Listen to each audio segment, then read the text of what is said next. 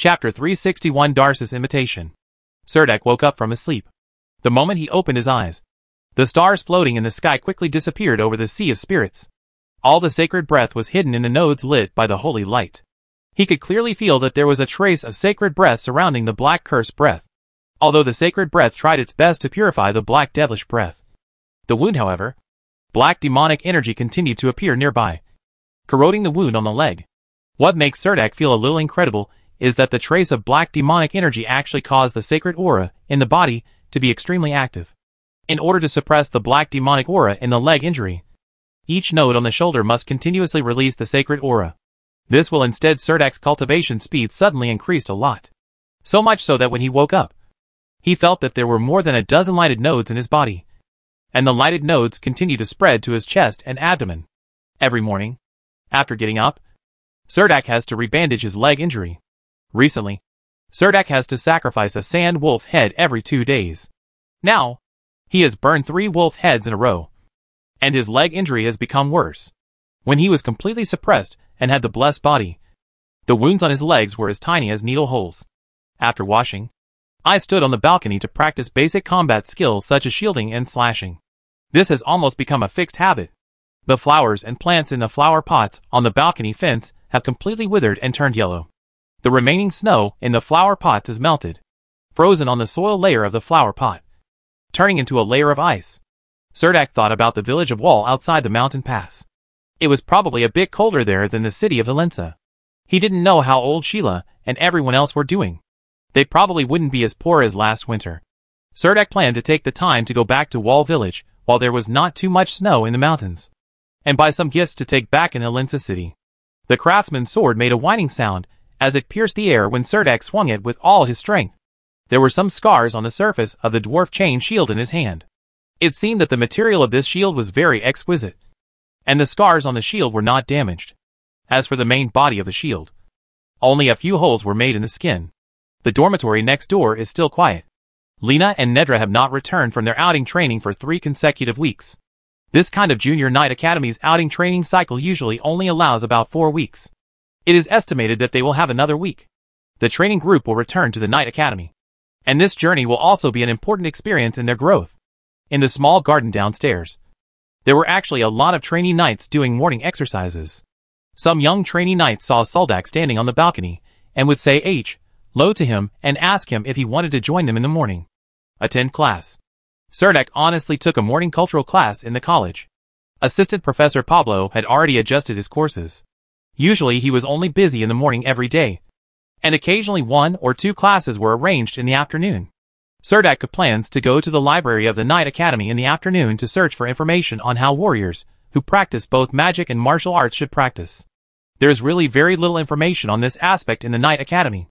At noon in the college's cafeteria, Serdek sat down in the corner of the cafeteria with a plate. The food in the college was pretty good, including extremely soft chestnut flour pancakes, a portion of fragrant broth, and a portion of boiled water. Green vegetables only cost 20 copper coins, and chestnut flour pancakes are available in unlimited quantities until you are full. Serdek rolled a piece of chestnut flour cake into a ball and stuffed it all into his mouth. Just as he closed his eyes and felt the sweetness of the chestnut flour cake, he felt a figure sitting down across the dining table. The familiar aroma made Serdek smile slightly. He frowned. "Why have you avoided me for so long, and the weather has not subsided? I have already admitted my mistake to you. As a gentleman, you should forgive me generously." There was a slight complaint in Darcy Christie's words, as if she was not the one who dug the hole for Serdek in the first place. Serdek opened his eyes and looked at the blonde beauty sitting opposite him. Her tight-fitting light leather armor made her tall figure more conspicuous, and her eyes were still somewhat domineering. The attention of the surrounding trainee knights all fell on this side. Originally, Serdek was sitting in the least noticeable corner of the restaurant, but now because of the arrival of Miss Darcy Christie, the place is no longer quiet. Serdek planned to pick up the dinner plate and change positions. Darcy Christie took out a thick parchment book from her arms and pushed it in front of him. The cover seemed to have "Self-Cultivation of the Magic Swordsman" printed on it. Serdek was stunned for a moment. "Are you looking for this book?" Darcy Christie asked, with a smile on her lips. Serdek's eyes fell on the parchment book. He had not seen any similar book in the library. Moreover, the cover of this book had the imprint of the Christie family on it. It was obviously a private collection, Darcy Christie said with some pride. This kind of precious book in a private collection will not be found in the library of Knight Academy. Do me a favor. You can read this book until you get tired of it, and then return it to me. It seemed that she knew the difficulties Cerdak was currently facing, and knew that this kind of book would be of some help to him. So she came to the door with confidence. But obviously, Soldak wanted to read this book with conditions. Perhaps it was the same unreasonable request as last time, asking him to break up Miss Hull and Ivan Baruch. So he firmly shook his head. I won't embarrass you. I promise. Seeing that Soldak refused without hesitation, Darcy Christie quickly expressed that her request would not embarrass Soldak. She added, And you don't plan to never go to the Sword Hall again just to avoid me? Soldak felt that if he wanted to spend the next few months smoothly in the Knight Academy, it would be best not to antagonize Darcy Christie. He asked impatiently, What are you busy with? Attend a dance.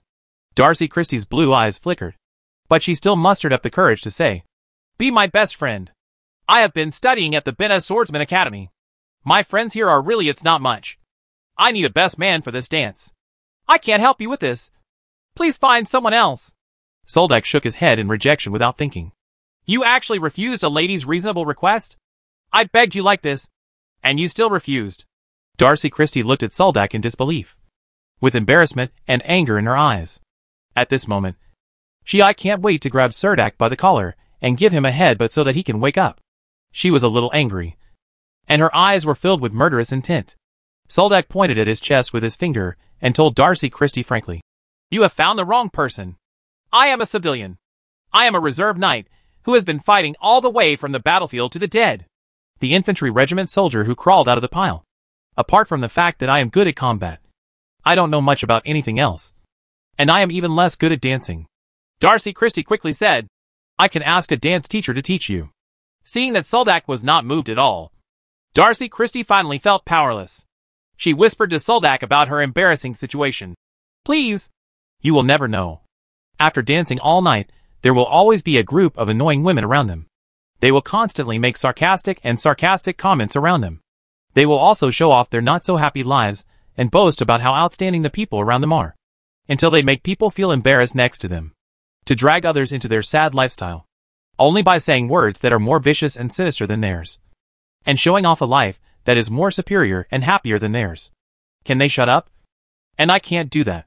Darcy Christie looked at Soldak seriously and said frankly, I don't want to be with those boring women all night. So I need a male companion who can take me away at any time. Soldak knew that if he refused again, he would immediately face the anger of Miss Darcy. She was not a good-tempered woman. She was able to patiently tell herself so much now because she was asking for it. Once he refused decisively, she might be like a Tyrannosaurus, melting everything in front of her with a mouthful of flame. Soldak gently reminded, I think you can find other people, as long as you are willing to ask. There are a lot of people willing to dance with you for a night. Unexpectedly, Darcy Christie, who was sitting across the dining table, showed a trace of ridicule in her eyes and said, In the eyes of those people, I will always be the Miss Christie family first, and then the proud Miss Darcy. I don't want them to have any problems. Unrealistic ideas. Do you think I don't regard you as a lady of the Christie family? Soldak asked with a wry smile. Darcy Christie glanced at him with a cold face. What do you think? Thinking about it makes people feel extremely angry. My identity does not have any sense of superiority in front of you. You can't talk at both ends. At this moment, Soldak was very speechless by Darcy Christie. He thought that if he refused decisively, Darcy Christie would give up convincing him. Darcy Christie felt a little sour in her heart for no reason, and said, No wonder Hathaway and Beatrice still miss you when they return to Venice City. Ahem. Cerdak almost spat out the broth in his mouth. Darcy Christie's eyes lit up, as if she had found a breakthrough, and she hurriedly said, Maybe I should write a letter to Hathaway and tell her about your further studies at Helensa Knight Academy. She and Beatrice will thank me very much. Soldak knew that he might not be able to escape this dance. He didn't want Hathaway and Beatrice to know that he lived in Helensa City. If that was the case, he didn't know how much trouble he would cause. So Cerdak said, Isn't it just a dance? There is no need to do it like this. When is the dance? Do I need to prepare a dress? I will pick you up in advance the night after tomorrow. Darcy Christie threw the corn pancake in her hand into the dinner plate with a victorious smile on her face. After saying this to Soldak, She held at the dinner plate left quickly, without giving Surdak a chance to regret it. The book from the Christie family's collection was left casually on the dining table in front of Soldak.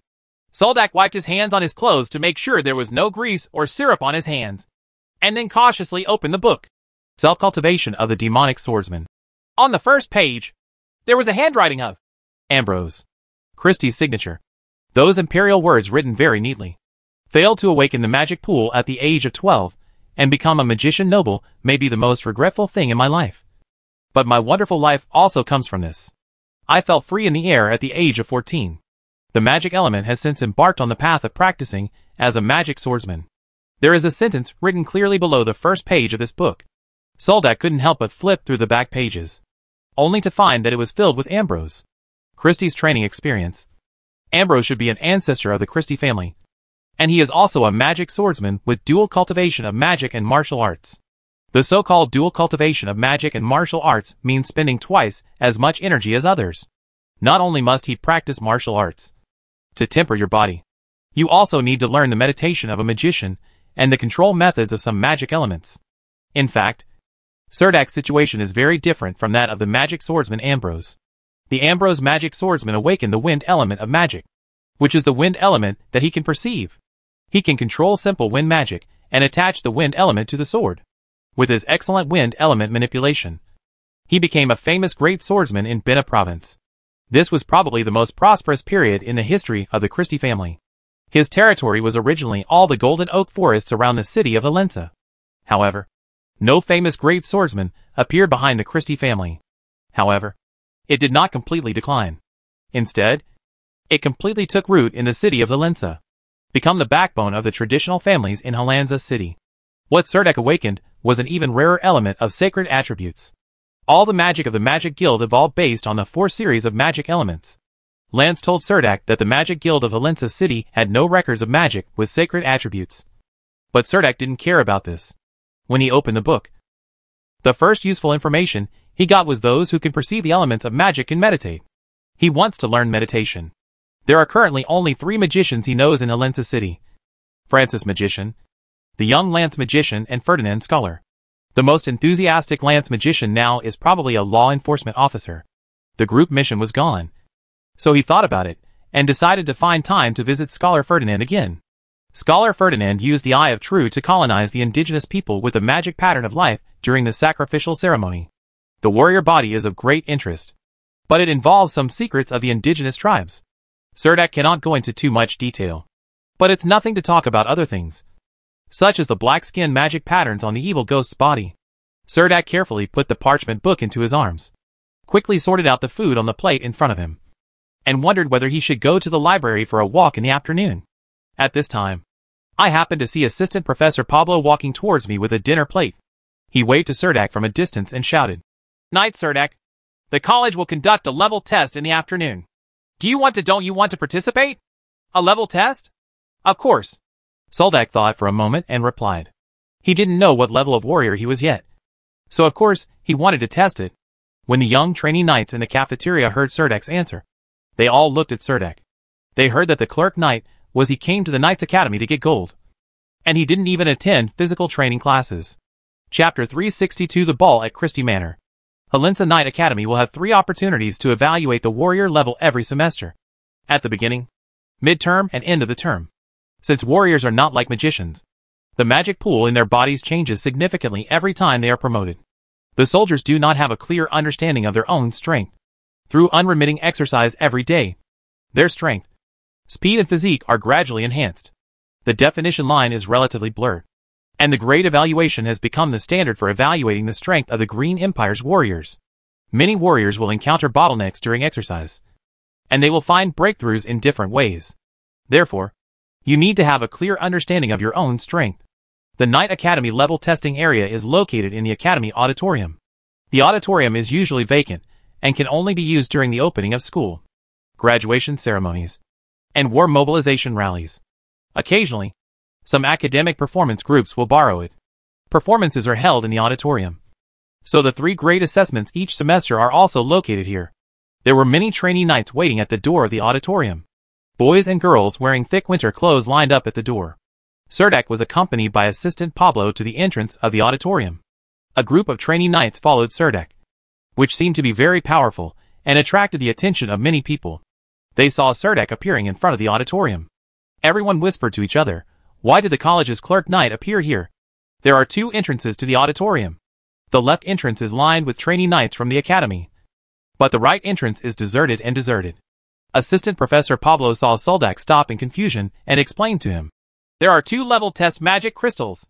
One is used to evaluate the level of warriors below level 9, and the other is used to evaluate the level of warriors below level 9. If it weren't for the occasional instructor from the Knight Academy to test your level for warriors above, the magic crystal that tests your warrior level for 1 or above would almost be cancelled. Hey, Knight Serdek." Serdek walked towards the entrance of the test area. Assistant Coach Pablo caught up from behind and grabbed Serdek's arm. He was worried that he would go to the wrong entrance and be kicked out later. Awkward. Seeing Assistant Coach Pablo winking at him, Serdek asked Assistant Coach Pablo in confusion, "What's the matter?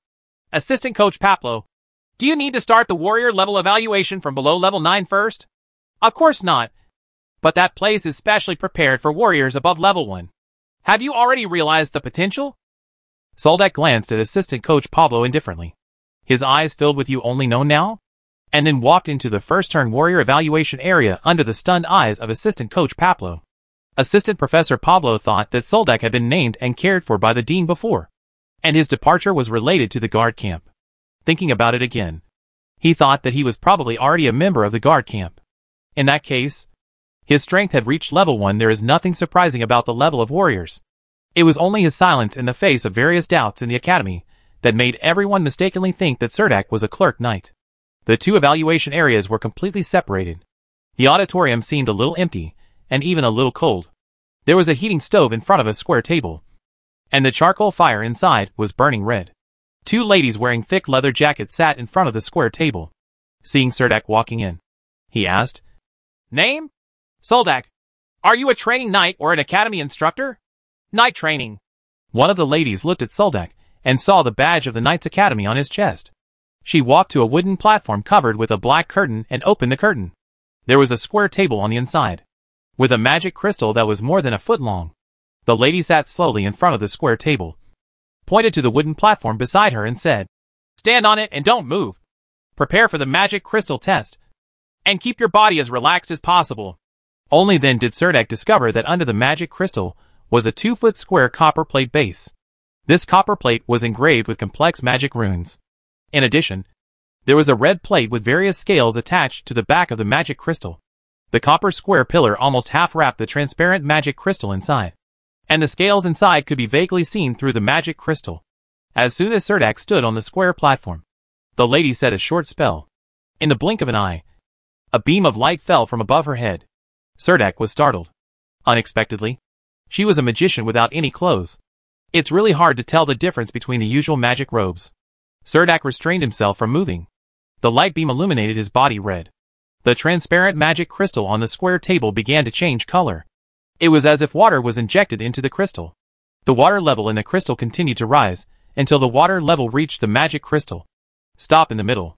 The lady then came over and took a serious look, and said to Serdek, "When you turn to level 14, you will be leaning towards strength. The suitable professions are shield warriors and heavy knights."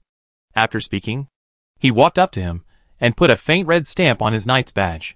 The words, "1 turn and 14, were clearly printed on it, and then put the knight's badge on again. Serdek's chest. Seeing Serdek standing there, the lady waved to Serdek very casually and said, "Okay, if you have nothing to do, you can go out." Serdek originally wanted to ask questions about his ability to perceive sacred elements, but when he saw the lady walking directly back to the fire and chatting with another companion, he had no choice but to give up and silently exit the auditorium. Seeing Serdek walking out of the auditorium, among the trainee knights who were queuing up in a long queue waiting for their grades to be evaluated, some with good eyesight had already seen the grade evaluation 1 turn 14 printed on his knight badge. Oops. The door of the entire auditorium seemed to be about to explode, and everyone looked at Serdek in great surprise. Some people were talking privately. "The clerk knight is actually a mid-turn shield warrior. Have you heard? The clerk knight is actually a first-class warrior. No wonder he was awarded the title of knight. With such strength, It is not difficult to obtain the honor of knight if he has made some achievements on the battlefield. After all, strength speaks for itself. Tam! Stop looking. You can't do it. Just wait. I definitely can't do it now. But that doesn't mean I won't be able to do it in the future. As long as I can understand the sure, I will become a one-turn knight. Wake up! You are still a 9th level trainee warrior now. These words cannot be said until you become a 9th level warrior. Assistant coach Pablo didn't know why he didn't leave before. He was waiting here, probably to confirm whether Soldak was a 1st level warrior. Now I finally got the answer. It turns out that there really is this kind of person who doesn't defend himself no matter what is rumored outside. He doesn't seem to care at all what others say. Watching Soldak slowly walk down the steps, Assistant coach Pablo suddenly felt that the figure of the knight in front of him had become unusually tall. The number of instructors in the Knight Academy who are as powerful as Cerdak can be counted on one hand. At least Pablo is currently in a bottleneck stage. Before he realizes his potential, his strength will probably not improve in any way. Assistant Professor Pablo followed Cerdak up and said to him, "Knight Cerdak, you are actually a mid-level first-turn knight, and you have never mentioned it to the Academy." Cerdak didn't expect that he was already a level 14 warrior, even though he had experienced a lot in the past few months and his strength had increased. In the archives of the 57th Heavy Armored Infantry Regiment, unsurprisingly, it should be written as a 7th level warrior. However, in just a few months, it has reached the level of mid-level 1. After careful consideration, it still doesn't make sense. Maybe it can be explained by awakening the divine attribute magic perception midway. Soldak smiled at assistant coach Pablo and said, "Actually, I don't know what I am. I only know that I realized the power on the battlefield. Later, due to various reasons, I was never able to evaluate my strength. I'm a little unsure." Assistant Professor Pablo shrugged his shoulders, spread his hands and said, "Well, with your current strength, as long as you can successfully pass the cultural test in front of you, you can successfully receive the graduation certificate issued by the Knight Academy. Hearing you say that makes me feel more relaxed." The two left the college auditorium while chatting. The city of Helensa is built on the mountain, located in the Tarapagan area west of the Bina province. It is connected to the Paglos Mountains, and is an edge branch of the Paglos Mountains. The residents of the city of Helensa will be walking on this mountain. The mountain is called Camel Mountain, mainly because the mountain looks like the back of a dromedary when viewed from a distance. Number 1 Central Street is located at the highest point of Helensa city. A gray rock castle rises from the ground, almost blending into the entire mountain city. There is only a Helensa Victory Memorial Square between the castle and the city hall. Soldak got off the magic caravan and found many gorgeous carriages parked in the square. And there were more in front of the castle gate not far away. It was crowded with nobles wearing all kinds of gorgeous dresses. And young people liked to wear exquisite light leather armor. They didn't care how cold the weather was. Cerdak did not expect that the ball that Darcy casually invited him to attend would actually gather almost the entire aristocratic circle of Helensa city. He looked down at the salamander leather armor he was wearing. Fortunately, the leather-making master Abe didn't delay too long and sewed his own leather armor before the dance. It was indeed a salamander leather armor, and he wore it on his body. You can actually feel a warmth flowing through the entire leather armor. There are too many guests at the entrance of the castle, and Cerdak is waiting behind. Seeing the nobles queuing up to enter the venue, all holding invitations in their hands, Soldak subconsciously touched his magic belt. Darcy Christie did not give him this thing. Standing on the periphery, he couldn't help but look around and found that except for this entrance, other places were heavily guarded, and there were no other opportunities to sneak in. As he was thinking about how to enter the ball, he suddenly heard someone calling his name from behind. When he turned around, Cerdak saw that it was Carl and a group of friends from the aristocratic circle walking over from the square. Among these aristocrats, Soldak only knew Baron Llewellyn. Carl asked Soldak with a surprised look on his face, "Why are you here? Marquis Christie is holding a ball tonight. Did you also receive an invitation?" Suddenly, a familiar figure walked out of the castle door. The maid behind her held up the hem of her skirt. She walked through the crowd. The nobles nodded in greeting and moved out of the way. Cerdak looked carefully and found that it was actually Mrs. Christie, dressed in costume, said to Carl with a smile, "Carl, bring your friends in quickly." A nobleman next to Carl looked at Soldak and asked Carl, "Who is this?" Baron Llewellyn, who was standing aside, quickly introduced everyone. "This is Knight Soldak, a close friend of Carl." Mrs. Christie nodded politely to Soldak, then took Carl's arm and walked at the front of the group. without greeting anyone else. She walked directly through the castle gate into the luxurious courtyard. Mrs. Christie came out to greet her in person. Naturally, the group of people was not asked about the invitation letter by the guard at the door. These nobles were all familiar with each other in private, and they greeted familiar people as they walked. Apart from Karl, Soldak only knew Baron Llewellyn. But the two of them had nothing in common when they stood together. After all, Soldak was once Baron Llewellyn's imaginary love rival. So the two of them could stand together without being too embarrassed. Together. It's pretty good. Cerdak is unknown to the other nobles, making Cerdak seem like an island among the group. There is a knight among many nobles, which itself seems very strange. The other nobles only regard Cerdak as a young man who wants to sneak into the dance. Not only do they look at him with a little contempt, but no one wants to be with him. He made friends. Even if Baron Llewellyn introduced him that Soldak was Karl's close friend, it would have no effect. Cerdak looked at the garden design of the castle curiously. Ever since he walked into the castle's vestibule, Cerdak felt that it was much warmer than outside. Although the vestibule was an open design, he could tell just by looking at the lush lawns in the garden. This courtyard has some kind of wonderful design, and I don't care too much that no one cares about it. Soldak, why are you here? I've been looking for you everywhere. A figure walked briskly through the crowd and ran to Soldak, panting. Soldak has never seen Darcy Christie wearing a long skirt, but in such a cold weather, her smooth arms can still be exposed. She can only praise her. She has a really good physique. When Mrs. Christie saw Miss Darcy running past her and actually stopping in front of Soldak to greet her affectionately, she suddenly understood and said, Darcy, it turns out you invited Knight Cerdak? Darcy Christie said casually. What else do you think? Auntie. She was very satisfied with Cerdak's salamander leather armor. Although this style of leather armor was not uncommon, it proved that Cerdak was also prepared for this dance.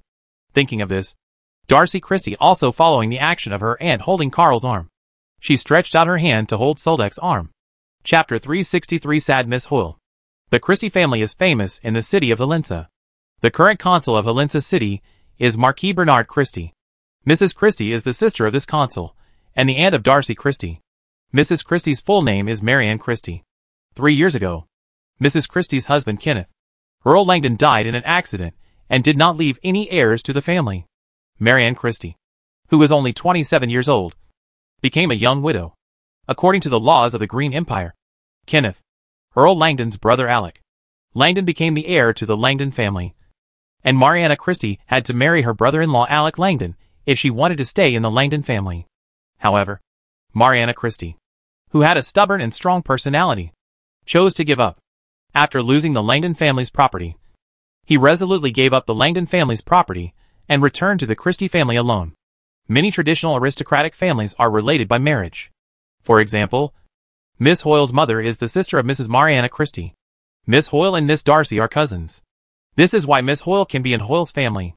After the incident at the manor, he has been living here and was influenced by Bernard, the reason for the asylum of Marquis Christie. Of course, it cannot be said that Karl Casement was able to become the squadron leader of the Guard Battalion Relief Squadron, and that he was Mrs. Christie's lover. Darcy Christie seemed a bit domineering, and her relationship with Mrs. Christie did not seem to be harmonious. Mrs. Christie looked at her niece not to be outdone and said, I just want to remind you that Bernard took great pains to hold this winter ball. Mostly for you. You'd better think carefully about what to say later. It would be best to give Bernard support. Miss Darcy was like an aggressive rooster, confronting Mrs. Christie and saying, I don't think I need his support. Just mind your own business. The quarrel between the two women filled the surrounding area with the smell of gunpowder. Miss Brenda appeared from behind Mrs. Christie. This good friend wanted to pull Mrs. Christie out of the battlefield. So she smiled and said to Mrs. Christie, Mariana, there is a group of friends over there who want to meet you. Mrs. Christie turned her head, and just as she was about to continue what her best friend was talking about, she saw a young lady in a white skirt walking quickly past the corridor. When he saw the young lady's back clearly, he kept asking, Hoyle, where are you going? Miss Hoyle stopped while holding up her skirt. With a helpless smile, she slowly turned around and said, Aunt Christie, I'm just wandering around. It's so cold outside. You should wear an extra scarf. Perhaps thinking of her sister who passed away long ago. Mrs. Christie's eyes became much softer, and she said to Miss Hoyle, Got it, Aunt. Miss Hoyle breathed out softly, glanced at Darcy next to her. quietly leaned into Darcy's ear and asked in a low voice, "Darcy, did you see Darcy?" "Van doesn't?" Cerdak and Darcy stood together, so they heard clearly.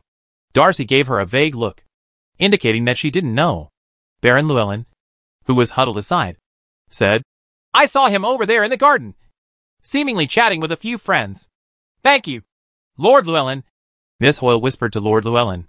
Miss Hoyle walked out of the crowd, and Darcy Christie shouted from behind, "Wait, Hoyle, I'll go with you." As he said that, he pulled Cerdak and followed him from behind. Although Cerdak was a little reluctant, he was playing the role of Darcy Christie's male companion at the moment, so the two of them had to keep the same pace. So they still followed Darcy Christie. Christie walked up together. Miss Hoyle looked at Darcy reluctantly and begged, "Darcy." Darcy Christie didn't seem to understand Miss Hoyle's plea. She took Miss Hoyle's arm and walked towards the garden. As she walked, she said, "Oh, let's go together. Ivan, aren't you still looking for an opportunity to compete with Cerdak in swordsmanship?" Cerdak whispered into Darcy Christie's ear and said, "Hey, Darcy, can you stop being so boring?" It was clear that Miss Hoyle wanted to go to the appointment alone, but she couldn't get rid of Darcy Christie. She could only walk side by side with Darcy Christie with her lips pouted. She didn't even dare to look at Cerdak for fear of being caught by Darcy. Christie saw something regarding that unbearable past. What Miss Hoyle hoped most was that no one would ever mention it. Cerdak stood a little awkwardly outside a somewhat cold pavilion in the garden. This is a viewing pavilion covered with ivy on the outside. It has been abandoned inside in winter. No one will go to this viewing pavilion with air leakage to look at the fountain that has completely frozen into ice. And it is surrounded by shrubs. To find this viewing pavilion, you need to walk around the maze of shrubs and low walls for a long time. In the summer, this is definitely a very interesting place. A few friends can spend a wonderful morning or afternoon playing hide and seek in the tree-lined maze. But it is winter now, and the dense leaves on the shrub low wall have completely fallen off, and the exposed dead branches are filled with sharp thorns. The low wall cannot block any cold wind. If someone hadn't seen the night Ivan Baruch appear, Miss Hoyle and Darcy Christie will never come here. But after all, this is the home where Darcy Christie has lived since she was a child. She is extremely familiar with every plant and plant here, and even I could get out of this bush maze with my eyes closed. So I took Miss Hoyle and Cerdak without any effort to the outside of the viewing pavilion, which was leaking from all directions. Then the three of them just happened to see half of the snow-white buttocks exposed from the viewing pavilion. It was so conspicuous between the remaining snow and dead branches and leaves. Their breathing was a little messy, mixed with a sound like a cat's meowing. If this kind of thing happened to be transported by Cerdak himself accidentally, of course, there would be absolutely no problem. He would not even make it public. At most, he would just take a few more glances. But there were two ladies standing beside him at this time, and Cerdak didn't know how the nobles of the Green Empire would react when encountering such a thing. He glanced at Darcy and asked her with his eyes what he should do now. Whether he should silently retreat back the way he came from, so as to give the two wild mandarin ducks more time to enjoy themselves. But Darcy Christie's veins were pulsing on her forehead, and there was murderous intent in the corners of her eyes, as if she was about to rush forward in the next second. Miss Hoyle stood next to Darcy Christie with a pale face. Her knuckles clenched so tightly that they turned white. Her face was full of shock at first, and then she showed extreme disappointment. She held Miss Darcy's arm tightly with both hands to prevent the angry Darcy Christie from rushing forward. Only then did Cerdak remember the purpose of the three of them coming here. They did not come here to reward snow, but came here to find Knight Ivan Baruch. It seems that this Knight Ivan Baruch is really not afraid of the cold. Cerdak hesitated to help Miss Darcy when the fight started. Unexpectedly, she had no choice at all. Miss Hoyle actually grabbed the furious Darcy Christie. The three of them stepped on the remaining snow and fallen leaves and quietly exited the building from the side of the shrub wall, which could overlook most of the area. A garden viewing pavilion. When the three of them walked out of the maze of shrubs and low walls, she held her delicate long skirt in both hands and glared at Cerdak, her eyes clearly saying that men are not good. Cerdak was lying innocently and could only signal Darcy Christie with his eyes. How about I leave for a while and avoid it for a while? Darcy Christie rolled her eyes fiercely at Cerdak with her big blue eyes, but the hand holding his arm tightened. Darcy Christie then turned to Miss Hoyle, said, "Hoyle, what's wrong with you? Don't you want to rush over and slap the guy twice? I'm really disgusted." The hem of Miss Hoyle's white dress was stained with some dead leaves. She looked like a self-pitying bride. She held her exposed round shoulders with her hands in the cold wind and lowered her eyelids to face Darcy Christie. Said, "Darcy, don't you think I'm embarrassed enough?" She walked quickly along the corridor towards the castle. Darcy Christie rushed to hold her, not wanting her to run away like a deserter. Miss Hoyle was pulled by Darcy Christie, but she did not want to look into Darcy's eyes. She just cried and choked in a low voice and said, "Am I going to rush up like a shrew and expose them face to face? That way? Besides losing face, what else can I get? Can I still expect Ivan to love me wholeheartedly?" Darcy Christie's eyes widened. "You are Viscount Hoyle, who owns a large piece of rich land. What right does he have to not treat you wholeheartedly?" This is probably the common thought among aristocratic ladies from aristocratic families. Love is based on equality of status. Perhaps the strength of either party will unbalance the emotional balance. Soldak glanced at Darcy Christie. Miss Hoyle struggled and said, "I just hope to get a love that seems to be more perfect. Darcy, am I too naive to think like this?" Darcy Christie did not directly answer Miss Hoyle's question, but only said, "Anyway, we can't just let it go." Then someone said with great resentment, "This scumbag was swearing sweet vows last night. Does he think you should be unable to escape from the castle at this time?" Miss Hoyle looked slightly embarrassed. She obviously didn't want Darcy Christie to say too much, so she could only say in a low voice, "Forget it. He didn't do anything wrong. Let me go and let me be quiet for a while. Okay?" With that said, he broke free of Darcy's arm, held up the long skirt and walked straight into the castle. "I have to keep an eye on her tonight to prevent her from thinking too much." Darcy Christie withdrew her gaze with concern and said to Soldak. Soldak was about to ask her, "Does my duty as a male companion end here?" That would be really nice. Compared to Darcy Christie, he prefers to hang out with Carl's group. It doesn't matter if Carl is surrounded by Mrs. Christie, Baron Llewellyn, and Miss Brenda. At least they are relatively normal. Thinking of this, Cerdak touched the self-cultivation of the demonic swordsman in his arms and comforted himself that he had to calm down. It was all for those books. A housekeeper quickly walked out of the arch. When the housekeeper saw Soldak, her eyes became very sharp. Her eyes seemed to penetrate his body and pierce into his bones. But the sharper eyes only stayed on him for a second and then looked away. The housekeeper said to Darcy Christie, "Miss Darcy, why are you still here? Marquis Christie is sending people everywhere to look for you." Darcy also looked at the darkening night with some panic, and said to the housekeeper, "Is the dance about to start?" The housekeeper gave Darcy Christie a look of affirmation. Darcy Christie looked worriedly at the direction Miss Hoyle disappeared, and said quickly to Soldak, "Soldak, I know it is rude to make such a request at this time, but I am really worried. I will ask Mariana to come over and take care of Hoyle as soon as possible. But before that, can you help me take care of her for a while? I think her mood is not stable." She clasped her hands together in a pleading gesture, but it was rare for her to assume such a low posture. Darcy Christie's actions made the housekeeper look surprised, as if she was meeting Darcy Christie for the first time. Cerdak was a little confused. Shouldn't he ask the housekeeper to do this at this time? But this is obviously not what he should ask. Soldak doesn't want to follow Miss Hoyle like a ghost. They are not familiar with each other. The castle guards mistakenly think that he is a pervert or an infiltrator. What should he do? Manage? Therefore, Cerdak immediately refused and said, "She has already participated in the coming-of-age ceremony and is an adult. Maybe she wants to be quiet." Darcy Christie stared at Soldak and told him, "If you don't go, we will break off our relationship, and you will have nothing you want." Cerdak rubbed his forehead in distress and compromised. "Okay, I will watch her and prevent her from doing stupid things." Seeing Darcy Christie leaving quickly with the housekeeper, Soldak thought that it would be best if there were some castle guards to stop him. While thinking about it, he chased Miss Hoyle down the corridor where she disappeared. In the remote corner between the garden and the castle, there was a shelter with stone walls on 3 sides, connected by several arched stone bridges overhead. A watchtower high up in the castle. Miss Hoyle sat curled up on a bench in a corner sheltered from the wind. The dress on her body looked a little drafty, and her pale face didn't know whether it was from the cold or from a shock. She held her shoulders with her hands, burying his head between his knees. He said to Soldak without even looking at him, "Why do I meet you every time when I am in the most embarrassing situation? You saved me last time, and you are here to save me this time too. Is it mine?" Cerdak was also speechless. At this time, Soldak suddenly felt as if someone was quietly approaching behind him. He turned his head suddenly and saw Ivan Baruch with a gloomy face standing behind him, his hand touching the sword at his waist. on the handle, seeing Soldak turn around and discover his whereabouts. He immediately took a few big steps forward, walked to Miss Hoyle, knelt on one knee next to the bench, and asked her, "Miss Hoyle, why are you here?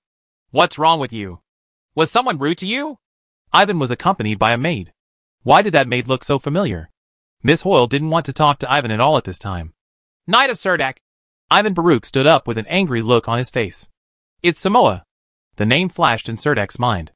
Although her appearance had changed, Serdak happened to notice her back that night. The shadows around him were constantly distorting, and two figures emerged silently. The sweat pores all over Soldak's body stood up. Chapter 364 Hoyle's Anger. The inner courtyard of Christie Castle is surrounded by an almost continuous arched stone column corridor. The bluestone polished floor is covered with a layer of wool carpet. It can accommodate hundreds of people dancing at the same time. Many nobles gather here, and attendants carry all kinds of exquisite food and fine wine shuttled through the venue. And the fragrant barbecue was placed on the barbecue grill at the edge of the square. A group of noble ladies stood next to the dance floor. And from time to time, gentlemen would come over and invite them to dance together. The long skirts that kept spinning on the dance floor were like blooming lilies. "Bird, what are you looking at?" The friend stood beside tax collector Bird, holding a wine glass, and asked him curiously. "No, it's nothing." Tax officer Bird looked back with some disappointment, raised his glass, and said to his friend, he was actually waiting for Miss Hoyle. But after coming to Christie Castle for so long, Miss Hoyle never came out of the castle. Instead, Miss Darcy and Marianne Christie were chatting on the second-floor terrace, which made he was more or less disappointed. Normally, he shouldn't have such unreasonable thoughts. But since he last saw Miss Hoyle in a leather outfit on the autumn hunting ground, Bird seemed to have ushered in a second spring.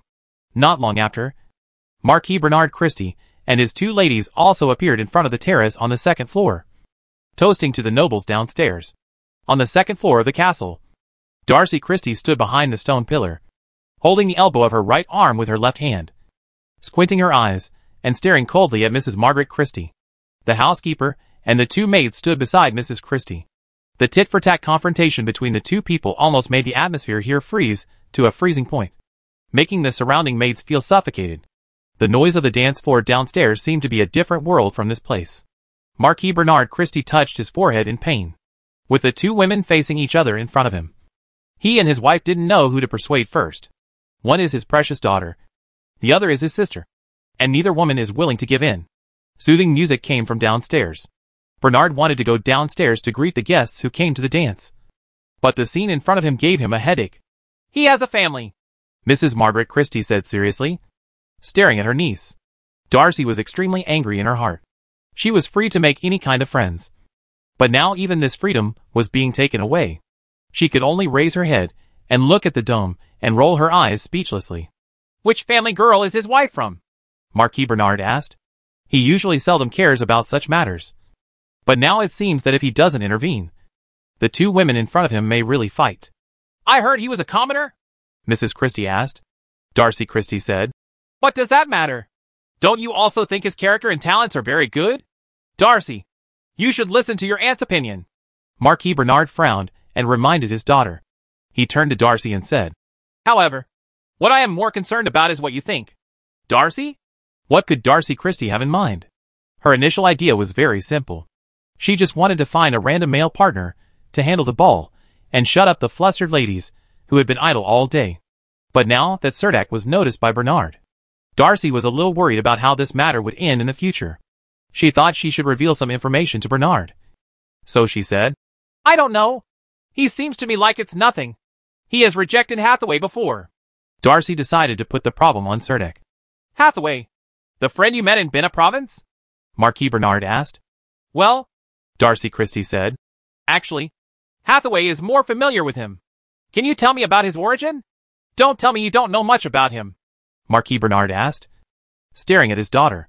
Darcy Christie shrugged her shoulders, expressing that she really didn't understand much. Marquis Bernard took 2 deep breaths to suppress the anger in his heart.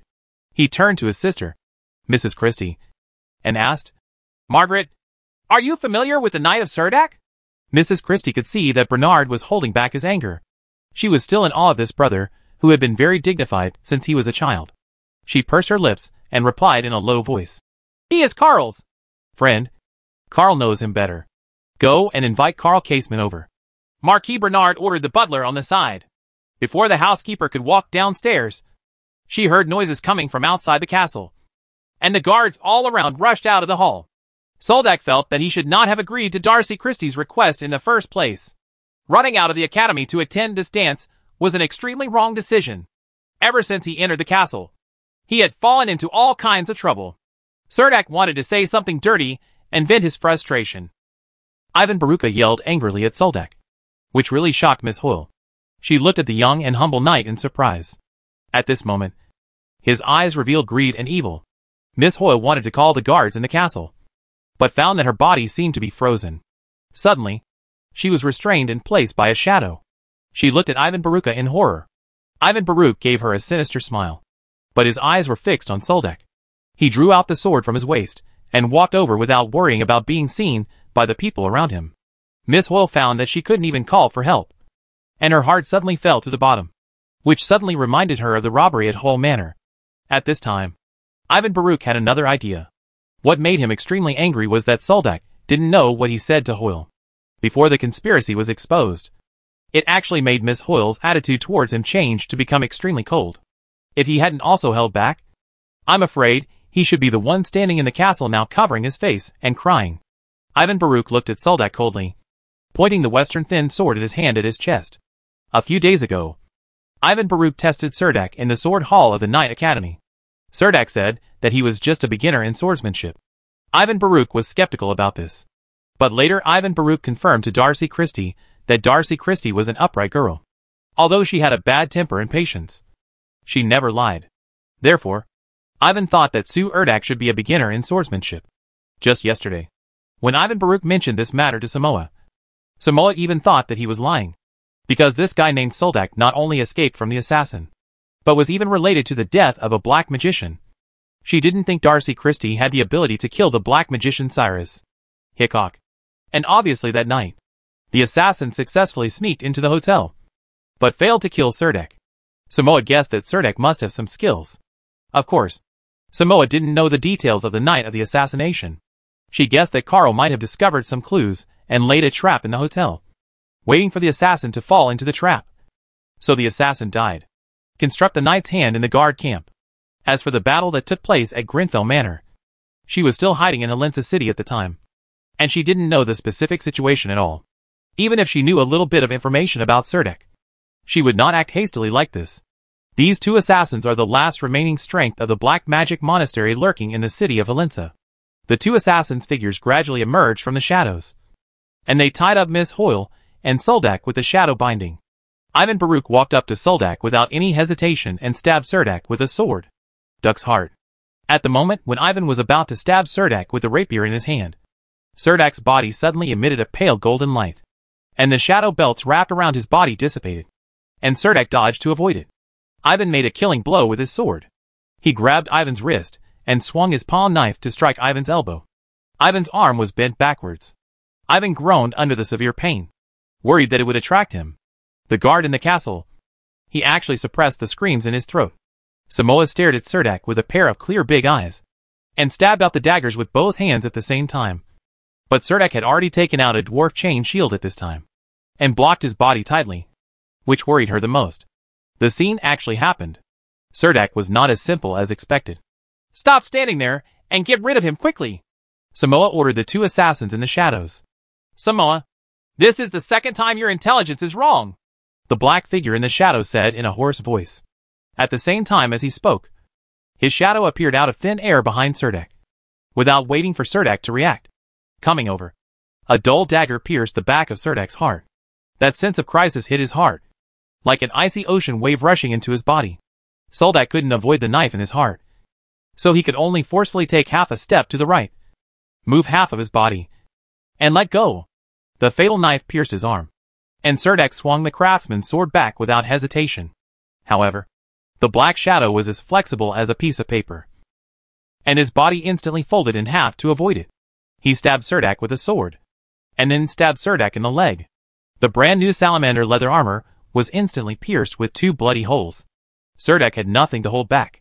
A two-sided, four-armed statue of gods and demons appeared behind him. Cerdak didn't care at all. There was a bloody hole in his leg, and his knee was facing the assassin, pressing firmly against his collarbone. There was a crisp sound, and the assassin's collarbone was hit by Serdek's knee.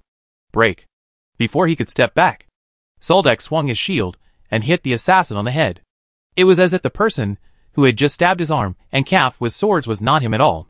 His movements were not out of shape at all, and he was not at all out of shape. Ignoring Samoa's attack next to him, and relying on his brand new salamander leather armor, Samoa's double daggers only cut 2 wounds on Serdek's back. The assassin who took the lead was already lying on the ground and fainted. Past, Ivan Baruka dragged a broken arm and stared at Soldek with a pale face. He never thought that Soldek actually traded injuries for injuries, and did not dodge those attacks at all. The black square-edged iron rod-like craftsman's sword in his hand struck at Samoa.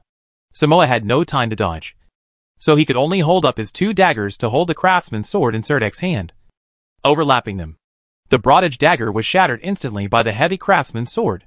Serdek raised his foot and kicked Samoa's soft belly, then kicked her out and hit the stone wall of the castle, making a bang sound.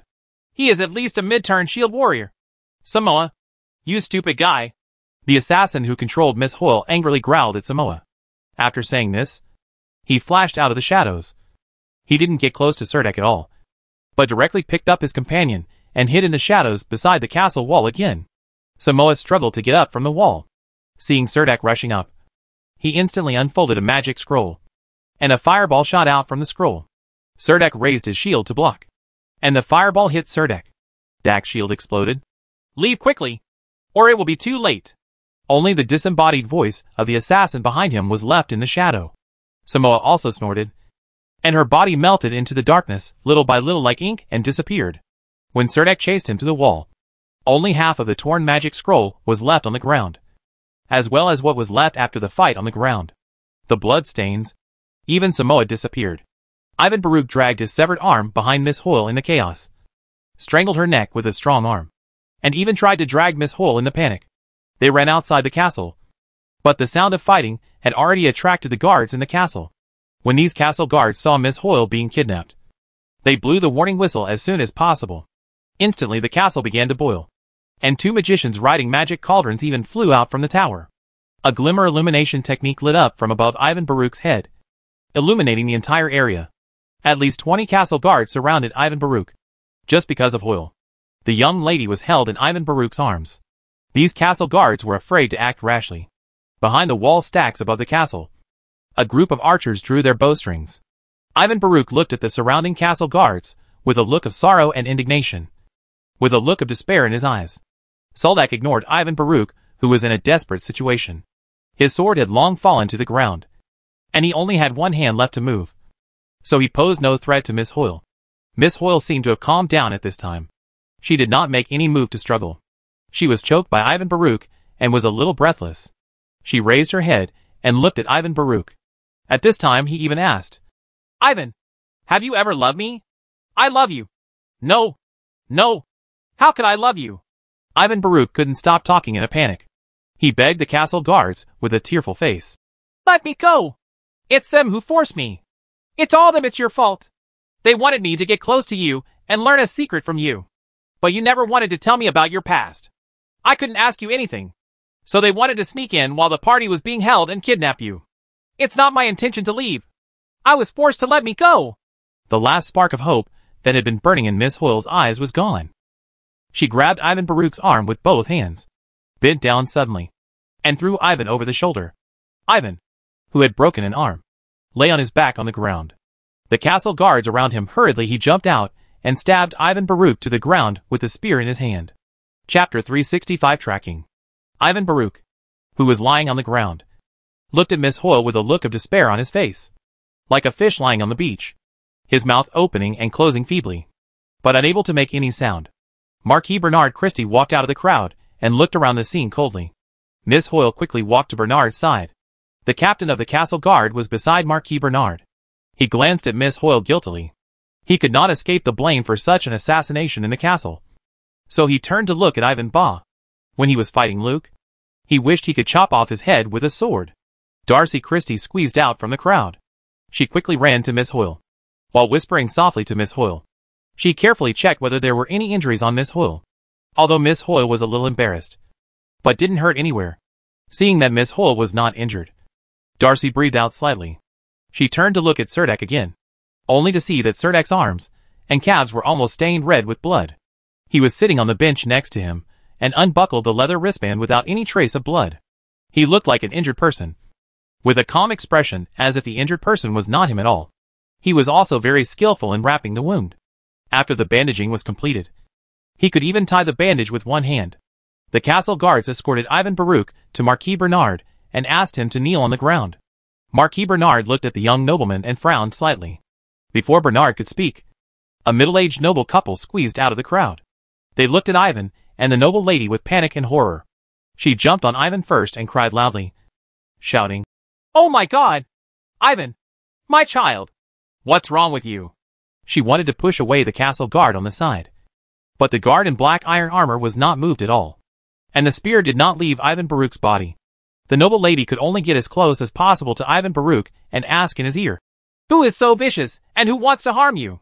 Tell me quickly." Baron Baruch, who was standing aside, was also staring at Ivan attentively. They wanted to hear his son defend himself. Ivan Baruch was thrown over the shoulder by Miss Hoyle, and his mind went blank. He didn't want to speak at all. He looked at the lady with a blank expression. Just when Ivan Baruch hesitated slightly, a castle guard next to him said, "We saw Knight Ivan Baruch and members of the Black Magic Monastery together, trying to kidnap Miss Hoyle. This is impossible." Mrs. Baruch's questioning voice was sharp and piercing. She stood up from the ground and looked at the nobles surrounding her.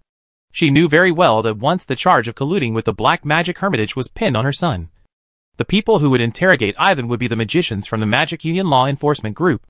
Those magicians would not. Ivan was born into a noble family, so he was treated with leniency. Mrs. Baruch stared at Miss Hoyle, trying to see what was hidden in her eyes. She tried to get closer to Miss Hoyle and said word by word, "How could Ivan kidnap Miss Hoyle? The person in the world who is least likely to kidnap Miss Hoyle is Ivan." She hoped that Miss Hoyle could also come forward and speak out for justice. But Miss Hoyle kept avoiding her gaze. It is normal for young people to be noisy. This is Mrs. Baruch's inner thought. He does not think that his son has any connection with the Black Magic Hermitage. Mrs. Baruch glanced at Serdek suspiciously. She thought that Serdek might be the third party caught between her son Ivan Baruch and Miss Hoyle. Then she immediately figured out. The fight just now may have been the duel between Ivan Baruch and Serdek. It is very likely that Serdek was stabbed in the arm and calf by his son, and was beaten to the point where he was unable to fight back. Then Miss Hoyle, only then did the castle guards be called, and only then did Ivan Baruch be injured. So Miss Hoyle would avoid her with a questioning gaze. Mrs. Baruch also wanted to question Miss Hoyle, but she was a bit aggressive. Seeing that Miss Hoyle was being questioned at this time, Darcy Christie was even more furious, and she pushed Mrs. Baruch away unceremoniously. The young Ivan did not understand the good intentions of his mother, Mrs. Baruch.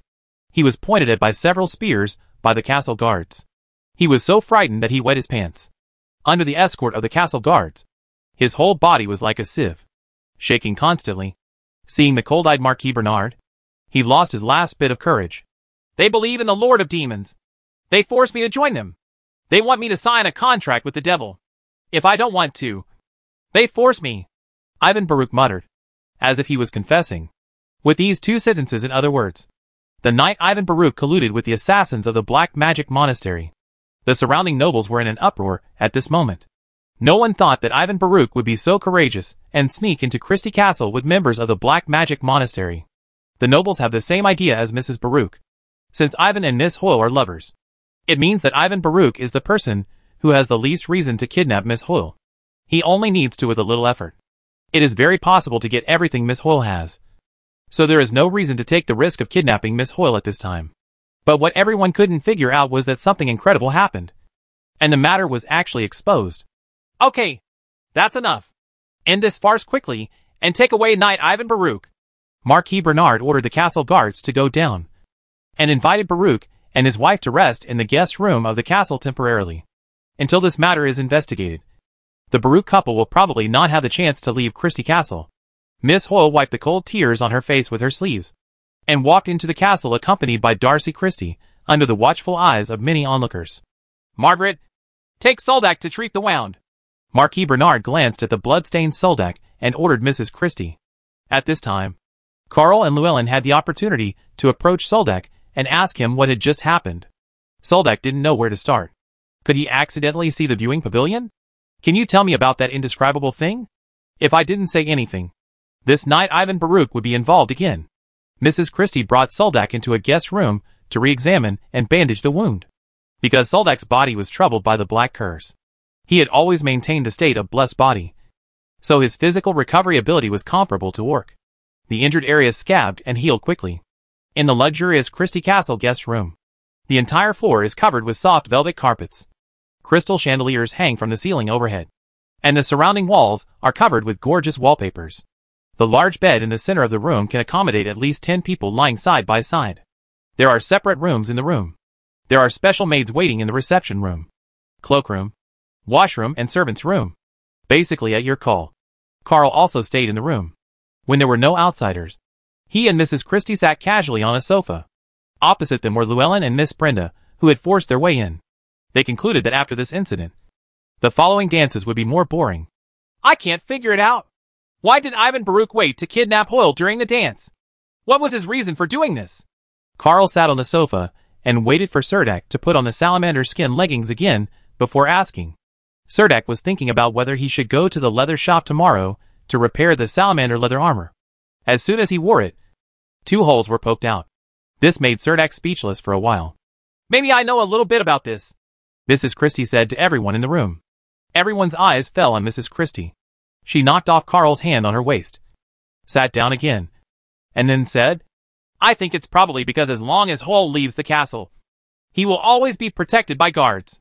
On the contrary, when he is in the castle, it is inconvenient for the guards to follow him closely, or they believe that the castle is absolutely safe. So Hoyle the guards were relaxed. It is usually not easy for assassins to sneak into the castle, so they took advantage of the dance to sneak into the castle secretly, hoping to create chaos and kidnap Hoyle out. Carl agreed very much with Mrs. Christie's conjecture. He said, I think Ivan Baruch, like Vic, is just a peripheral member of the development of the Black Magic Priory. But what exactly is Ivan in the Black Magic Priory? Identity is no longer a matter for the guard camp. It won't take long for the Magic Union law enforcement team to arrive. Ivan deliberately approached Hoyle just to find out the secrets about her. Those assassins who wanted to kidnap Hoyle also wanted to know the secrets about her. I really want to know that they tried their best to get close to Hoyle. What do you want to know about her? Baron Llewellyn interjected from the side. Carl slapped his forehead in great distress and said, Perhaps only Baron Grenfell knows about this matter.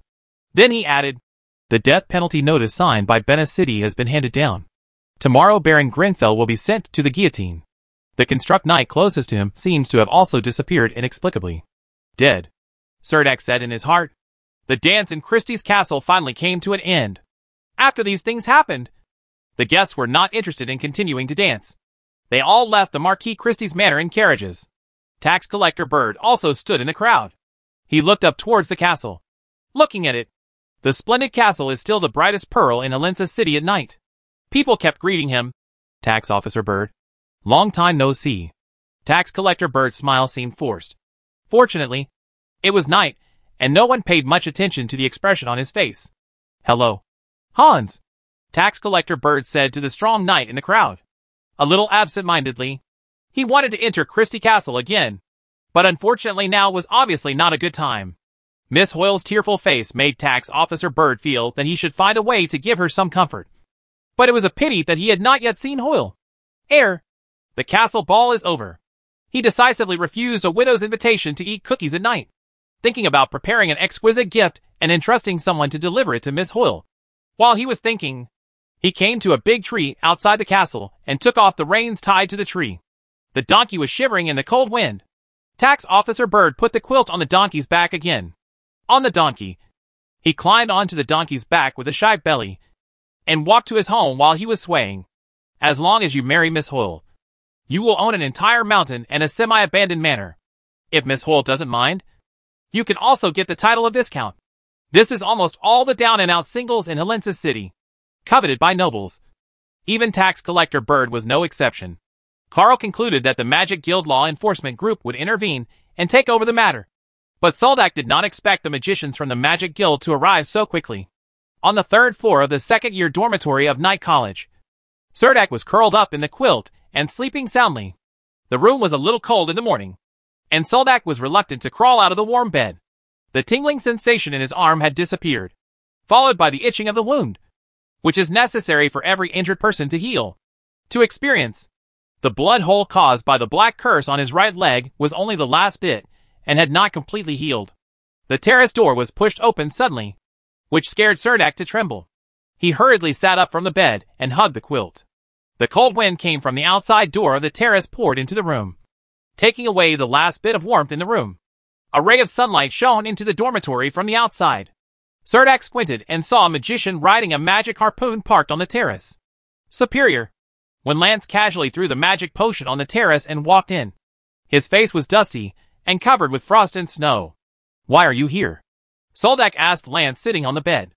Lance walked into Soldak's dormitory, poured himself a glass of water and drank it in one gulp, and then said to Cerdak, Samoa is dead. She was targeted by the magicians of the Magic Guild Law Enforcement Group. While escaping, he was burned to death by a large fireball. Soldak looked at Lance in shock. Were you there at Christie's castle last night? Soldak asked. How is that possible? Lance said with a tired look, and then said with a tired look, in order to completely eliminate the remnants of the Black Magic Monastery. The higher-ups summoned all the magicians who were out on missions overnight. I happened to be there. Operation near Helensa City. Chapter 366 Samoa's Substitute. On a winter morning, a gust of cold wind blew at the entrance of Helensa Street, carrying icy snow particles. Occasionally, pedestrians would pass by, but they would hold their hands on their coat collars and walk quickly with their heads shrunken. No one wanted to be like this. In cold weather, even the leather shoes on your feet will become frozen solid if you stay outside for too long. The cold wind blew on the triangular flags on the roof. Those flags had faded under the wind and rain, and some flags even had holes in them, but they were still conspicuous enough. Guards carrying longbows stood on the watchtower. They wore thick leather coats and 2 layers of leather boots on their feet. They patrolled back and forth on the watchtower. If they didn't occasionally walk back and forth, they might be regarded as stone statues. The sky is gray. The sun is hidden in the thick clouds, and there are only a few pedestrians at the entrance of the Helensa Opera House. In previous years, this time was the most popular time for the Opera House, because in the long winter, people have no choice of activities. Not much. Listening to opera is definitely a good choice. The Opera House is bustling with traffic every afternoon. It is the busiest social venue for the aristocratic circles of Helensa City in winter. It's just that this year is different. The Opera House was closed a month ago, since the members of the Black Magic Hermitage appeared in the Opera House. Not only the Magic Guild Law Enforcement team came to the Opera House from time to investigate, but even the knights from the guard camp occasionally came here for a walk, and the Helensa Opera House was closed. During this period of time, many things happened in the city of Helensa. Dominic, the owner of the Opera House, received the news of Samoa's death in the morning, and the person who came to inform him was a knight from the guard camp. As the owner of the Opera House, Dominic had the responsibility to go to the guard camp. He had to collect the body of the dancer and deal with subsequent punishments. Hey, Dominic sighed dejectedly. Who would have thought that such a singing and dancing dancer could actually be a black magician from the Black Magic Hermitage?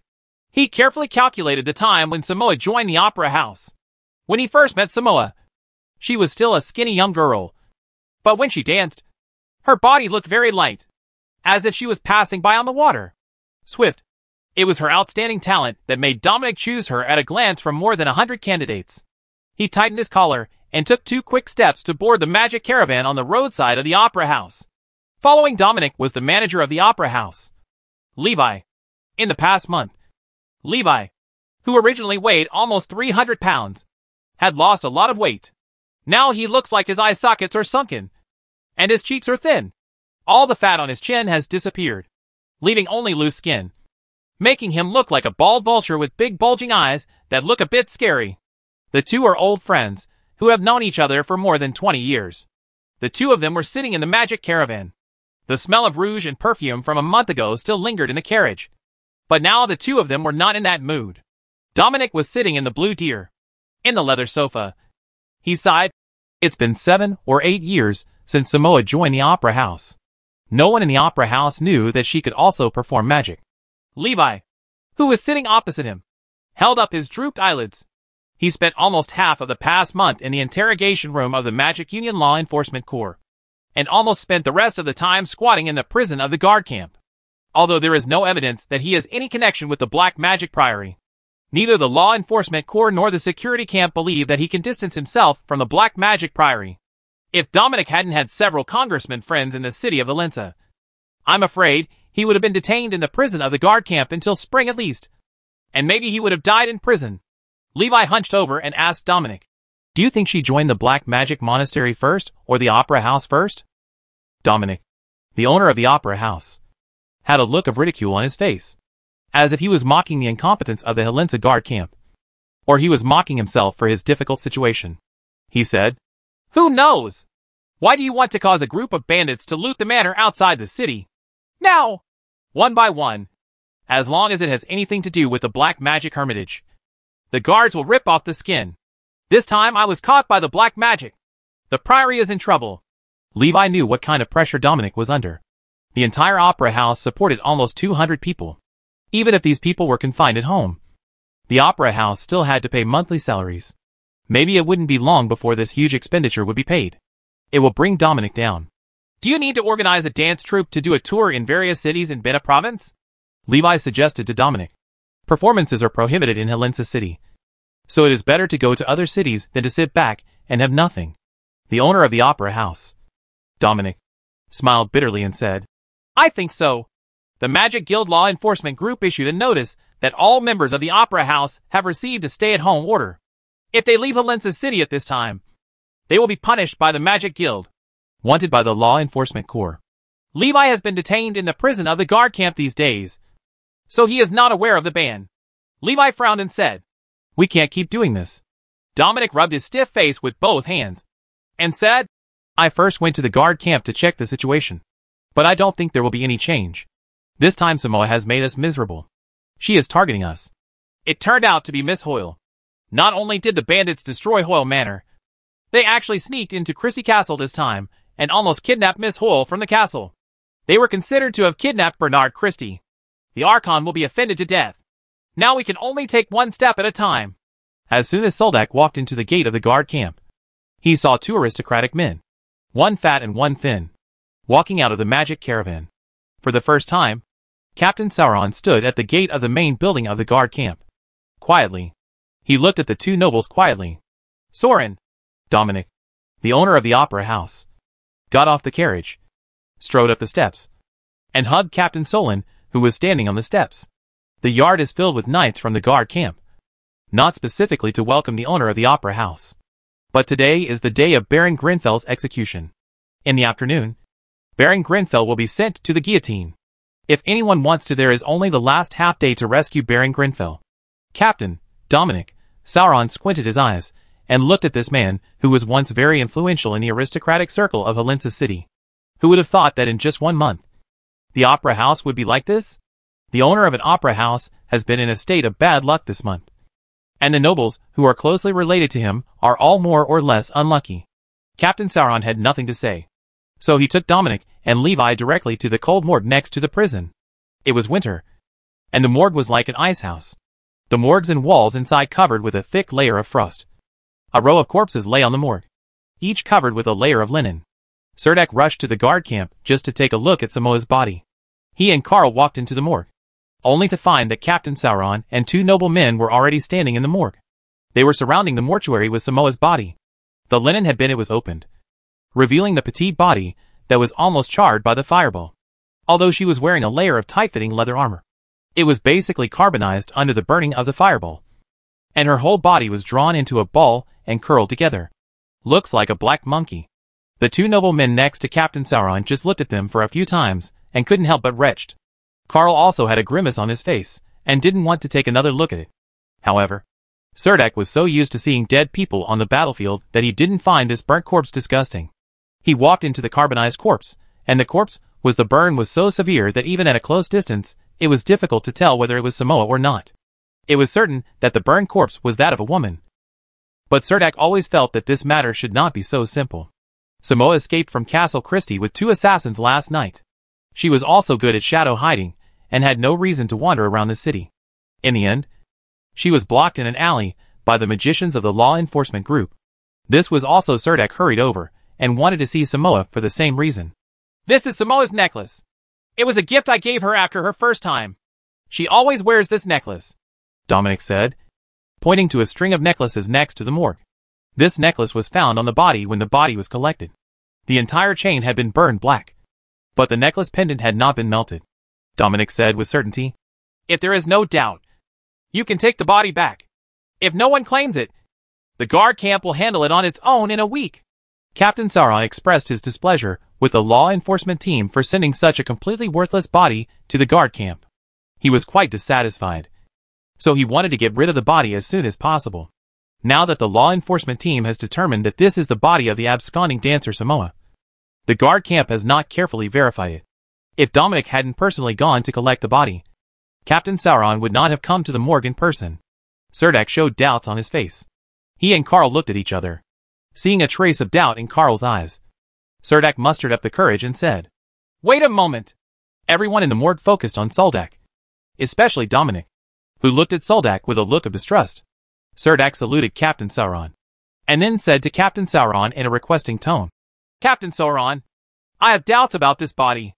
The body is so charred that it is impossible to identify the body. I saw Samoa at Christie Castle that night. She disguised herself as a maid and sneaked into the castle. She was also wearing a maid outfit when she escaped. I didn't see her wearing leather armor." Captain Sauron raised his eyebrows, glanced at Serdek with a solemn look, and asked him, "How can you identify her?" Serdek took a step forward, and just as he was about to touch the corpse's wrist, he was stopped by a guard camp knight following Captain Sauron. He said to Serdek with a serious face, "I'll do it." After he finished speaking, he lifted up his clothes to reveal a white belt around his waist. This white rawhide belt was hung with more than a dozen kinds of tweezers, saws, hammers, and small files. The knight didn't mind the corpse. The burning smell emanated from it, and he turned to look at Serdek and asked him, "Did you just want to peel off the leather wristband on her arm?" Serdek nodded. The knight used tweezers to carefully peel off the burnt wristband. The leather wristband had been completely carbonized. Although he was very careful, it was still broken into pieces, like burnt bamboo charcoal. Carl stood next to Serdek and whispered to him, "Eugene is the best coroner in our guard camp." After Knight Eugene peeled off the charred wristband from Samoa's corpse, he revealed the charred linen shirt inside the wristband, because it was tightly wrapped by the wristband. Although the wristband was turned into charcoal, the cuffs where the sleeves of the linen shirt were not completely burned, but were slightly burnt to yellow.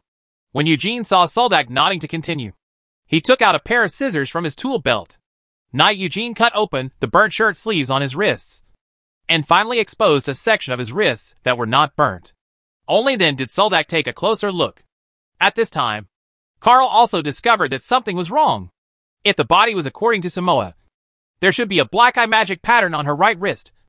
But unfortunately her arm does not seem to have any traces of the tattoo now. The atmosphere in the morgue became a little solemn for a while. Soren pondered for a moment and then said to Dominic, "Dominic, is there anything that can identify Samoa?" Dominic thought about it seriously and said, 3 years ago, Samoa broke the tibia of his right leg when he was rehearsing a new dance. Even if it healed later, there should be a connection mark on that leg bone." After hearing what Dominic said, Eugene quickly peeled off the burnt leg bone. Sure enough, the leg bone was very smooth and there were no broken marks. "It seems that this is not Samoa," Dominic said, after which he and Levi looked at each other. "Carl, go and ask the people from the Magic Union Law Enforcement Group to come over." Captain Sauron closed his eyes and ordered Carl a little irritably. Carl quickly replied, "Yes, Lord Sauron."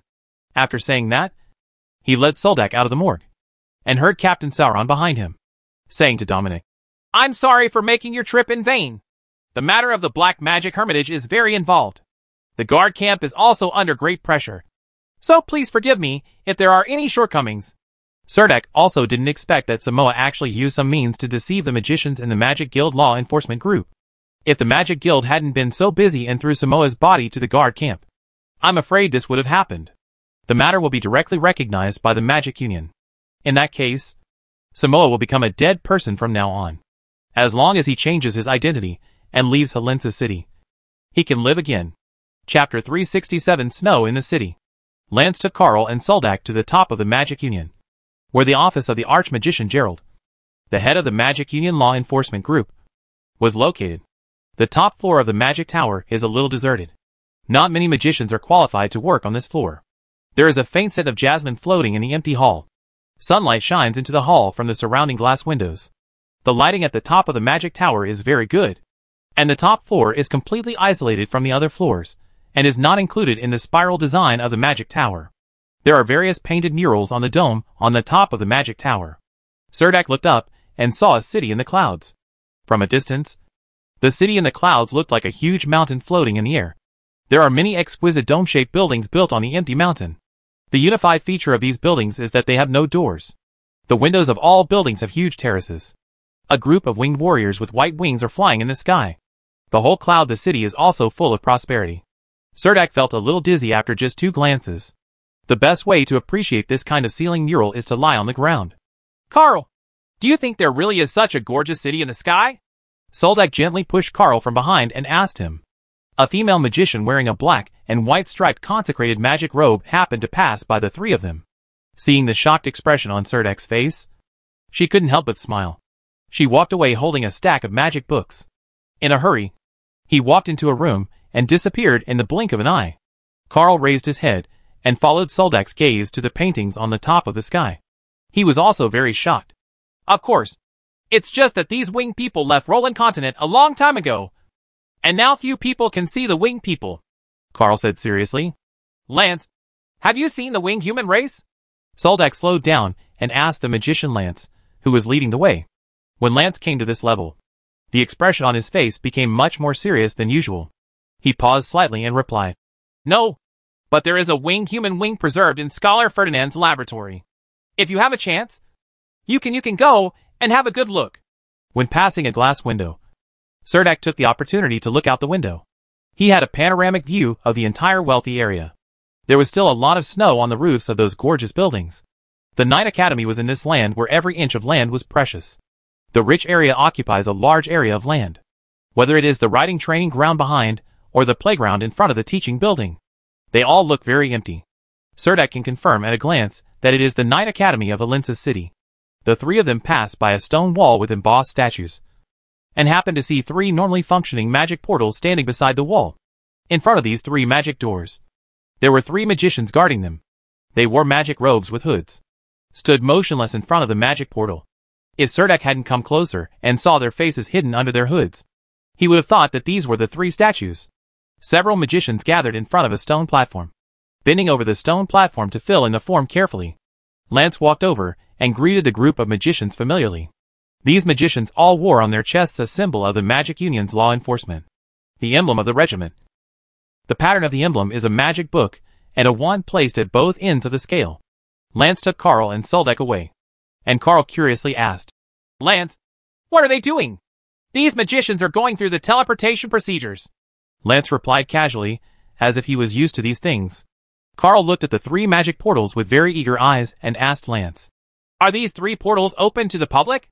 Lance spread his hands, with a proud expression unique to magicians on his face. He spread his hands and said, How is it possible? Only people in the Magic Union have the right to use it. And a transmission is expensive. Of course, if there is a Magic Union, the right of use granted by the chief or the head of the law enforcement group can also be borrowed temporarily. The expression on Lance's face was somewhat unworthy of beating. Do I need to pay a fee to use these magic portals? Carl asked Lance curiously. Of course. Lance nodded. How expensive can it be? Lance pondered for a moment and then said to Carl, For us magicians, the price of each teleportation ranges from 5 to 10 magic crystals. As for the nobles in Helensa City, I don't know. I'm afraid I won't have the financial ability to use the teleportation gate here before inheriting the family territory. After listening to this, Carl immediately said that his current financial ability could not afford such an expensive teleportation fee, and then said with some yearning, I heard that the Green Empire has a teleportation hall with dozens of teleportation gates, and you can use the teleportation gate to enter the main city of any province in the empire. A strong magical halo emanates from the magic door, and those magic streams are like flowing mist.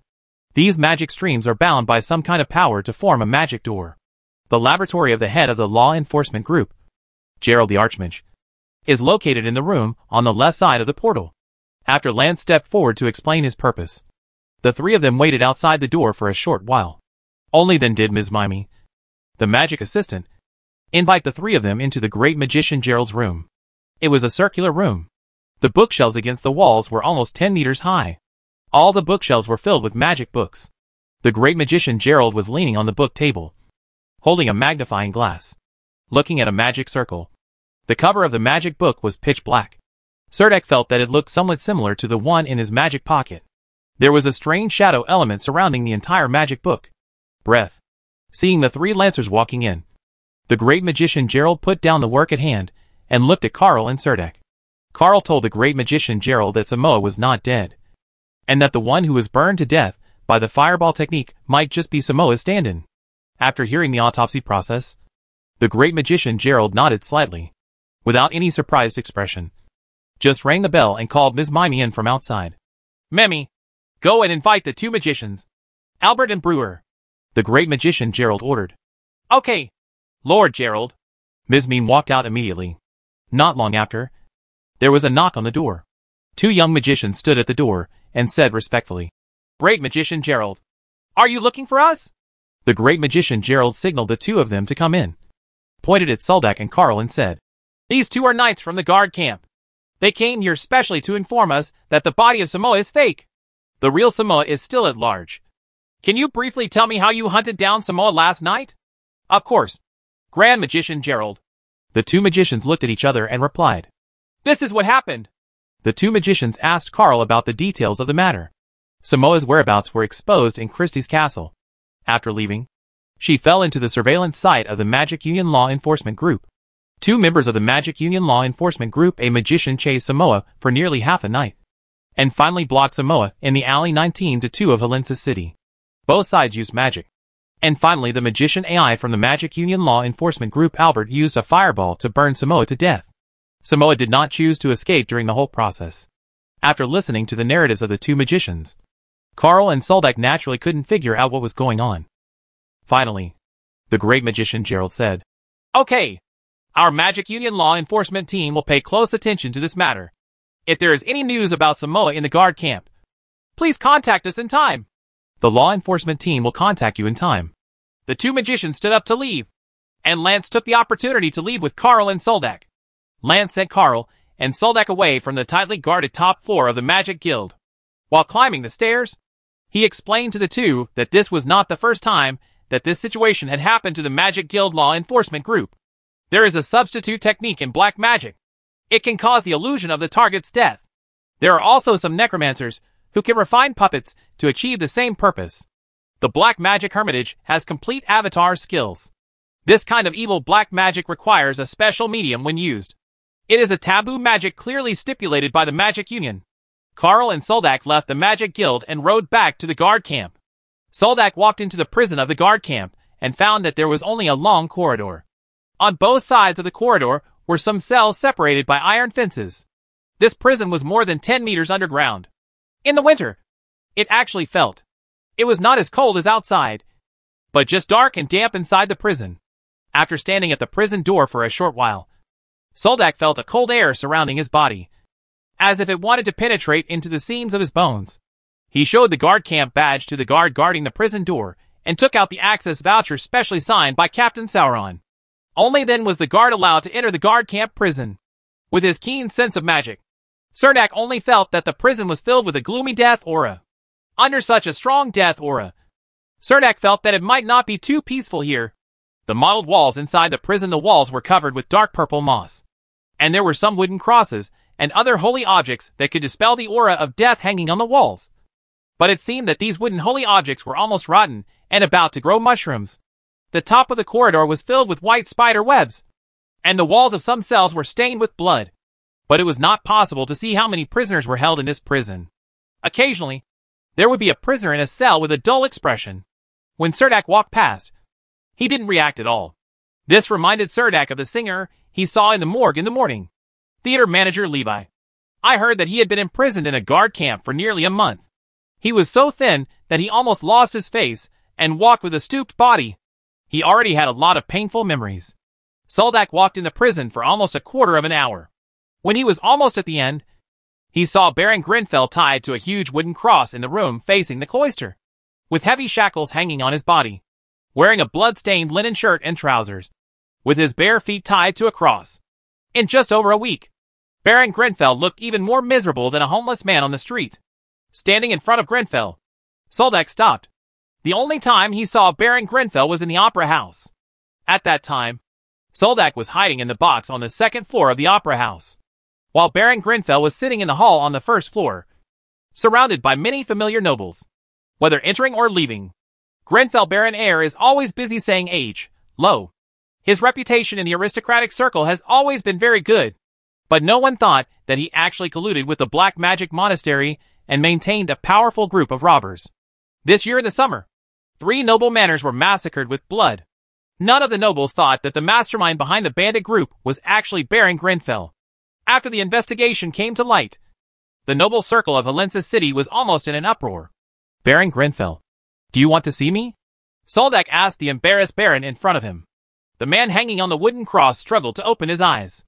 It seemed that he had not received the treatment that a death row prisoner should have. I finally meet you, Knight Cerdak. Grenfell's eyes were filled with deathly silence, and his voice was extremely weak, but like some kind of flashback. After seeing Cerdak, a flush appeared on his pale face. He stared at Cerdak with his eyes and said, I have been speculating about sabotaging our series of actions. Who is behind the plan, including intercepting Taylor on the way, and rescuing Hoyle must also be related to you.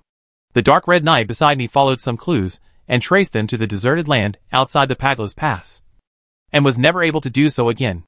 Returning, I just want to know if he died in your hands. Cerdak stood there calmly and did not answer. Silence is the answer. The last glimmer of hope in Baron Grenfell's eyes was gone. His eyes became empty and lifeless. Perhaps he had died in the spiritual world at this moment. After being silent for a while, Soldak felt that he should explain. After all, he had not joined the guard camp at that time, and he should at least explain his motives for taking action. So he pondered for a while before saying, At that time, the bandit leader was robbing someone on the road. I bought the ironware for the village. Cough, cough, cough. There was only a violent cough from Baron Grenfell. In the end, Soldak couldn't help but ask, Now that I have answered your question, I also have a question to ask you. What are you looking for? Baron Grenfell did not answer the question and only said, I will take the secret to my grave, but you don't have to be too anxious. Someone will definitely tell you the answer. In fact, there was no need for him to come to see Baron Grenfell. Although he knew that Baron Grenfell would never say anything, he still gave it a try with a sense of luck. Unable to get an answer from Baron Grenfell, Soldak could only sigh softly, turn around, and left the prison without saying a word. To the Baron who was about to be pushed to the guillotine, Soldak was really convinced. There is nothing to say. When I walked out of the prison, there was already light snow falling in the sky outside. The cold north wind mixed with snowflakes fell on Soldak's face, and there was no bone-deep coldness in the prison that made people shiver. Chapter 368 Execution Ground. In the afternoon, the city of Helensa was covered with clouds, and there were scattered snowflakes in the sky. The northwest wind blowing from the direction of Paglos Mountain was not strong. The north wind carried the scattered snow and quickly filled every corner of the city. Instead, there were flat squares and clean streets without any snow. The prison then started from the guard camp and drove westward into the West City Square, which has always been the place where death row prisoners are executed. For the execution of Baron Grenfell, almost all the knights from the guard camp were dispatched. Nearly 250 knights escorted the prison then slowly through half of the city. As a member of the guard battalion's rescue squadron, Soldak followed the rescue squadron, responsible for security outside Shiching Square. Just after noon, the execution ground in West City Square was already crowded with people. For the residents of Helensa City, executions of death row prisoners occurred every year, but execution of a noble was very rare. Green Empire nobles, the provisions of the code clearly stated that one could donate all one's property to atone for one's sins. If the crime committed by Baron Grenfell had not been so heinous, even if one was killed, the most would be to be exiled to a barren and dangerous unoccupied plain to develop territory. However, the crimes committed by Baron Grenfell involved the Black Magic Priory, and he was also the mastermind behind the bandit gang in Caspian City. The bandit group that bloodbathed 3 noble manors has completely angered the nobles of Caspian City. Therefore, Baron Grenfell will not be banished, but will apply to the House of Representatives of Bena Province for the execution of Baron Grenfell through the decision of the Helensa Council. The verdict was sent back to Helensa City yesterday, and Governor Bernard Christie signed a consent form for the immediate execution of the death penalty this morning. The culprit, who had been frightening the residents of Helensa for more than half a year, was finally going to be beheaded. Citizens who heard the news rushed to the streets. Although the weather was cold and there were snowflakes in the sky, the citizens gathered in the West City Square actually destroyed all nearby people. The streets were crowded. Surdak was riding on the Gubwa horse and saw tax collector Bird crowded in the crowd.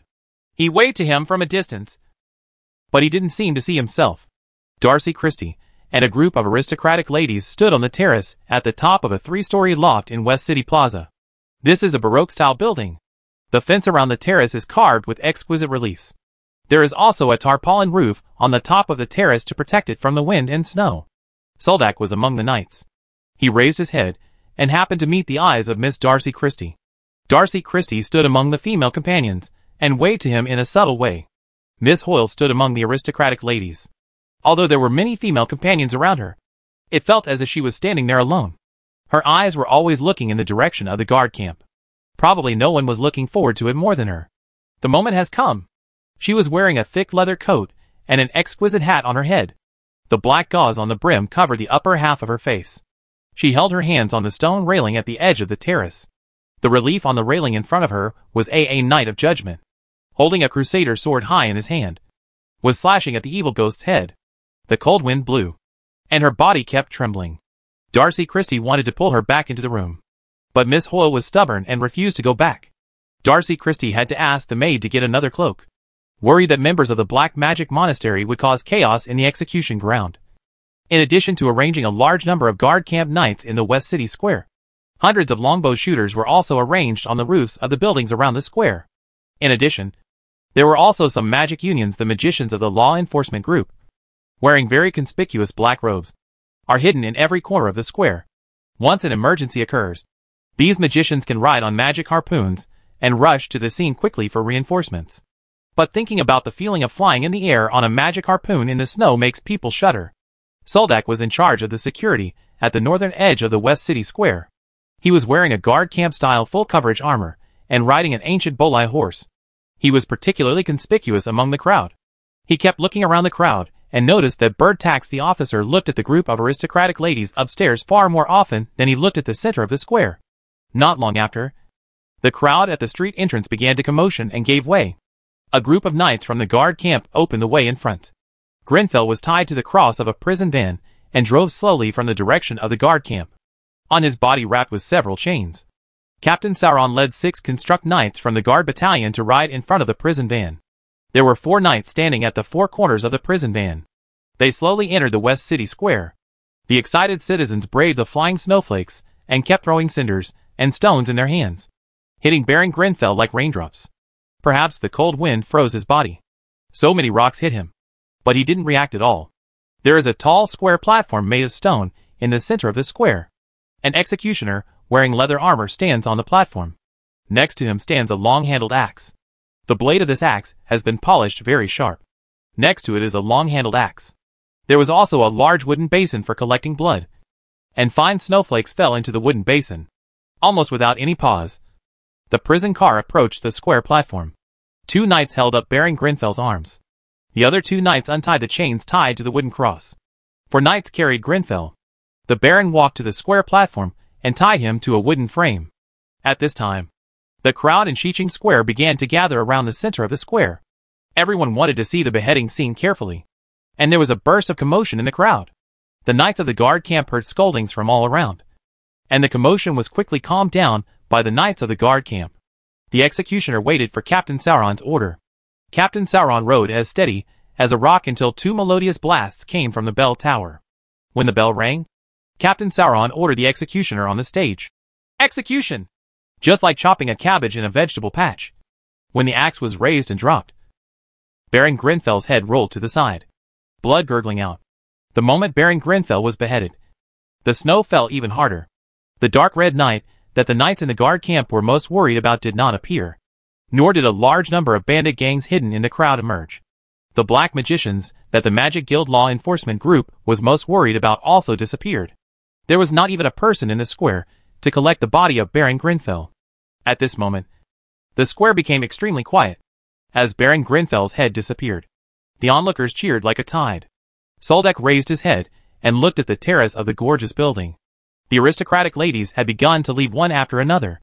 Miss Hoyle also left at the back of the crowd with the support of Darcy Christie, with tears in her eyes. Soldak had a strong feeling that Samoa was among the crowd in the square. And at the moment of the execution, her eyes with extremely resentful eyes stared at him from a distance. But when he waited after reacting, when he looked along the crowd, the petite figure disappeared into the crowd again. Chapter 369 Rewards from the Guard Camp. The afternoon sun shines into the warm and empty library, leaving long and narrow light patterns on the red paint floor. The floor near the window pane has been exposed to the sun all day long, and there are faint signs of fading.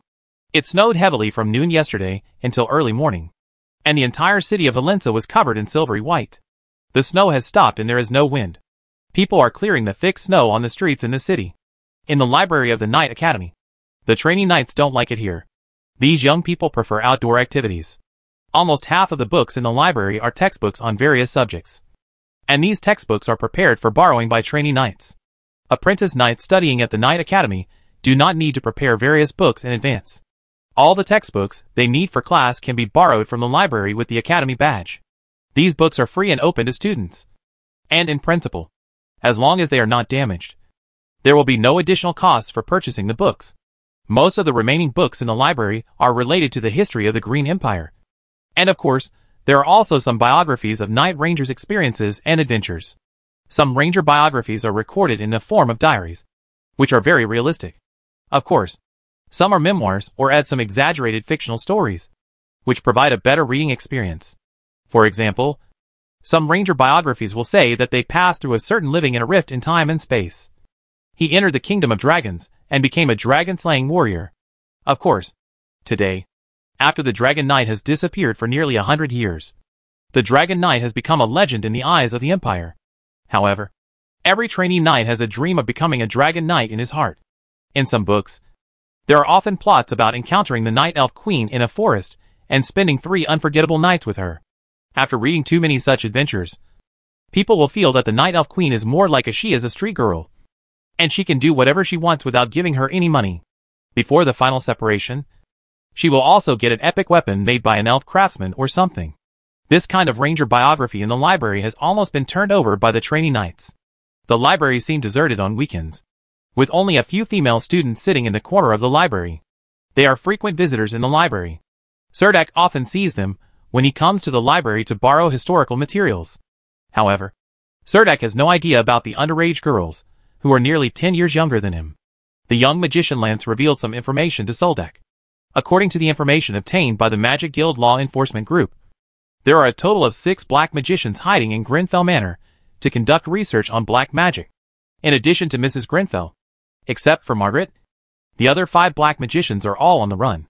However, the magicians of the law enforcement team do not know yet that the black magician Cyrus Hickok, who kidnapped Soldak, has died. In the Red Pine Forest, Cyrus Hickok's magic notebook is placed in front of the square table in the reading room. Cerdak was taking out a copy of The Chronicles of the Grim Empire from the bookshelf. This thick parchment book was covered with thick dust. Cerdak blew it gently, and the dust filled the entire bookshelf. Cerdak quickly walked out of the bookshelf area with the book in his arms. He searched for information in the library for most of the day. Unfortunately, he was still at the preliminary stage of understanding the magic notebook of the black magician Cyrus Hickok. The magic notebook in this book contains a lot of records about Cyrus Hickok, Magician S. Hickok's experience in black magic. There were many incomprehensible words in the notes. Soldak checked it in the reading room for a long time before he figured out that many of the words recording magic were not in Imperial language. Sue Erdak could not find any books about these words in the Knight Academy library. Therefore, for this magic notebook, Cerdak could only understand a very small part of the content. He tried to break down some unintelligible words and copy them on a blank parchment, and prepared to ask if he had time. Lance, in the Green Empire, every magician has received a very good Empire-style education. Young magicians who can join the Magic Union Law Enforcement Group are all top students in previous magic academies.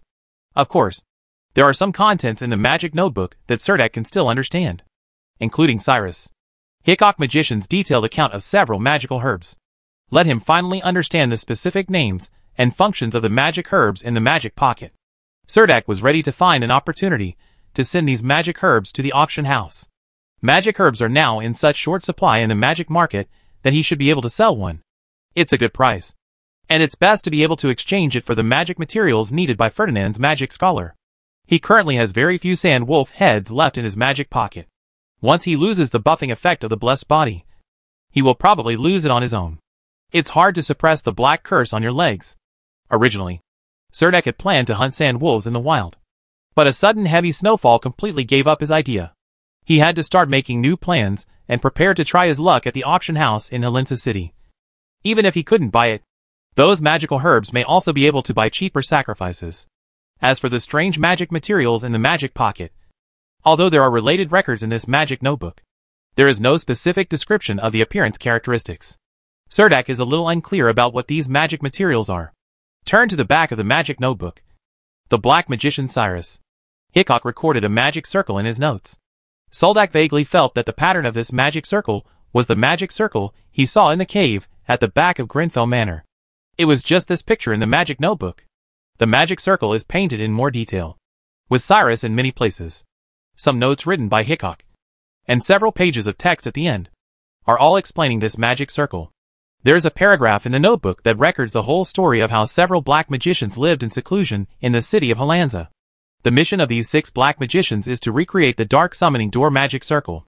According to the guidance of the astrologer, the 6 of them came to the city of Helensa to look for some clues in order to find a secret hiding place. So, 6 people chose the red pine forest outside the city of Helensa. They used black magic to kill the wife of a baron. And one of the 6, a female magician named Margaret, married the baron. This baron is officially Baron Greenfield. Since then, Baron Grenfell's manor has become a hiding place for the Priory of Dark Arts. They have also successfully developed Baron Grenfell into a peripheral member of the Priory of Dark Arts. Cyrus Magician Hickok didn't think this was Margaret's credit. He felt that Samoa should be thanked for this matter. If Samoa hadn't successfully slept with Baron Grenfell and wanted to convince Grenfell, it may not be easy for the Baron to join the Black Magic Priory. The following words are recorded at the back of the magic note. Only by borrowing the Dark Goddess to break the constraints of the world's laws can the dark summoning door be recreated. The terrors in the flaming H.L. are repulsed by the power of the world's laws. But the Dark Goddess has successfully brought the apostles into the world. The Dark Apostles must hold the secret of the world's laws in Roland Continent. On the last page of this black magic notebook, there is a portrait of Selena as a girl. This portrait is lifelike, except that there is a crescent moon-like magic pattern tattooed on her forehead. And her eyes also reveal a strong and confident look. Serdek stared into the eyes of the portrait. His gaze seemed to be attracted by the profound gaze of the portrait. Just one portrait made him immersed in it, almost unable to extricate himself. He saw endless darkness in those eyes. Just when he was about to sink into the endless void, a ray of divine light shone from the bottom of his heart, completely waking him up. At the moment of clarity, Serdek quickly closed the magic notebook. The moment the page on the magic notebook was closed, Serdek felt that the portrait no longer looked like Selena. Then the inexplicable power full of darkness finally disappeared from his spiritual world. He panted heavily and touched his forehead, which was actually covered with cold sweat. He closed the magic notebook, pinched the corners of his eyes with his hands a little tiredly, and finally understood the reason why these magicians from the Black Magic Monastery tried every means to find Selena. And until now, these members of the Black Magic Monastery, he didn't give up looking for Selena. And it was actually related to the Dark Summoning Gate. After closing the magic notebook, Serdek remembered that he had to rush to the guard camp. He got up and left the library, walked to the stables behind the college, took out his ancient horse, and left the college through the side door. Although the snow on the street has not been cleared away, all the sidewalks for people to walk have been opened. Serdek rode his horse through the wealthy area of Helensa City. There was a homeless man lying on a bench not far away. The homeless man got up from the bench and wanted to come over to Serdek. Could begged. But when he saw the knight's badge on Serdek's chest, he immediately limped into a narrow alley, not even daring to look back. Serdek was speechless and thought, this is probably the intimidating power of the knights in the guard camp. After all, the title of Master Knight is not for nothing. The death of the aristocratic boy Vic made the nobles of Helensa City deeply hate the black magic monastery.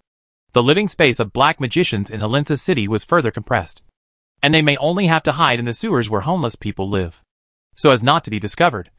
Some noble councillors have proposed more than once in the parliament that they want to clean up some homeless people in Helensa City, so that they may be able to completely eradicate the remaining power of the black magic hermitage. Ivan Baruch is currently imprisoned in the Magic Guild's prison, and even Lance doesn't know what the young knight confessed to the magician in charge of the interrogation. According to Carl, the Baruch couple were raising money everywhere to find a way to get Ivan Baruch out of prison. But it seemed that there was no progress in this matter. The snow in the guard camp had been cleared away. Serdek stored the horses in the stables. When he walked to the door of the main building, he stopped and adjusted his light leather armor before entering. He happened to see him when he went upstairs. Gwendolyn ran downstairs with a thick stack of reports. In such a cold weather, Gwendolyn was actually wearing a skirt and uniform. After she saw Soldak, her face changed. He immediately smiled and said to him, "Soldak, good job," before passing him by. This sentence confused Serdek, but he didn't think much about it, and walked directly to Captain Sauron's office on the second floor. Knock on the door, and enter the room. Captain Sauron stood at his desk, and flipped through the parchment filled with words. His thick eyebrows were almost twisted together. When he looked up and saw Serdek, he nodded to him, motioned for him to sit on the chair opposite, and said directly, "I call you to come this time." Captain Sauron said to Soldak, although he did not receive any reward for the Grenfell Manor incident last time, his achievements were recorded. This time, members of the Black Magic Monastery were discovered in Christie Castle and rescued Miss Hoyle. Their performance was very outstanding and was praised by Bernard, Marquis of Christie, the Consul of Helensa. Although Soldak it had been just 1 month since he joined the Guard Battalion Support Squadron, and he was not eligible for promotion. However, due to his outstanding performance, Serdek was promoted to Deputy Squad Leader of the Support Squadron. Of course, since Serdek is still studying at the Knight Academy, and does not belong to any of the 10 squadrons of the Support Squadron, this Deputy Squad Leader is only a false position, in addition to receiving 10 more silver coins every month. In addition, some benefits have been slightly improved. That's all. Captain Sauron held the quill awkwardly and said to Soldak, "You need to go to Miss Flora later to re-register the guard camp badge. If nothing happens, you can leave." "Yes, Captain Sauron." Soldak straightened his back and walked out of Captain Sauron's office. Soldak walked into a noisy tavern and saw Carl, and he's sitting at the bar, smiling and chatting with the proprietress inside the bar. There was a familiar figure sitting behind Carl. It was the tax collector Bird, who sent him to Wall Village. However, tax collector Bird looked drunk at this time, and his body was already leaning a little, and he was standing alone. His hand was supported on the bar, holding half a glass of ale in his hand. His huge beer belly was almost touching the bar. This made Soldak a little worried whether the stool under his but could support his heavy weight. Body. Soldak sat next to Carl and saw that tax collector Bird's face was red from drinking, and his tongue was a little unruly when he spoke. "Don't look at me like that. This has nothing to do with me. When I came here, I happened to see Bird sitting here drinking alone. He had already drunk a little too much." Carl raised his innocent hand and said to Soldak explained. "What benefits did Sauron give you?" Carl asked casually. When Soldak told Captain Sauron's rewards, Carl couldn't help but curled his lips and said, "Captain Sauron is good at everything, but he squeezes too hard in terms of merit." Carl didn't say much. The landlady handed over a glass of ale, and the two of them raised their glasses and clinked them. Chapter 370 White Elephant Trading Company. There was some noise in the tavern. The girls had large trays filled with ale on their heads, and flexibly moved among the guests in the tavern. Only the area near the bar seemed to be more polite. The bar girls placed empty wine glasses on the bar. The proprietress behind the bar quickly brought the glasses full of ale, gathered a large tray full, and chatted with the bar girls for a few minutes. And then you see these wine girls walking among the drinkers again. If you want to have a drink with these ale girls, you not only have to pay double the price of the drink, but you also have to buy the glass of wine the ale girls drink. Is considered a treat. Obviously no one in the bar deliberately poured alcohol into tax collector Bird. Soldak glanced at tax collector Bird and saw him lowering his head and smiling stupidly at the glass of ale in front of him. It was obvious that he had drunk too much. Serdek likes to have his wine with a plate of nuts, preferably char-grilled and coated in salt. When the tavern proprietress saw Carl's friends coming over, She stood aside to clean the wine glasses and stopped coming to chat with Carl. Carl will go out of the city with the rescue squadron tomorrow to inspect the villages and towns around Helensa city and the noble estates. After heavy snowfall, some bandit groups often appear and take advantage of the heavy snowfall to rob some marginal villages and towns, taking advantage of the inconvenience of transportation. The Guard Battalion Support Group will be busy for a period of time. If it weren't for Soldak still attending classes at the Night Academy, he would also like to follow Carl out of the city. After the heavy snow closes the mountains, some magical beasts hidden deep in the mountains will also come out. At this time, some demon hunters are the most best hunting time. Two attendants pushed open the door of the tavern, and Mrs. Christie walked in angrily from the outside. Even the drunken patrons, seeing Mrs. Christie's strong aura, would move out of the way and silence themselves. Mrs. Christie walked to Carl and sat down on the high stool in front of the bar. The tavern proprietress quickly poured a glass of golden cider skillfully and sent it to Mrs. Christie's side. Why did he drink so much? Mrs. Christie looked at the dull-looking tax collector bird and asked Carl in confusion. In her impression, although this fat tax official likes to drink, he is usually very self-disciplined and rarely drinks like this. Carl also rubbed his forehead in distress and explained to Mrs. Christie innocently. Who knew that he would be in a very low mood after coming out of Christie Castle? He got himself drunk before we sat here for long. How was the lunch today? Why do you think you are in a bad mood? Carl asked Mrs. Christie. At this moment, Soldak was completely transparent. The wife of the tavern owner next to her turned around and pushed a plate of dried fish to Soldak. The plate was very small, and the dried fish looked very delicate. There was also half a piece of lemon in the narration.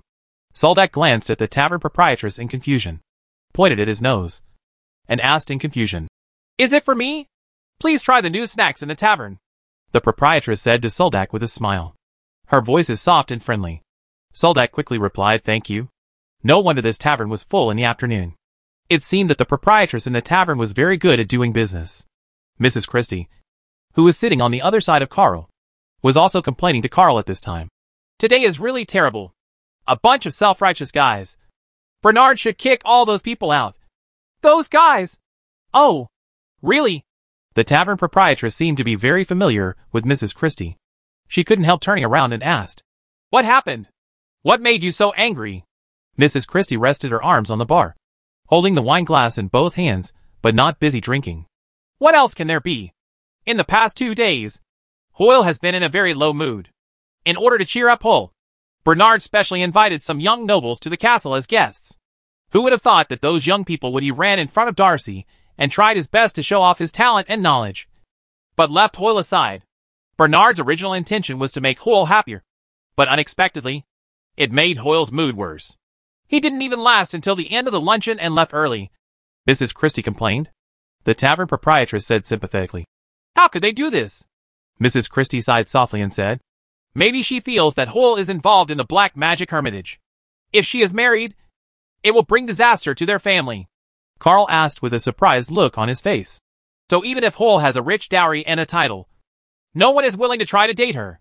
Well, Mrs. Christie looked at Soldak at this moment, raised her glass to him and said, Soldak, I haven't expressed my gratitude to you yet. It's nothing. It's just a coincidence. Soldak smiled modestly. Mrs. Christie asked, I heard you want to participate in the auction? This is also the reason why Cerdak gathered in the tavern in the afternoon. If not, Carl would be traveling soon, and he would definitely be living a two-person world with Mrs. Christie at this time. Some high-end auctions in Helensa City are usually only attended by nobles. Carl rarely participates in such auctions, so he can't give Cerdak any good advice. So he asked Mrs. Christie to recommend it.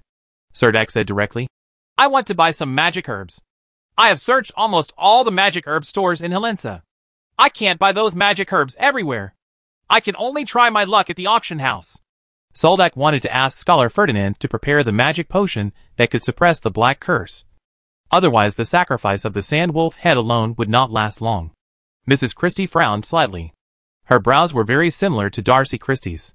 They both had strong personalities, and were usually not too tactful when talking to familiar people. She said to Soldak, Now the auction house, it's not easy to buy magic herbs here. Many magic pharmacists are eyeing the auction houses. As long as there are magic herbs in the auction houses, no matter how expensive they are, they will definitely buy them at a high price in the end. Obviously, Mrs. Christie was talking about the current situation in Helensa City. The current magic herbal medicine market in Helensa City is controlled by a few magic pharmacists. So much so that several magic medicine shops in the city can no longer operate and have closed down one after another. Mrs. Christie did not say something clearly, but Soldak had already understood the meaning of the words. Even if he spent a high price to grab those magic herbs in the auction house, it would be of no use. If he offended those magic pharmacists, he would not be willing to do anything. Cerdak prepares a magic potion. Cerdak smiled slightly distressedly, thinking that he could either buy some low-level sacrifices such as sand wolf heads, or simply follow Carl's support squadron to wander around the wild, and maybe hunt other monsters. Seeing Soldak's silence, Mrs. Christie added, I know a special trading firm that can accept entrustments to purchase magic items. Although the commission is a bit expensive, you can order a lot of rare magic items from him. Good. And the most special thing about that trading house is that it advocates barter. If you have some rare magic materials, I suggest you try your luck there. Where is that trading house? Carl also asked Mrs. Christie with a curious look on his face. Mrs. Christie looked at Soldak and said to him, It's in the underground trading market. If you decide to go, I can be your recommender. Soldak thought that the black magician Cyrus was still stored in the magic pocket. Some of Hickok's magic herbs might be able to be exchanged for the magic herbs he needed. Thinking of this, he said, I want to try my luck. Mrs. Christie. Mrs. Christie said to Soldak, You can call me Mary or Mariana. Now that he had decided to go to that trading house, he was ready to set off immediately. Carl looked at the drunk tax collector bird and said with some distress, I have to send this guy back first. You take Soldak to the trading house first. Trading company. I will rush over to meet you later. Carl's retinue carried tax collector bird out of the tavern and onto Carl's carriage. Mrs. Christie's attendant led Soldak to a magic caravan on the street. Mrs. Christie sat in the carriage and gave instructions to the carriage driver. The carriage drove slowly on the street that had not yet been completely cleared of snow. In the underground trading market, Serdak's ancient bolai horse was tied behind the carriage and followed it slowly. The carriage was very peaceful. Mrs. Christie was sitting opposite Soldak, but her eyes were always on Soldak, and she kept looking at him. After a moment of silence, Mrs. Christie took the lead and asked, How did you meet Darcy? Soldak knew that Mrs. Christie would find an opportunity to ask this. So he said calmly, Back then, I served in the 57th Heavy Armored Infantry Regiment of the Bena Army. Our infantry regiment happened to be stationed at the Southwest Forest Farm Camp in the hilly pasture. Darcy. Miss Christie's Swordsman Academy organizes a plane training group. There is nothing to hide about these things. Mrs. Christie seemed to have heard this for the first time, and her mouth formed an O shape, based on her understanding of her niece. Darcy Christie was definitely not the kind of character who would not seek revenge. She asked Sue in surprise, Erdak. So, although you and Darcy knew each other before, they were not friends. Instead, they had some grudges? Cerdak continued. That's pretty much it. Before leaving Handanar City, I taught Norton a lesson. Mrs. Christie held back her laughter and said to Soldak, I have heard about Darcy's experience before. She decided to return to Helensa City and teach at the Knight Academy. It was more or less related to that incident. It has something to do with it. Then he said with emotion, I didn't expect that you would meet again in Helensa City, and you would also successfully resolve the previous grievances. Soldak suddenly felt that Mrs. Christie's gaze had changed, and she looked more like an amiable elder when she looked at him, which caused a layer of cold sweat to break out on his back. Fortunately, the underground trading market is not too far from the tavern. Although the streets in Helensa City are not very smooth, the Christie family crest is hung on the outside of the carriage. It has the right of way no matter where it goes. The carriages on the road have to give way, so it didn't take much time to reach the entrance of the underground trading market. Cerdak had been to this underground trading market more than once, but he didn't know that there was actually a trading house here. The magic caravan stopped. Mrs. Christie got off the magic caravan and walked into the gate of the underground trading market with Soldak. When the burly gatekeeper saw Mrs. Christie, he clenched his fist respectfully on his chest and said, Okay, warrior ceremony. Mrs. Christie did not go directly into the underground trading market. Instead, she asked the gatekeeper, Is Magician Doll there? This trading firm is located on the second floor of the underground trading market. If someone hadn't led the way, Soldak wouldn't have noticed that there was another staircase behind the strongman guarding the door. He walked into the trading firm on the second floor of the building. A trading firm manager, he quickly walked to Mrs. Christie and greeted Christie very warmly. Good afternoon, distinguished Mrs. Christie. Welcome to White Elephant Trading Company. Is there anything I can help you with? At this time, Surdak saw a row of notice boards on the left and right walls of the trading house hall. The notice boards were filled with rows of information, most of which were demand purchase information. These notice boards there is also a small amount of information about strange magic items for sale.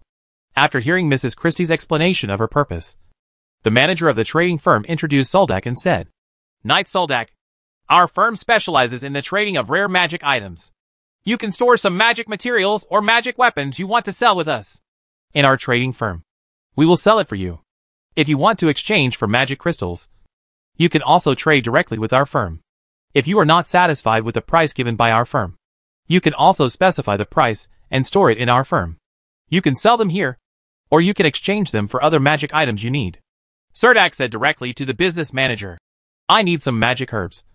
And what I can take out now are some magic herbs. Hearing what Surdak said, the manager of the trading firm immediately showed a happy expression and said, It is definitely the wisest choice for you to come to our trading firm. Our firm has professional magic material appraisers who can price your magic herbs. And then, you can estimate how much magic herbs you need based on your needs. It is indeed much easier to exchange magic herbs for magic herbs than to purchase magic crystals. Please follow me. The three of them did not stay in the lobby on the second floor of the trading house. The manager of the trading company took Surdak and Mrs. Christie directly to the third floor of the trading company. The manager of the trading company stopped in front of a door and knocked carefully. A calm voice came. Please come in. Chapter 371 The Girl in the Portrait. The manager of the commercial bank pushed the door open and walked into the room. The light in the room was slightly dim. A magician wearing a magic robe embroidered with golden dark patterns stood in front of the test bench, staring at the crucible in front of him with great concentration. Under the steady heating of the magic scroll, the viscous liquid in the crucible was spitting out bubbles, and the room was filled with a pungent smell. Seeing the manager of the business leading the guests in, the magician stopped what he was doing, took off the fishskin gloves on his hands, and hung them on the stand. Then he turned around and looked at the door with a smile. Unexpectedly, it was le magician asterisk. Surdak did not expect to see the magician who had helped him twice in the trading house. He remembered that the first time was at the entrance of the underground trading market. At that time, the strongman guard at the entrance of the exchange prohibited him from entering. In the underground trading market, the second time was in the bar where the slave auction was held. At that time, he was planning to buy 2 dwarf slaves, but was secretly stopped by the magician Daler. The reason was that those dwarf slaves were the notorious Grey Dwarves, not good at forging and mining. When Magician Dale saw Mrs. Christie walking in with the manager of the business, he stepped forward to say low familiarly, Mariana, why are you here free? Mrs. Christie nodded to Magician Dale and said straight to the point. I came to you this time to introduce a friend and plan to exchange some magic materials from your trading firm. Oh, this is Knight Surdak. With that said, Mrs. Christie gave up half of her body, allowing Magician Dale to see Surdak standing behind. Hello, Magician Dale.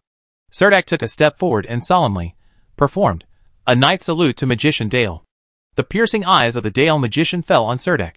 He hesitated for 2 seconds, then walked up with a smile and patted his shoulder and said, Surdak, I remember you. Last time we were in Slave Saw It in the bar.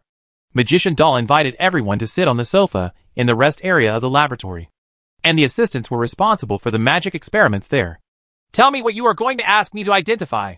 Magician Dale sat opposite Surdak and asked Surdak curiously, while Surdak took out the magic herbs from the magic waste bag and placed them one by one on the square table with angel reliefs on the 4 legs.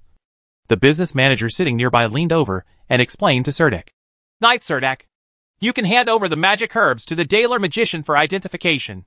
We will make a preliminary estimate of your magic herbs and post the information about these magic herbs on the notice board in the lobby on the 2nd floor. Those who are in need of magic herbs, if buyers want to buy, they will definitely contact our firm. Of course, they must exchange the goods you specify for your magic herbs. In fact, our trading firm is a barter trading platform that can carry out multi-party transactions, complementary transactions.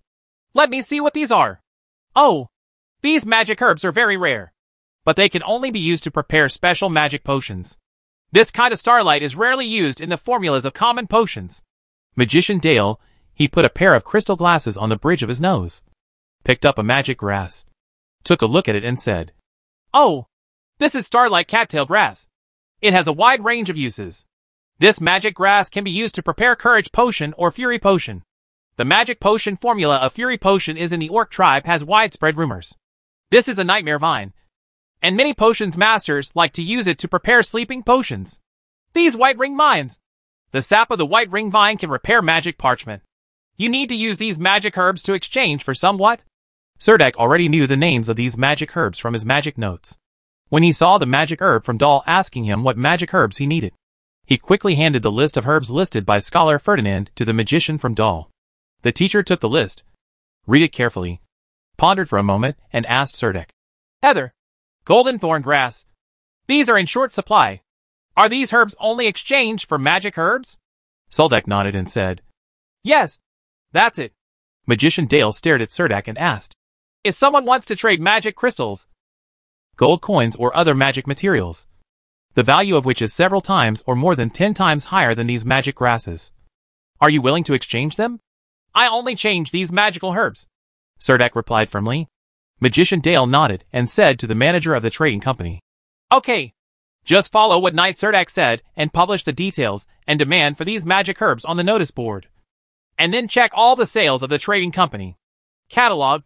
See if there are any of these magic potions in the catalog. And if so, see what magic items the sellers need to redeem. And check these out. I'll do it right away. Mr. Dale Magician." After the manager of the trading company finished speaking, he walked out of the room with the detailed list provided by Mr. Dahl Magician.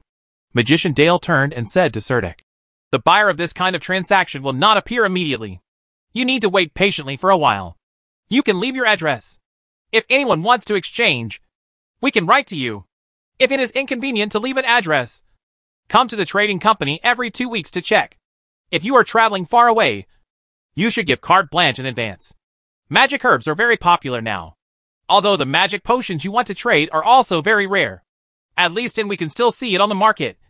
And I think there will be good news soon. Okay, Mr. Dale Magician."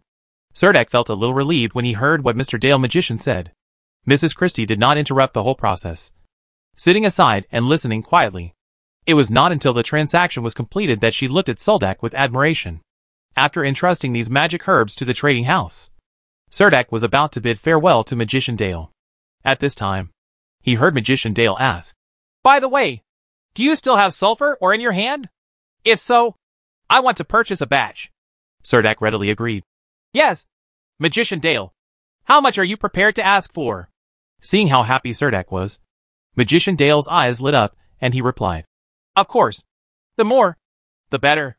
The current market price of sulfur ore in Helensa City is 4 silver coins per pound. The price is nearly 30% higher than the official purchase price. So it's probably the most cost-effective time to sell. Did the Harlan Plain, where sulfur mines are produced, be captured by the Dark Army?" Mrs. Christie asked Magician Dahl in surprise. "How come there is still a shortage of ordinary resources like sulfur mines? I haven't heard any news from this place yet. It's probably because of the cold weather this winter. Now some alchemy workshops in Helensa City have started a match business. In addition to purchasing large quantities of red pine, that is full of oil. In addition, alchemical materials such as sulfur and red phosphorus are also indispensable. However, the existing sulfur in the magic market of Helensa City is not sufficient for the time being. The trading company has already paid for 3 sulfur mines in succession." Dale Magic the teacher said to the two, "I only have unrefined sulfur ore in hand. If possible, I can send you a batch next week," Serdek said. Although the heavy snow has completely blocked the mountain road, it is not that difficult for a knight like Serdek to return to Wall Village through the mountain road. It is just a round trip to the Knight Academy. It would inevitably delay the course for a day or two. But considering that a reliable sales channel could finally be established for the sulfur mines in Wall Village, Serdek would agree to it anyway. Serdek and Mrs. Christie walked out of the White Elephant trading house, and Carl was already waiting outside the company. After boarding the magic caravan, Carl and Mrs. Christie couldn't help hugging each other and kissing passionately in the carriage. Serdek looked at the dog couple in front of him speechlessly, wishing he could just jump out of the carriage.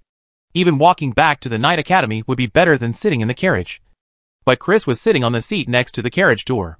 Mrs. T.I.'s personal maid, however, looked out the window intently, as if she had long been accustomed to the scene in the carriage. After a while, Carl realized that Serdak was still sitting in the carriage.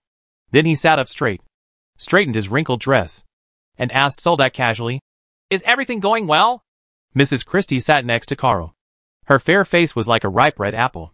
She didn't know whether she was excited or shy. Her beautiful blue eyes looked at Soldak boldly, her eyes full of curiosity. "Well, just wait for the news quietly now." Soldak glanced at Carl and replied. Carl couldn't help but smile, and he randomly picked a topic and said, "By the way, I heard that Count Fornak's manor will hold an auction on the weekend. That manor has been abandoned for nearly 3 years. It became a ghost castle that no one cares about. But now it seems to have increased in value again. The reason is that the bandit group that was raging around the city of Helensa was completely eliminated, and the stronghold of the Black Magic Priory was also eradicated. Many people in the city, the nobles, who had spare money wanted to buy the manor." Mrs. Christie's gentle eyes fell on Carl, and she asked Carl in a clear breath, "What? What do you think of that manor?" She had the momentum of, "As long as you nod, I will buy it for you." A faint smile appeared on Carl's face. He shook his head at Mrs. Christie and said, "I remember going to Fornak Manor before. The manor was really well built. I have no plans to do so for the time being. Soldak, I have no idea of buying some property. If I buy that manor, the surrounding mountains and forests will be regarded as the property of Fornak Manor." Soldak was a little surprised. He really hadn't thought about this. He was thinking about how much it would cost to buy the Fornak Manor. Carl said to Soldak, "When you become a knight, you will own a knight's territory. However, the better land around Helensa city has been divided up. I have to say that the forest in Fornak Manor is a good one. Even if you spend a little money to buy the land, it is still worth the money." Serdak just thought for a moment and said to Carl, "I don't have that much spare money. And I also plan to develop Wall Village in the future. My fiefdom should preferably be near Wall Village." Carl patted his money bag and said generously to Soldak, "If you are just short of money, I can help you find a way. Are you planning to choose your knight leader outside the mountain pass?" Soldak replied without hesitation, "Yes, that's what I think. After all, my home is over there. Isn't it a barren land over there? What's the use of that worthless land?" Carl complained a little helplessly. Serdak touched his forehead and said, "The land that can be allocated to me should not be too big. If you are picky, there are still many lands to choose from, including Wall Village." Seeing that Soldak had no intention of buying the Fornak Manor, Carl could only give up and stop persuading. "Okay, but I suggest you still consider the Fornak Manor. If you take the photo now, it shouldn't be too expensive. And you are a member of the support squadron, so you don't have to worry too much about the security of Fornak Manor in the future. Is Tax Collector Bird okay?" Soldak asked Carl, leaning on the sofa. This warm-hearted tax official brought Serdak back to Wall Village. If he hadn't led the way, it would have been not easy for Serdak to find that remote village. "He just drank a little too much. He usually has a good drinking capacity, but I don't know what happened recently. And he was always in a low mood," Carl replied. The magic caravan drove all the way to the Knight Academy and placed Soldak at the gate of the Knight Academy. The magic caravan quickly disappeared into the dusk. Serdak returned to the dormitory of the Knight Academy and found some cold scones to fill his stomach. He drank a glass of cold water and felt much more energetic. Then he took out the magic notebook from his magic pocket. "When I was in the library at noon, I turned to the last page of the magic notebook and saw the portrait of a girl who looked a bit like Selena, and I almost fell into it." After leaving the library, Serdak remembered that when he was hunting down the bandit gang in the Grand Canyon, he also found a portrait of Selena. That portrait was obviously different from the last page of the magic notebook. In the hands of the bandits, that portrait looks more similar to Selena. The portrait of Selena in the magic notebook is younger and has the aura of a charming dark goddess. Soldak was mentally prepared and opened the magic notebook by the bed again, slowly turning to the last page. The girl in the portrait was clearly what Selena looked like when she was young, perhaps because of the charcoal. Her eyes were black. And just when Serdak turned to look at another portrait of Selena, the picture of Selena as a girl on the magic note looked toward Serdak strangely on the parchment. Smiled slightly. That creepy feeling made Serdak break out in a cold sweat. Chapter 372 Preparations Before Departure. "Hi. Sorry to bother you again," Serdak asked nervously, staring at the portrait of the girl on the magic note. The parchment was dark and yellow, and the portrait of the girl showed no reaction. She had her hands folded in front of her chest in a praying posture, and her eyes were pious. "What's your name?" Seeing that the girl didn't respond, Suldek asked nervously and tentatively in a low voice. The girl's portrait was still printed quietly on the parchment, and there was still no reaction. Suldek felt that he might have just had a hallucination, or it might have been caused by being too nervous. He took out another portrait he found from the thief, and put the two portraits together to distinguish them carefully. Cyrus.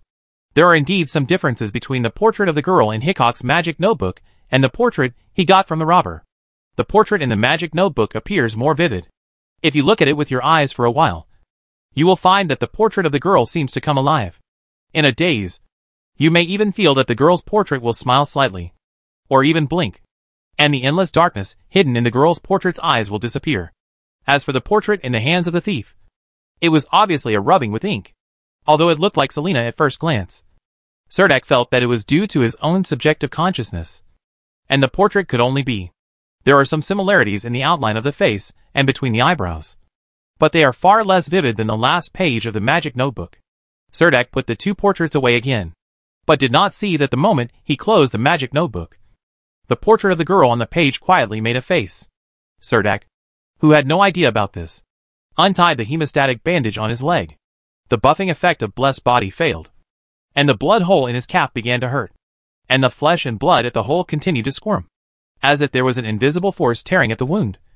And the wound that was close to healing once again became bloody, although there was a faint power of holy light around the wound. It could not prevent the injury from worsening. Serdek frowned. The power of holy light had no effect on the black magic curse, but it had little effect. There are only the last two sand wolf heads left in the magic waste bag. If you want to continue to obtain the divine blessed body buff, you must continue to sacrifice these low-level sacrifices. The remaining two sand wolf heads can last longer at most 4 days, but recently many nodes in the body have been lit up one after another. In just a few days, almost 100 nodes in the chest have been lit up and radiated. Every time he sleeps, these lit nodes are integrated with Serdek's sea of consciousness. Those lit nodes form a three-dimensional star map in the void composed of the spiritual world. Serdek's spiritual consciousness floating in the void. These nodes emit faint light, constantly nourishing Serdek's spiritual consciousness, and in fact making Serdek's spiritual consciousness stronger. What made Serdek feel a little helpless was that although the power of holy light in his body had increased, he still couldn't suppress the trace of the black curse. Perhaps some of the lowest level sacrifices can be purchased in the magic shop, Serdek thought to himself. The lights in the bedroom next door are still not on. The two little girls, Lena and Nedra, probably haven't returned to the Night Academy yet. I hope the snow will not have a big impact on their training journey. After a simple sacrificial ceremony of, okay. The bloody hole in the leg slowly shrank again. On a snowy night, the lights of Helensa city dimmed. The howls of wild beasts came from the dark pine forest outside the city. A group of armored guards on the top of the city stepped on the thick snow and passed between the wall stacks. This was a winter night in the city of Helensa, in the sword hall of the Night Academy. Serdek can now spare some time to practice sword practice here every week. What he is holding in his hand at the moment is a wooden sword similar to a western rapier. This kind of wooden sword is light in texture, and the sword body is relatively thin. The wooden sword will break with just a little force. The reason why Serdek chose such a wooden sword was to allow himself to give up his advantage in strength, so that he could improve his swordsmanship skills during a battle. Serdek wore a set of soft leather light armor, wearing a protective mask on his head. He was holding his breath and staring attentively at the rapier in the hand of the female swordsman in front of him. The sword suddenly disappeared from the female swordsman's hand, and suddenly appeared in the lower left corner the next second.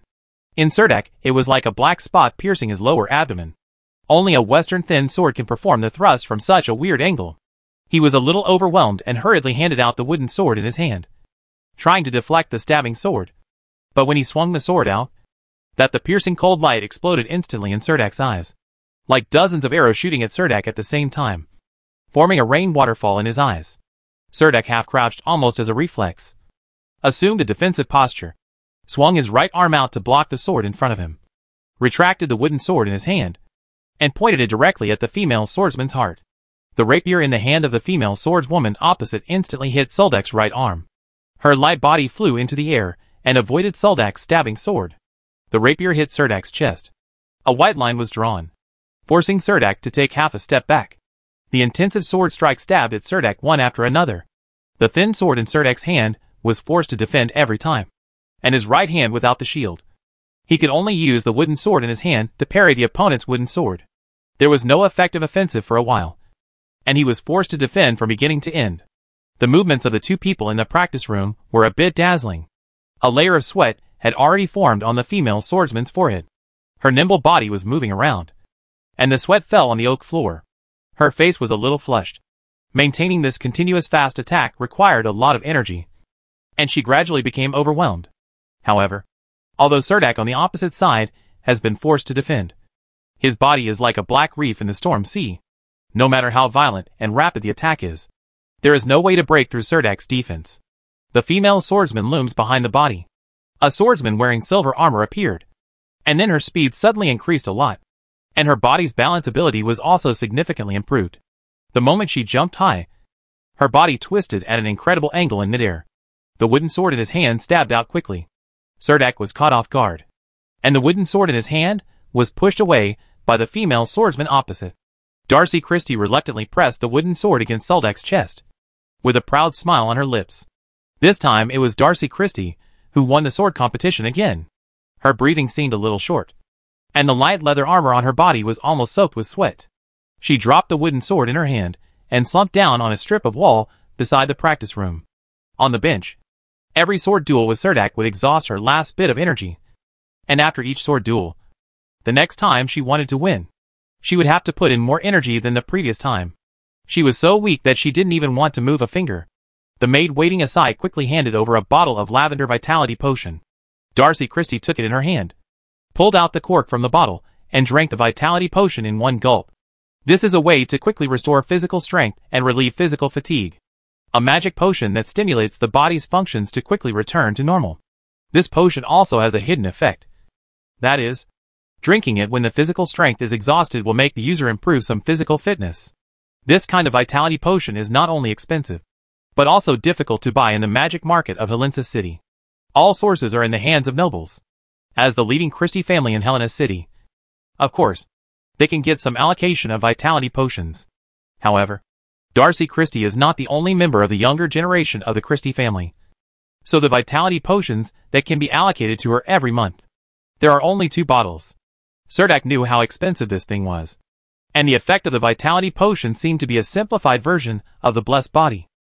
The maid took a dry towel to wipe the sweat from Darcy Christie's face and neck, and covered Darcy's face with a warm towel.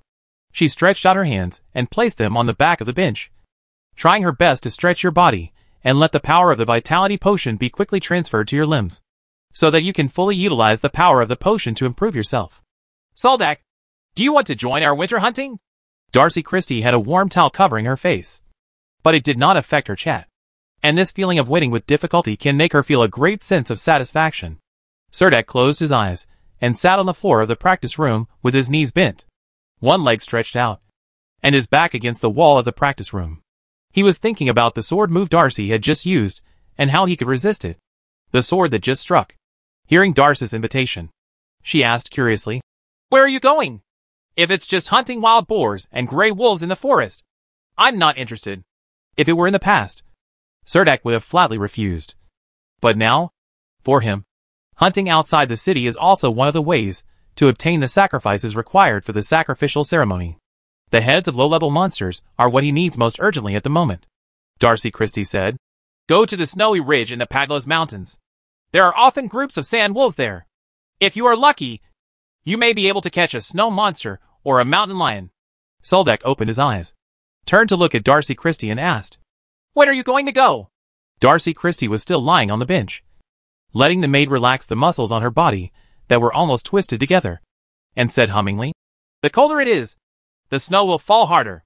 When those monsters, if he can't find anything to eat, he will run out of the mountains. Bird has a manor over there, and we can all stay there and treat it like a vacation. Okay, count me in when the time comes. I really want to hunt some sand wolves." Cerdak touched the magic belt bag on his body. There were still 2 sand wolf heads left in it, but it was obvious that Darcy Christie was hunting this time. The event can't be made in time. Cerdak got up from the ground, picked up the wooden sword on the ground, and said low to Darcy Christie, "I still have something to do, so I have to take a step first."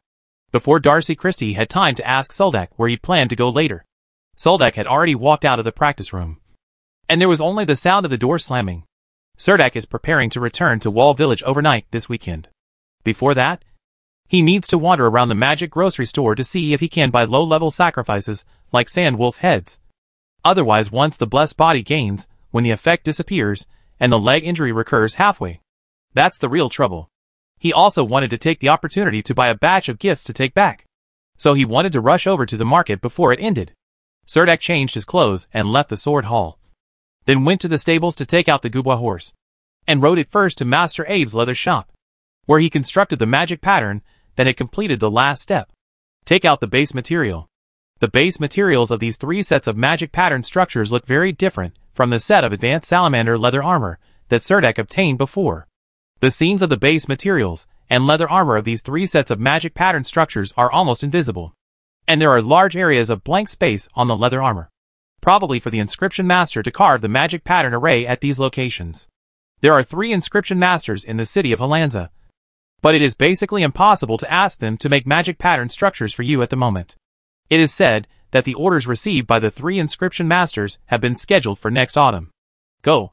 The way to make a magic pattern structure is to gather enough magic crystals, and then book an inscription master. But now it seems that it is impossible for any inscription master to be able to make a magic pattern structure for Serdek in a short time. In addition, the high production cost of the magic pattern structure is enough to stun Serdek. Serdek's current total property is only enough to buy a set of magic pattern structure.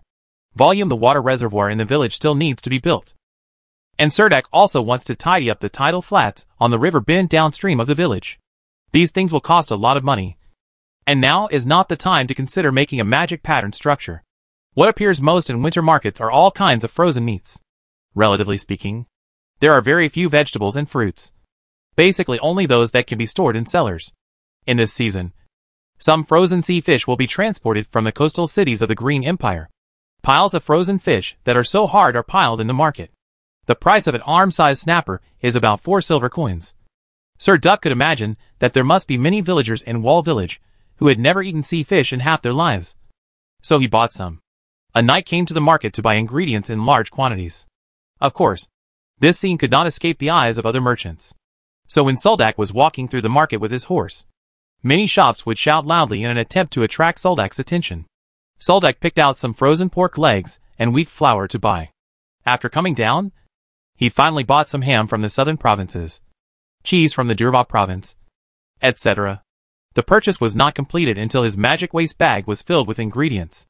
After leaving the market with a full load of goods, Serdek visited a few more magic grocery stores. Finally, he saw a row of devil antelope heads hanging on the shelves in a magic grocery store. Chapter 373: Awakening Pendant. Many of the items in this magical grocery store are household decorations. The owner of the store is an old man over 50 years old. He is sitting behind the counter at the entrance of the store, holding a parchment book in his hand. He was looking at the patterns on the pages through a pair of reading glasses. He kept rubbing the pages with his hands, and there was a nostalgic look on his face. People knew at a glance that he was a person with stories. Serdek stood in front of the devil antelope heads and looked at them for a long time. After some processing, these devil antelope heads looked lifelike, and the horns on each devil antelope head were also completely preserved. These devil antelope heads were made there specimens, and can usually be used to decorate the walls of the living room. There are also some magic wall lamps in the grocery store, as well as some magic carpets that can be hung on the wall and release a warm atmosphere. Another row of shelves was filled with various magic scrolls. But the shelves that originally stored magic herbs were empty. There were also nameplates of various magic herbs on the shelves. Not even a hemostatic grass. Serdek withdrew his gaze. Once again set his sights on the heads of these magic antelopes. Have you taken a fancy to these magic antelope heads? The shop owner was already standing next to Soldak, looking at the magic antelope heads on the wall with him, and then said, The magic core in the skull of these magic antelopes has been the person took it out. But the horns of the devil antelope are still intact, and the entire devil antelope head has been embalmed. If you buy it back and hang it on the wall, it will definitely be a very good decoration. Serdek was thinking in his mind how many magic antelope heads he should buy. And then he heard the shop owner continue to introduce. Of course, in terms of practicality, they are far inferior to these magic wall lamps. Although the magic wall lamps are slightly more expensive.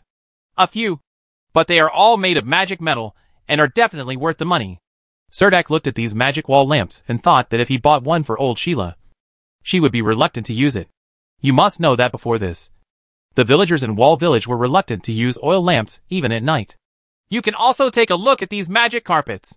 These magic carpets rely on the magic lines in the patterns to emit weak heat. This effect can probably last throughout the winter. After you buy it, you can hang it opposite the fireplace, on top of the cold wall. Even if the fire in the fireplace goes out, the room will not become too cold. The owner thought that in such a cold winter, maybe Serdek would need this. Serdek pointed to the devil antelope heads on the wall and asked the shop owner, "How much do these devil antelope heads cost?" 70 silver coins. The 2 horns on the head of this magic antelope are worth some money. The shop owner immediately told the price. Serdek was non-committal, then looked past the magic wall lamps and asked, "Where are those magic carpets?" The shop owner's eyes lit up, and he felt that he might have met a big business owner. He said with a smile on his face, 45 silver coins. If you want to continue using it next winter, you can bring this magic carpet to me before autumn. I will be responsible for finding the magic tailor to re-embroider the magic carpet. You only need to pay half of the cost, and you can continue to keep this magic carpet warm all winter long. Soldak thought that maybe old Sheila needed a blanket like this. In the coldest winter, she could sit by the stove and put a blanket like this on her legs. Even if she didn't cover herself, she could hang it on the wall, beat some of the cold. Serdek asked the shop owner again, "Do you have any magic scroll that can keep people awake?" "Of course. I have a mental concentration magic scroll here. As long as you cast such a scroll, you can learn with twice the result with half the effort. I would like to ask you, are you a magician?" The shop owner said to Soldak with a smile. And then he seemed to have thought of something and asked the next question. "No, I am a knight," Serdek replied. "Are you planning to use this spiritual concentration magic scroll yourself?" The shop owner frowned and asked. "That's right." Soldak nodded and admitted. At this time, the shop owner looked embarrassed and said to Soldak, "This is probably not enough. This kind of magic scroll requires a magician to guide it with a spell. If you are not a magician, you cannot activate this kind of magic scroll." "Okay, forget it." Serdek didn't expect such a thing to happen. He didn't have much contact with advanced magic scrolls before, and he still had more than a dozen in his magic pocket. He just didn't know about those scrolls, names and uses. It seems that most of those scrolls themselves cannot be used now. Seeing that Serdek gave up without hesitation, the shop owner thought for a while and asked, "Do you want to buy a magic item that can keep you awake at all times during battle or work?" Soldak nodded and replied, "Well, more or less." When the shop owner heard what Soldak said, he walked slowly to the front of the counter and dug out a small wooden box from a wooden box behind the counter that looked full of magic patterns. He stretched out his hand to take the wooden box. The box was pushed in front of Serdek, and the lid of the box was opened. There was a necklace lying inside. It was a necklace made of gold. At first glance, it seemed to be worth a lot. There was also a necklace. Gold pendant. The shape of the pendant is a snow mountain. Soldak held the necklace in his hand, feeling heavy in it. A cool breath came from the necklace, which really cheered him up. The shop owner said to Serdek, "This magic necklace is called the Lucidity Pendant. Although it is a bit expensive, it is a magic item. Its function is to keep the wearer awake at all times. Many magic apprentices will buy it for themselves." The previous article. This thing can help them stay awake when doing experiments all night. And it has certain resistance to some hypnosis and illusion, since it can keep you awake at all times. When you are ready to fall asleep, be sure to remember to put the necklace into the jewelry box. Otherwise it may be difficult for you to fall asleep. In addition, it can keep you awake at all times. But it does not mean that you can never rest after having it. You still need to get enough sleep. Yes, the consequence of excessive use of sobriety pendants is that you are prone to insanity. How much does this necklace cost? Soldak pondered for a moment and then asked. 10 magic crystals. Although he knew that this magic necklace must be worth a lot of money, when the shop owner reported the price, Serdek still took a deep breath. It was not ordinary expensive. His first reaction was that the necklace was too expensive and he should not buy it. But then he thought of how he was hypnotized by the black magician from the Black Magic Monastery using the sleeping cloud. He hesitated again and again, but finally gritted his teeth. He said to the shop owner, 5 magic antelope heads, 2 magic carpets, and I also want a sobriety pendant. A total of 10 magic crystals. The owner of the grocery store was a little embarrassed. He thought about it for a long time, and finally said like cutting meat, "You buy a sobriety pendant, and I will give you a magic antelope head, a magic wall lamp, and a magic carpet. After all, magic, you don't need to hang too many decorations like antelope heads at home." A quarter of an hour later, Surdak walked out of the magic grocery store with a smile on his face. In the magic waste bag, there was a jewelry box with a silver pendant and 2 magic carpets. Because he bought too many gifts in the market, the magic waste bag no longer had any. There is enough space for the 5 magic antelope heads to fit into the bag and hang on the hook next to the saddle. Surdak rode back to the Night Academy.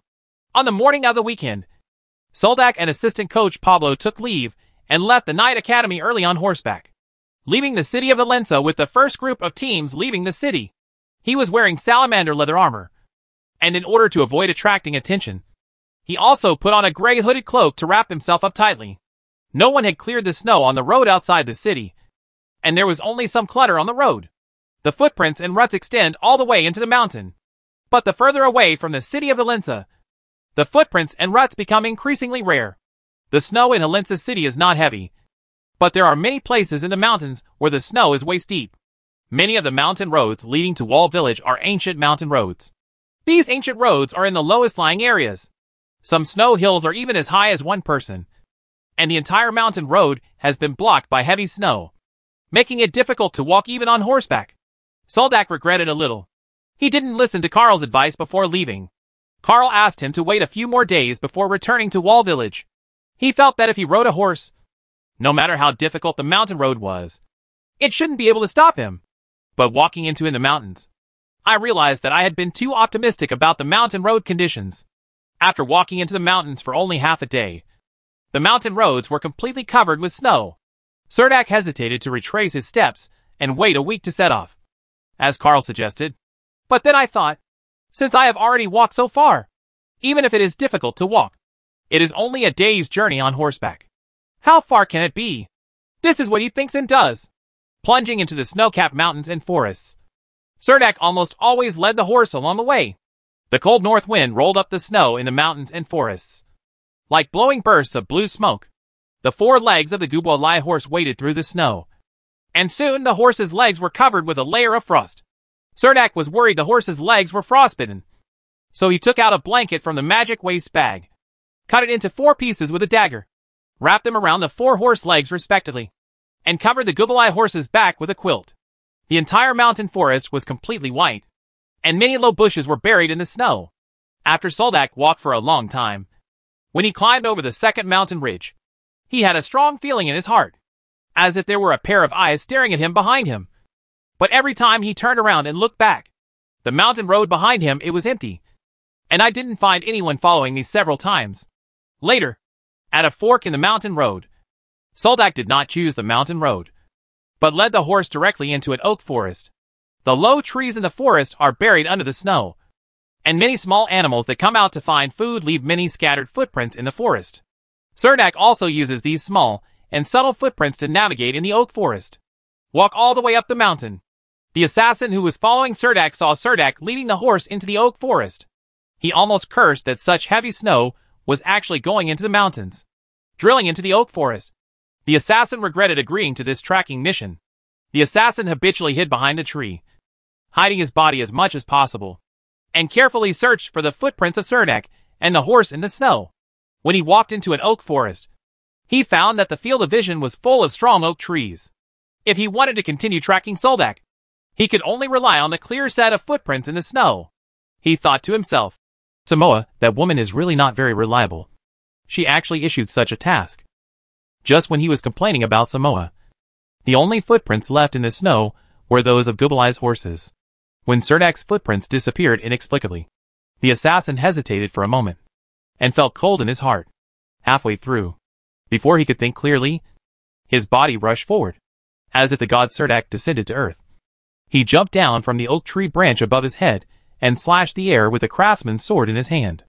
The assassin then hid behind an oak tree and had no intention of confronting Surdak. When he saw Surdak rushing towards him with the craftsman's sword, he quickly escaped into the shadows. But it is a pity that the oak forest is completely white, and there is no shadow that can be used. Surdak struck with his sword, and the assassin took out his dagger and responded hastily, but was struck by Surdak's sword. The handle of the dagger in the assassin's hand hit his chest. The assassin only felt that he had been struck by a blow. A heavy iron rod hit his chest, and he took several steps back. His back suddenly hit the trunk of a tree.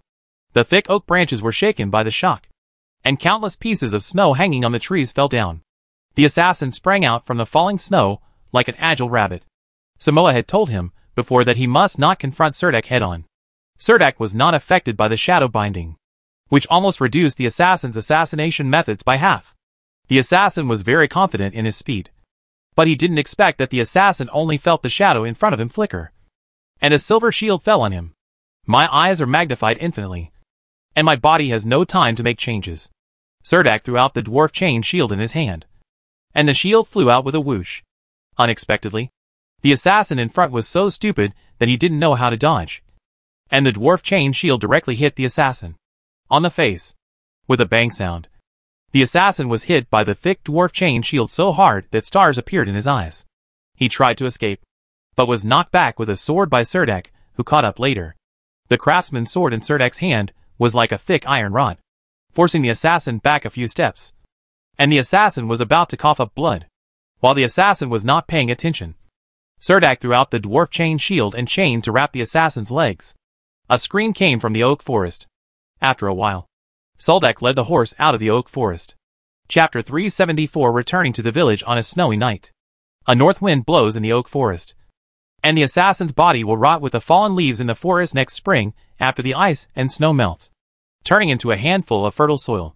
Maybe he will be starved to death by that time. The little beasts in the forest eat everything, and even the bones are taken back to their nests. Serdek rode his horse in the mountains for a long time, until he confirmed that there were no followers behind him. Then he found the mountain road leading outside the mountain pass, and moved forward through the heavy snow. The journey that could have been completed in one day took until late at night before Serdek finally crossed the mountain pass. Under the moon, the mountains and fields were completely white. Standing at the mountain pass, Serdek could clearly see the jungle of crosses on the top of the mountain. The bones and torn clothes of the robbers were swaying in the north wind, until the Vol village hidden in the ravine appeared in Serdek's sight. A warm current suddenly flowed through his body. Wall village seemed quiet under the snowy night.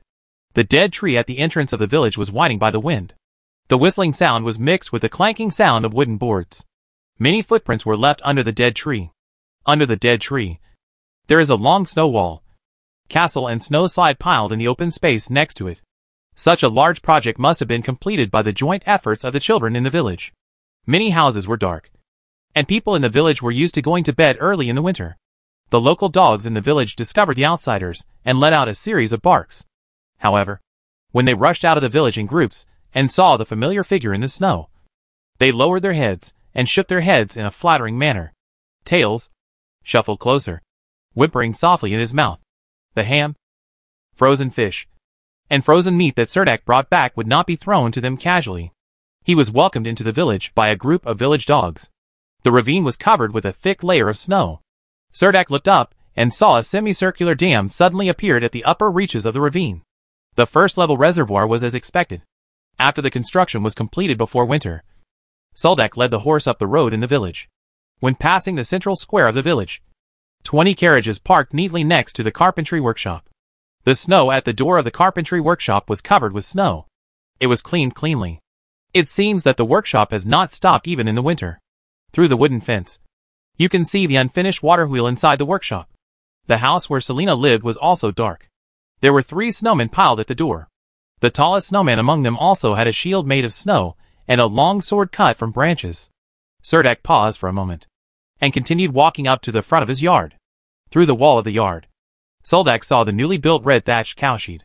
The cow was chewing cud quietly in the cowshed, probably feeling the wall. There was movement outside, and a low sound came out. The courtyard door was locked from the inside. Serdek easily pried open the courtyard door, led the horse in, and pushed the snow-covered Gubwa horse into the cowshed. For this uninvited guest, the original owner in the cowshed, the owner made a moo sound and expressed his dissatisfaction to Serdek. Serdek ignored it at all, and just silently took off the saddle from the Gubalai horse, and then put the cotton covering on the horse's back. One by one, she untied the quilt and the blanket that wrapped the horse's legs, brought a bucket of water from the kitchen water tank to drink for the horse, and picked up a large armful of fodder from the stone trough on the side. These fodder should be prepared by Rita for tomorrow morning. The cow next to it made another dissatisfied protest. Soldak heard the sound of the door of the main house being pushed open. He turned around and saw Rita standing dumbfounded in the yard holding a wooden stick, followed by Natasha in single clothes. Dake, why did you come back from Helensa City with such heavy snow? Rita didn't think much at all. She just threw away the stick in her hand, regardless of the fact that the temperature at night was so low that water could turn into ice. She ran to Surdak in a single coat and gave him a big hug. Surdak even covered his hair and eyebrows. It was all snow, and the whole person looked like a snow beast on the snowy mountain. The whole body was covered in white. She didn't know how Rita recognized herself at a glance. Feeling a warm breath coming towards him, Soldak quickly caught it, and then caught Natasha's gentle gaze standing behind him. It's too cold outside. Let's go inside and talk. Soldak put his hands on Rita's tight and soft shoulders, moved her away from his arms, and said to the two women standing in the snow wearing single clothes. Only then did Rita feel the cold. She clasped her hands on her chest to cover the clear outlines exposed under her linen shirt, her pretty face turning red. However, a pair of big blue eyes still asked with great concern, "What happened? Why are you walking on a mountain road in this weather?" The expression on her face was so much like his brother's that Soldak couldn't help but touch the top of her head. Surdak stretched out his other hand to hold Natasha and said as he walked into the house, "Nothing happened. Everything is fine. There is a magician in the city who needs to buy some sulfur ore. This time, I came back specially to get the sulfur ore." Entering the house, Surdak finally felt a touch of warmth. Rita lit a candle in the narrow living room. The living room still had the same furnishings. Surdak took off his cloak and was about to sit down. When I came down to take a breath, I saw the door of old Sheila's room opened, and old Sheila staggered out of the house. Soldak walked over and hugged old Sheila. Old Sheila had some difficulty with her legs and feet, so she pulled Soldak to sit down on the chair by the fireplace and ordered, "Rita, go and boil some hot water. A hot bath will keep the cold away." Then he said to Natasha, who was standing behind, "Natasha, please light the fireplace again and hang up a scone. There is still some chestnut porridge left from last night. Duck needs to drink something hot." The ashes in the fireplace were still warm, so Natasha took some wheat straw from outside and ignited a few pine cones in the stove. The flames suddenly started burning. She hung a piece of baked wheat cake by the stove and added a small bite. The cooking pot was hung on the fire, and the chestnut porridge inside quickly started to steam. Soldak rubbed his hands and said to old Sheila, who looked tired, "You go and have a rest. I'll have something to eat and then go to bed. As I get older, I don't get that much sleep. Sit down and tell me about things in the city." Old Sheila smiled faintly at Soldak and said slowly. Natasha took out a blanket for old Sheila and covered her legs. Old Sheila casually asked Soldak about life in the city of Helensa. "Where I live. I'm currently living in the student dormitory of Night College. The conditions there are very good, with a separate room and a terrace," Soldak said honestly. But it was obvious that old Sheila didn't understand what a dormitory building was, and couldn't imagine what the terrace looked like. But listening to Soldak vividly describing the appearance of the college, old Sheila's eyes showed a faint smile. She seemed to have thought that in a few years, little Peter would be able to study at the Night Academy and live in a spacious and warm dormitory. This was probably old Sheila's biggest wish. "The cafeteria in the college provides 3 meals a day. White bread and broth every day," Surdak continued. Very few people in Wall Village can eat white bread. The refined wheat flour used to make white bread is very different from whole wheat flour. It is necessary to remove the husks and grind away the bran and germ on the surface of the wheat kernels, and the remaining wheat kernels are carefully selected. Only by grinding it again after selection can you obtain fine wheat flour. Grinding this kind of wheat flour is simply a waste of food. No one in Wall Village would do this. But this does not mean that they do not know about white bread. I heard Soldak talking about the college.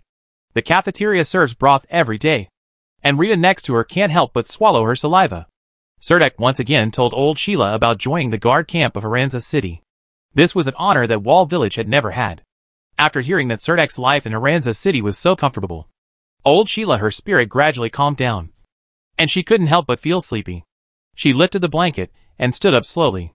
She didn't want her body to be in any condition, at least not until little Peter entered the Night Academy. Old Sheila said to Soldak before going to bed, "There has been no fire in your house. It is as cold as an ice cellar. Take a hot bath to relieve your fatigue. Just sleep here tonight. Okay." Surdak was holding a small cooking pot and eating hot chestnut porridge. Rita also brought over a plate of thinly sliced raw ham. And Serdak tore off a piece of crispy pancake. He thought it was really good to eat it together. After finishing all this, Rita yawned and walked into the room to go to bed. She knew she had to leave some time for Natasha and Soldak. Serdak was devouring scones. Under the candlelight, Natasha's eyes were extremely focused. She sat on a small stool nearby, resting her elbows on her knees and supporting her chin with one hand, watching Soldak quietly. Since the man in front of her appeared in her life is constantly changing. The cold north wind no longer pours into the room along the cracks in the roof. And there is no need to spend every day in order to save the few grains throughout the winter. If I go to bed hungry, I probably won't have to go to the tidal flats to dig grass roots tomorrow's spring. The life I have now should be given by the goddess. What's not satisfying about this? After eating, Serdak got into the warm wooden barrel, and the chill in his body was completely driven away. Natasha walked in holding a clean and loose linen pajamas. Serdak raised his head and wanted to pull Natasha's hand, however, escaped like a deer. After Soldak had taken a hot bath, wearing thin pajamas and wiping his wet hair, he returned to the living room. Natasha poured out all the water in the barrel. Otherwise, when the water in the barrel freezes tomorrow morning, the barrel will be burst by the ice. There was only a red charcoal fire left in the fireplace in the living room. The most comfortable lounge chair next to it was covered with a thick quilt. Serdak was warming up to the warm fire and lay down on the lounge chair. Natasha was busy. After finishing all this, he blew out the remaining candles in the living room and was about to go back to the room quietly. Why don't you come with me and talk for a while? In the dim living room, Soldak whispered. Natasha stopped. Her gentle face flushed slightly, but she still walked slowly to Soldak and sat down on another chair by the fireplace. The red fire reflected her beautiful face. Her face and blue eyes became a little deeper. Serdak came closer, stretched out his hand to rub her curly blonde hair, and wrapped her in the quilt. It's so cold sitting like this. Do you want to lie with me for a while? Natasha didn't know how she ended up squeezed into the narrow recliner with Soldak. It was like she was under a spell. Her mind was empty. There were only a pair of determined eyes, and some prickly stubble in front of her eyes.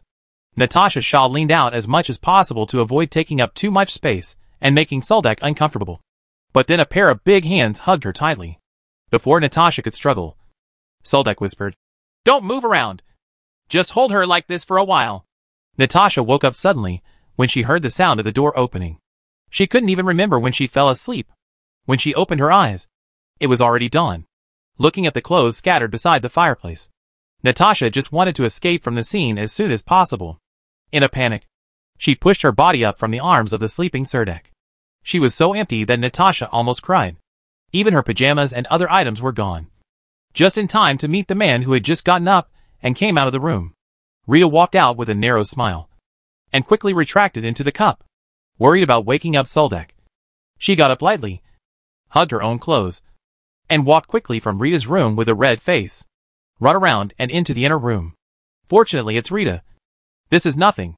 It's not the first time. Natasha hypnotized herself. Serdak was woken up by an excited scream. He didn't know how long it had been since he had slept so soundly. Even in his sleep, he kept swimming in the sea of consciousness and feeling the sensations in his body. The nodes are constantly lit, and it is rare to sleep until I wake up naturally. Dad, it turns out I'm not dreaming. Little Peter got into Soldak's bed in his pajamas. His little feet were cold. He looked at Soldak with wide eyes, who had not yet fully woken up. He rubbed his face vigorously and shouted. Serdak quickly stopped little Peter to prevent him from kicking off the quilt. Peter, you should let him sleep a little longer. He came back very late yesterday. Natasha, fully dressed and wearing an apron, came over with a glass of warm water. First, she let little Peter take a sip of water, and then poured the rest into Soldak's mouth. I came back last night, and you didn't even wake me up. Little Peter looked at Natasha angrily, but then Rita pinched his ears and pulled him out of Serdak's bed. Little Peter protested loudly and begged for mercy quietly. Soldak pushed the door open and walked into the old village chief's house. The old village chief's family was eating breakfast around the dining table. The dining table was crowded with people, and even his native dog named Kara was curled up, hidden under the dining table. When Charlie saw Soldak, he quickly stood up and asked with wide eyes in surprise, Dak, why are you back from Helensa city? The old village chief also looked at Soldak in confusion. But he was much calmer than his son Charlie, and asked Soldek, "Have you had breakfast? If not, let's have some together." Chapter 375 Dark Priestess. This year's winter storage has been fully prepared, and every household's granary is full, without the worries of previous years. The smile on the old village chief's face is obviously much brighter. The old village chief's wife made a pot of lemon tea for everyone, and a faint fragrance floated in the living room. Serdek was holding a teacup and sat in the living room and told the old village chief about the magician of Dela who wanted to buy a sulfur mine. The old village chief sat down and knocked his pipe on the corner of the table. After cleaning up the ashes, he filled it with shredded tobacco. He didn't rush to light it. He put it in his mouth and tasted it, and listened silently to Soldek's words. Suddenly became energetic and said excitedly, "This is a great thing." After saying that, he smiled sheepishly and told Soldek about the villagers' doubts. "The sulfur is stored in the warehouse. Everyone doesn't know what the use of these yellow stones is. They spent so much effort on Pussy Mountain, digging it back under your feet. If you say it's not hard, it's all false. They say they can be exchanged for silver coins, but they don't see the value they create. Recently, these people have been idle, and there are always people discussing these things, but I can't give any reasonable explanation. Rhetoric." He paused, then lit the tobacco in the pipe with a match, took a deep breath, and then said, "It would be the best if you can sell them." Charlie asked with a worried look. "It's just that there is so much snow outside now, and the roads in the mountains are almost blocked. How should we transport these sulfur ores out?" The old village chief thought for a moment and said, "It's definitely not feasible to use a carriage now. In addition to discussing this matter with you this time, when I come back this time, I just want to bring a batch of sulfur mines out." Soldek reached out and patted the magic pocket on his waist, and said to the old village chief and Charlie, "First put a batch of sulfur ore in the magic waste bag and let me take it out." Serdek glanced at Charlie and said, "The subsequent sulfur ore transaction will have to wait until the mountain road is clear, and you will drive it into the city of Helensa." When Charlie heard what Soldek said, he said excitedly, "Okay, I will use manpower to dig through the snow on this mountain road." Then he looked at the magic waste bag on Serdek's waist with great envy and said, "The magic waste bag is really a good thing. I heard that this thing is a must-have for adventurers. The patterns on it are so exquisite." Charlie was looking carefully at the exquisite magic patterns on the waste bag when he saw Soldek constantly throwing things out of the magic waste bag. Pieces of hard frozen fish were piled in the living room, with a fishy smell of the sea. Widened his eyes and asked Soldek, "What is this?" Seeing more and more frozen fish thrown out by Soldek, even the old village chief's wife and Charlie's wife, who were busy in the kitchen, ran out and looked at the living room filled with frozen fish in surprise. And ham. Serdek felt that his body was covered with the smell of fish, and said to the old village chief, "The matter of the sulfur mine has been settled. It is rare to return to Wall Village. In winter, the village is short of supplies. These are all things I have collected. I bought them from the market, and they are frozen hard. These are sea fish, and these are Uncle Bright's hams. Please help me share them with everyone." Charlie said excitedly, "Wow, we can fry fish tonight." Charlie's wife stood aside and looked at the frozen fish on the ground that were longer than arms, and said in surprise, "There are actually such big fish." Seeing that the living room was filled with various ingredients, and women were doing the things like sorting the ingredients and cleaning the living room, the old village chief waved to Soldek and said, "Come on, follow me to see the water storage above." "The pond? The water in the pond is already full now." Serdek and the old village chief walked upstream along a winding snow road in the village. A group of women were carrying water by the stream, and Rita was among them. When the village women saw Serdek coming back, they all greeted him warmly. A group of women chattered, and the sound of chatting could be heard far away. "In front of you is a 3-meter-high arc-shaped embankment. The embankment is made of volcanic ash cement and is nearly 400 meters long. It just connects the mountain walls on both sides of the ravine to form the first dam. The top of this dam nearly 1 meter wide.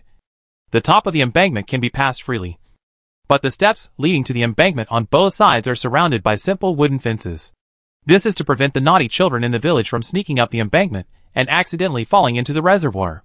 The worst part is that there are 2 sluices on both sides of the dam. The reservoir is already full of water. The stream water flows out slowly under the sluices, forming a narrow ice waterfall. Charlie opened the fence door, and the old village chief and Soldek walked onto the embankment. Standing on the embankment, They could see that the first-level reservoir covering an area of about 6 acres was already full of water.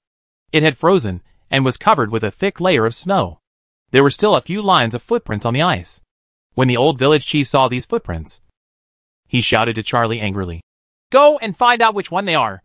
"If you go to the ice without fear of death, can you become a warrior by walking on it?" In front of the old village chief, Charlie was scolded so much that he could hardly stand up straight. He nodded quickly and said that he would investigate the matter immediately and promised to severely punish the perpetrators. Next time, his family will be exempted from the benefits from the village next time, the old village chief said fiercely. Charlie protested in a low voice with a grimace. "Otherwise, let's use corporal punishment. And don't exempt welfare benefits. It's not easy for everyone to share the food." In order to reduce the difficulty of the project, Soldak did not let the dam be built too high and refined the project into 5 stages, forming a progressive stepped reservoir.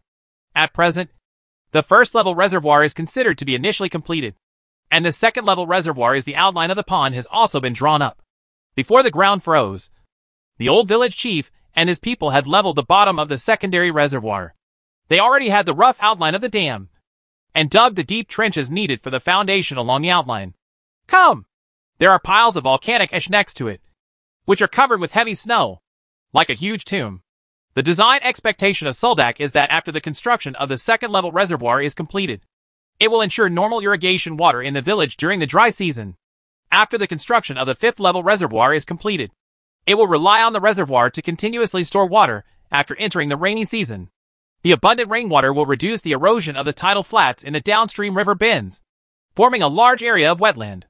If the tidal flats covered with reeds and red thatch can be utilized, at least it can be turned into hundreds of acres of wheat fields.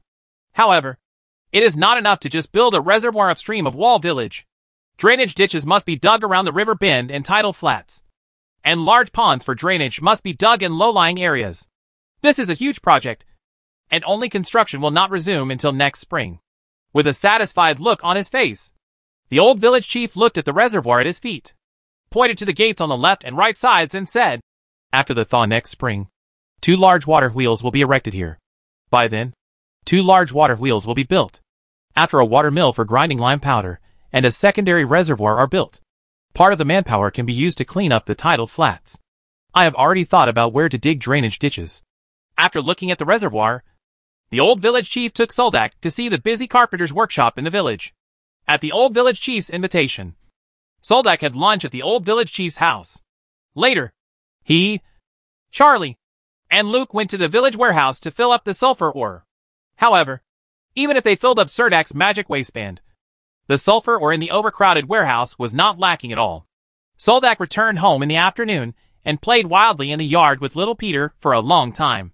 He also made a small round oak shield for little Peter, corrected little Peter's correct defensive posture in the yard, and looked at little Peter, standing sweating profusely in the yard and brandishing a sword. Old Sheila was sitting on a chair at the door of the room basking in the sun. There was a faint smile on her face, but her thoughts flew to nowhere. While little Peter was practicing basic swordsmanship, Soldak walked over to old Sheila and sat next to him to bask in the sun together. Serdak did not have dinner at home. He walked out of the house at dusk. Before walking out the door, he heard Rita pouting and complaining softly while sitting next to Natasha.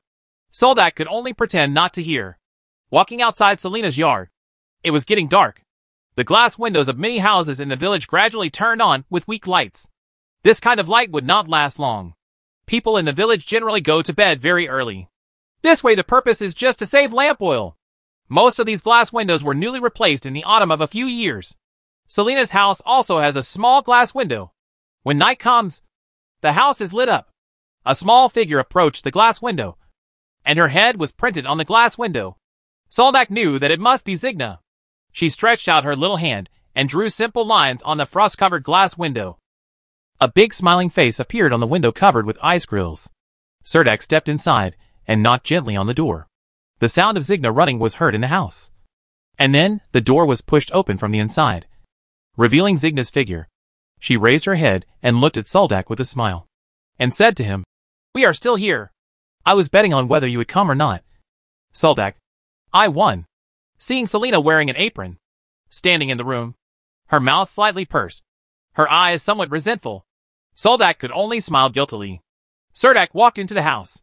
There was a fire in the fireplace. But the room was not very warm. There was an iron pot hanging on the stove, with pumpkin porridge cooking in it. Serdek closed the door and first touched Signa's head, and then stretched out his arms towards Selena. The woman still took the initiative to throw herself into Soldak's arms, and the two hugged each other at the door for a long time without separating or saying anything. The room is still as simple as ever. There is an extra shelf next to the fireplace, in addition to an extra frying pan. There are also some foods such as wheat flour and chestnuts on the shelf. The house was small. Opposite the fireplace was Selena's wooden bed, and Signa's bed was spread out on the wooden planks on the second floor. Serdek hung the blanket that could automatically radiate heat on the frosty north wall. Although it couldn't block too much cold wind, the temperature in the room suddenly rose. Watching Serdek, the room was busy, and Selena was just helping quietly. However, Signa seemed very excited and kept asking Soldek this and that. It seemed that the city of Helensa had a deep attraction for her.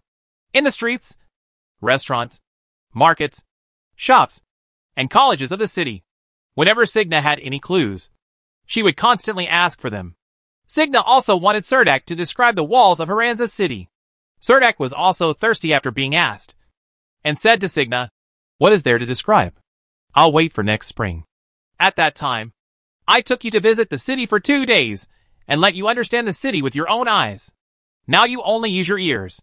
Some of my words are very one-sided.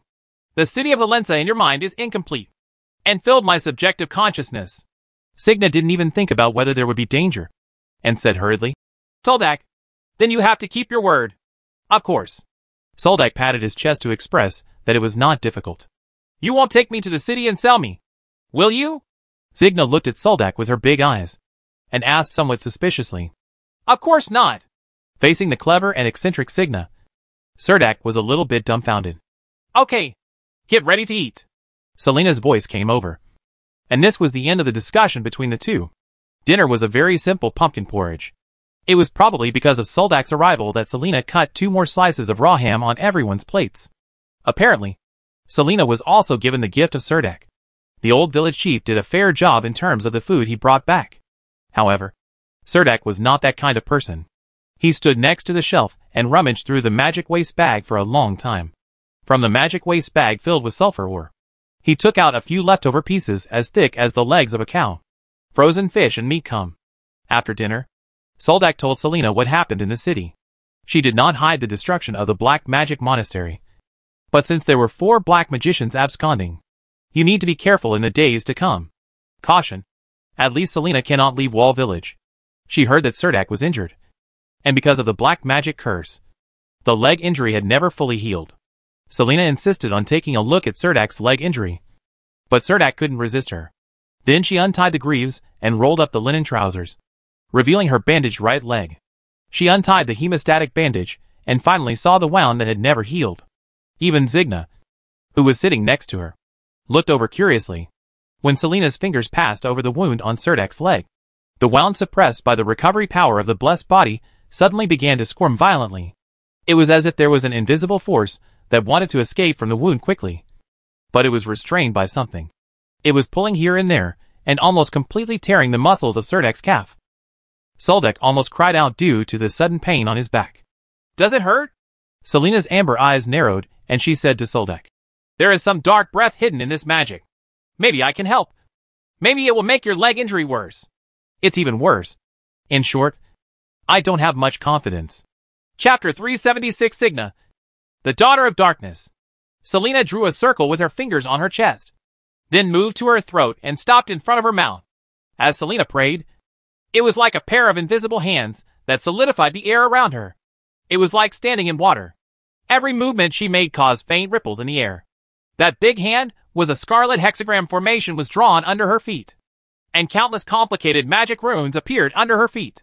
And her body was also shrouded in a beam of dark light. This beam of black light shot down from the sky and fell directly on Selena's body through the roof of the thatched house. A huge dark aura rushed into Selena's body like a torrent. She seemed to suddenly become another person. Her body showed a dark gray color. Selena's eyes became cold at this moment, and ruthlessly, she looked at Soldek's right leg indifferently, and pursed her lips slightly, as if showing a mockery. without even using any spells. With a tap of his finger, a black light fell on the wound.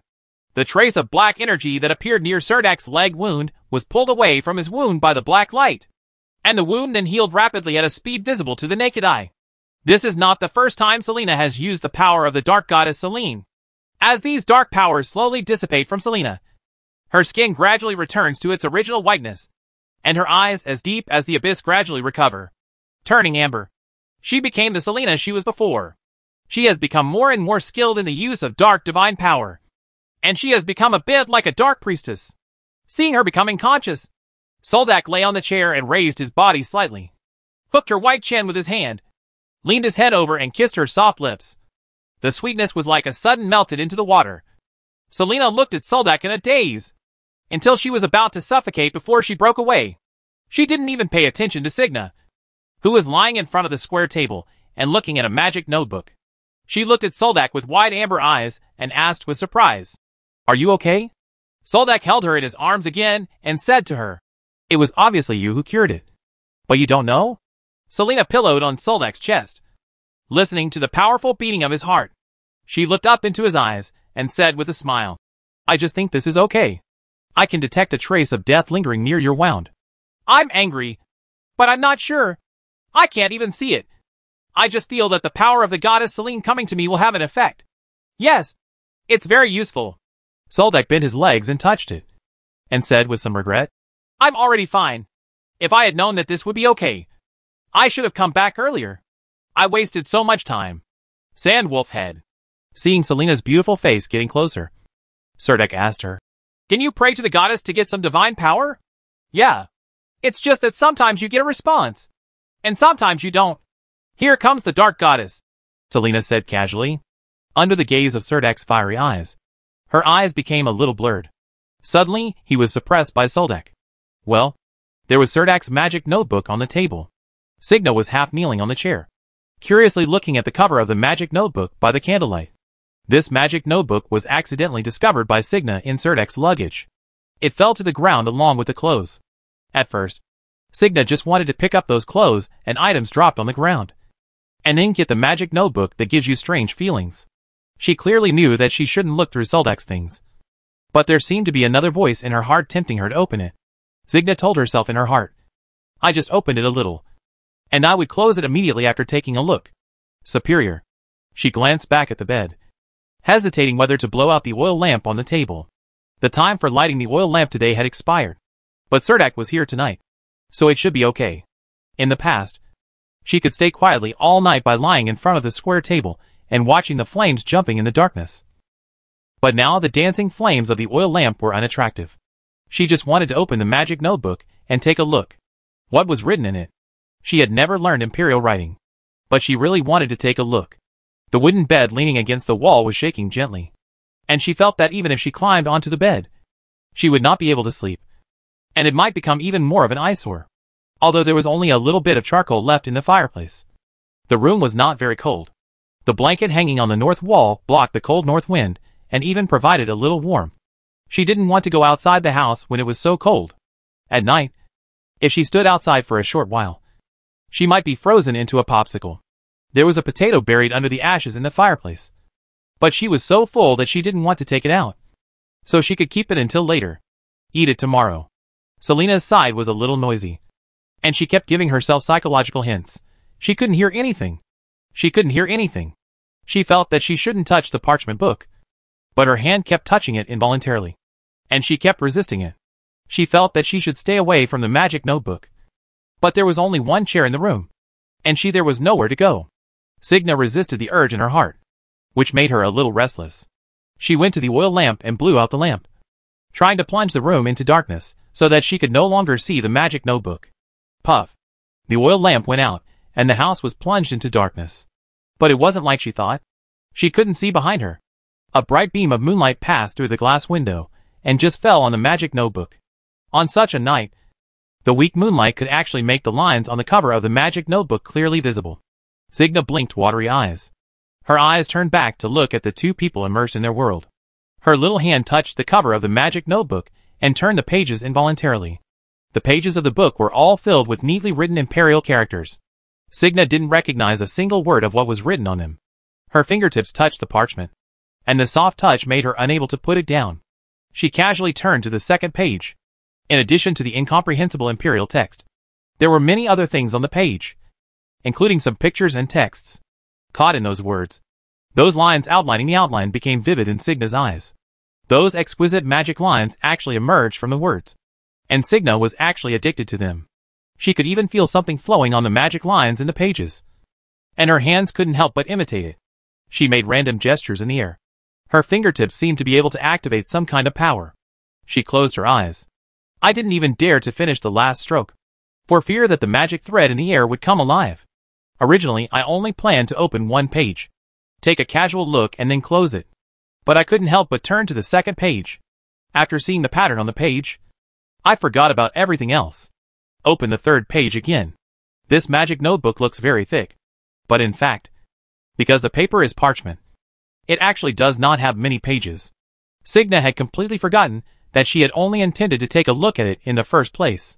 She kept turning back until she reached the last page. She was stunned for a moment, because she seemed to see another one of herself on the leaves smiling happily at her. Or the portrait of the girl should be her appearance when she was older. She felt in a trance? Like yes. Although there was a voice in her heart that kept telling her that it was impossible for her to know what she would look like when she grew up. Signa was extremely sure that the portrait of the girl must be what she would look like when she grew up. And that portrait seemed as she was alive. And when she saw herself, she actually smiled so happily on the parchment. Although the portrait of the girl on the parchment cannot make a sound, she can make some simple gestures on the parchment. She is making hard gestures towards Signa, asking her to follow her movements and write the magic note on this, pull off the page of parchment and hide it properly. Signa did not speak. She made a series of gestures with great interest, trying to communicate with the girl in the painting. You want to talk to me? Signa said softly. Her voice was as low as breathing. The portrait girl nodded quickly. Then what should I do? Signa asked softly. The girl in the portrait actually climbed out of the parchment and stood on the page of the magic notebook. She reached out and touched Signa's finger with a small finger. For a moment, Signa and the portrait girl were in a spiritual state, standing face to face in the world, surrounded by endless darkness. The two girls, one tall and one short, seemed to be standing on the water. Signa had to look up to see the face of the portrait girl clearly. Signa felt that the dark aura around the two bodies was completely different. Behind her was the tranquil darkness of eternal night. But behind the portrait girl it seemed like a black fire was burning. This made Signa's heart sink, and her feet couldn't help but move. After taking 3 steps back, the silent darkness behind him also receded like a tide, and the two people distanced themselves in the spiritual world. The portrait girl wanted to step forward and catch up, but a huge cage seemed to suddenly appear in the darkness, blocking her on the other side. She took a step back calmly, and the cages disappeared before they fully emerged. The portrait girl squeezed out a smile and said softly, "Don't be afraid. Like you, I am also a believer of the goddess in this world. We are the spreaders of dark beliefs. We just had a little accident while spreading dark doctrines. I was caught by a group of pagans who believe in demons. They destroyed my body, and only a little bit of my residual thoughts resided on the portrait on the page of the magic notebook. You are not worried that I can hurt you, are you? Why do you look so like me?" Signa asked innocently with wide eyes. "This is the appearance of the dark goddess. You are the saint chosen by the dark goddess, and I am the apostle guided by the dark goddess. Of course we will look very similar." The portrait girl asked Signa, with a proud smile on her face. There was a hint of weirdness in the smile, although it disappeared in just a moment. Signa was still able to see the weird smile at that moment. The portrait girl said to Signa again, "I have been trapped in the pages of this book for many years. You can rescue me, right? But I don't know what to do." Signa lowered her head and lowered her eyes and whispered. The portrait girl raised her lips slightly, trying her best to suppress the excitement in her heart, and said to Signa, "It's actually very simple. Not as difficult as you think. Come close to me." She waved to Signa. Signa took a step forward. The portrait girl continued, "Open your heart and accept me. You don't have to do anything." Seeing that Signa was so close to her, the portrait girl's voice trembled a little when she spoke. She tried to make her voice softer and said, "Come on. Stretch out your fingers. Open your heart. And accept it like this eye." Signa stopped halfway with her finger extended, pointing at the portrait of the girl in the distance. When she raised her head, just as she finished reciting the prayer in her mouth, A beam of dark light descended in Signa's spiritual world. And the girl's body was sealed in the beam. Ah! What are you doing? The portrait girl saw the change in front of her and roared angrily. Her face was a little ferocious, and all her original gentle appearance disappeared. When she saw that her body seemed to be dissipating little by little, she cried out in horror. What is this? With a hint of a successful smile in her eyes, Signa said, You don't seem to know me at all. The Dark Goddess has no other apostle in Roland Continent to tell you who you are. If your answer does not satisfy me, I burn this page after you get out. I'm the same as you. Why are you? The portrait girl looked at her body melting little by little under the black beam, and said urgently, Ah! Stop it, I said. In just such a short time, the portrait girl became extremely weak. Signa undoes the dark light on the girl in the portrait. The portrait girl explained to Signa, I am Celia Cooper, the magician of the Hermitage of Black Magic at the Helensa Research Institute. We have been studying the summoning door connecting H.L. We discovered that the Dark Goddess has after unlocking the laws of the world here. The Dark Goddess sent envoys to spread the Dark Doctrine on the Roland Continent, intending to use the power of the Dark Goddess to break the power of the world's laws and summon the Demon King from the flaming H.L. Don't purify me. Maybe it will be more useful to keep me. I have been sealed on the page by black magic and will not hurt you at all. After a while, lines like a dark cage appeared around the last page of the magic notebook, trapping the girl in the painting inside. Signa closed the page of the book, carefully climbed onto the upper floor of the bed, got into the bed, closed her eyes, and fell asleep in a short while. Serdek naturally didn't know that on this night, Signa actually had a deep communication with the remaining soul of the black magician on the page. On the morning of the next day, Serdek took a whole magic pocket full of sulfur mines, rode an ancient Bolai horse under Rita's glare, and left Wall Village with a stern expression. Chapter 377 Night outside the city. Serdek returned to the city of Helensa with a magic bag full of sulfur mines. When he arrived outside the city gate, it was already dark. Several torches were lit on the top of the city. A group of guards carrying longbows came from the top of the city. Walking over, Serdek's current status would not allow these guards to open the city gate for him as an exception, unless there was an urgent military matter. Looking at the closed dark city gate opposite the suspension bridge of Helensa city, Serdek could only stay outside the city and wait until the city gate opens tomorrow morning before entering the city. Serdek planned to find a hotel outside the city. Otherwise, it would be really miserable to spend the whole night freezing at the city gate in such a cold weather. The Golden Acorn Hotel is the best hotel outside the city. It was built on the edge of the temporary settlement. The 3-story brick building looks like a small castle outside the city. Like Serdek, he did not close the city gate on time. Travelers who rush back to the city of Helensa usually stay in this hotel for one night. Of course, the business of this hotel is only better in winter. If it is summer, many people don't mind staying on the roadside outside the city. Set up a simple tent on the grass, or simply sleep on the grass and wait for dawn. This hotel is a zigzag-shaped building. The carriage goes directly through the main entrance of the hotel and enters the huge courtyard. There is a special place for parking carriages in this courtyard. The horses are led to the stables. There are some trees planted in the yard in winter. The leaves of these trees have all fallen off, and they look bare and unattractive. However, well-trained shop assistants will come out immediately. There are grooms who lead horses, and there are also waiters who are responsible for guiding the way. The waiters will be the first to time distinguishes the identity of the guests. And the living quarters of civilians and nobles are separated here. Serdek hardly needed to speak. The ancient Bolai horse on his crotch, the leather armor and sword on his body, and the knight's badge on his chest were enough to explain his identity. Prepare a warm and clean room for me, and a quiet place around it. Don't let anyone disturb me. Serdek jumped off the horse and handed the reins to the groom beside him. The snow in the yard was cleared cleanly. There are more than a dozen black magic caravans parked on the bluestone ground. A waiter led Serdek into the building due north and said, Okay, Sir Knight, do you need to prepare some food for you? We can provide some white bread and stew. No need, Serdek replied. There was a chandelier on the ceiling of the lobby on the first floor. The young waitress standing in front of the counter quickly handed Serdek a bunch of keys and said the room number. Is there breakfast tomorrow morning? Serdek asked the waiter. Yes, Sir Knight. Do you need to be escorted to your room? The waiter said immediately. Of course. Having breakfast delivered to the room is not a free service. A tip is required. As early as possible, before the city gate opens. Soldak thought that if he entered the city early tomorrow, he should be able to catch the morning class at the night academy. Okay, Lord Knight. The waiter agreed, walking from the lobby on the first floor to the room. You just pass by the restaurant of the hotel. It is still open at such a late hour, and half of the seats are occupied by guests. The guests here are almost all nobles and knights. The smell of fried steak always so tempting.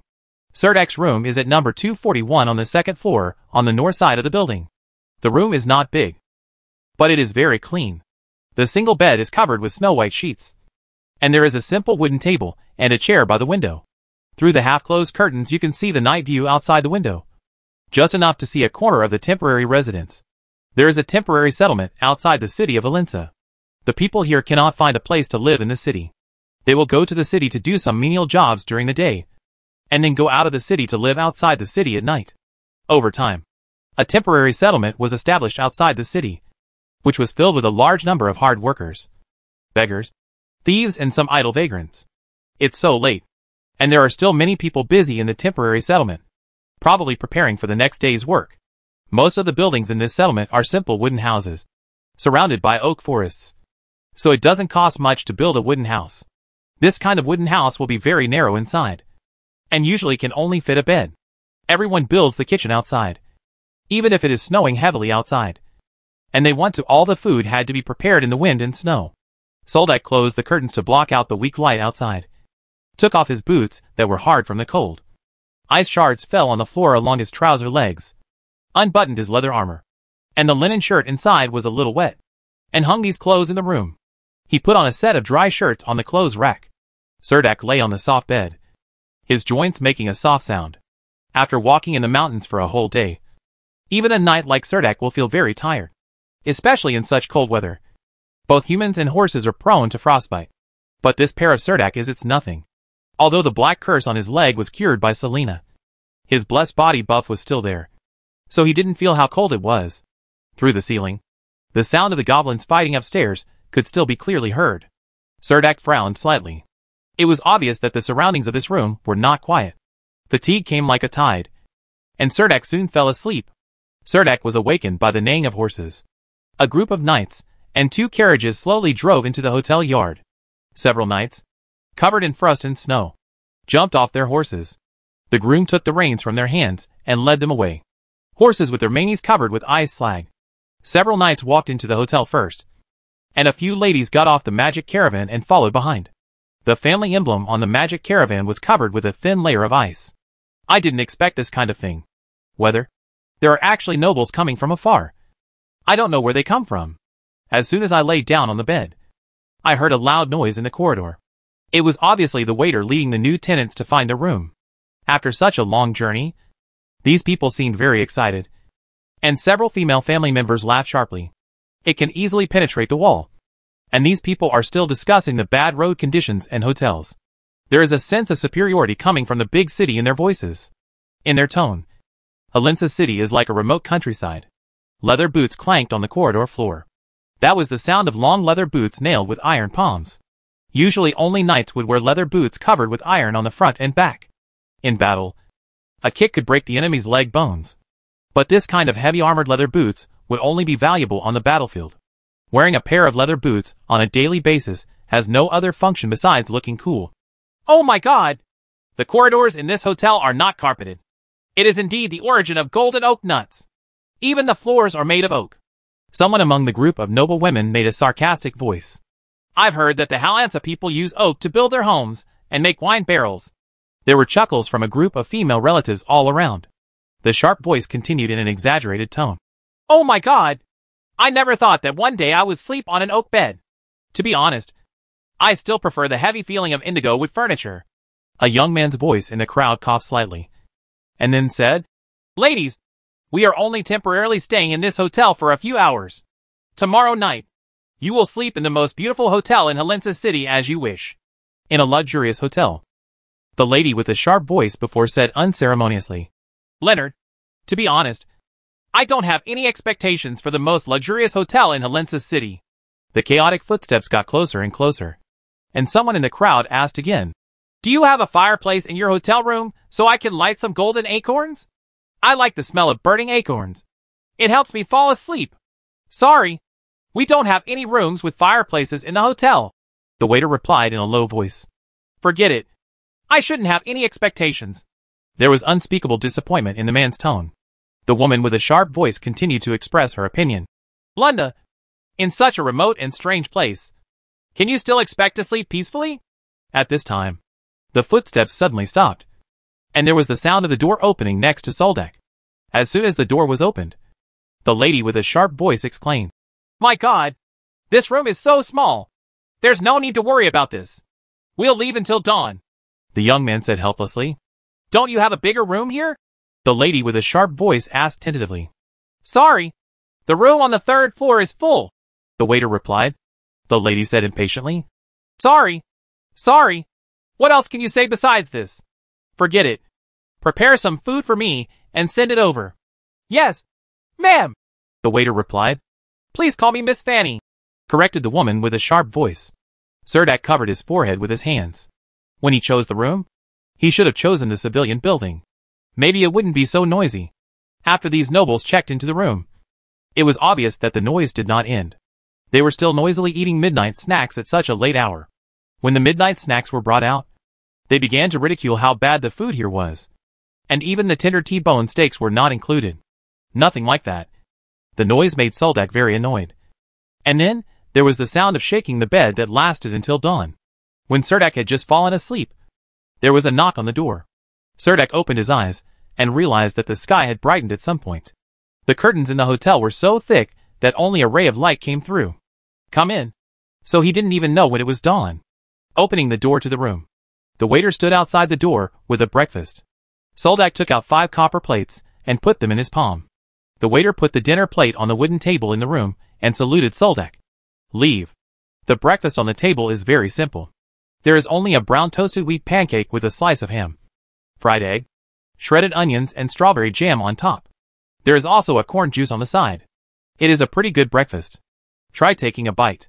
Feeling that it tasted very good, Cerdak stuffed his breakfast into his stomach, and then left the room dressed neatly. The room rate for a night in this hotel was only 2 silver coins, which was extremely affordable.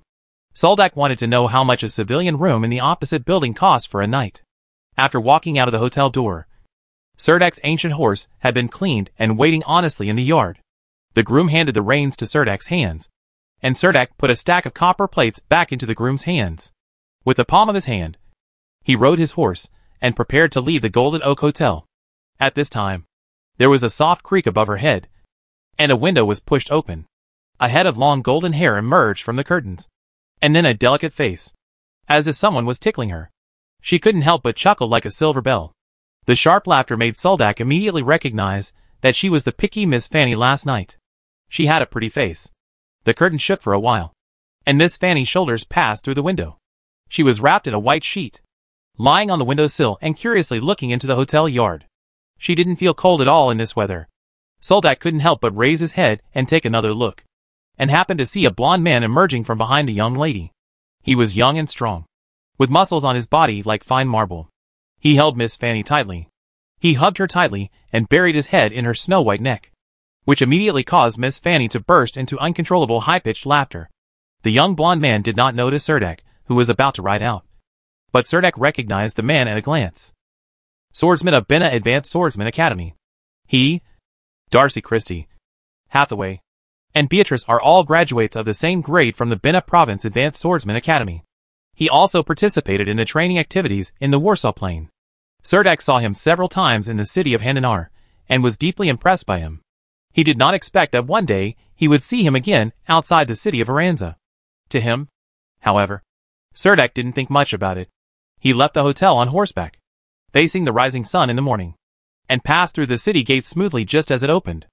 At this time, the night watchman in the city had just transported the city's garbage by truckload to the outside of the city. The long convoy would emit some strange smell even in winter. Behind Cerdak was a group of waiting people. Most of the vendors who entered the city were pushing small stalls, staring at the dark circles under their eyes, and yawning one after another, looking like they were sleep-deprived. There were not too many pedestrians on the streets in the city. Soldak rode his horse all the way to the night academy. He happened to hear the bell ringing for morning classes. He rushed to the stable of the academy, and handed the Gubwa horse to the groom. He ran all the way into the teaching building and even rushed into the classroom ahead of Mrs. Meridian. Finally, she didn't let Ms. Meridian write down her name in the lateness record book. Chapter 378, A Lesson. Ms. Meridian is a history teacher. She walked into the classroom with a straight face, holding a stack of books, and slowly walked onto the podium. The classroom was immediately silent. She turned to look at Serdek, who was sitting on the window seat, and raised her eyebrows slightly. She was obviously a little unhappy about Serdek running past her carelessly just now. In order to avoid blocking other students, Serdek usually sits in the last row when choosing a seat. But today, the back row seats in the classroom were full.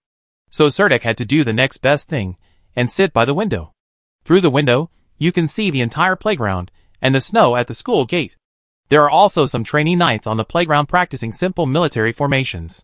This class is a general history of Imperial Knights, which is Serdek's weakest point. He doesn't know the official history of the Green Empire. He usually goes to the library to read some history books when he has the opportunity. But he still can't understand the whole story. What do nouns such as race war and goblin technology era specifically represent? However, this class does not seem to be about that. The teachers here never worry about the chronological order of historical events in their lectures. Basically, they just randomly think of whatever they think of and continue to explore in depth based on this issue. Ms. Meridian picked up a piece of chalk and wrote the word knight on the blackboard. Then she turned around, held the podium with both hands, and said to the trainee knights in the audience, "Knight! It usually has two meanings for us Green Empire people." The students in the audience looked at me, and I looked at you. They were a little confused as to what Ms. Meridian was going to say. Given that this old woman was notoriously bad-tempered in the academy, no one dared to whisper or joke in her class. Being stared at by her was definitely more terrifying than the death stare of a bull in the Swamp Kingdom. Ms. Meridian stretched out a finger and said to the trainee knights in the audience, "The first one represents social status, which is above civilians, and second only to nobles. Knights are a group of people who are attached to nobles and own small fiefs. This group of people mainly fight during wars. People who defend themselves against foreign enemies on the battlefield, or open up territories in some unknown territory." Then she stretched out a second finger, glanced at everyone in the classroom, and said, "The second one represents a profession among warriors. Just like warriors, assassins, swordsmen, combatants, rangers, and archers. It is the collective name for a type of warriors. Of course, in our Knight Academy, the knights belong to the second type. When you graduate from the academy, your identity will not change, nor will you gain a fief. If you want to obtain these honors, you still have to rely on your meritorious service on the battlefield to obtain them." At this time, she saw Serdek move the window and look away, and she felt even more unhappy. Serdek was sitting by the window and happened to see a magic caravan parked at the gate of the college. Miss Darcy Christie, wearing a tight-fitting leather armor, jumped out of the car nimbly and ran in at a sprint speed of 100 meters. In the sword hall, it looked like she was late. "You are truly a swordsman. You can run so fast." Serdek sighed secretly in his heart. At this time, he did not realize that he had been targeted by Ms. Meridian. But he heard someone say in his ear, "Knight Serdek, if it is convenient, I would like to know which army you belonged to before." At some point, Ms. Meridian was already standing behind Serdek. She was always like this. Sometimes she walked as lightly as an orange cat. She could always walk up to a distracted classmate unexpectedly and suddenly ask a question to scare him. Serdek was startled by the sudden appearance of Ms. Meridian. He stood up as a reflex, stood up straight, and said loudly, "The 4th Battalion of the 57th Heavy Armored Infantry Regiment of the Bena Legion. Serdek, the 2nd Squadron of the 6th Squadron." The trainee knights in the classroom all focused their attention on Serdek, and countless pairs of young eyes looked at him with curiosity. These teenagers are full of curiosity about the battlefield, and the high battle death rate in the Green Empire every year makes the word battlefield almost synonymous with terror. Any warrior who can come back alive from the battlefield, well, he was looked upon with envy by these young men who had not yet gone to the battlefield. "Very good. How many evil spirits have died in your hands?" Ms. Meridian was very satisfied with Serdek's reaction. "I can't remember clearly, Ms. Meridian." Serdek touched the back of his head, smiled apologetically at Ms. Meridian, and said, "Our second team always performs reconnaissance missions. I peeled off there are at least 100 Black Devil skins, and there may be more. Were you a shield warrior before?" Ms. Meridian was a head shorter than him. She raised her head and looked at Soldak's face. Yes, Ms. Meridian.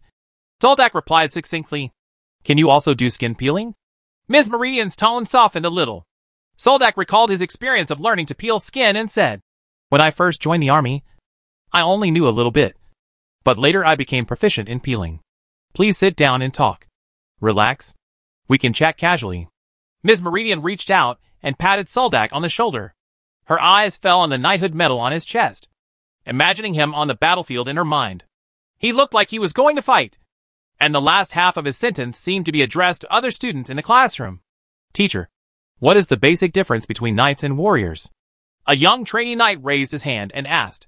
Except for Serdek, the average age of these trainee knights is only 13 or 14 years old.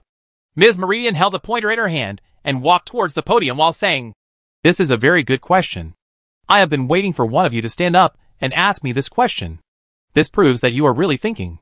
Understand the meaning of the word knight, instead of passively accepting what I instill in you. Some of you trainee knights are destined to go to the battlefield in the future. I think the first thing you must learn in the academy is clearly go to the battlefield yourself. Put yourself in the right position, and be able to protect yourself. She stepped onto the podium, slowly glanced around the classroom, and said, Only when you are alive will you have glory. Then he turned around and wrote the word warrior at the top of the blackboard, and then divided 2 lines below, connecting warrior and knight respectively. Her chalk writing was smooth and pleasing to the eye. Ms. Meridian said, First of all, many people think that junior combatants are warriors. This itself has certain misunderstandings. The reason why everyone has this wrong understanding lies in what they have in common. Both knights and warriors can wear heavy armor, learn basic swordsmanship, and both have long swords and shields. In my opinion, knights are far worse than knights without riding horses. A warrior. So it seems unfair to me to ask a knight to dismount and duel with a warrior. Of course, you haven't been exposed to real knight skills, so you don't know the difference between knights and warriors. Ms. Meridian said, Only when you are exposed to professional skills will you understand the difference between the two. Then she wrote on the blackboard under warrior. The training of junior warriors is geared towards weapons proficiency. They pursue a strong body. When they understand they can complete their first job change and become intermediate warriors will have to learn combat techniques and practice fighting spirit in the future.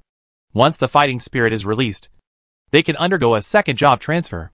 Once they break through the second job transfer and become a second-level powerhouse, they can use magic patterns to strengthen themselves.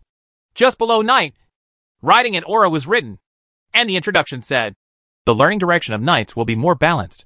First of all, the core combat skill of knights is riding. Of course, knights also need to understand momentum. When you become an intermediate knight, you must try to choose to learn a kind of aura, which is a powerful force that can affect people around you. Only by spreading the power of the aura can you have the opportunity to become a strong second-level knight. Knight and warrior. They are 2 completely different paths.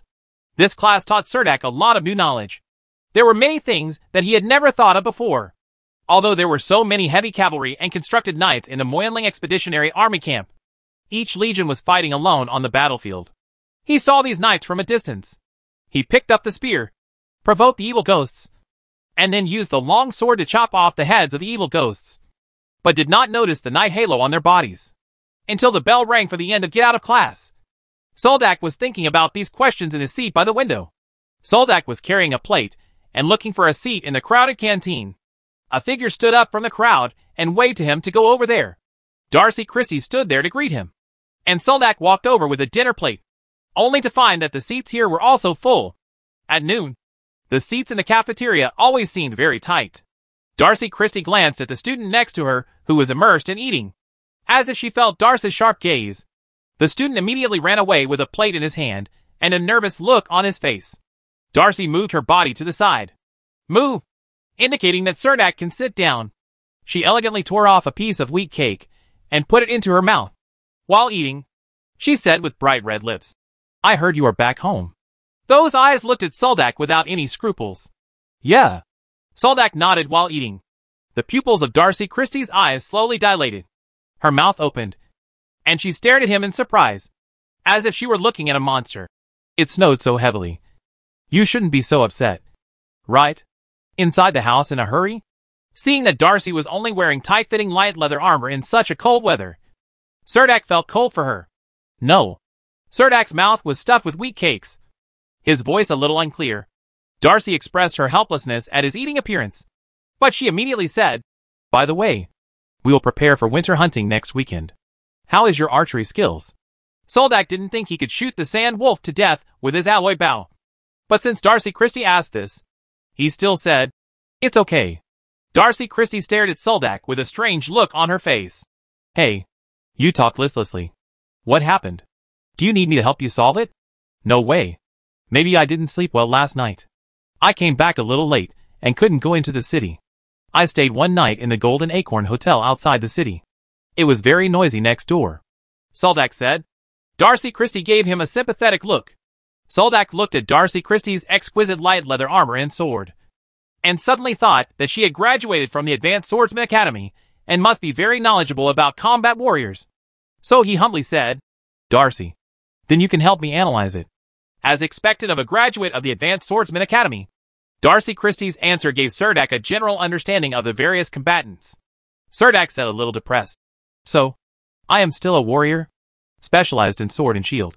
But no one has ever told me that I can learn combat skills and fighting spirit. Probably the cannon fodder in the heavy armored infantry regiment does not need to learn high-level combat techniques and fighting spirit, Darcy Christie said very straightforwardly. This almost left Soldak with nothing to say, so he could only change the subject. Darcy, what are you swordsmen like? We usually pay more attention to agility and balance training. Junior swordsmen should focus on swordsmanship skills, and intermediate swordsmen are also called sword dancers, Darcy explained first, and saw Soldak's puzzled face. Then he put on an indifferent look and said, Don't worry about this. Knights and warriors have so much in common. You can learn whatever you want. You can learn weapons proficiency and riding skills at the same time. Isn't that what you do too? Serdak was speechless, thinking, when did I do this? I just practice basic swordsmanship every day. I'm a little confused right now, Soldak said. When Darcy heard what Serdak said, she suddenly became interested. She simply put down her spoon and pushed the dinner plate aside, and then asked Serdak, Are you torn between learning combat skills and fighting spirit, or learning the knight's aura? Any kind is fine. The problem is that I haven't learned anything. Soldak spread his hands to show that he is not picky about food. Darcy Christie stared at Soldak with an idiotic look, and then said for a long time, Well, you are indeed the most special person I have ever met. So do you want to learn the Knight's Halo? Knight Academy books, there seems to be one in the Academy, and I can find an instructor to show you how to get started. Of course, there are only the simplest ones in the Academy, such as defense and strength. Is it in the library? Then let me find out first. Soldak thought for a while and said, Okay, don't forget about the winter hunting next weekend, and behave better. Darcy Christie stood up, held the dinner plate, and walked away with her long legs. Serdak also ate the food on his plate in a hurry. There are 2 classes left in the afternoon, and then we have to go to the White Elephant Trading Company to trade sulfur ore. If those magic herbs have not been traded yet, Serdak wants to remove them as soon as possible. After all, they are trophies obtained from the Black Magician, before the remnants of the Black Magic Hermitage lurking in Helensa City are completely eliminated. It is best not to take it out if you can. Chapter 379, Shining Saber.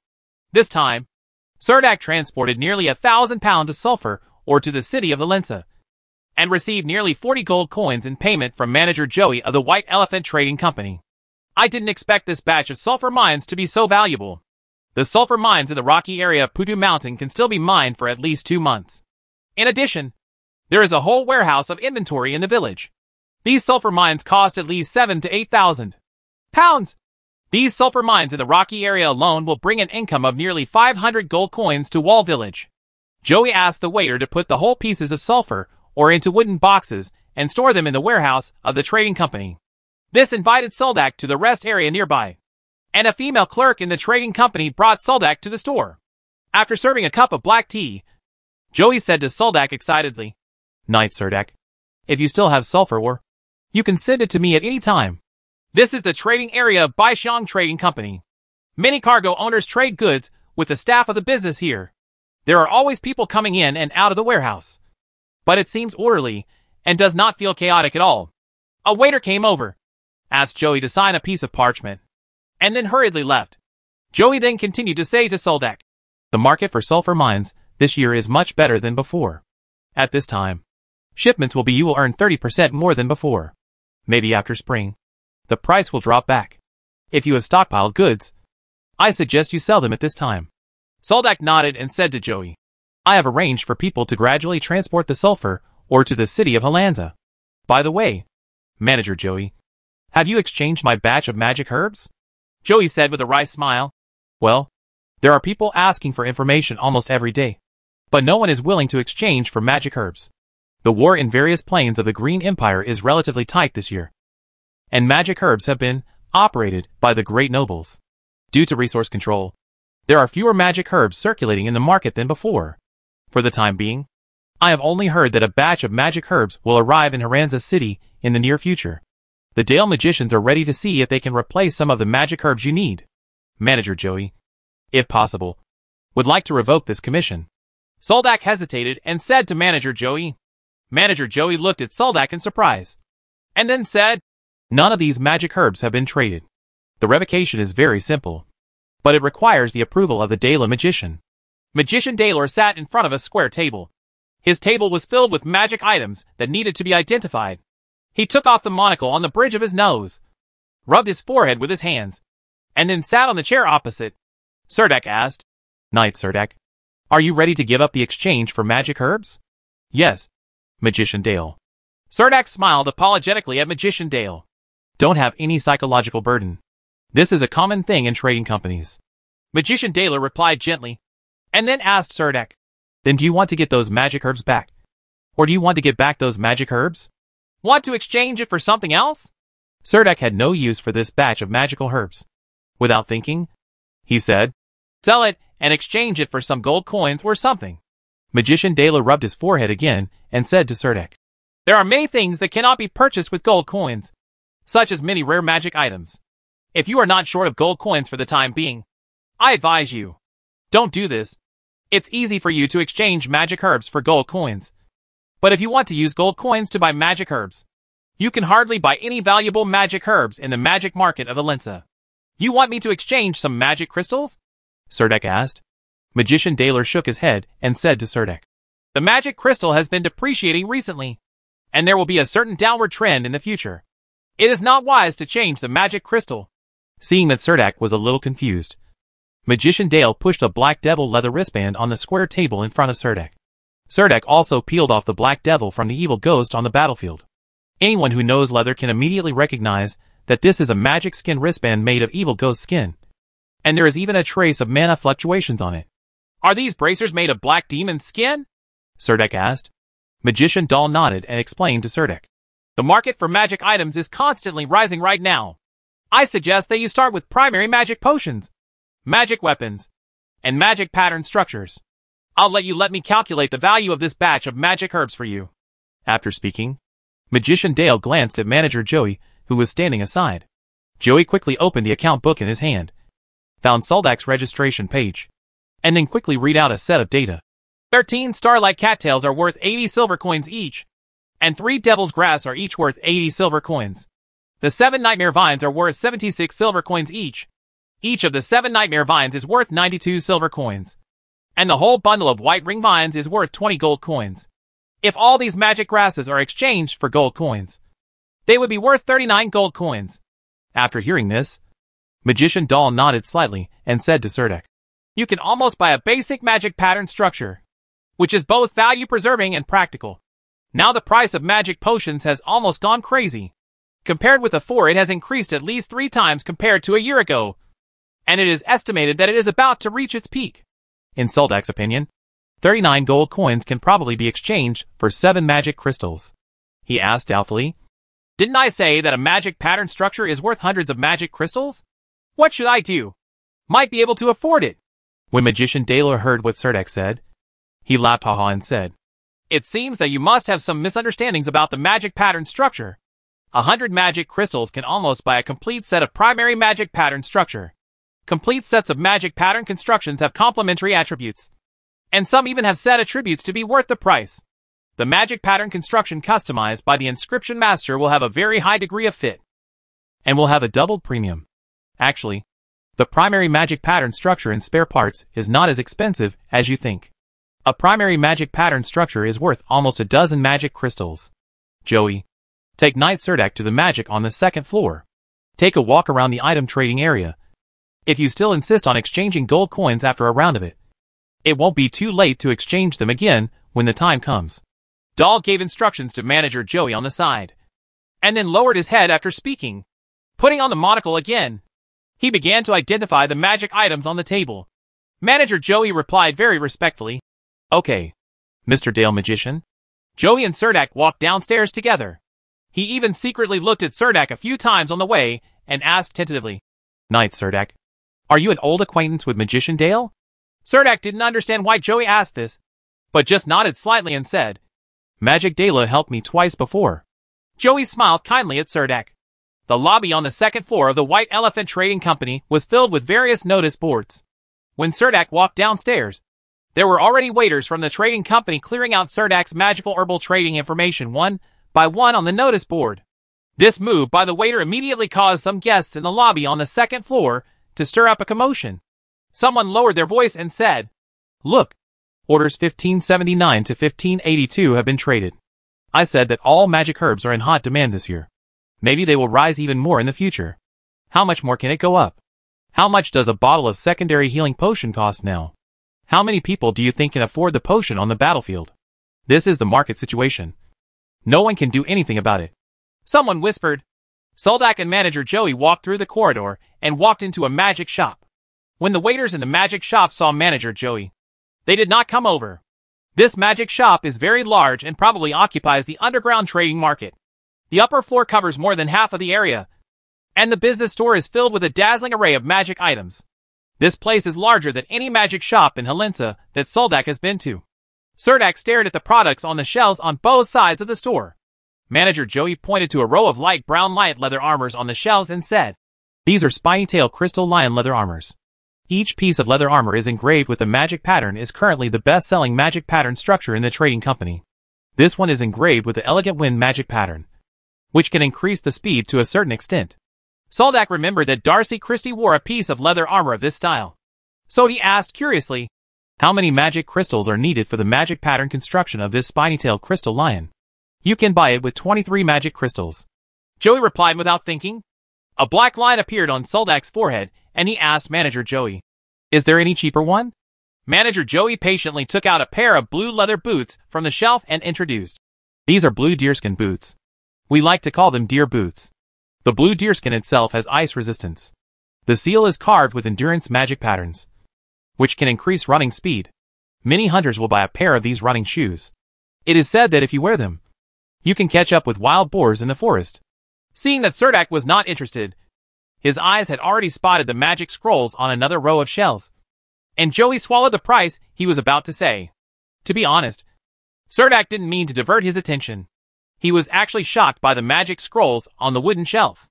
Bundles of elementary magic scrolls were piled on the shelf, making the shelf look like a tall wall, and the thick walls were filled with scrolls. Fire Gathering Magic Scroll, Water Gathering Magic Scroll, Hydrotherapy Magic Scroll, Fireball Scroll, Magic Arrow, Ice Arrow, Wind Rush. We have quite a complete range of magic scrolls here. But among these magic scrolls, only the first two are suitable for you to use," Joey said as he pulled out a fire-gathering scroll from the shelf. Surdak did not take it to check. This kind of magic scroll is not uncommon and can be found everywhere in magic shops in Helensa City. Surdak walked to a metal plate engraved with runes. In fact, he had seen something similar. Joey took the initiative to introduce. "This is the fire-gathering magic rune board. This rune board consumes magic crystal fragments. As long as you buy one, it can be used for a long time. Many young nobles no longer have burning furnaces in their homes. The golden oak is gone. So just place a metal rune tablet in the fireplace, and you won't have to worry about lighting a fire all winter long. How much is this worth?" Surdak asked curiously. 1 gold coin and 20 silver coins," Joey said to Surdak in a low voice. "This thing is pretty good." Although Surdak had no intention of buying it, he praised it casually. Continuing to walk into the magic shop, Surdak saw a neat row of wands hanging on the shelves. Behind the wands were some bookshelves, which contained some magic books that were so heavy that they could almost kill people. In fact, Surdak was very I want to open a magic book and see what's inside. but I want to make the magic book so thick. In addition to wands and magic books, Serdak finally saw some books and looked at the classification introductions on the bookshelf, which seemed to be combat skills, sword skills, martial arts, shadow training, trap skills, marksmanship, archery, physical skills, etc. Waiting for these books. These books were placed on the shelves in categories. Manager Joey introduced to Soldak a number of skill books, such as army breaking tactics, flame fist, cross sword style, spear interception, chain archery, etc. Wait. The skills taught in the War College are always inferior to those in these books. Seeing that Soldak had no intention of staying, Joey continued to lead him inside. There was a row of long counters, which were covered with a thick layer of felt. On top of the felt were placed handfuls of various shapes. Originally, Serdak already had a very handy craftsman sword. He had no intention of buying a weapon. The standard weapons issued by the guard battalion were actually very good. But when he saw these sophisticated magic weapons on the counter of the store, among these weapons, a saber exuded a faint magic wave. Serdak stopped in front of the saber. The saber was very delicately made. The entire blade was full of streamlines. He picked up the saber with cyan magic patterns on the blade from the counter and glanced at Joey. Joey didn't even say the name of the saber, so he had to look at the clerk behind the counter inquiringly. The clerk came over and explained. Manager, this saber is called Shining. It is a recent new work by Master Lancelot Clapham. However, although this saber is a magic weapon, it has a few minor flaws. Put it here. What happened to the saber? Joey asked calmly. Manager Joey, the magic pattern array on this saber is said to be a low light illumination technique. It has no other effect when used. The only effect is that you don't need to light a torch when using it at night. The clerk said with an embarrassed look. Explained. But this is not its fault. Master Lancelot Clapham specially customized it for a nobleman. It was just that when it was made, the gem base inlaid with magic crystal fragments on the forehead of this saber was broken. It fell. So this shining saber has no source of mana. So this saber can only be used by magicians to exert its magical effect. I just want to get rid of it cheaply. Chapter 380 Trading Company. There were many customers in front of the counter. The clerk smiled apologetically at Soldak and took the saber out of the knife holder. However, Joey waved him back. Joey stood in front of Soldak. Beside him, he turned to Serdak and asked with a smile. Knight Serdak, do you like enchanted weapons? Serdak glanced at the other weapons on the counter noncommittally and said to Joey. Of course. Every knight wants to have an enchanted weapon. Joey's eyes fell familiarly on a scimitar with a blood-red blade. The handle and guard of this scimitar were made of gold.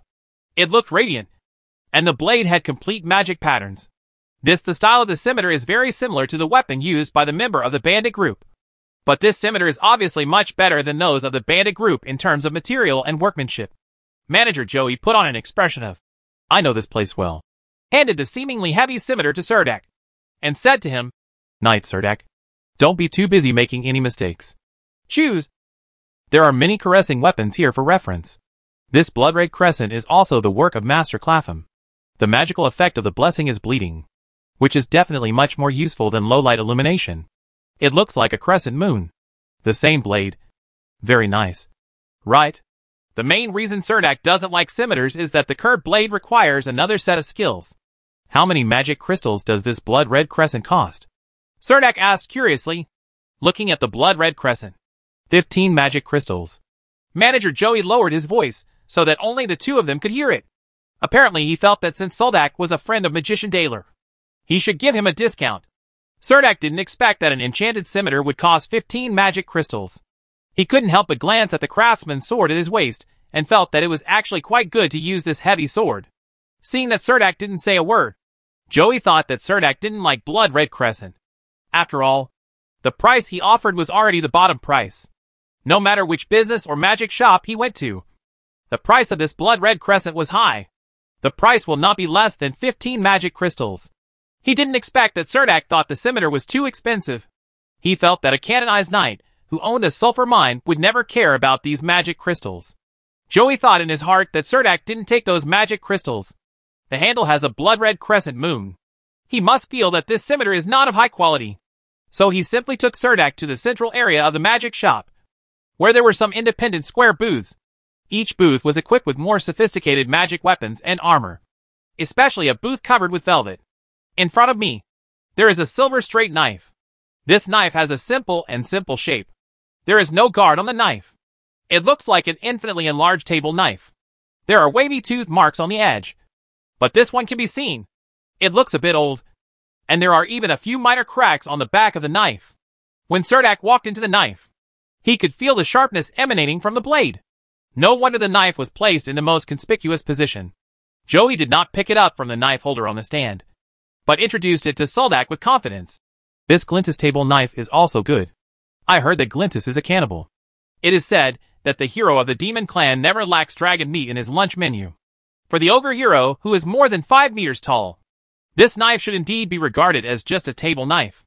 Ordinary weapons of excellent quality are not and cannot cut through dragon skin, but the blade of this knife is endowed with the magical property of sharpness.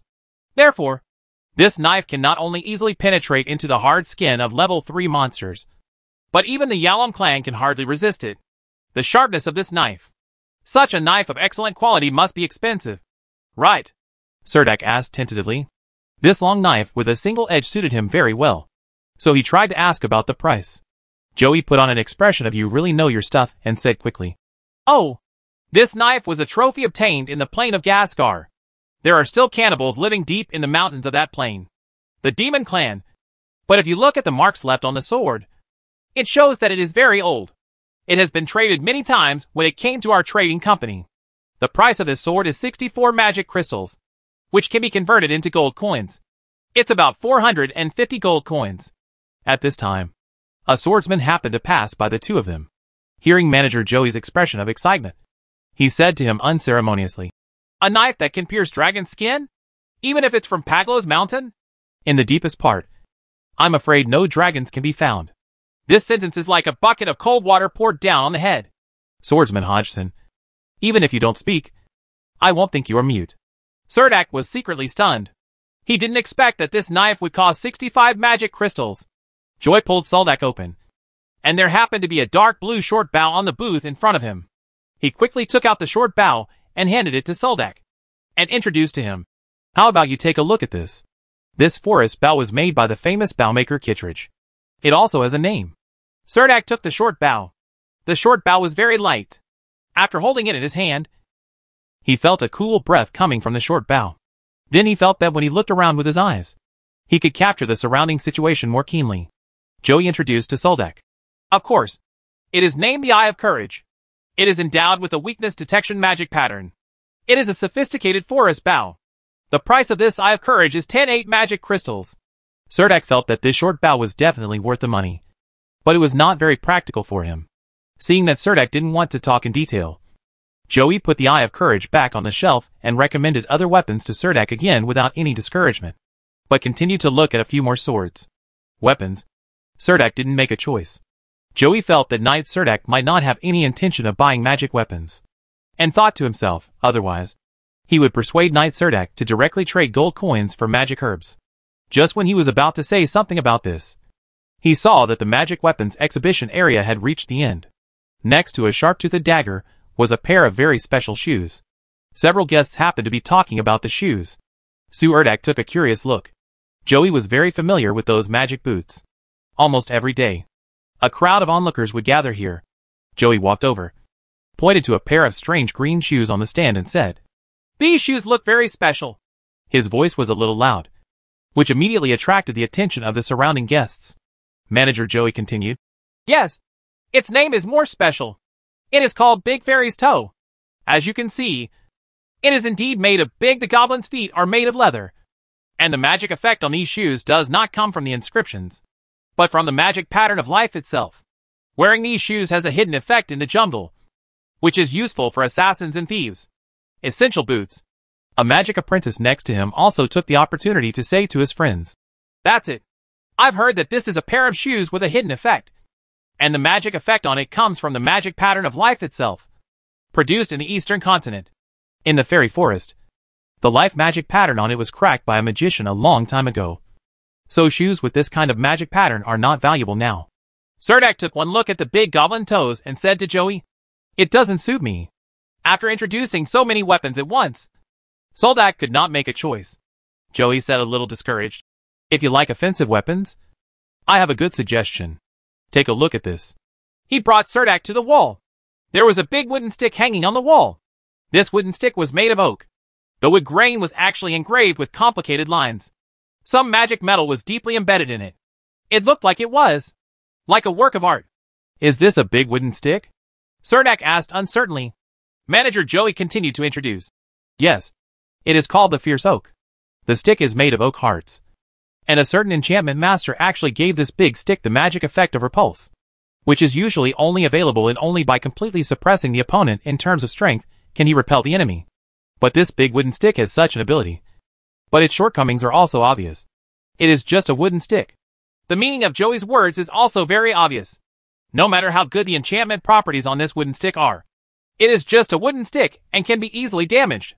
Seeing so many enchanted weapons was an eye-opener for Cerdak. However, after walking around, Cerdak discovered that the blood-red crescent that Joey took out at the beginning was really the most suitable for him. The price is also the cheapest. So he wanted to go back to the counter and take a closer look at the blood-red crescent. So he walked over there while discussing the blood-red crescent with Joey. As soon as he walked to the counters, he saw several young swordsmen standing in front of the counter. Cerdak reached out to take the blood-red crescent, but a young noble took the blood-red crescent in his hand first. Cerdak turned his head and looked over, and saw that it was the swordsman Leonard whom he had seen at the Golden Acorn Hotel, and Miss Fanny standing beside Leonard impressively. They were surrounded by several young nobles. Swordsman Leonard saw Cerdak and smiled politely at him, but his eyes were a little gloomy. He had not forgotten the practical lesson Cerdak gave them that night in Handanar City. All the classmates who were practicing in Handanar City were beaten up by him. Leonard never thought that he would see Cerdak in the trading house of Helensa City. He saw General Cerdak. His eyes fell on the blood-red crescent in his hand, and he thought about it and said to the clerk, "No matter how much this scimitar costs, I bought it." The clerk looked at Joey carefully, and when he saw that Joey had no expression, he said, "He needs you to pay 17 magic crystals." Leonard happily took out 17 magic crystals from his wallet and handed them to the clerk. He grabbed the scimitar and glanced at Cerdak provocatively. Then he put on an arrogant look and joined a group of people. The friend left in front of him and walked to the armor area of the trading company. Joey didn't expect to see such a scene.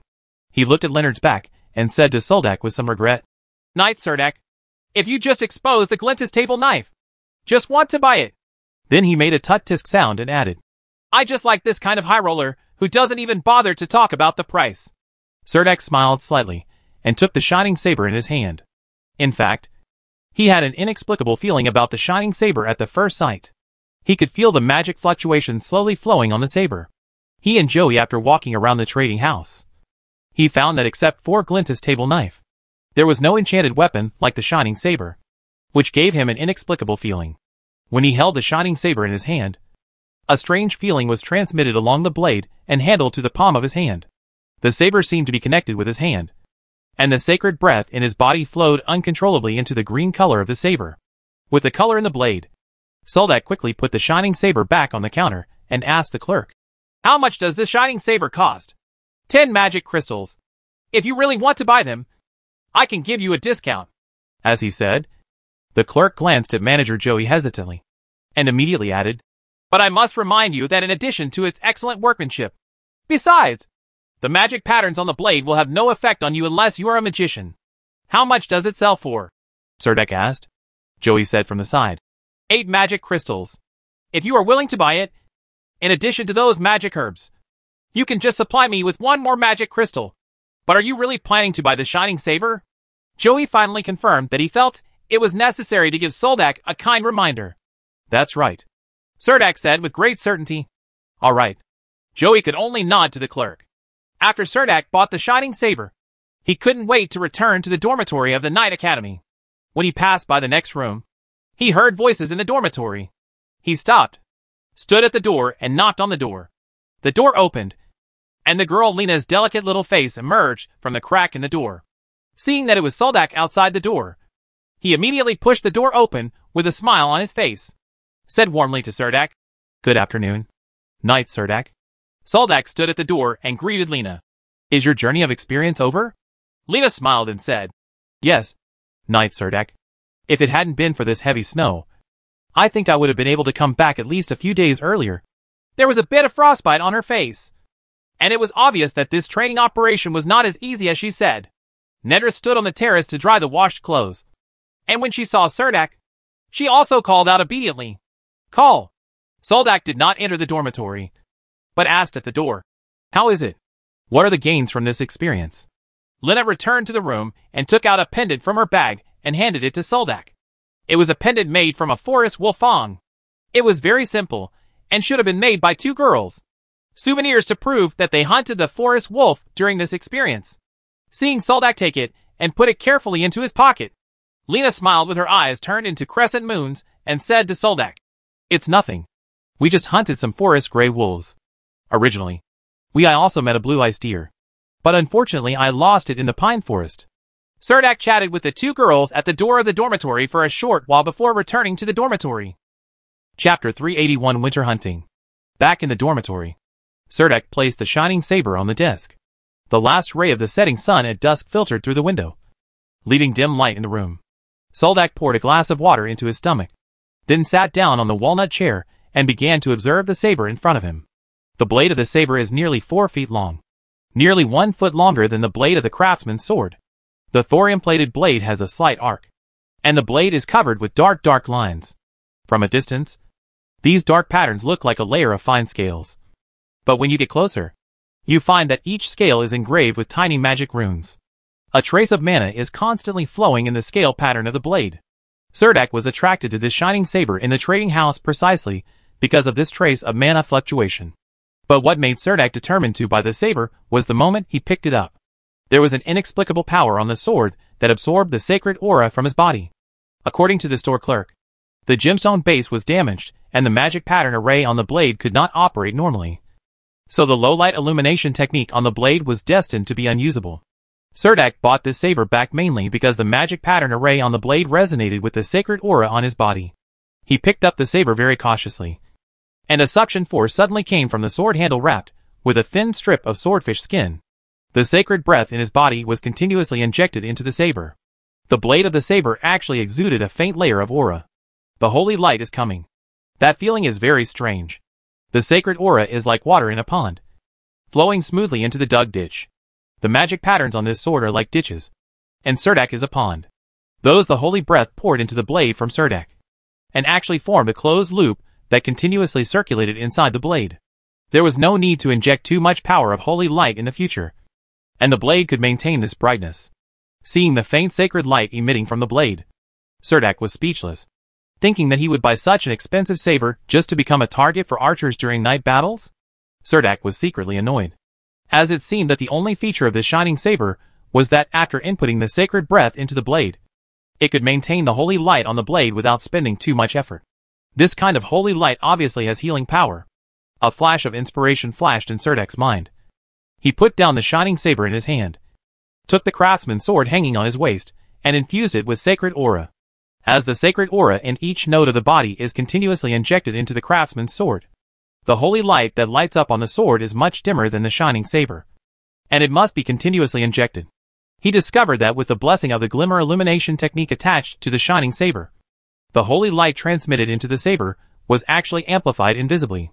Soldak pushed open the door to the terrace and shouted to Lena, who lived in the dormitory next door.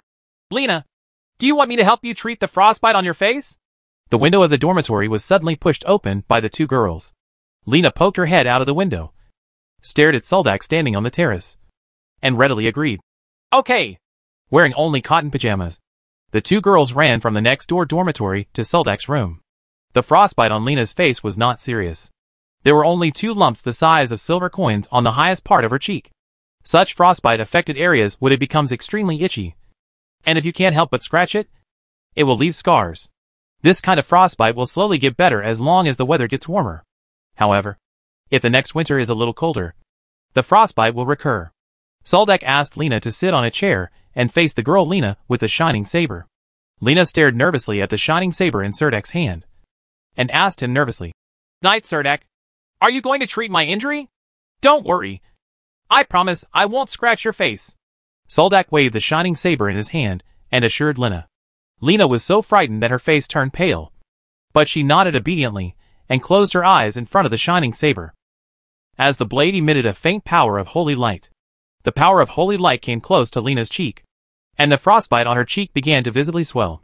Serdek didn't even feel how much holy aura was subsequently exported, seeing the frostbite on Lena's face disappearing before her eyes. He also planned to test the effect with the craftsman's sword, and saw Nedra replacing Lena in the chair. Nedra, are you also suffering from frostbite? Serdek asked Nedra. Nedra was shy and introverted. She quickly shook her head and whispered, "It's not frostbite." After saying that, she rolled up the cotton sleeves on her arms. There was a thick bandage wrapped around her left arm, and she unwrapped it. The bandage on his arm was as swollen as a steamed bun, and the 4 bloody holes had scabbed over. The injuries were obviously caused by being bitten by wild beasts. Have the wounds been treated? Many beasts have toxins in their mouths. If they are not treated properly, there is a high chance that the wounds will become infected later. Before Nedra could speak, Lena, who was sitting next to her, said for her, "I drank a small sip of the antidote on the spot. During that battle, many students were bitten by forest wolves. The accompanying instructor was worried that the wolf's teeth would be contaminated. We got the virus, so we asked everyone to drink some antidote. But we only brought 2 bottles of antidote, so each person could only drink a little," Serdek said to the 2 girls. "It's okay. The injury is not serious, but because it was bitten by a wolf, there may be scars on the arms." Hearing Serdek say this, the girl Nedra's face became obviously much more relaxed. Later, whether Serdek used the craftsman's sword or directly transmitted the power of the holy light to his palm, he found that the treatment effect was obviously not as good as using the shining saber, and the sacred aura in the nodes in his body was consumed rapidly. The 2 teenage neighbors next door returned to their rooms after simple treatment. Serdek looked at the shining saber in his hand and felt that this shining saber was really worth the money. In recent days, Serdek has been squatting in the library whenever he has free time. He learned from Darcy Christie that the Junior Knight Academy mainly teaches writing skills and basic knight qualities to the trainee knights. As for the professional skills of Knight Halo, they are knowledge taught by the Advanced Knight Academy.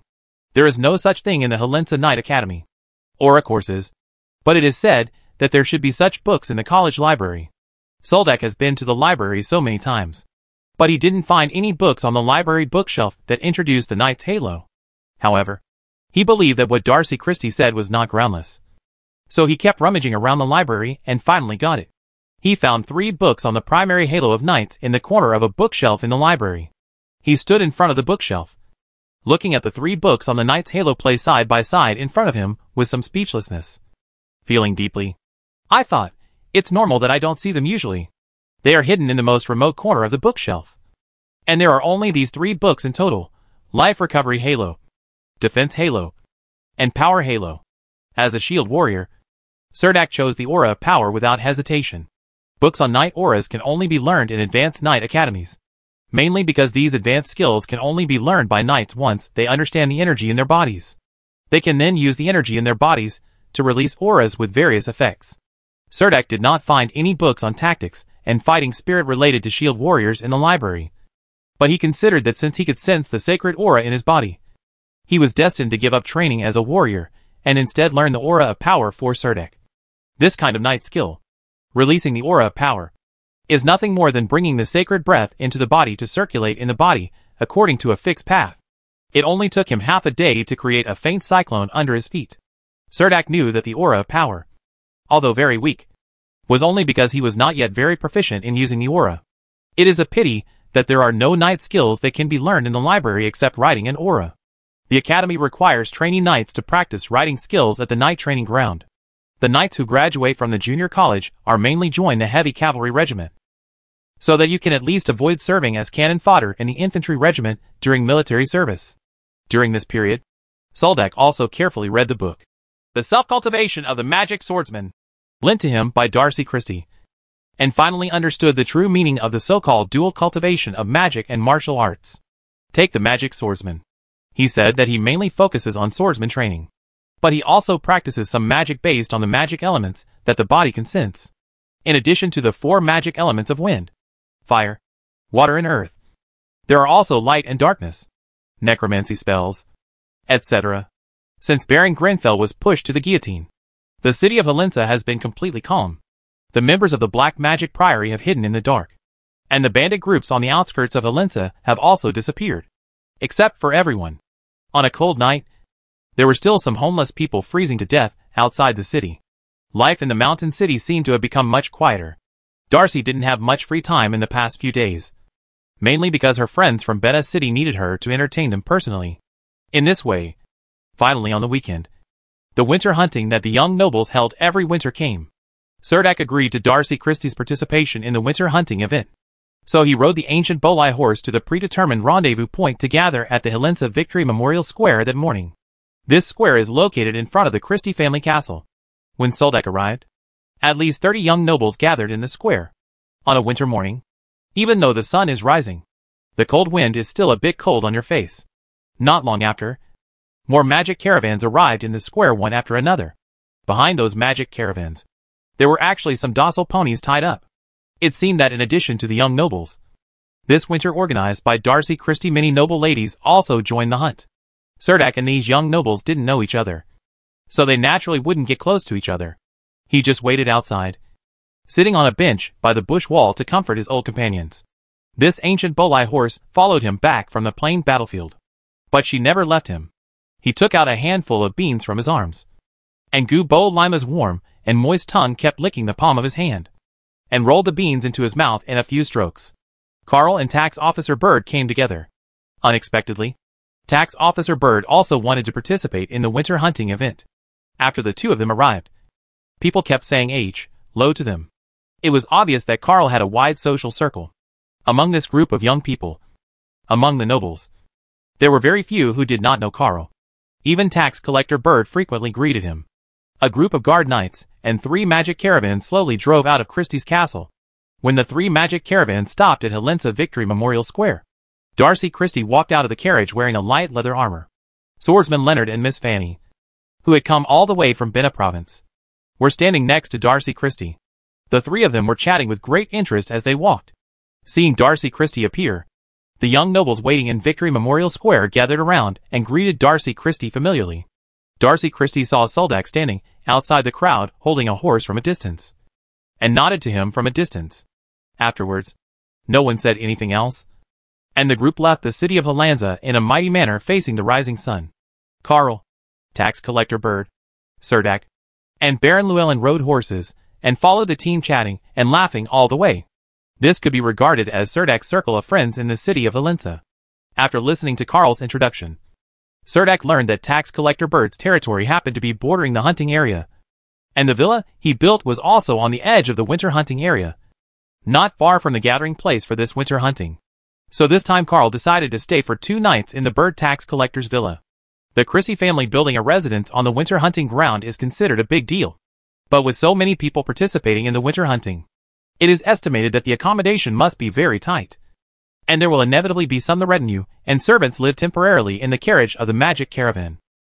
Unexpectedly, Tax Collector Bird's family also had a glorious history in the city of Helensa. However, due to the inactivity of the following generations, by Tax Collector Bird's generation, the family's territory had been reduced to almost 1/10 of its heyday. And the bird tax collector's generation can barely keep their title of baron. The bird tax collector's family is about to be wiped out in the tide of history. Cerdak glanced at Bird's tax collector's beer belly. It was obvious that even if he went to the battlefield and established meritorious deeds to maintain his title and territory, it would be extremely difficult. Tax Collector Bird was wearing light green light leather armor and a thick leather coat. He enthusiastically introduced the situation of the surrounding land to Soldak along the way. It was obvious that he was quite familiar with this area. Every time he walked to and at the boundary marker, Tax Collector Bird could tell exactly whose territory it was. Chapter 382 Snow Lake. The winter hunting ground of the nobles is about 50 miles away from the city of Helensa. It takes more than 3 hours to walk on horseback. There are 11 magic caravans in the hunting team, and the road is covered with a layer of heavily trampled. The solid snow greatly slowed down the hunting team's progress. The team passed through the red pine forest and headed north into the rolling mountains. The mountains here are not steep. There are stretches of woodlands and open areas between the mountains. There are thick bushes on the open areas. Some small forest beasts saw the horse team and fled into the depths of the jungle. The sun was shining brightly. The sky was blue, and white snow was spread all over the mountains. Cerdak walked out of the red pine forest on horseback and felt that his eyes suddenly opened up. A group of young nobles, who were riding at the front, galloped and chased each other in the snow. This suddenly broke the dullness of the team walking through the red pine forest. Carl also ran out of the team on horseback and rushed to a car. At the window of the magic caravan, someone pushed open the window from the inside, revealing Mrs. Christie's happy and angry face. Miss Brenda was unable to participate in the winter hunt this time because she was ill. Llewellyn could only stay in the team and chat with Soldak and Tax Collector Bird. Tax Collector Bird liked a hunting leather suit, and the palm-wide straps could not tighten his beer belly. As if recalling his great achievements on the hunting ground 20 years ago, he told Soldak how he shot an arrow through a 1,000-pound wild boar. The wild boar was covered in tree oil, as if it had a layer of armor, a pair of tusks a foot long. Baron Llewellyn listened with interest, and occasionally interjected to ask Tax Collector Bird about the details of the hunt. It's a pity that in recent years, it's hard to see wild boars that big in the suburbs of Helena. However, the forest gray wolves are multiplying more and more. Tax Collector Bird was riding on horseback, puffing white air from his mouth. Even riding this horse made him panting a little. Soldak remembered the experience of being kidnapped by a black magician a few days ago. He was followed by a group of forest gray wolves while carrying Darcy Christie in the red pine forest. Those 2 nights were really fresh in his memory, so he was quite moved. He said with emotion, "A few days ago, I encountered a group of forest gray wolves in the red pine forest. I followed them all the way to the outside of the village before quietly retreating." Tax Collector Bird wiped a handful of frost and snow from his beard and introduced to the 2 people. These forest gray wolves were not originally at the top of the food chain. In the past, there were first-order monster rock tigers living here. They specialized in hunting prey. The gray wolves in the forest make a living. But in addition to precious leather, these rock tigers also give birth to magic-marked spirit bones. They are also first-order monsters themselves, attracting hunting demon hunters to the southern area of Paglos Mountain. As the rock tigers gradually disappear, the forest gray wolf population here has multiplied more and more. And now, it has almost occupied the entire red pine forest. His finger pointed to the vast pine forest among the mountains in the distance. The team walked along the edge of the bushes. Along the road, one could almost see pieces of red fruits, which were still hanging in bunches on the branches after being frozen by frost and snow. The beef and sour soup stewed with these red fruits is also a specialty of Helensa city. Dishes. Serdek originally wanted to hunt sand wolves in the hunting ground in order to obtain some primary sacrifices. But now that his leg injury is healed, there is no need for primary sacrifices, and the hunting mood is not so urgent. Now he heard that there are rocks here, tigers are out and about, and I have some curiosity in my heart. Can we still find traces of rock tigers in the hunting grounds? Serdek asked curiously. Tax Collector Bird gently shook his head and said, "It has disappeared completely a long time ago. Now occasionally some sand wolves are used to cross the barren land and come to this forest. Those sand wolves do not hunt forest gray wolves. On the contrary, sometimes some strings will be left behind, and because of the power of the sand wolf's bloodline, most of these gray wolves will become the wolf king of the wolf pack, and sometimes they will be promoted to first-level monsters." Llewellyn looked around curiously and saw no trace of wolves among the snow-covered mountains. So he asked, "How come we didn't meet any gray wolves along the way?" Tax Collector Bird laughed and replied, "There are so many people in our team, and there are so many young nobles and guards in the team. Those forest gray wolves are not fools. How can they seek death? They must be lurking in the dark. As long as someone in our team is alone, he will definitely encounter those gray wolves within a quarter of an hour. And I can guarantee that there will definitely be more than one group." When Baron Llewellyn heard what Tax Collector Bird said, he couldn't help but touch the sword at his waist, and asked nervously, "Tax Collector Bird, is it really so scary?"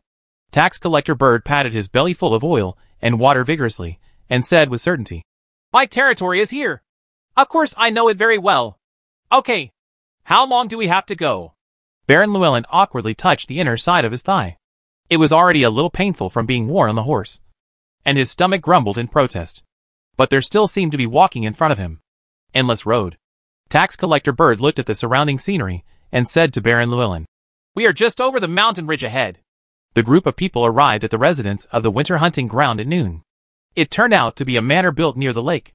This glacial lake, covering an area of nearly 4 hectares, was covered with a thick layer of white snow, and was surrounded by patches of snow in the oak and fir forest. Because the number of people hunting this winter far exceeded the previous ones, the Christie family's villa could not accommodate so many people. So the 3 manors around the hunting ground also became temporary residences for these hunters. There are 3 manors surrounding this glacial lake. In addition to the manor built specifically for vacation by the Christie family, the lakeside villa of tax collector Bird, and the manor of the Goss family. After arriving at the hunting ground and residence, they did not see any ferocious prey. Some young nobles were a little impatient and wanted to go for a walk in the forest together, but they were stopped by the experienced nobles. After the group was assigned a residence, Sir Erdek followed tax collector Bird to his lakeside villa. Originally, the 3 manors were separated by a certain distance and could only see each other across the lake. However, the lake was already frozen solid. Tax collector Bird led Carl, Soldak, and Baron Llewellyn across the ice. It only took about 20 minutes to arrive at tax collector Bird's lakeside villa, accompanied by Carl's lover, Mrs. Christie, and several other young nobles whom Cerdak was not familiar with. The lakeside villa of tax collector Bird is a 2-story attic. Although it looks a bit old, it still looks like it has been renovated. This villa is built near mountains and rivers, with rolling mountains behind it. It seems to be a location with excellent scenery. When everyone arrived at the villa, the servants in the Bird tax official's house had already cleaned the villa in advance and lit a fire in the fireplace. Everyone walked into the villa and immediately felt the warmth in the room. The Bird tax official's house, the housekeeper was very considerate and divided Carl and Mrs. Christie into 2 adjacent rooms, while Soldak was in the guest room on the lake side. The original plan was that after everyone had settled down, they would return to the Christie family's manor for lunch, and then take advantage of the afternoon to walk around in the woods to familiarize themselves with the terrain nearby. However, due to the fact that everyone had been riding horses for nearly half a day, were already exhausted, and Tax Officer Bird's butler had also prepared barbecue steaks, Tax Officer Bird suggested that everyone might as well have lunch here, take a rest, and then meet up at Christie Manor. By the time everyone returned to the Christie Manor in hunting attire, some young nobles had already begun to head into the backwoods. Darcy Christie, wearing a spiked crystal lion leather armor and a white cloak, met with several of the young noblemen, was waiting on horseback by the lake.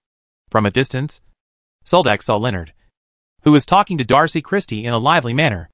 Next to him was Miss Fanny, who had a sharp voice. In addition to these guests, Miss Hoyle actually stayed with Darcy. Seeing Soldak coming across the ice lake, Darcy Christie waved to Soldak and motioned for him to come over. The meeting between Soldak and swordsman Leonard was a bit awkward. Leonard never expected that Miss Darcy Christie, who was originally a bitter enemy of Hathaway, would actually become friends with Soldak.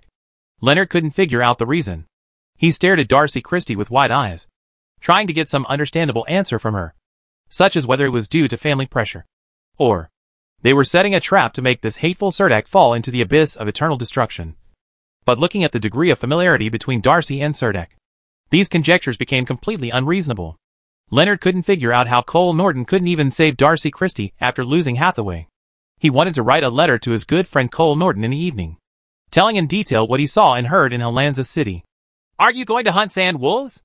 You can look north through this golden oak forest.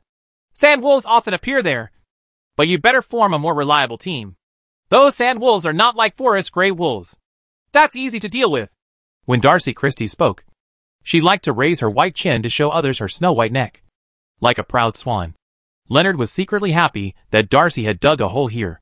Then, he was worried that Soldak would see through Darcy's trick, and was not willing to look for those sand wolves at all. Because in his opinion, encountering a group of sand wolves in the wild without a construct knight or professional demon hunter accompanying him was simply asking for death. And he was not prepared to give any warning to Cerdak.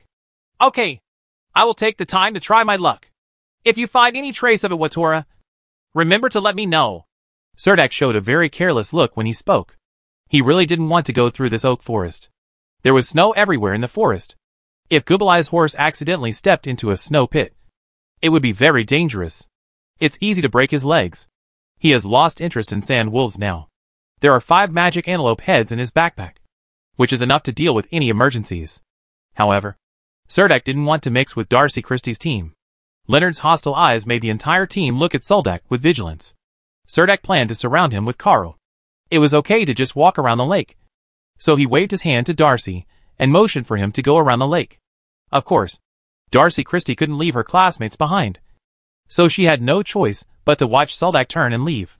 Seeing her and Mrs. Christie and Captain Carl being very sweet together, Darcy Christie's head was filled with black lines, and her mood became a little irritable.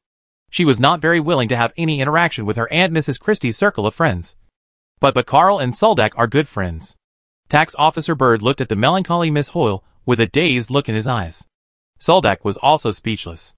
At Tax Officer Bird's age, he was more than enough to be Miss Hoyle's father. But he actually put on a show. She looks like a pig brother. Although Miss Hoyle is indeed a little miserable recently. But even if she is a little more miserable, she is still a dame who has inherited a large territory. Soldak saw someone on the ice lake digging an ice hole with a large iron spear, looking like he was preparing to catch fish. So he rode over to watch the fun, leaving Carl and Mrs. Christie far behind.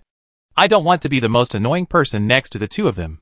However, Baron Llewellyn and Tax Collector Bird stayed and went into the dense oak forest with Darcy Christie to look for prey in the forest. When the sky lit up red in the depths of the oak forest, the magic flare was on. Soldak was pulling up the 11th whitetail fish on the ice. The plump and round whitetail fish was pulled out of the water and lay on the snow on the ice. After a few flutters, it will soon freeze hard. Some of the guards, who were on alert near the manor, also saw the distress signal deep in the oak forest. Everyone immediately put down what they were doing, mounted their horses, and rushed towards the direction of the magic signal flare. Cerdak did not expect that someone actually sent a distress signal. At this time, he had no time to deal with the white-tailed fish. So he whistled to the Gobeleye horse by the lake and ran quickly to the war horse. Cerdak mounted his horse and broke into the oak forest with the other guards, who came to support him. The oak forest was not as densely populated as it looked from the outside. There was enough space between the tall and strong oak trees to gallop on horseback. But it required to be careful of the tree roots hidden under the snow and the rottenwood lying across the forest. Fortunately, someone was passing by on horseback in front of him. Cerdak only needed to follow the horse's hoof prints to find the safest road. When I arrived at the scene in the dense forest, I happened to see a group of young nobles surrounding 5 glazed beasts. These cats, which are obviously larger than snow leopards, are much more ferocious than leopards because their fur looks full of radiance, especially in the snow. It looks crystal clear. So it is called the glazed beast by the people of the empire. The glazed beast is a second-level monster, because its leather has a certain concealment effect in the snow. Generally speaking, assassins and thieves like it very much. A kind of light leather armor made of leather. So the leather of the glazed beast is also very valuable. Cerdak did not expect to see the glazed beast on the outskirts of Helensa city. And someone seemed to be injured at the scene. As the Christie family guards arrived one after another, the young nobles and guards gradually became more and more mature in the battle with the glazed beast, had the upper hand. Chapter 383 Night Fog. When the guards of the Soldak and Christie families rushed to the depths of the oak forest, the situation was already under control. A group of young nobles surrounded 5 ferocious and swift glazed beasts in the forest clearing. Darcy Christie and Leonard and his team also participated. They seemed to be one step ahead of Soldak and others. Darcy Christie held swords in both hands and continuously attacked a glass beast from the front. 2 young nobles guarded her left and right sides to prevent the glazed beast from injuring Dakian with its deadly attack. The movements of this glass beast were as fast as lightning, and its body appeared and disappeared in the snow. However, it was repeatedly found by Darcy Christie when it was hiding. At this time, its body was covered with scars, and there were bloodstains everywhere on the snow. The other 4 glazed beasts were also entangled by the nobles. They found that the situation was not good and wanted to retreat. However, the surrounding oak trees were filled with young nobles holding bows. As long as any of them showed signs of escaping, they would be killed. Their escape path will be filled with arrows, which will force them to stop or change their path. And the young nobles who catch up from behind will catch up and fight again. Although these glazed beasts are second-level monsters, what they are best at is concealment and ambush. Once they lose these 2 fighting methods, they can only rely on their fangs, claws, and instinct to fight. For these from various war colleges for the nobles who graduated from school, hunting the glazed beast is just the right way to show off their strength. As more and more people came over and established a human wall-like encirclement on the outermost periphery, it became even more difficult for the 5 glazed beasts to escape. Darcy Christie had warned these guards not to take action until the critical moment, so everyone could only watch the show from the sidelines. Cerdak looked at the glass beast covered in blood and escaping in the snow in embarrassment. I no longer feel like stepping forward to help. In any form of hunting, hunters are on the cruel side. And Cerdak hopes that this kind of fighting scene will end as soon as possible. In the mountain forest, once the sun sets, the sky will quickly darken. This hunting activity finally ends at dusk. The guards of the Christie Manor have already blown the assembly horn in the forest, calling for the people in the oak forest. The young nobles walked out of the forest. Darcy Christie seemed to be having a great time. An adult male glazed beast died under her sword. This was to be recorded in the trophy list. It was a recognition of her ability. Swordsman Leonard on the side also participated. During this battle, his leather armor was even stained with some of the blood of the glazed beast. At this time, his rapid breathing had not yet calmed down. He was excitedly discussing something to Darcy Christie, while Miss Fanny on the side had a look on her face. She looked at Leonard with admiration, but held a certain amount of hostility toward Darcy Christie. It wasn't until the battle was over that Miss Hoyle, Miss Fanny and others walked out of the oak forest opposite. They were only witnesses to the hunt. Miss Hoyle seemed a little excited.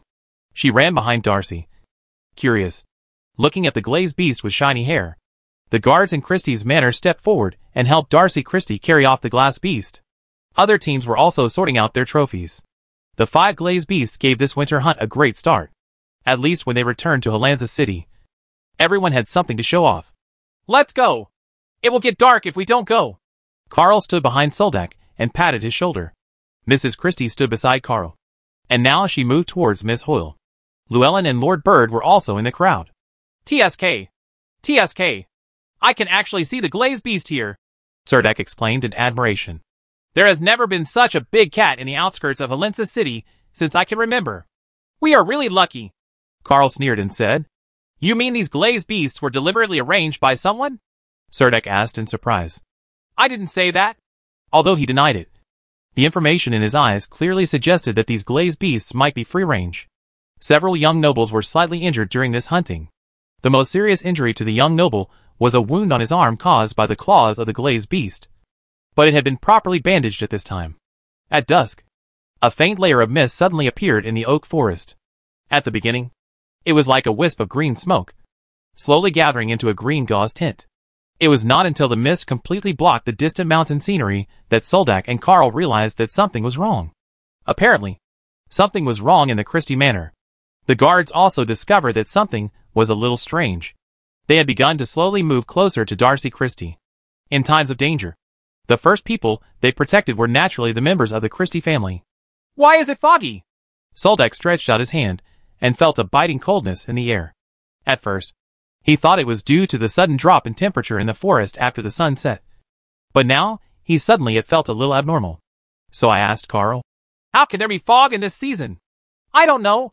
I've never seen anything like this before, Carl said. After speaking, he walked towards Mrs. Christie. Once you lose your sense of direction in such a heavy fog and are not familiar with the surrounding environment at all, that is the worst thing.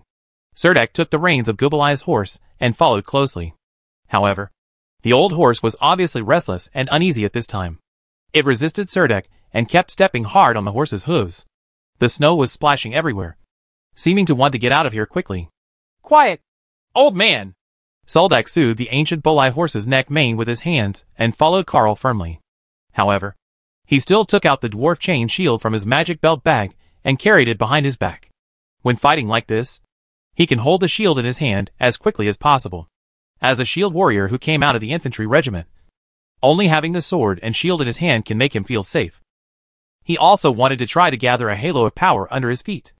But unfortunately, he had just learned this knight's skill, and he was a little nervous. So he suddenly forgot how to circulate the sacred aura in his body. Seeing Carl coming over from the fog, the panic on Mrs. Christie's face disappeared, and she waved to Carl excitedly. Behind Carl was Soldak, who was holding the horse. Seeing Soldak, Darcy Christie's eyes brightened slightly, and she nodded to Soldak somewhat reservedly. Under the heavy fog, the temperature dropped sharply. The winter clothes worn by the ladies seemed a bit thin, especially Miss Hoyle, Mrs. Christie, and Miss Fanny, who were shivering in the heavy fog, and their faces were even covered with a layer of hoarfrost, as if they were coated with thick frost. Opera dancers wearing makeup. The nightmen were also very cold, but their physiques were better than those of the women after all. Carl took off his cloak and wrapped it thoughtfully around Mrs. Christie's body. This made Mrs. Christie's face move. If it weren't for the two of them, the niece is next to her, and she might throw herself into Carl's arms and give him a passionate kiss. In fact, Leonard also wanted to show off and give up his cloak to Darcy Christie. However, Darcy Christie's eyes did not have any communication with him at this moment. Instead, Darcy glanced at Soldak, who was standing aside. Miss Fanny took the opportunity to gently pull Leonard's arm, and looked at Leonard with a proud look. It was clear that she wanted Leonard to behave like a gentleman, and Leonard could not do it no matter how reluctant he was. To show it, she could only put the cloak on Miss Fanny despite the severe cold. Soldak felt Darcy Christie's expectant gaze, but he did not take off his cloak. Instead, he took out a thick fur cloak from his magic waist bag and gave it directly to Darcy Christie. He prepared the fur cloak for himself before returning to Wall Village.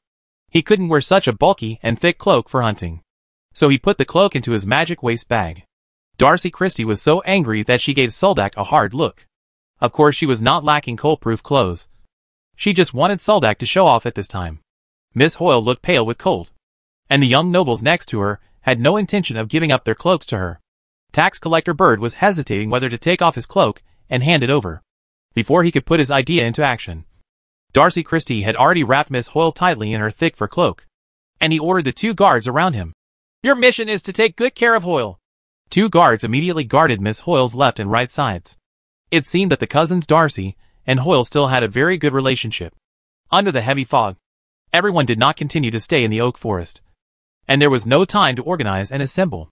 Instead, they formed several small teams on the spot and walked towards the ice lake along the direction in their memories. Such a heavy fog, no one was riding a horse, and occasionally other teams could be seen groping forward more than 10 meters away. "Everyone try not to get separated. It's easy to get lost in such a heavy fog. Everyone, please look out for each other," a rough voice shouted from the mist not far away. The voice was strong and powerful, giving the other teams who were slightly panicked in the fog some confidence again. That strong voice wanted everyone to get together. But obviously Darcy Christie, who had a lot of guards, was not in the mood. She kept walking towards the manor next to the ice lake, and it seemed that she did not intend to take care of other people. Just like in the hilly meadows of Handenar County, she didn't care about Hathaway and Beatrice at that time. "Ah!" There was a scream in the distance, and the sound carried far away. People from the surrounding teams asked loudly, "What happened?" Someone in the fog cried loudly, "Someone in our team was attacked." Although Darcy Christie was a little reluctant, seeing the guards around her looking at her expectantly, waiting for her to give the order to rush over for rescue. It was not easy to lead directly with a group of guards at this time. So she asked, "Where are you?" When Darcy Christie led everyone over, they saw a group of people gathered together, and some teams approaching. Darcy Christie separated from the crowd and walked in. Soldak followed behind, and clearly saw there was still a hint of panic on the face. And the young noble, who was surrounded, had a large gash in his chest. If there was no armor piece on his neck to prevent his throat from being cut, he might have been dead at this moment. He fell to the ground somewhere else. Even so, his leather armor was cut with a half-foot-long wound, and the collar of the leather armor was cut open, just shy of slicing his throat. His body was covered in blood, and he didn't know whether it was because he was scared or because he had lost too much blood. His eyes were full of fear, and he kept looking around. "Morven, who injured you? A beast or a robber?" Darcy Christie walked over, looked at the young noble with a serious face, and called out his name. The young noble woke up from his panic and explained to Darcy Christie, "I didn't see anything. I just felt a white light flashing in front of my eyes, and it hid in the fog. It was the Nightmare Night. It must be Nightmare Night. If it is really the Nightmare Night, I'm afraid you will be split into 2 pieces at this moment.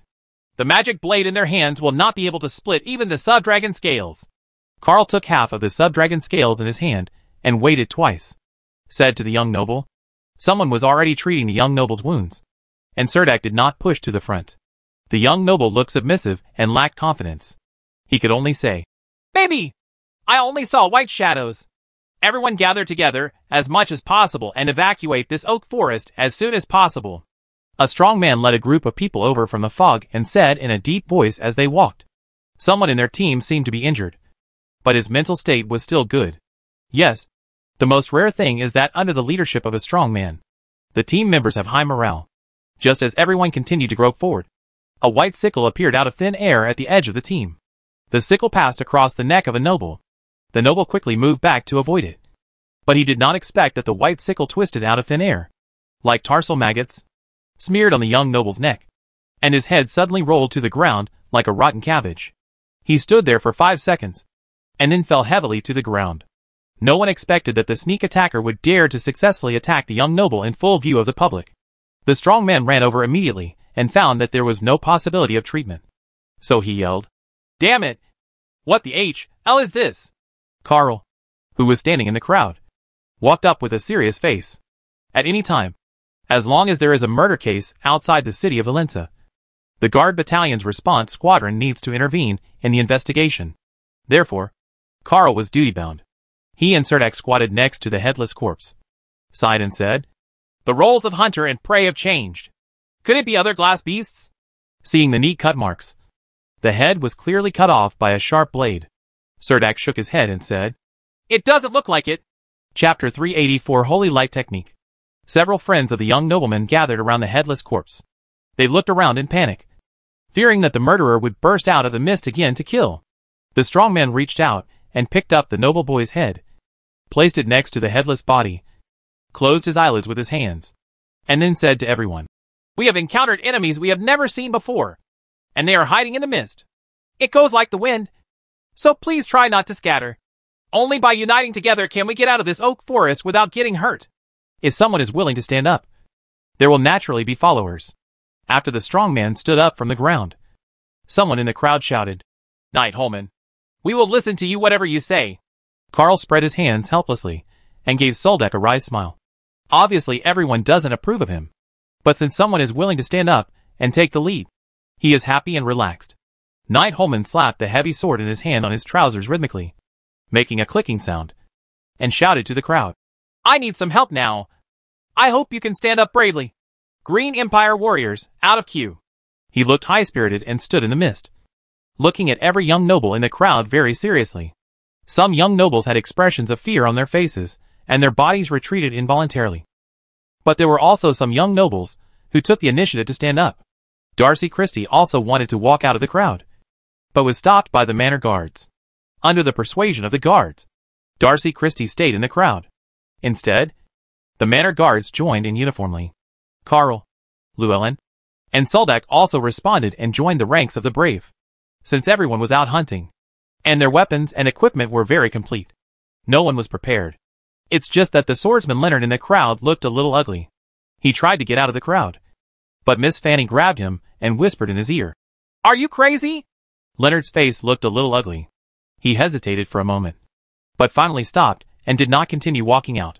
He held one hand tightly on the hilt of the sword. Except for Leonard Swordsman, tax collector Bird also failed to stand up this time. He is the civilian tax collector of Helensa City Hall. He is almost nothing except a big belly. The western rapier was more like an ornament. When Miss Hoyle looked at tax collector Bird, there was a trace of disdain in her eyes. Knight Holman saw so many people standing up and shouted to everyone, "Very good, everyone. Take up your weapons. Gather the women and those who cannot fight in the center, and let's move towards the lakeside manor together." Then he said to the friends of the young nobleman who had his head cut off, "We have to leave him here. The fog will clear tomorrow day, and then return to the oak forest to pick him up. No one knows how many terrible enemies are hidden in the fog. We can't waste manpower carrying him away now." Although several young nobles were somewhat reluctant, they looked around and saw that no one was willing to help them carry away the bodies of their companions, so they could only continue to move forward with the others.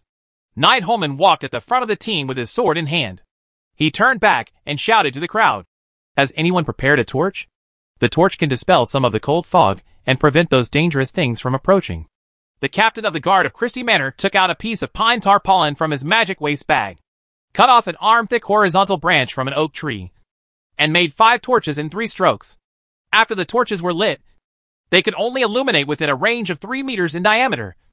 Even the firelight could not be seen further away, and the fog became even bigger. Everyone leaned together, and the outermost circle were warriors with weapons in their hands.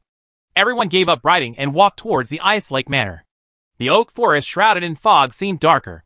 In addition to the footsteps in the forest, there was also a very dull cracking sound, as if something was breaking out of the ground. The scythe in the thick fog appeared twice more, but was discovered in advance by everyone who was prepared. Although 2 young men's arms were scratched by the scythe, no one was killed by the scythe. The light of the torch can reveal the approaching scythe in advance, and everyone discovers that they are actually 2 ghosts wandering in the oak forest. They have white outlines and translucent bodies. They can hide in the mist and come and go quietly. When the sound is flying, when it is close to the torch, the originally virtual outline will become solid. It's two undead ghosts. Carl stared at a white figure that retreated into the mist, turned his head, and whispered to Soldak. Just when Carl turned his head, Cerdak felt the fog behind Carl rolling violently, and a sharp axe broke through the fog and struck Carl's left shoulder. Carl was caught off guard, feeling Soldak's eyes and the fierce wind behind him. He had no time to dodge, so he could only fall diagonally to the right, trying to avoid the sharp axe, and saw that the axe was about to hit Carl on his shoulder guard. The craftsman's sword in Serdak's hand held the axe blade, making a loud clang sound, and a strong counterattack force almost knocked out the craftsman's sword in Serdak's hand. The sword flew away, and Soldak took half a step back. The hand holding the sword was numb from the shock of the axe. Cerdak saw a skeleton striding out of the mist. The axe in his hand was blocked by Cerdak, but he did not stop and kicked him, facing Carl, who fell to the ground. Carl twisted around and used his sword to block the skeleton's bony feet. The huge power of the skeleton knocked the long sword out of Carl's hand. Carl took advantage of this opportunity to dodge the skeleton's kick in embarrassment. Baron Llewellyn next to him slashed the skeleton's forearm with his sword. The long sword made a clicking sound, like hitting a hollow tree trunk, leaving shallow marks on the gray-white arm bones of the skeleton. This skeleton is still covered with some frozen soil, and its skeleton is even somewhat incomplete. He is holding a sharp axe in his hand. The axe head is rusty, and the axe handle is a piece of white bone that is about to rot. The skeleton is surrounded by exuding a strong aura of death. There are two faint blue flames hidden in the eye sockets of the skull. These two flames are the soul fire of undead creatures, and the source of their power. The skeleton emerging from the mist looked at Baron Llewellyn, so frightened that Baron Llewellyn almost dropped the sword in his hand. Fortunately, Cerdak had recovered by this time. He took the dwarf chain shield in his hand and adjusted his pace. The thick shield hit the skeleton's skeleton hard, and the gray-white skeleton suddenly made a crackling sound. The skeleton was staggered by Cerdak's shield attack. Carl took the opportunity to stand up from the ground and stabbed the long sword in his hand into the skeleton's left eye socket. The skeleton's whole body was twitching continuously, and the soul fire in the right eye socket was staring at Carl. The sharp axe in his hand slashed at Carl, but was blocked again by the shield in Soldak's hand. Carl and Llewellyn's swords were almost at the same time. It pierced the right eye socket of the skeleton, piercing the trace of soul fire. Suddenly the gray bones of the skeleton were scattered on the ground, and the heavy axe also fell heavily to the ground, and the death energy all over the body instantly floated in the air. Knight Holman ran over with a long sword, staring at the broken bones on the ground with an ugly face, and said, "They are the skeleton soldiers of the undead. How can there be undead here?" The rest of the people didn't know how to answer. The guard captain of Christie Manor said, "This place has never been invaded by the undead." Cerdak encountered the skeleton soldiers of the undead tribe for the first time. He was a little curious about the skeleton, so he squatted down to check the broken bones on the ground, and picked up a thigh bone. He found hand-painted runes on the bones. Cerdak doubtfully picked up the leg bone in his hand and asked doubtfully, "Do the skeletons of the undead also have magic marks on them?" The Holman Knight came over, took the broken bone from Soldak's hand, took a look at it and said, "In my opinion, this is not the skeleton of the undead at all. This is the skeleton summoned by the necromancer. Necromancers master necromancy magic, and they can summon powerful undead creatures. Only undead creatures that have signed a contract with necromancers will have this kind of magic mark on their bodies." The team did not stop because of this, and everyone kept walking towards the ice lake. "So, the one who attacked us should be a necromancer?" Llewellyn asked with lingering fear. "Maybe there is a necromancer among the group of people who attacked us," Carl said. He did not think that the person who created the ice mist was just a necromancer. Knight Holden did not answer the question, but turned to Soldak and asked, "You just came back from the battlefield?" Soldak glanced at Holden Knight and saw a trace of admiration on his rough face, and said, "Malyun Ridge in Handanar County. That was a battle that no one wanted to mention. Probably no one except the Bena people would know about it. But it was a painful lesson for the people of Helensa. It represented the army of Helensa City in that battle. A large number of soldiers were lost in the battle, especially the 57th Heavy Armored Infantry Regiment, which was almost completely wiped out. Therefore, when Soldak said this, Knight Holden looked enlightened. He nodded, looked at Soldak and said, "I have also heard about that battle, where Marquis Solomon Bowen suffered a defeat. You are able to come back alive because you are blessed by the goddess of luck. My name is Holden. If you have a chance, we can sit down and chat together. Holden Knight didn't say much. Seeing that the situation here had stabilized, he walked back to the front of the team to clear the way. After this sneak attack by the undead skeleton, Carl no longer dared to chat carelessly in the team, and handed his back to Serdek. At this time, Soldak noticed that although Miss Fanny in the crowd was wrapped in a thick cloak, her body still seemed to be shaking. Leonard's face next to her also became more ugly. His eyes kept looking around, obviously afraid that something would suddenly appear. His panic expression was definitely not what an intermediate swordsman should have. Look! Immediately afterwards, skeletons continued to crawl out of the frozen soil, although they did not come and go as freely as ghosts. They had a fierce offensive. They did not feel any pain on their bodies, as long as the soul fire in their eye sockets did not go out. Even the bones in their bodies would, although he was shattered, he could still struggle to stand up from the broken bones, and the death energy in his body could quickly connect the gray-white bones together. Moreover, more and more such skeletons emerged from the frozen soil. In addition to the first one that was quickly eliminated, several more skeletons followed from all directions and surrounded them, immediately overwhelming the defense line outside the crowd. Value. These young nobles had no fighting experience at all. The shields in their hands could not withstand the sharp axes in the hands of the skeletons. They were unable to deal with the skeletons immediately, and a melee broke out in an instant. There are two ghosts lurking in the fog, waiting for an opportunity. The appearance of the scythe means someone is injured. Only Soldak, Carl, and Baron Llewellyn cooperated tacitly. Soldak held the dwarf chain shield in front of him. The axes of the undead skeletons could not break his iron shield, and they did not have much wisdom. The undead creatures did not know how to adapt at all, and the tacit cooperation of the three allowed them to kill 3 skeletons one after another. Others were in a panic and had no strength to fight against the skeleton. Holden Knight could only put out the fire everywhere. Along the way, the manor guards suffered the heaviest losses due to the mission they shouldered. They almost did not hesitate to stand at the outermost edge of the team to welcome the first round of attacks from skeletons and ghosts. At this time, 7 guards had been injured one after another. One of them had his collarbone cut off at his shoulder by a ghost sickle. At this time, Darcy Christie also joined the battle with a sword, bringing Darcy Christie into the battle. The manor guards could only get close to Darcy and protect her sides and back to prevent her from being attacked by ghosts. Even if she was injured. Nope either. People were constantly injured along the way, and some even fought continuously without having time to bandage their wounds. Serdek wanted to help the injured warrior treat his wounds. At this moment, he suddenly remembered the shining saber in the magic waste bag. Although the craftsman's sword was easier to use in battle, he wanted to keep more of the holy light for himself. With such power, Soldak suddenly put the craftsman's sword into its scabbard. Under Carl's surprised look, he pulled out the shining saber from his magic belt bag. When he held his hand on the handle of the knife, an inexplicable suction force sucked the sacred breath flowing in his body into the blade. Instantly, the blade lit up with a faint light, looking like a light in the mist. Torch. He ran towards a young nobleman who was covered in blood. The young nobleman's forearm was cut off by the skeleton's sharp axe, and 2 wounds were opened on his body by the sharp axe. The 2 companions around him were forced back by the skeleton. He was about to decapitate him with an axe. Fortunately, Serdek arrived in time, and the shining saber pierced the skull's eye socket.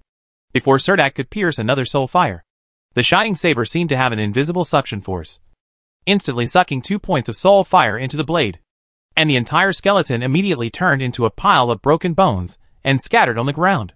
The young nobleman, who had survived the desperate situation, was stunned by Serdek's sword. Seeing the shining saber in Serdek's hand stabbing him, he didn't even know how to dodge. The shining saber was pressed against the young noble, and a soft holy light was injected into the young noble's body. Chapter 385 Hard Fight. A beam of holy light fell on the young noble, and the wound on his arm healed at a speed visible to the naked eye. The young noble's eyes widened, looking at Serdek in front of him, and for a moment, he even forgot to say a word of thanks. Serdek pulled him up from the ground with one hand. Although his forearm was cut off by a sharp axe, he could not rest where he was. Even if you can't continue fighting at this time, you still need to have a certain ability to protect yourself, Serdek told the young noble's companions. You two help bandage his wounds. The 2 companions who caught up looked at Serdek with a strange look. When they stared at the shining saber in his hand, the panic and fear in their eyes continued to fade away. They helped the young noble up, and at this time, the skeleton rushed over, and the two men protected the young noble behind them, desperately blocking the skeleton's fierce attack. This thrilling scene kept appearing on the battlefield. Knight Holden constantly shuttled among the crowd, always appearing in the most critical place of the battle. He shouted, "Attack the soul fire in the eyes of the skeleton soldiers. Only when the flexible fire is extinguished will they die completely. Pay attention to avoid the sneak attacks of ghosts." His voice was already a little hoarse, and there were 2 wounds of varying depths on his body. But this did not affect his fighting at all. The long sword in his hand could always appear where help was most needed at critical moments. The skeleton soldier chopped down a young nobleman in a pool of blood. Then it strode into the crowd.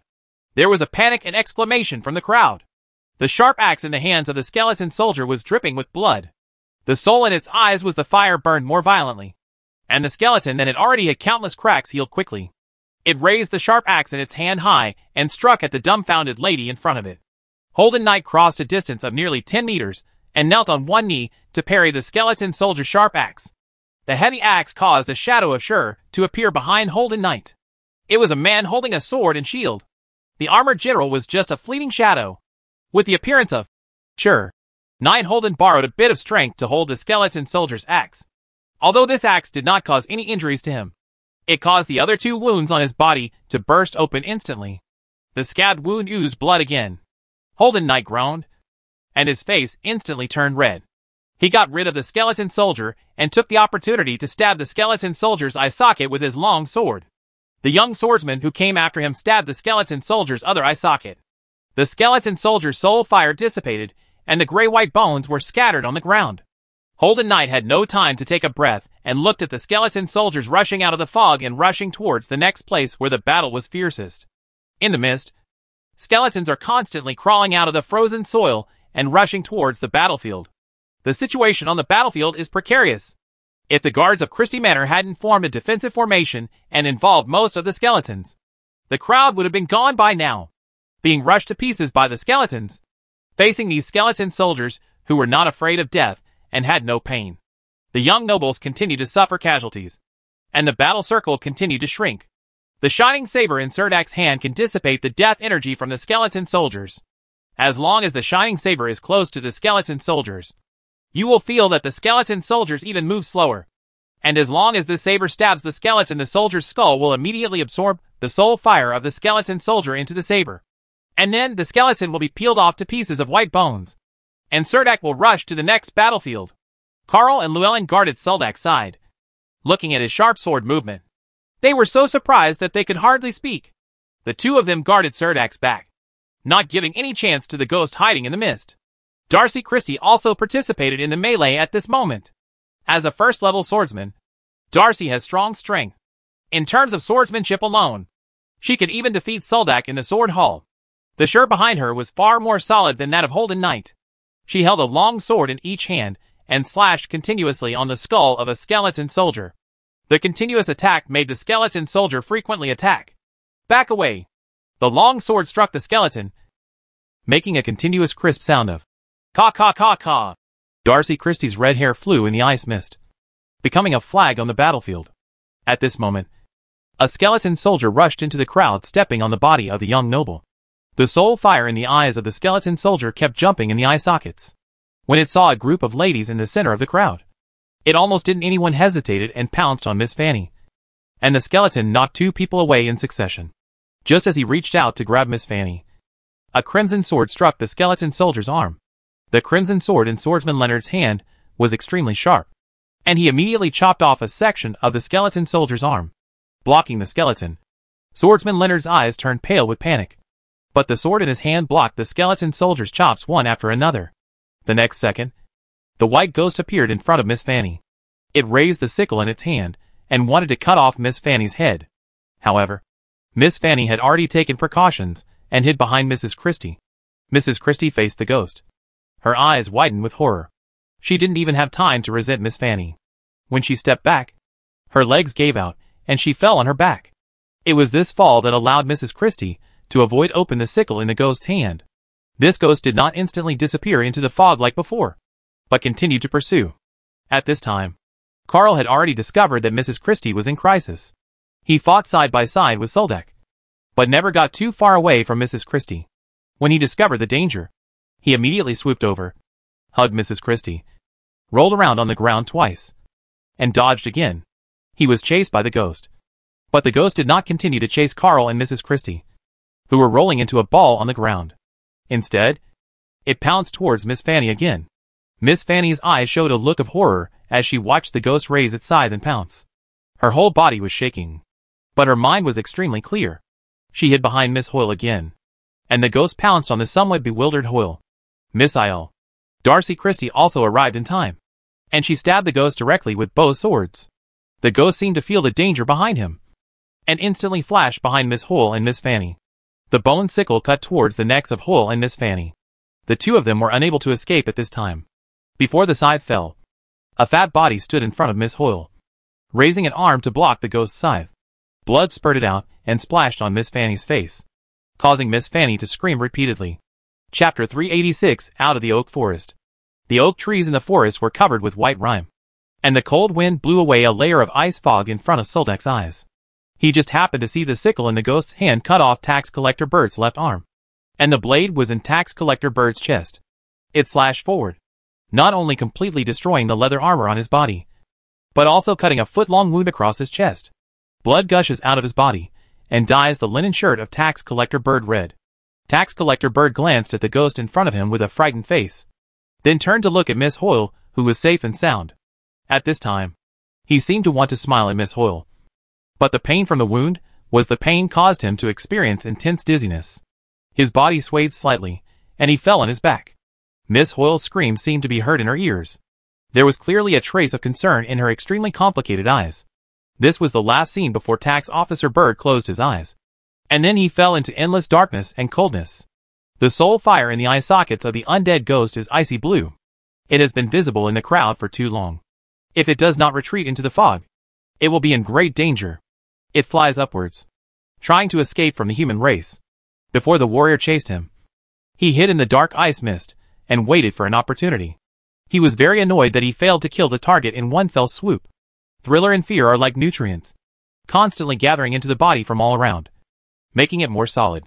The bone sickle in its hand also grows sharp bone spurs on its surface, and black runes appear on the skeleton. The crowd, those people in it, were frightened out of fear when it spread its arms and swept upward. It was like a white bird spreading its wings and about to fly. But just before it was about to escape into the thick fog, a burning sensation suddenly came from behind, an aura that made its soul fire feel trembling. It senses danger and wants to get out of the fight quickly. It rushed upwards, and the breath behind it that it feared was about to penetrate its body. The ghost stopped abruptly. It turned around and rushed towards the knight chasing behind it. It endured the holy light on the knight's weapon and let out a deafening scream in front of him. A huge energy ring was released from the ghost's body. It was like countless ghosts rushed out of the ghost's body, and those souls got into the bodies of the people around them. Those people's faces were immediately covered with a layer of cyan death, and everyone's faces became ferocious, as if there was someone else. A ghost wants to take over their body. People grabbed their throats. Their eyes bulged outwards. Their rickety bodies rolled into shrimp shapes, and their limbs involuntarily showed various strange twists. But then, the ghost discovered that the knight in front of him was completely indifferent. It originally thought that the knight would feel the impact of the remnant souls like those around him. But the pendant hanging on the knight's chest emitted a scorching light like the sun, blocking all the ghosts trying to rush into his body. Even the group of people behind the knight survived. The long sword exuding a holy aura in the knight's hand has already opened the already very fragile body. It even feels that it can't lift the scythe in its hand. The body is constantly dissipating, and the ice blue soul fire is like pulled by some powerful force.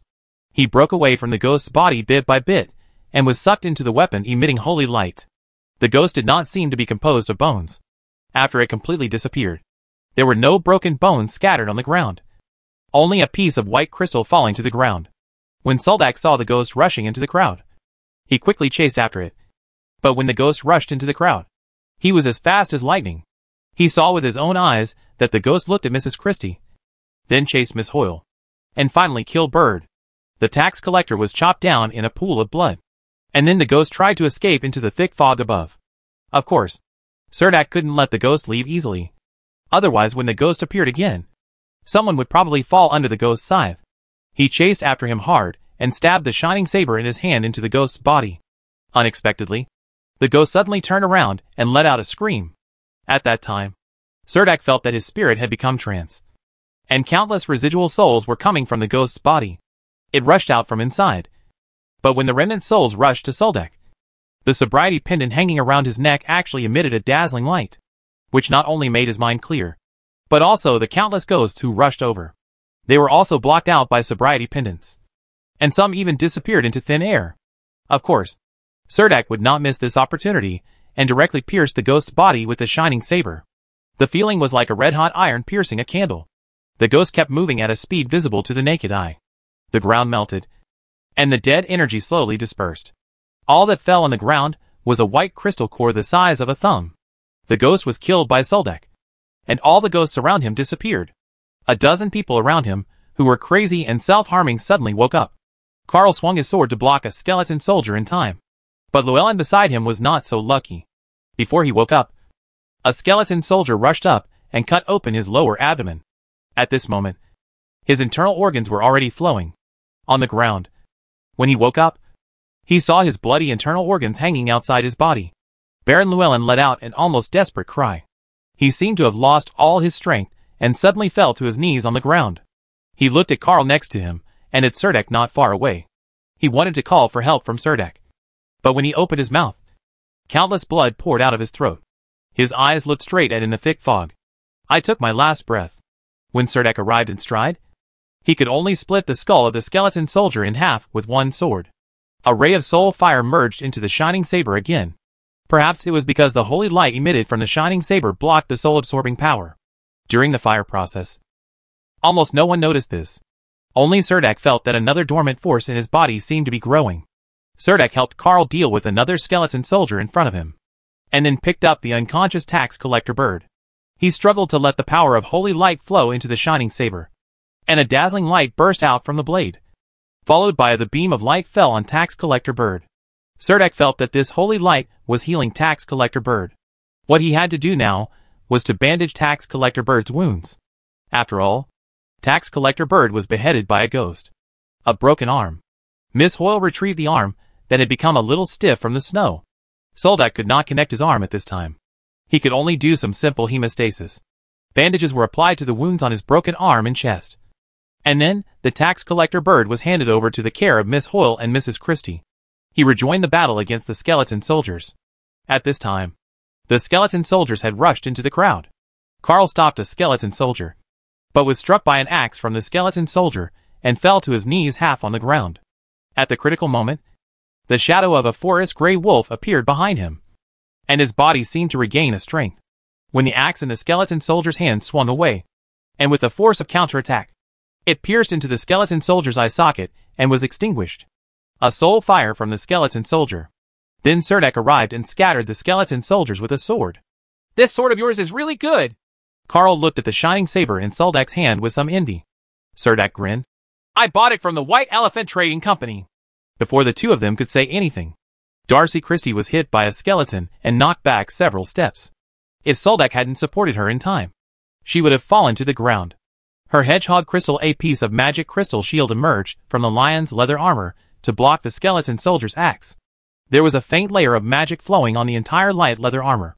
If it weren't for the magic pattern structure on Darcy Christie's body, I'm afraid she would have died. Injured. At this time, just activating the defensive array on the magic pattern structure was enough to rescue Darcy Christie, which made Serdek feel the effect of a magic pattern structure, just when Serdek was in a tough battle. Holden Knight was not having an easy time either, but he always appeared in the most dangerous places. A skeleton soldier broke through Christie's defense line and knocked down a noblewoman. Holden Knight rushed over in time, held up his sword to stop the skeleton soldier, and rescued the noblewoman in the hands of the skeleton soldier. He wanted to save the lady. The force and explosive force forced the skeleton soldiers back. At this moment, another ghost that had been hiding in the darkness suddenly appeared from behind Holden's knight, and a sickle turned into a white light and pierced Holden's back. The sharp scythe easily pierced Holden's knight's armor. The tip of the sharp scythe emerged from his chest, and a stream of blood spurted out. Knight Holden turned around forcibly, and a knight's figure became extremely clear from behind him. He looked at the scythe on his chest without showing any panic, as if he had seen something very funny. He grinned and he smiled at the ghost in front of him. The ghost's scythe seemed to be stuck in Holden Knight's body. No matter how hard it tried, it could not pull the scythe out of Holden Knight's body. But Holden used his last breath to smash the ice-blue soul fire in the ghost's head with a long sword in his hand. The two jumping flames were extinguished, and the ghost's body turned into a wisp in the mist. There was blue smoke, and a piece of white crystal fell to the ground. Holden Knight killed the second ghost, but the price he paid was also very high. He fell to the ground almost at the same time as the ghost. After the two ghosts hiding in the dark were killed, the situation gradually turned around. Although skeletons continued to crawl out of the frozen soil, the Christie Manor guards and nobles re-established their defense lines. Some nobles who did not dare to join the war at first also, they all took up their weapons. Even swordsman Leonard stood in the resistance team. And the situation finally stabilized. After leaving behind more than a dozen corpses, the brigade once again carried women and injured people towards Ice Lake Manor. Carl looked at Baron Llewellyn with a painful face as his body began to become extremely stiff lying on the ground. Feeling deeply guilty for the death of his friend, Holden Knight's body was gradually swallowed by the thick fog. A pair of pale hands used blood-stained silk thread to sew the young noble's head back together. There was almost a layer of oily skin covering the bones on his knuckles. He held a bone needle between his fingers, and he sewed the young noble's head back together on his neck, and then used his blood-stained hand to draw an inverted triangle-shaped symbol on the noble's forehead. He turned over the young noble's frozen body, cut open his leather armor with a dagger, and used the remaining blood to draw a strange symbol. The cold wind made him feel the biting cold, and an intriguing wry smile appeared on the corner of his mouth. He turned his head and tried to look at the sky of Razma Temple through the fog. Unfortunately, the darkness of the cold night completely shrouded everything. He knew that he was leaving it was too far out, and there was no Rathma Temple in the Green Empire. This mission was 100 times more difficult than before, but he had a firm belief in his heart and kept talking in a language that no one could understand. In the blink of an eye, he had painted symbols all over the body of the young noble. Then he refastened the buttons of the leather armor and drew a magic circle on the spot. He knelt down beside the magic circle and clasped his hands together, reciting a complicated spell in a deep voice. Just after his spell ended, the stiff corpse of the noble lying on the ground was like a puppet tied with countless thin strings, moving little by little. Stand up. The noble corpse got up from the ground, his hands almost hanging below his knees, but he was still able to move forward unsteadily. He was wrapped in a shabby blanket, with a conical hat on his head that covered his face. He was tall and thin, and even looked a little unnatural when he walked. Behind him were a dozen nobles. Corpses, but the severed limbs have been carefully sewn together by him. Each noble corpse is covered with fine blue nets. Only by looking closely can you find that those light blue fine nets are constantly flowing of soul fire. He chased the blood stains left on the ground in this mist. When the two thin soul threads wrapped around his body disappeared little by little, he stopped with some distress. Those two ghosts were caught on the ghost ship in the endless sea. They had been following me for so long, but I didn't expect that they would sink to the bottom and disappear here. He stepped on the severed hand, bent down with difficulty, and picked it up from the ground. There was a sense of emptiness in the spiritual sea, and he knew that the hunt had to stop. He punched the oak tree with some annoyance, and he was only a little bit close to succeeding. He took out a copper whistle from his magic belt bag, put it in his mouth and blew it hard, but there was no sound. At the edge of the oak forest, the skeleton soldiers who were still chasing the team suddenly stopped, and then they retreated into the forest without any hesitation. The crispness and decisiveness of their retreat made Serdek, he was also slightly startled. After walking out of the oak forest, the thick fog finally became much thinner, without the skeleton soldiers chasing after them. Everyone supported a few wounded people and quickly hid in Christie Manor. They returned to the manor to count the number of people and found out nearly 1/3 of the nobles failed to get out of the oak forest, and the other guests and maids who stayed in the manor were frightened by the tragedy in front of them. Almost everyone in the manor took action and began to treat the injured members.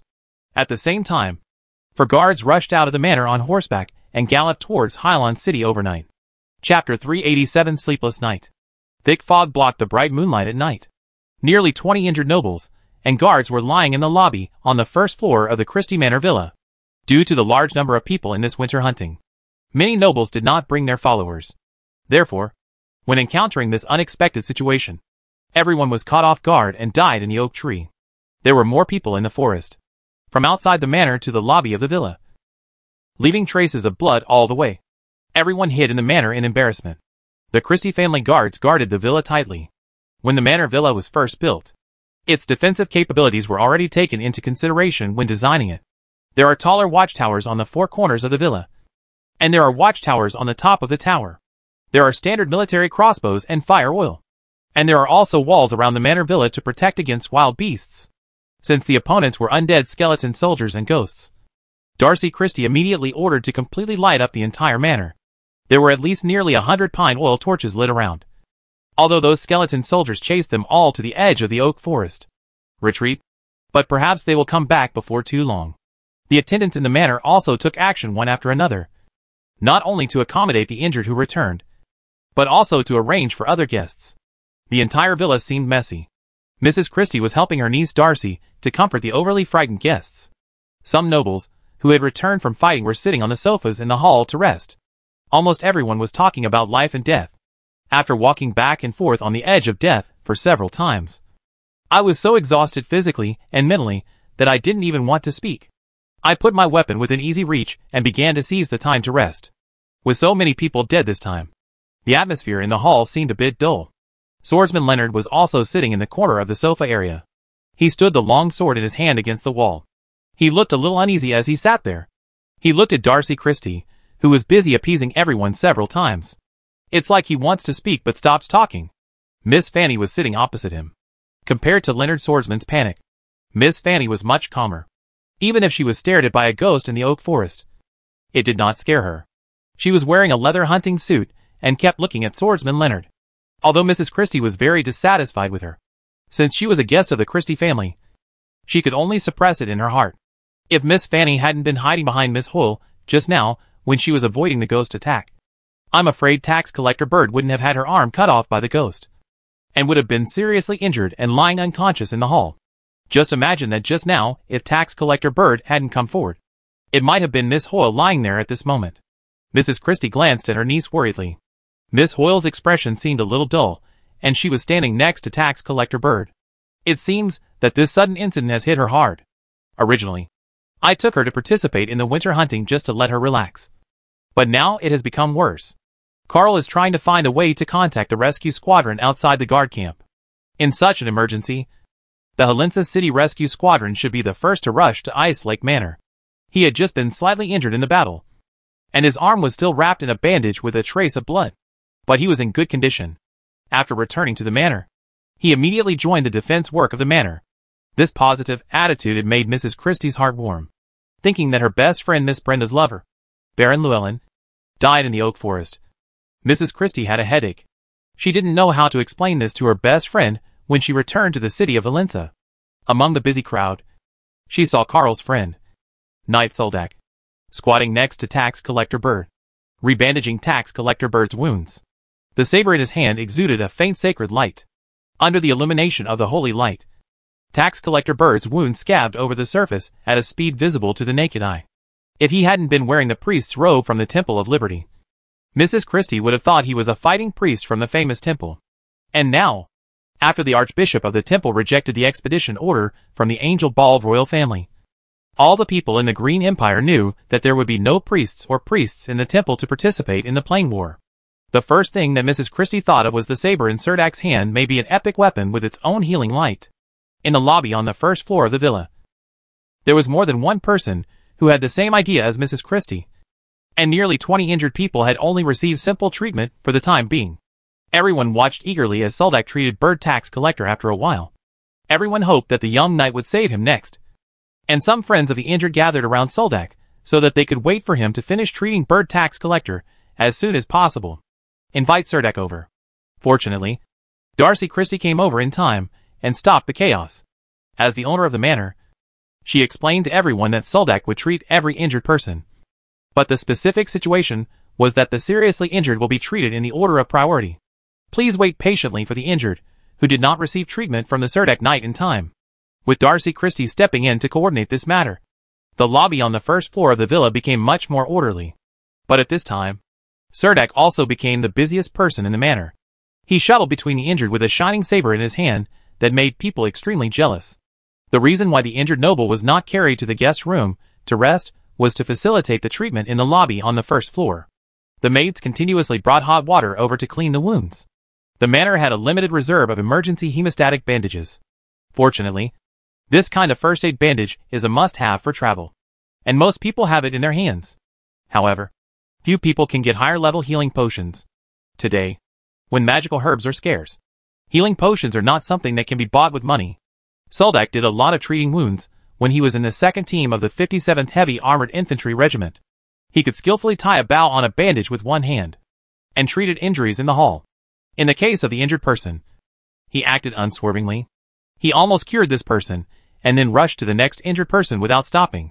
Fortunately, the injured person had some friends around him to take care of him, and many people were caring for him. It was to treat the wound in advance and just wait for him to rush over and use the holy light technique to treat it, which saved a lot of unnecessary trouble. A nobleman was lying on the marching carpet. His face was pale due to excessive blood loss. He looked at the shining saber in Serdak's hand. He probably wanted to distract himself from the pain in his body, and his eyes fell. The saber in Serdak's hand was slightly emitting holy light, and he asked him, "Knight Serdak, does your saber have a name?" In the Grim Empire, every epic weapon has a distinguished name. For example, there is a gold-decorated shield called the Emissary of Zakaram in the temple. It is said that this shield was once owned by a dragon knight. Epic weapons. In the warehouse on the top floor of the Hunters Guild in the Imperial capital, there is still a heavy crossbow named Brizador Keenan stored in it. This heavy crossbow, which many hunters call a cannon, is considered to represent the highest level crossbow made by the Green Empire. Skill. Serdak was concentrating on treating the wound on his leg. This was a wound made by the skeleton soldier with an axe. If it had been more severe, the leg bone might have been severed. Serdak didn't know that whether he would be able to walk normally in the future. He didn't know how to perform tendon suturing, so he couldn't reconnect the broken tendons.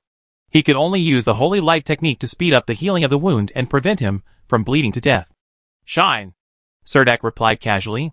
His attention fell entirely on the wounded man's wounds, and he had to concentrate on channeling the power of holy light into the nodes in his body. "Well, that's a really good name." The injured noble could only praise it reluctantly. This nobleman probably did some research on enchanted weapons. He had never heard of any epic weapon called Shine. When his eyes fell on the magic pattern on the shining saber, he was slightly startled. The minimalist magic pattern doesn't look like a precious epic weapon. Darcy Christie stood on the stairway of the first-floor hall with a somewhat ugly face. She looked at the mess in the hall. Before she could count the number of victims, she couldn't help but become extremely irritable. She really wanted to hide in a quiet room at this time to calm down her almost furious heart. But it happened that she needed to stand up and take charge of the situation here in the manor. She asked the manor's head guard. Before this, there had never been an undead at the hunting ground of Ice Lake Manor. Now that so many people had died all at once, I'm afraid even her father, Marquis Christie, would be implicated. When she saw the busy Soldak in the crowd, her expression softened slightly, and she thought to herself, "It seems that Hathaway and Beatrice are pretty accurate at judging people." Footsteps sounded, and the manor's butler walked over from the kitchen. This butler was specially transferred from Christie Castle because of the winter hunting activities. He reminded Darcy that Christie had been preparing for the dinner for a long time, and more than half a day had passed since lunch.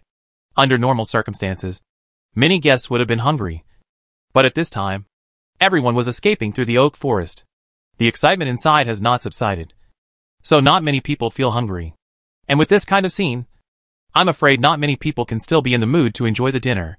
However, from the perspective of the owner of the manor, Darcy Christie should invite everyone to enjoy dinner. After the invitation, less than half of the people rushed to the restaurant to dine, and everyone quickly ate stew and white wine. Fill your stomach with bread and regain your strength as soon as possible. No one knows when those skeleton soldiers will appear outside. Darcy Christie was sitting at the head seat of the dining table, looking at Miss Fanny, who was engrossed in eating juicy and tender steaks. She sat straight on her chair, elegantly cut the steaks with her hands, and looked at them medium rare. There was blood oozing out of the meat steak, and Darcy Christie thought of the wounds of so many injured people in the hall. But this bloody meat steak did not affect Miss Fanny's appetite at all, and she even quickly tore open a soft white meat steak, stuffed bread into mouth. The swordsman Leonard sitting opposite her looked a little flustered. He didn't even have much appetite. He just stuffed a baked wheat cake into his mouth without any taste and drank some stew. Darcy Christie and Lewin Swordsman Leonard is a classmate of the Advanced Swordsmanship Academy in Bena Province. She knows Swordsman Leonard very well. Swordsman Leonard would not even look at these two kinds of food. At first, Darcy Christie just thought that Swordsman Leonard might be frightened by this unexpected incident. But just now Mrs. Christie secretly said something to her, which immediately aroused her suspicion, and she felt a little guilty. He glanced at Miss Hoyle, who had been silent all this time. If he hadn't insisted on pulling her into the magic caravan, I'm afraid Hoyle would have been in the castle at this time. She hadn't recovered from the ridicule of those young nobles. This happened again. Darcy Christie sighed softly, which was something she never expected. After dinner, arrange those guests who need to rest into the guest rooms to rest. All guest rooms on the first floor will be vacated and arranged for those who are injured. Be sure to take good care of them. Darcy Christie put down the meal in her hand, knife, wiped the corner of his mouth with a napkin, called the butler, and gave instructions. Okay, ma'am, the housekeeper replied quickly and cautiously. When will the support from the family arrive soon? Darcy Christie leaned into the housekeeper's ear and asked him. There were a few wrinkles on the butler's forehead. He pondered for a moment before saying, Even if everything goes well, we have to wait until tomorrow morning. In fact, he hid a sentence behind him that he didn't finish. If it doesn't go well, I'm afraid no one will come for the time being. That means we have to survive tonight on our own strength, Darcy Christie murmured to herself. Darcy Christie's brows knitted together as she watched Leonard Swordsman and Miss Fanny finish their meal and get up to leave the restaurant at the same time. When they were in Christie's castle, Swordsman Leonard and Miss Fanny's rooms were thoughtfully arranged next to each other at Ice Lake Manor. Although the guest rooms were tight, the two of them were still assigned two separate rooms. The only thing that dissatisfied Miss Fanny was that there were at least 8 guest rooms between the two rooms. No matter what Miss Fanny wanted to get to Swordsman Leonard's room, Swordsman Leonard would have to sneak past at least 8 rooms. Obviously, being so far apart would make it more difficult for the two of them to have a secret love. Miss Fanny glared at the stern-faced housekeeper with some reluctance, and was about to make her request to him. But Swordsman Leonard held her hand from behind.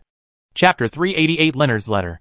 There is a magic scroll of fire gathering in the fireplace of the room, and the blue flame keeps jumping. Swordsman Leonard still cannot dispel the chill in his heart while standing next to the stove. The battle in the oak forest reappears in his mind.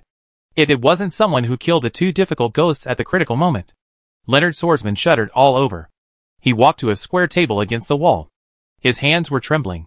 He picked up a bottle of golden cider on the table, struggled to pull out the cork on the bottle, and poured the egg-white liquid into it. Put it into a wine glass, and drink it all in one gulp. The slightly sour wine passed through the taste buds on the tip of his tongue and rushed into his throat, all of a sudden diluting the fear in his heart. He sat down on the lounge chair next to the fireplace. He closed his eyes and saw the skeleton soldiers and ghosts in the oak forest again, rushing into his mind. Leonard opened his eyes again and looked out the window into the dark night. Just under the light mist, some torches were lit throughout the yard, emitting a faint light. In his mind, he pictured the scene when Cerdak held a saber exuding the holy light spell and went around killing skeleton soldiers in the team. He was secretly glad that he could escape, and felt sorry for his old friend Cal Norton, was worried about his relationship. After Hathaway and Beatrice completely broke up with Cole Norton, Darcy Christie also returned to Helensa City sadly. Norton seemed to be kept in the dark. Although he often exchanged letters with Miss Darcy, he didn't seem to know that Soldak was also in Helensa City. Leonard wanted to write a letter to his old friend and tell the truth about what he had seen and heard about Helensa City.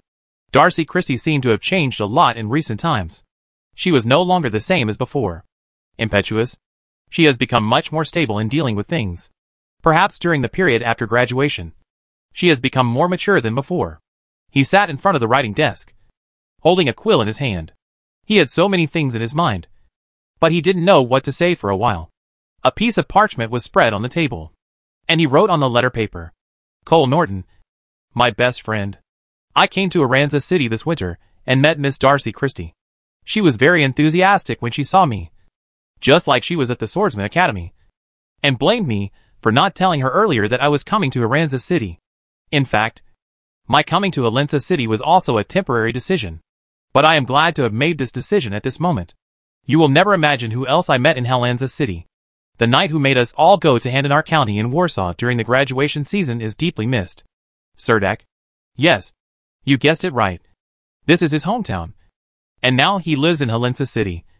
According to my observation, he is very familiar with Miss Darcy Christie. I am afraid that a lot of things must have happened in the recent period to make Darcy's attitude towards Knight Serdek change dramatically. Now this red-haired girl, who behaved extremely arrogantly in the Knight Academy, has transformed into a noble lady, who is enough to make people look at her differently. In her body, I feel a unique charm that I have never felt before. If not, I already have Miss Fanny by my side. And I think I will pursue her at all costs at this moment. If you still want to take your relationship with Miss Darcy further, I'm afraid you can't hide in another city and spend your good time. At least for now. You have to go to Helensa City to meet Darcy in person, and see with your own eyes what's going on with her. What exactly happened to you? I think you will gain a lot. One more piece of advice for you. Be careful with the Serdek Knights. Originally I wanted to write more, but I got into another trouble. I may not stay in Helensa City for too long. Probably the day after tomorrow. I will leave this beautiful mountain city. Although I am looking forward to meeting you. We'll meet again. But I'm afraid it's not the time yet. If you don't want to give up on Miss Darcy Christie, you must come to Helensa City to visit her. I believe you will find your own happiness in this city. Love you, Leonard. If someone hadn't knocked on the door, Leonard Swordsman would probably have written a few more sentences. Hearing a brief knock on the door, Swordsman Leonard quickly put down the quill in his hand, dried the ink on the parchment, then carefully folded it in half and put it in his arms. When he walked to the door, he opened it. Only when they opened the door did they find Miss Fanny, wearing a thin nightgown, standing outside the door with her hands on her shoulders. A suspicious look flashed in her eyes when she saw Swordsman Leonard opening the door, walking into his room without any explanation, and quickly walking around in his room. When she found that the big bed was neatly made, with no wrinkles on the sheets, and no traces of deliberate design on the fireplace lounge chair, her face relaxed a lot, and there was a smile in her eyes. She stood by the fireplace, wanting to let the heat released by the magic scroll in the fireplace dissipate the chill on her body. Seeing a bottle of golden cider with the cork open on the square table against the wall, Miss Fanny quickly poured herself a glass, raised her head, and drank the wine in one gulp. I have to say that when she was wearing thin pajamas, her neck was as slender as a swan, her waist was slender, and her skin was as white and shiny as milk. Apart from her somewhat harsh words, she was a pretty beauty. This was also one of the reasons why Leonard Swordsman has always been infatuated with her, and couldn't bear to leave her. Miss Fanny was sitting on the lounge chair, under the reflection of the fireplace flame. She rested her arms on her head, making her graceful body curves appear more concave and convex. Miss Fanny squinted her eyes, looked at Leonard and asked softly, "What are you doing alone in the room? I thought you would go to my place immediately." There was an indescribable temptation in his voice. Swordsman Leonard sat next to the lounge chair, stretched out his hand to fill the wine glass in Miss Fanny's hand with golden cider, and then pretended to be relaxed and said, "I just want to warm up to the fire, and then let's have a glass of wine and relax. I was in the oak forest, and my whole body was about to freeze." Miss Fanny stretched out her hands and hooked Swordsman Leonard's neck, and asked in a seductive voice, "Really? Don't you think it would be warmer to hold me?" Her voice was cloyingly sweet. Swordsman Leonard hesitated for a moment, and finally plucked up the courage to say, "Fanny, I think we have to get out of here as soon as possible." Miss Fanny seemed to have heard what a ridiculous joke. With a smile on her face, she said with certainty, "Of course we have to leave quickly. How rare do you think we can continue to stay here?" She then added, "We have to leave quickly before they suspect me. And we have to find a safe haven before that person catches up. To be honest, I think this place is actually pretty good. I didn't expect that the knights here are more powerful than I thought. And that's why we have to get out as soon as possible before they find anything." Swordsman Leonard looked at Miss Fanny's fair chin. Her lips were as tempting as bright red cherries. He swallowed and said, "Fanny, you know what I want to say. If I were said that if we can make a choice again, I hope you can return the thing in your hand to them. Do you really want to live this kind of hesitant life? Maybe one day you and I. He will die silently on the way to escape." Hearing what Leonard Swordsman said, Miss Fanny's face quickly darkened. She pushed Leonard Swordsman, who was close to her, away, sat up from the recliner, and said sternly, "This is not true at all. Possible." She stared at Leonard Swordsman, wanting to see his inner world from his eyes. She held up her hands, with some painful memories in her eyes, and said to Leonard Swordsman, "You know what I did for that things. How many things have been given up? I am only one step away from fully possessing it. Just a little bit away. You see? 2 of their most powerful ghost-sickle killers have also died. I am afraid that his foundation has been almost exhausted. As long as we go to a few places, we will definitely consume all his power. At that time, as long as we can kill the priest in the Rama's temple, we can completely possess that thing. You and me. Her eyes were replaced by a strange red light, as if she was possessed by some powerful spiritual power. She showed a fanatical smile to Leonard Swordsman and said, I'm afraid you will never know that what power is contained in things. Fanny. Swordsman Leonard tried to persuade him, but was interrupted by Miss Fanny. Leonard, you love me, right? Of course. Swordsman Leonard said confidently.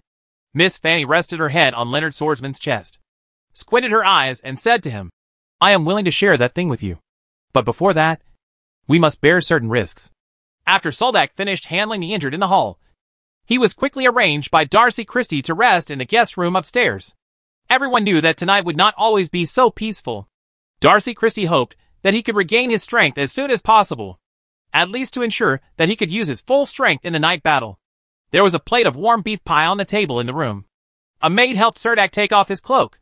When she wanted to take off his salamander skin armor, Surdak stretched out his hand to block it. Surdak knew in his heart that no matter how uncomfortable it was at this time, it was best not to take off the leather armor. The maid handed over a hot towel and wiped his face with her own hands. Surdak placed the craftsman's sword at his waist on the wooden table by the wall, and placed the dwarf chain shield he was carrying behind him on the bed. He took a look around and found that everything in the room was within reach, so he politely told the maid that she could leave. The maid looked sweet. She stood in front of Surdak, met his eyes, bit her soft lips, and whispered, Knight Surdak, can I stay to serve you? Looking at the maid's clean face, Soldak laughed dumbly and said, At this time? No matter whose arrangement it was obviously a bit inappropriate. He sat in front of the square table, picked up a piece of soft beef pie and stuffed it into his mouth, and said vaguely, To be honest, I think it's best for you not to wear any clothes tonight. For this kind of skirt, change into something more comfortable and warm. And don't sleep too hard at night. Just be alert. He poured the fragrant golden cider on the table into the fireplace, took off the water bag from his waist, and poured himself a glass of water. After taking a sip, he looked at the bewildered maid beside him and said, After filling my stomach, I need to rest alone for a while. It's best not to disturb me unless there is anything absolutely necessary. After saying this, he waved his hand to the maid, indicating that she could leave on her own. Soldak ate very quickly, swallowing a plate of beef pie in almost a few bites. Then he dragged his exhausted body to the window and took a look at the night scene outside. Dozens of torches were scattered around the manor. Corners illuminate a small area, and from time to time, manor guards can be seen patrolling back and forth along the corridor. It is very quiet outside the manor, so quiet that it makes people feel scared. Surdak walked to the door, locked it, and then placed the altar required for the sacrificial ceremony in the room. For some reason, he found that the outlines of the summoned gods and demons were clearer than before, when he sacrificed the devil antelope head in his hand. The blessed body and blessing shield he received in exchange also made him feel slightly different than before. The feeling was clearly stronger than before. Although I don't know what is going on, it is a good thing after all. Surdak did not dare to delay, and quickly put the items from the sacrificial ceremony back into the magic waste bag. His nearly exhausted physical strength began to recover quickly. Surdak sat on the chair by the fireplace, and saw that what was burning in the fireplace was actually a magic scroll of fire gathering. I sighed in my heart that the Christie family was really extravagant. They actually used the flames of the magic scroll to keep warm. He took out a whetstone and resharpened the edge of the craftsman's sword. There was a knock at the door. Soldak walked over and opened the door, only to find Carl and Mrs. Christie standing outside the door. Carl's mental state was not bad, although his face was a little tired. At least he could still hold on. But Mrs. Christie looks tired. Soldak was a little surprised and said to himself, If you don't have a good rest in the room, what are you doing here? Soldak invited two people in, and he glanced at Carl. Soldak, the reason why I bother you so late is to personally say thank you on behalf of the Christie family. Such a big thing happened during the winter hunting this time. Without you, I'm afraid there would have been more the man was left in the oak grove, Mrs. Christie said with a haggard look on her face.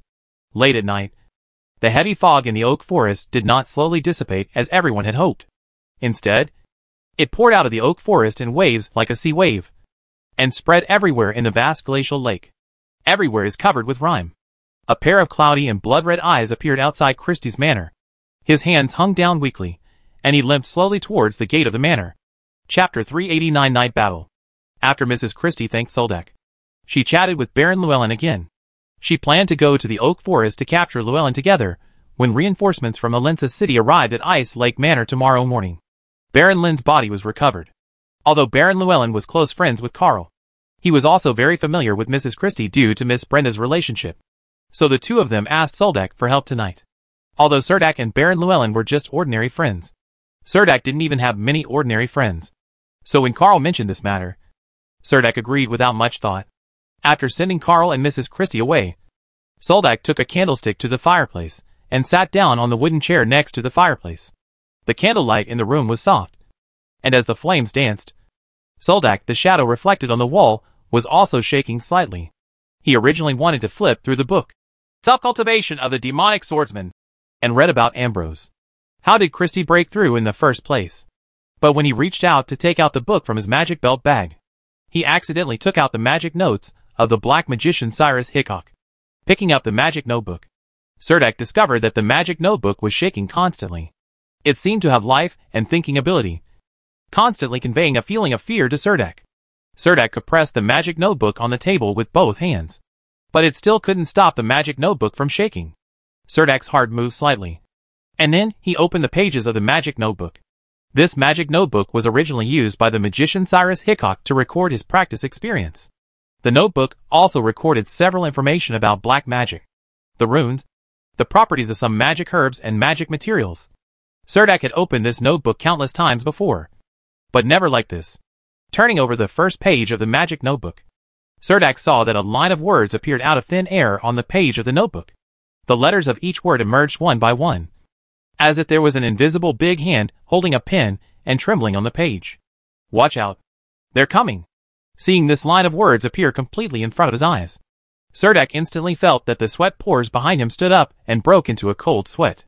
He initially suspected that someone was playing a prank, but after he looked around carefully and found no clues, the more he tried to find the answer, the colder his heart became. When he realized that he was indeed the only one in the room, he rushed to go over and close the magic notebook at once. This is just a magic notebook made of magic parchment bound in a volume. In it, a black magician recorded some of his experiences in learning magic. There were many things that Soldak couldn't understand, but he didn't expect this. This magical notebook turned out to be alive and warned him of danger tonight. Soldak quickly tied the dwarf chain shield beside the bed to his arm, and reinserted the sharpened artisan's sword into the scabbard on his waist. At this time, under the blessing of the blessed body state, his physical strength had almost recovered. He walked to the window in a few steps, opened the window, and let the cold wind from outside blow in. He felt that the fog at night was getting bigger. The torch at the gate of the manor became very blurry in his sight, and a bad premonition arose in his heart.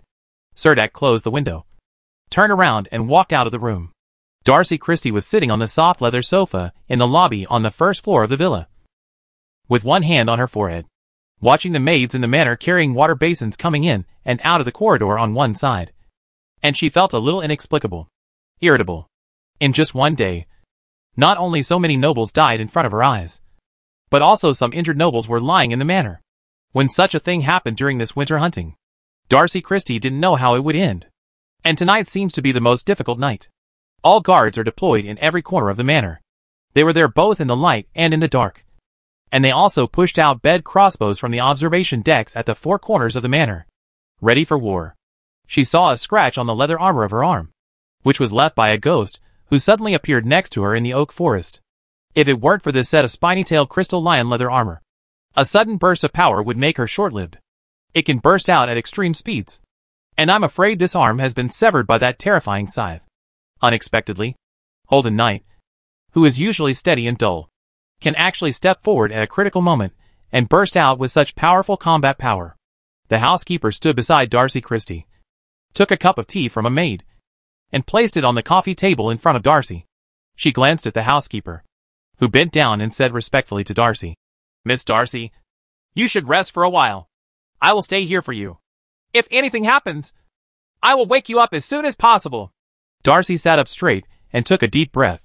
She hesitated and finally shook her head. Soldak, walked down the stairs quickly and asked Soldak, "Why are you down? You should take a good rest." Several nobles who were keeping vigil with Darcy Christie in the hall on the first floor also laid their eyes on Soldek. And their eyes also showed admiration. Apparently it was because of Serdak's performance in the oak forest that these nobles looked at him differently. Soldek strode up to Darcy Christie and said in a deep voice, "There may be something going on outside. I want to go out for a walk." After hearing what Soldek said, Darcy Christie also realized that she should go to the manor for a tour. So she stood up and said, "I'll go with you." Soldek put his hand on her shoulders, asked her to sit down on the sofa again, and said in an unquestionable tone, "You stay here."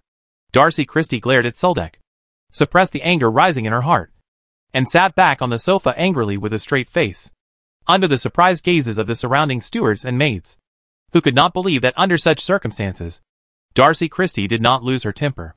At times like this in the past, even in front of her father, Marquis Bernard Christie, she would be like a fried rabbit, making a fuss about Marquis Christie. But in front of Soldek, she just glared at him fiercely, and sat back on the sofa angrily. The surrounding maids looked at Soldek with an elusive meaning. Darcy paused and said to Soldek, "Then I will send someone to go out with you." "Okay," Serdek replied simply. Christie arranged for a manor guard, who stayed in the hall, to follow Soldek out of the hall. As soon as he opened the door of the villa and walked out, Soldek felt as if he had entered an environment of ice and snow. Just a few steps away, the cold wave of the night hit him. His fingers stung a little, and the cold wind felt like a knife cutting into his face. Some of the trees and low shrub walls in the manor were covered with a thick layer of white frost. A group of guards, wrapped in thick leather coats and holding torches in the wind and snow, came from behind the manor. They exchanged commands with the guards around Soldek. Then they put down their standard military crossbows and stepped forward to confront them. Looking at Soldek, he said, "Everything is normal in the backyard. It's just that the weather is really too cold. Keep warm and stay vigilant," Soldek said to the group of guards, and then said to the guards around him, "Let's go to the front gate and take a look." The guard followed Soldek out to help him coordinate these things, and then accompanied Soldek to the front door. After walking 100 or 10 meters away, a nobleman wearing a thick cloak came face to face on the main road of the manor. He wore a hood on his head to cover his face, but the emblem on the cloak and the outstanding weapon behind his back made him look like a nobleman with an extraordinary background. Soldek thought he was the guard chief walking back from the front door. The two got closer and closer, but Soldek felt something was wrong. Not only did the man in front of him not say a word, but his body was moving when walking. Seems extremely uncoordinated. Serdek secretly pulled the guard accompanying him. The guard was also smart and said hurriedly, "Password." The man opposite showed no sign of wanting to answer. Only when there was a gurgling sound in his throat did Serdek react. Just when the man opposite turned into an afterimage and rushed toward the two of Serdek. Serdek propped up the dwarf chain shield in time to block the sudden thrust of the spear from the man on the opposite side. The spear collided with the dwarf chain shield, and suddenly there was a harsh metal friction sound. And then a series of sparks burst out in the dark night. A silvery glow appeared on the dwarf chain shield, and the effect of the blessing shield was also activated. Serdek was stabbed by the spear from the opposite person and took 2 steps back. If it were not for the blessing of the blessed body, Serdek felt that he might not be able to catch this thrust. The moment the man rushed towards Soldek, the hood on his head was lifted by the north wind. What was inside was the face of a middle-aged man, but his eyes were hollow and his face was expressionless. Upon closer inspection, Serdek discovered that this man did not need to breathe. He was clearly a zombie, but his movements were more flexible than that of a zombie. He might be called a living zombie. Serdek blocked the blow, drew his sword and slashed it on the neck of the living corpse. The thick and sharp craftsman's sword actually seemed to have been chopped on a piece of frozen meat that was hard and frozen. Except for a shallow mark, nothing was left behind. The living corpse didn't even react. He raised his leg and kicked towards Serdek. Serdek quickly waved his shield to block it, but was kicked by the living corpse and fell backwards. Go out. The guard next to Serdek quickly pulled out his sword and stabbed it into the chest of the living corpse. The living corpse grabbed the edge of the sword with one hand and raised the spear with the other hand. The guard's throat was in a flash of lightning, and Serdek had no time to rescue him. Unexpectedly, this living corpse was much more powerful than the evil ghost. There was no warning at the gate of the manor. It seemed that all the guards there had been wiped out. Just when Serdek hesitated, he found this corpse. Behind the living corpses, a large number of zombies stumbled out of the thick fog. What shocked Serdek even more was that many of the costumes on these zombies were those of nobles, who died in the oak forest during the day. Leather armor. The sound of fighting spread far away. And the pair of manor guards, who had just passed by, heard the sound and quickly ran towards Serdek. The living corpse trampled the dying guard in front of him under his feet, pulled out the sentry sword embedded in his chest, and threw it in the snow aside. Dragging the spear in his hand, he quickly rushed towards Serdek. His throat again made a cooing sound.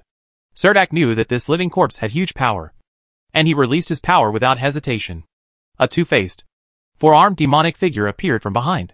Serdek felt the power inside his body explode. Zing!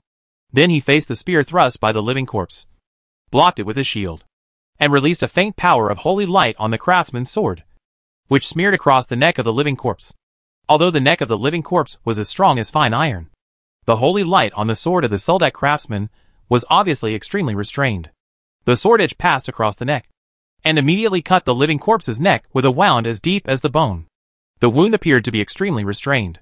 It was extremely ferocious. The spine of the neck was cut open by a sword, but the head did not fall off. The head of the living corpse folded back uncontrollably, and blood flowed out. The living corpse did not fall down, but his movements seemed staggering, without any sense of coordination, and he quickly retreated into the zombie group. In the night fog, more zombies and skeleton soldiers broke in from outside the manor, and there were faint sounds of fighting throughout the manor. At the same time, magic flares lit up everywhere in the manor. In the thick fog, the red light emitted by the flares did not spread far, for skeleton soldiers with soul fire in their eyes rushed in front of Serdek. These 4 skeletons blocked Serdek, allowing him to watch the seriously injured living corpse escape back into the zombie group. And then the soldiers launched continuous attacks on Serdek, and 4 heavy axes fell in succession, almost making Serdek unable to fight back. A powerful crossbow flew out from behind Serdek through the night.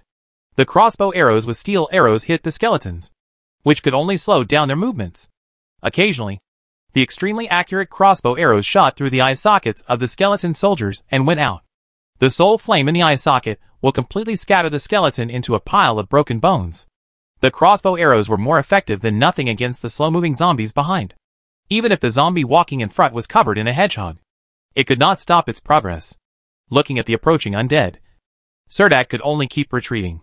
Fortunately, there was a reaction in the villa at this time. Darcy Christie led some nobles, who took up arms, and rushed out of the villa. Swordsman Leonard was also mixed in the crowd. Seeing the large number of undead pouring in from outside the manor, the faces of these young nobles showed horror. The manor guards held standard military crossbows at the front, constantly firing at the skeletons, and waves of crossbow arrows were fired from the zombie swarm. Just as Serdek was retreating, the skeleton soldier who was chasing him with an axe and slashing wildly was suddenly penetrated by a huge force. A 3-meter-long crossbow arrow penetrated from the top of the skull's head, instantly killing him. The skeleton soldier was blasted into a pile of broken bones. The crossbow arrows penetrated deeply into the frozen hard soil. The tail of the giant crossbow trembled continuously, and made a loud buzzing sound. Chapter 399 Fight 2.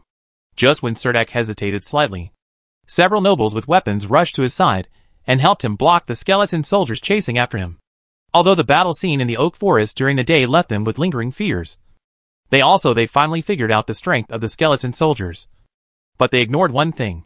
These undead warriors would become stronger at night. The skeleton soldier's axe fell, and bent the knight's sword in the hand of a noble. The sword hit the noble's shoulder hard against the axe blade, and the hard leather armor made a cracking sound in the cold wind.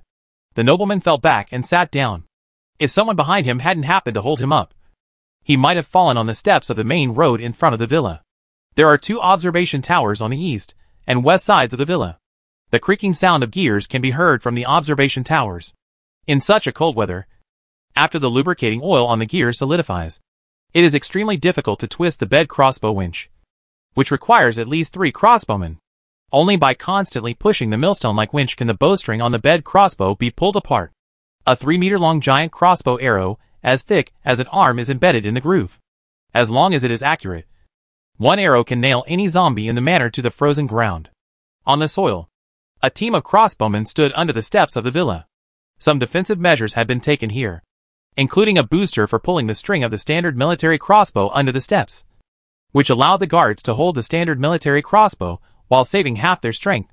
The crossbow was easily drawn, But the lethality of this standard military crossbow against undead creatures was extremely limited. Rows of crossbow arrows were shot out and landed on the skeleton, and only the clanging sound of impact could be heard. Darcy Christie and Carl rushed to Soldak's side almost at the same time. Darcy Christie's long sword pierced the skull of the skeleton soldier in front of Soldak. The skeleton soldier's axe looked at Darcy. Darcy Christie's arm was avoided by her exaggerated swing. At this time, Darcy Christie had already ducked behind the skeleton soldier, and the long sword in her hand hit the skeleton's fragile neck hard. The shadow of the swordsman appeared behind her, and a sword-like energy came out from the sword blade, which shattered the skeleton soldier's cervical vertebrae. The skull with only the remaining soul fire fell from the skeleton and rolled to the ground. At Carl's feet, the gray-white skull kept opening and closing its teeth, as if it wanted to bite off a piece of meat at Carl's ankle. Carl raised his foot and stepped on the skull, piercing the skull with a sword, extinguishing the remaining soul inside. The fire. Although the heavy craftsman's sword is easier to use, the shining saber can inspire more blazing holy light and restrain these undead. Serdek can only insert the craftsman's sword back into the scabbard and pull out the entire sword again. A saber whose blade is filled with holy light. One by one, nobles with weapons in hand formed a line of defense with Serdek. More undead appeared in the rolling night fog. It was unclear how many such undead creatures were surrounding the manor. Another giant crossbow arrow shot down from the roof. This time the crossbowman aimed at the zombies walking behind. The broadleaf arrow hit the zombie's body, immediately forming a wound more than a foot wide on the zombie's body. The giant crossbow arrow pierced the entire zombie and nailed it to the ground. No matter how hard it struggled, its limbs could not touch it. The giant crossbow could only move its limbs in vain. Although this crossbow arrow did not cause much damage to the undead, it greatly boosted the morale of the nobles guarding the manor. The nobles shouted in unison. Everyone adjusted their weight to 1 foot in front, pointed the weapons in their hands at the charging skeleton soldiers, and rushed towards them. Serdek and Darcy Christie. The three Carls almost all released their power in unison. Behind Soldak stood a double-faced, four-armed demon phantom, which was half taller than Darcy Christie's swordsman phantom. What emerged behind Carl was also a swordsman wearing armor. Compared with the shadow of the swordsman behind Darcy Christie, it was a little less agile, but more honest. Among the nobles and manor guards who rushed forward, there were also a few with power. They stood out among the crowd, like beacons in the dark night. Darcy's red hair was flying in the night wind. Her eyes were filled with anger, and she rushed to the front with 2 swords in hand. The skeleton soldiers in front of her faced Darcy. She actually gave up on parrying, and jumped high with her nimble body 1 step ahead. The moment his body rolled over the skeleton soldier's head, the long swords in both hands thrust out like a spiritual snake, immediately extinguishing the soul fire in the skeleton soldier's eye sockets. When the skeleton soldier's skeleton was scattered on the ground, Darcy Christie landed firmly on the ground. Her body was extremely balanced. The moment she landed on the ground, she almost immediately bent her body to the right, narrowly avoiding the axe swung by the skeleton soldiers rushing up from behind.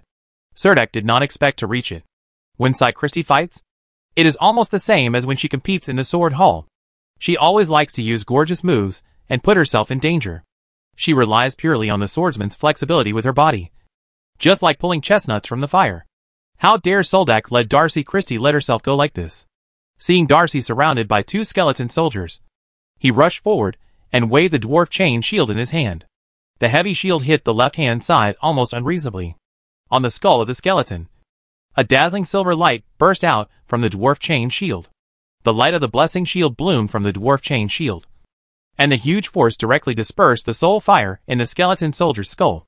In front of Darcy Christie, bones were scattered on the ground. The skeleton on Darcy Christie's right was held up by Carl with a knight's sword. Soldak didn't even look at it, and the shining saber struck at the ground, on the skull of the skeleton soldier. An inexplicable suction force sucked the soul fire of the skeleton soldier into the saber. Before Carl had time to change his moves, the skeleton soldier in front of him was eliminated by Soldak. He opened his mouth and looked at the scene in front of him with disbelief. This reminded him of the time when Serdek chased down a group of 22 bandits alone on the mountain road. Although Serdek did not describe the battle in detail at the time, Carl had also guessed countless killing plans. But at this moment, after seeing the way Serdek fought, I realized that it really wasn't that difficult for the man in front of me to kill the bandits. With Soldak and Carl assisting her, Darcy Christie rushed directly into the courtyard of the manor like a wild horse. With a violent temper in her heart, she provoked 3 skeleton soldiers in a row. like a wooden wedge, wedged into the battlefield, stirring up the entire battle situation in the thick fog. With the intermittent firing of giant crossbows, the manor guards and nobles actually pushed the battlefield towards the center of the manor's front yard. Before the zombie army came up from behind, there was a gurgling sound in the fog. The living corpse that had fought with Suldak before had actually resewed its head to its neck and rushed out of the thick fog. When he came out, there were actually two ghosts holding sickles following him. Two ghosts were floating in the mist. As soon as they appeared, the manor guards and nobles were in a collective uproar. Everyone gave up the advantage they had finally accumulated and retreated to the steps of the villa to form a new line of defense. Obviously, these people everyone has seen with their own eyes how terrifying ghosts are. And no one wants to become the undead under the ghost sickle. The strong living corpse saw Surdak on the battlefield at a glance. He almost gave up all goals and ran toward Surdak. He made a weird sound in pain from his sutured throat. The living corpse held the spear in his hand. He took one step at a time, and the sound of his footsteps spread into Surdak's heart like a drumbeat. The heavy footsteps even loosened the frozen soil a little. Surdak naturally knew how terrifying a full blow from this living corpse would be. He quickly assumed a defensive posture, blocking the dwarf chain shield in front of his body, lowering his center of gravity, and hiding the shining saber behind the shield. The buzzing sound from the bowstring sounded again, and a giant crossbow arrow silently shot across the night sky towards the rapidly running living corpse. The living corpse seemed to feel the threat of the giant crossbow. Just before the giant crossbow arrow turned into a black shadow. When he was about to hit the living corpse suddenly jumped up high, swung his fist, and hit the giant crossbow arrow hard. The ironwood arrow shaft was instantly broken by the living corpse. And the fist of the living corpse also broke. His flesh and blood were bruised by the impact of the crossbow arrow. The living corpse roared. And the moment it approached Surdak, the spear in its other hand stabbed towards Surdak. While Surdak raised the dwarf chain shield to face the spear, the shield deflected slightly, and the spear pierced the dwarf chain shield again. This time, the force was more violent than before, and the sharp spear slashed through the shield. A deep groove was drawn on the shield. A string of sparks burst out, and the silver shield of blessing quickly collapsed under the heavy thrust of the spear.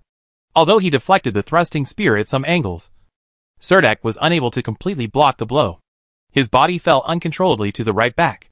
Surdak took advantage of the situation and stabbed the shining saber into the living corpse's body.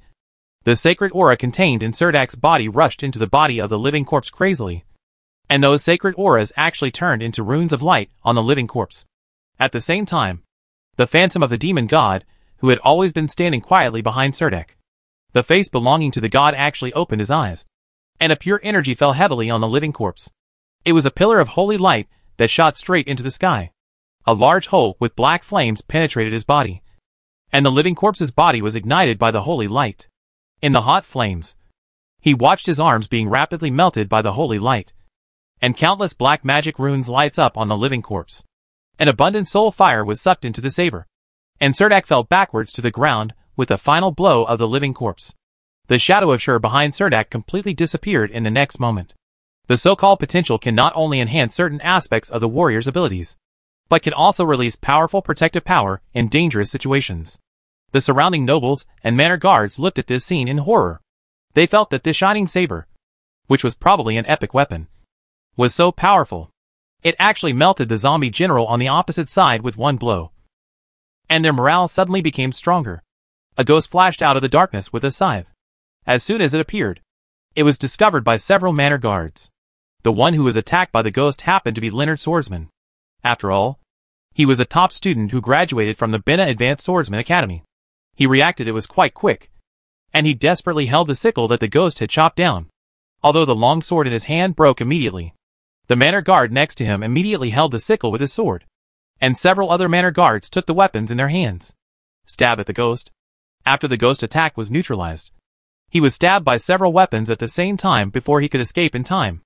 Although the ghost can hide in the thick fog and suddenly appear in front of its prey and strike with a sharp blow, its body is extremely fragile. When it was stabbed by several long swords at the same time, the pure white skeleton immediately appeared cracks. He quickly spread his arms and jumped into the night fog. Leonard looked at the disappearing ghost with a pale face, and couldn't help but have the thought of retreating in his heart. At this moment, I didn't know where the other ghost was hiding. Swordsman Leonard searched around the battlefield, but couldn't find the ghost's shadow. The zombies finally rushed into the manor. The thick-skinned zombies even kept the appearance of the deceased. Their broken limbs were sewn back together. They looked like relatives and friends half a day ago. But now they are zombies. Appearing in front of them, the nobles and manor guards were extremely entangled in their hearts. Some nobles even shouted their names loudly towards the zombies. Carl stood behind Soldak, looking at a familiar figure among the zombies, his eyes moistened by the cold wind. Soldak followed Carl's gaze, and saw Baron Llewellyn standing in the zombie group. He didn't know who shouted. Zombies are afraid of fire. We built a wall of fire to block them from the outside. This sentence was like a fire scale bomb, quickly exploding in the crowd. And many people immediately began to collect wood in the manor. It was winter, and there was plenty of wood prepared in the manor. Everyone quickly piled up a wall of firewood in front of the main road of the villa. The guards of the manor threw dozens of torches into the wall of firewood, and suddenly a stream of flames began to burn.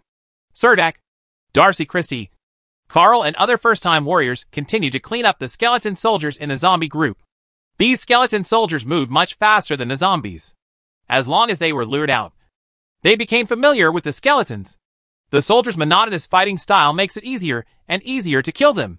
After all, they have no thinking ability and only fight based on instructions and instinct.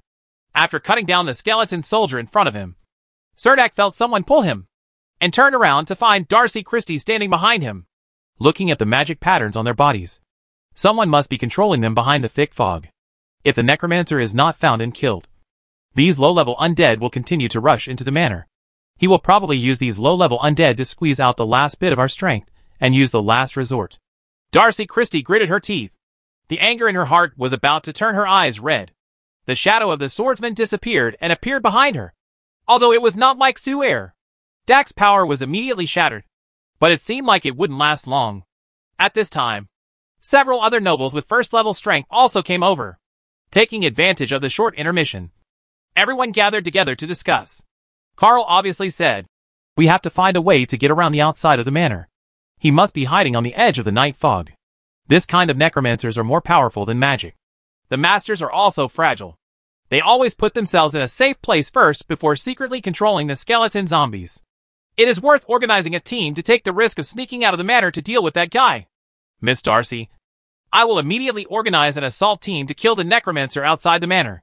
The captain of the manor guard stood up, put his fist on his chest, and said to Darcy Christie with a loyal look on his face, "Okay."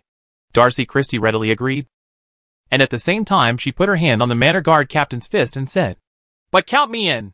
The captain of the manor guard looked at Darcy Christie with a troubled expression, as if he was defecating and constipated. Carl stretched out his hand, covered it and said, "Count me in too."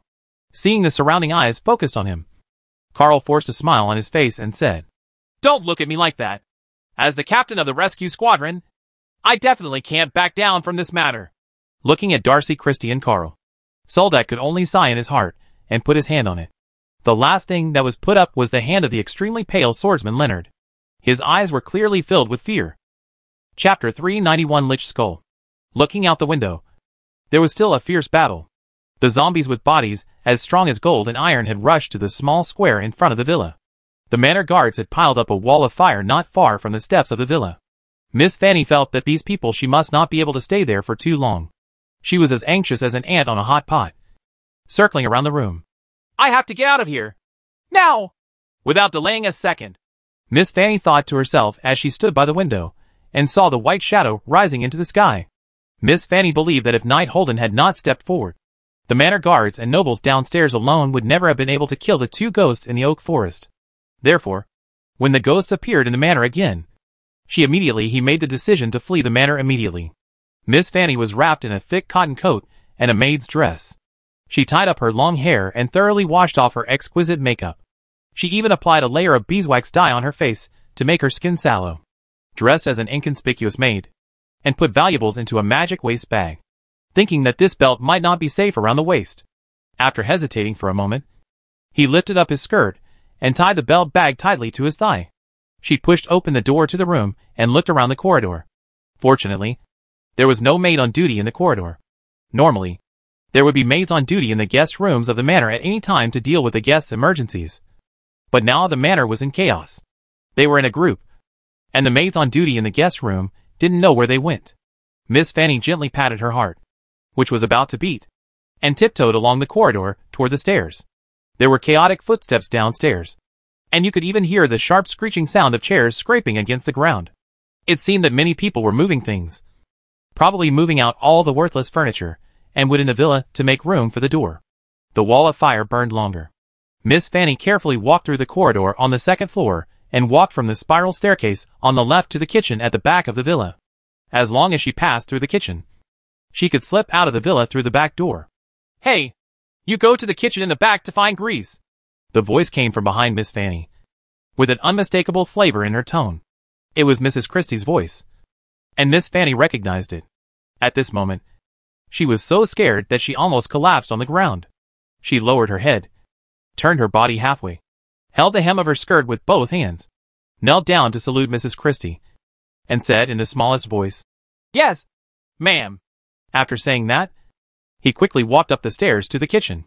But before she could take a few steps, Mrs. Christie called out to her again. "Wait a minute. We're looking for some strips of cloth. We don't have enough cloth. Just those bath towels and blankets. We need to make more torches." "Yes, ma'am," Miss Fanny replied immediately. She walked slowly this time, because she was worried that Mrs. Christie would call her again. But until she walked down the stairs, there was no voice from Mrs. Christie behind her. Miss Fanny casually picked up a tray from the wooden table by the wall, turned around and walked towards the kitchen.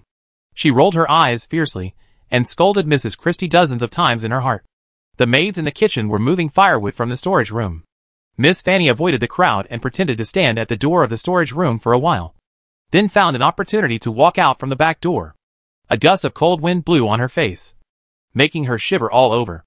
She didn't expect it to be so cold in the mountains. Miss Fanny rode in a magic caravan all the way. The interior of the car was comfortable and warm, so apart from some bumps along the way, she didn't suffer too much. She arrived at the stables near the west side, and saw the magic caravan on one side. The magic caravan was parked by the wall. The coachman was no longer in the car, and the horses pulling the car were also tied in the stable. Miss Fanny had never learned how to drive, but she could ride a horse, and her riding skills were pretty good. She thought it would be more reliable to escape on horseback. Originally, she wanted to sneak away with swordsman Leonard, but she sneaked into his room and found that he was no longer in the room. Unexpectedly, she went back to the room alone to change makeup, and found Leonard in the room. He actually went downstairs to participate in the defensive battle, which almost made Miss Fanny's nose crooked with anger. Miss Fanny is quite satisfied with swordsman Leonard. Although this young swordsman sometimes behaves a little cowardly, he is good enough to her. He has traveled to several places from Venice City. No matter what he encounters, no matter what kind of danger, he will never leave him. No matter what the last resort, Fanny doesn't want to leave him. But at this time, he rushed outside. It was impossible for Miss Fanny to pull him back from the battlefield. She could only curse, "Big idiot," in her heart and prepared to leave this place first. A manor. She walked into the stable and calmly followed the manger to select the best horses in the stable. However, the horses she selected showed a hint of hostility towards her, and were unwilling to let her get close. Miss Fanny did not have time to tame these horses with personalities. You could only choose a docile one and lead this horse out of the stable. After finding a place for the saddle, fastening the saddle, and everything was ready, Miss Fanny tried to mount the horse and ran towards the back door. Feeling that the temperature outside has become colder, Miss Fanny really wants to go back to the warm house, lean next to the warm stove, and drink a cup of sweet hot tea. The fog in the night limited the field of vision to only 10 meters away. Miss Fanny was not familiar with the manor, so she moved toward the back door of the manor based on memory. There were still 3 gold coins in her hand. She was confident that she could use these gold coins to convince the guard at the door to let her leave. She rode the horse forward not far, but she felt that the horse seemed restless and restless. It kept scratching the ground with its hooves and had to be urged by her to move forward. Miss Fanny looked around with some fear, but did not find any danger. Just as she turned her head, the thick fog above her head rolled, and a white figure fell from the sky. Sharp bone fingers clawed into her shoulder flesh, and another bone hand directly covered her face. Miss Fanny didn't even have a chance to shout before a ghost hiding in the dark swept her into the thick fog. Only a pair of horses with saddles were left in the empty backyard. Kubo Lima. Several guards lured away the skeleton soldiers watering on the left side of the manor. Serdek followed the raiding team, and left the manor through the corridor on the left side of the manor. As soon as he walked out of the manor, he noticed that the surrounding dense fog had lightened significantly. He didn't meet any other wandering skeletons along the way. But just as he left the manor, he noticed a group of skeleton soldiers emerging from behind an oak tree.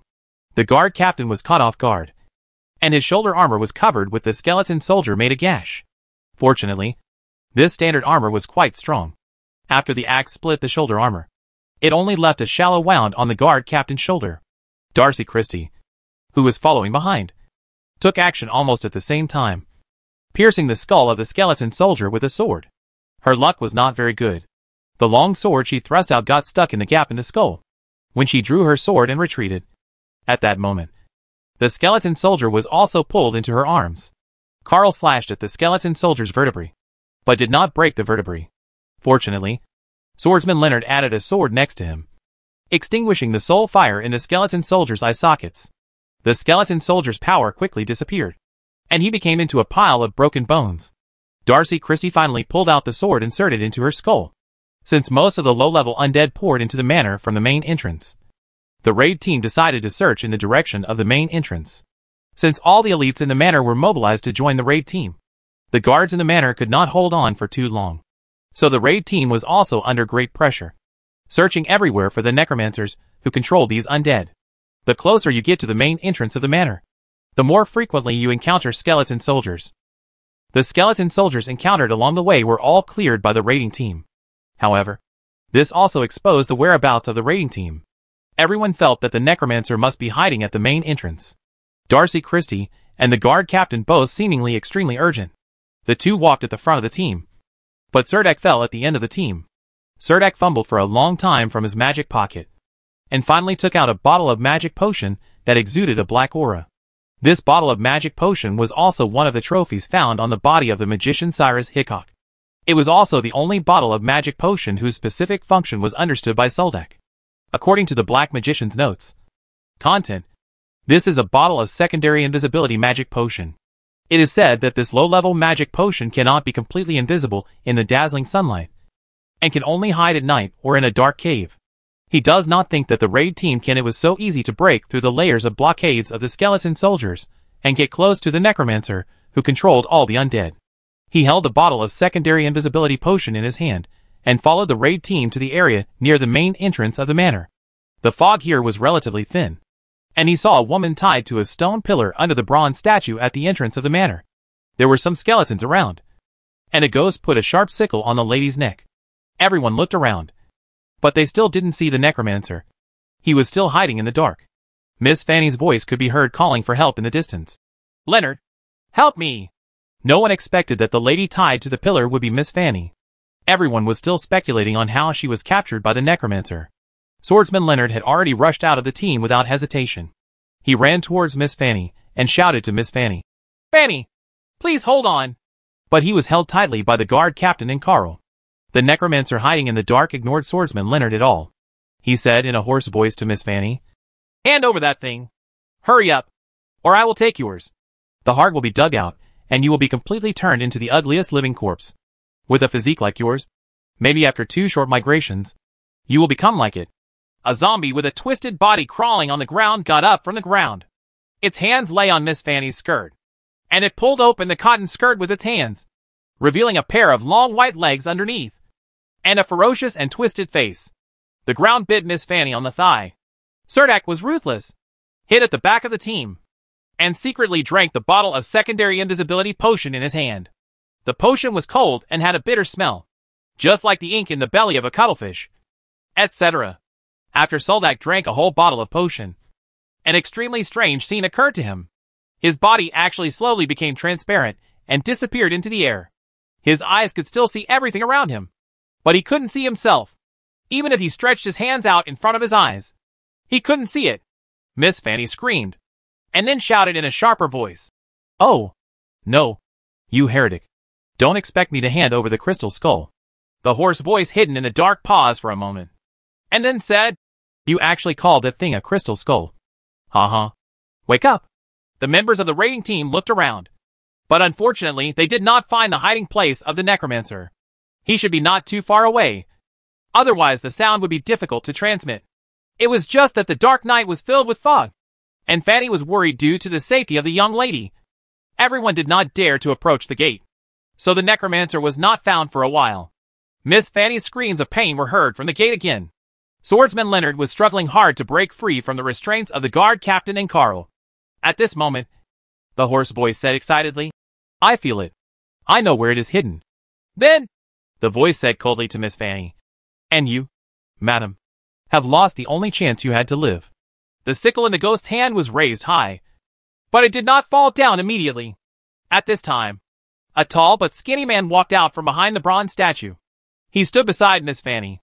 He held Miss Fanny's chin with a big dry hand and stared down at her. "No, Fanny!" Swordsman Leonard burst out with a burst of strength, breaking away from the guard captain and Carl, and rushed straight towards Miss Fanny. "If you rush over now, Miss Fanny will die immediately." Darcy Christie stopped him and shouted at him. Swordsman Leonard stopped in despair, and Darcy Christie took the opportunity to ask him, "Leonard, what did you take from him?" Swordsman Leonard shook his head and said, "I don't know. I don't know what she took. She said it was a sacrifice that could make life eternal. As long as this sacrifice is brought to the Statue of Liberty in the imperial capital, in the temple, if you offer sacrifices to the goddess, you can obtain eternal blessings, and even let us descend the stairs to heaven and directly take us to the kingdom of God. During these days, Fanny and I have been hiding from the pursuit of the undead. We don't plan to stop in Helensa city. We just want to rest for one night and then continue walking north. How could this be a sacrifice? Didn't she tell you that there is another form of eternal life?" The necromancer standing next to Miss Fanny seemed to have heard a very ridiculous joke, and then suddenly put the withered. The thug reached into Miss Fanny's arms and took out a crystal-clear skull from her arms. The skull was even inlaid with a colorful and magnificent gem between its eyebrows. Chapter 392 New Life. The necromancer raised his head and looked at the lich skull with some fascination. The hood on his head receded, revealing his thin face that was almost covered with bones.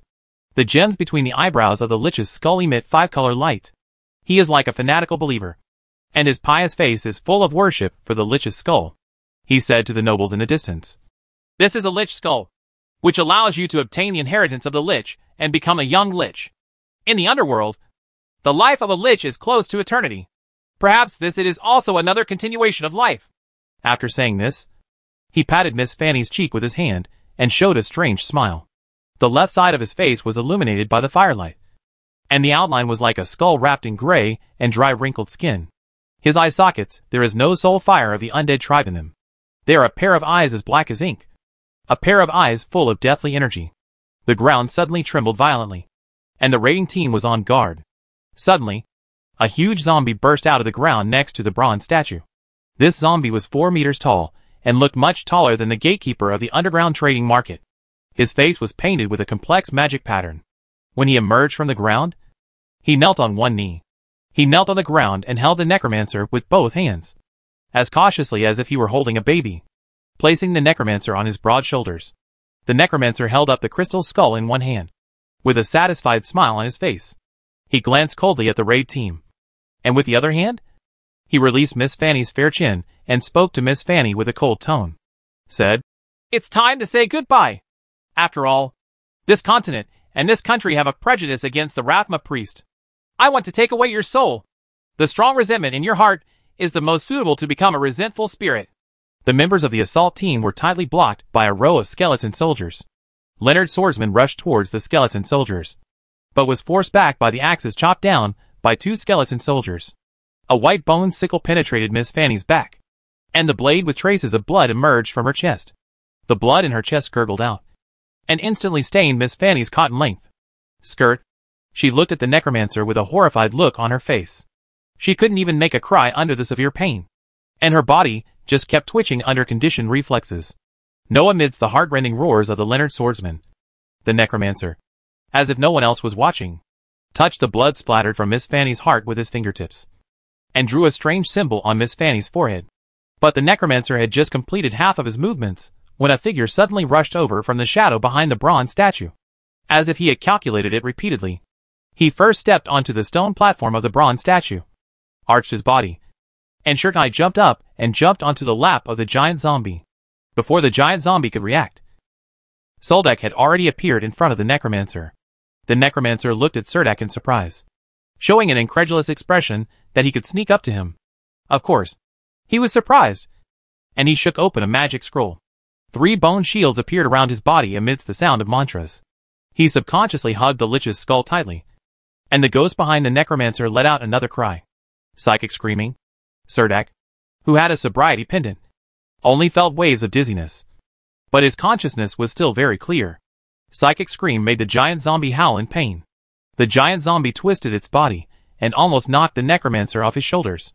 At the same time, Serdek stabbed out the shining saber in his hand, and 3 bone shields immediately blocked the saber. The saber exuding a sacred aura stabbed on the bone shield wrapped with death energy. Like a burning stick, the red iron bars pierced into the snow wall, and the death energy on the bone shield quickly dissipated. A large hole was broken in the bone shield, and the saber penetrated the necromancer's chest without any hindrance. The necromancer looked at Serdek in disbelief. His face was like a terrifying evil spirit, with various negative emotions, hatred, pain, and fear appearing on his face. He glanced at his bleeding wound and saw the burning power of holy light exuding from the shining saber. The smile on his face was uglier than crying. He asked Serdek with a grimace, "Are you a paladin?" He didn't seem to consider that the knight in front of him would not answer the question. He turned around, put the lich skull in his hand into the hands of the ghost behind him, and said to the ghost with countless black magic patterns all over his body, "Leave me alone. Go ahead. Get out of here quickly, and put it away. Bring back Razma Temple." The scythe that the ghost slashed at Serdek stopped in midair.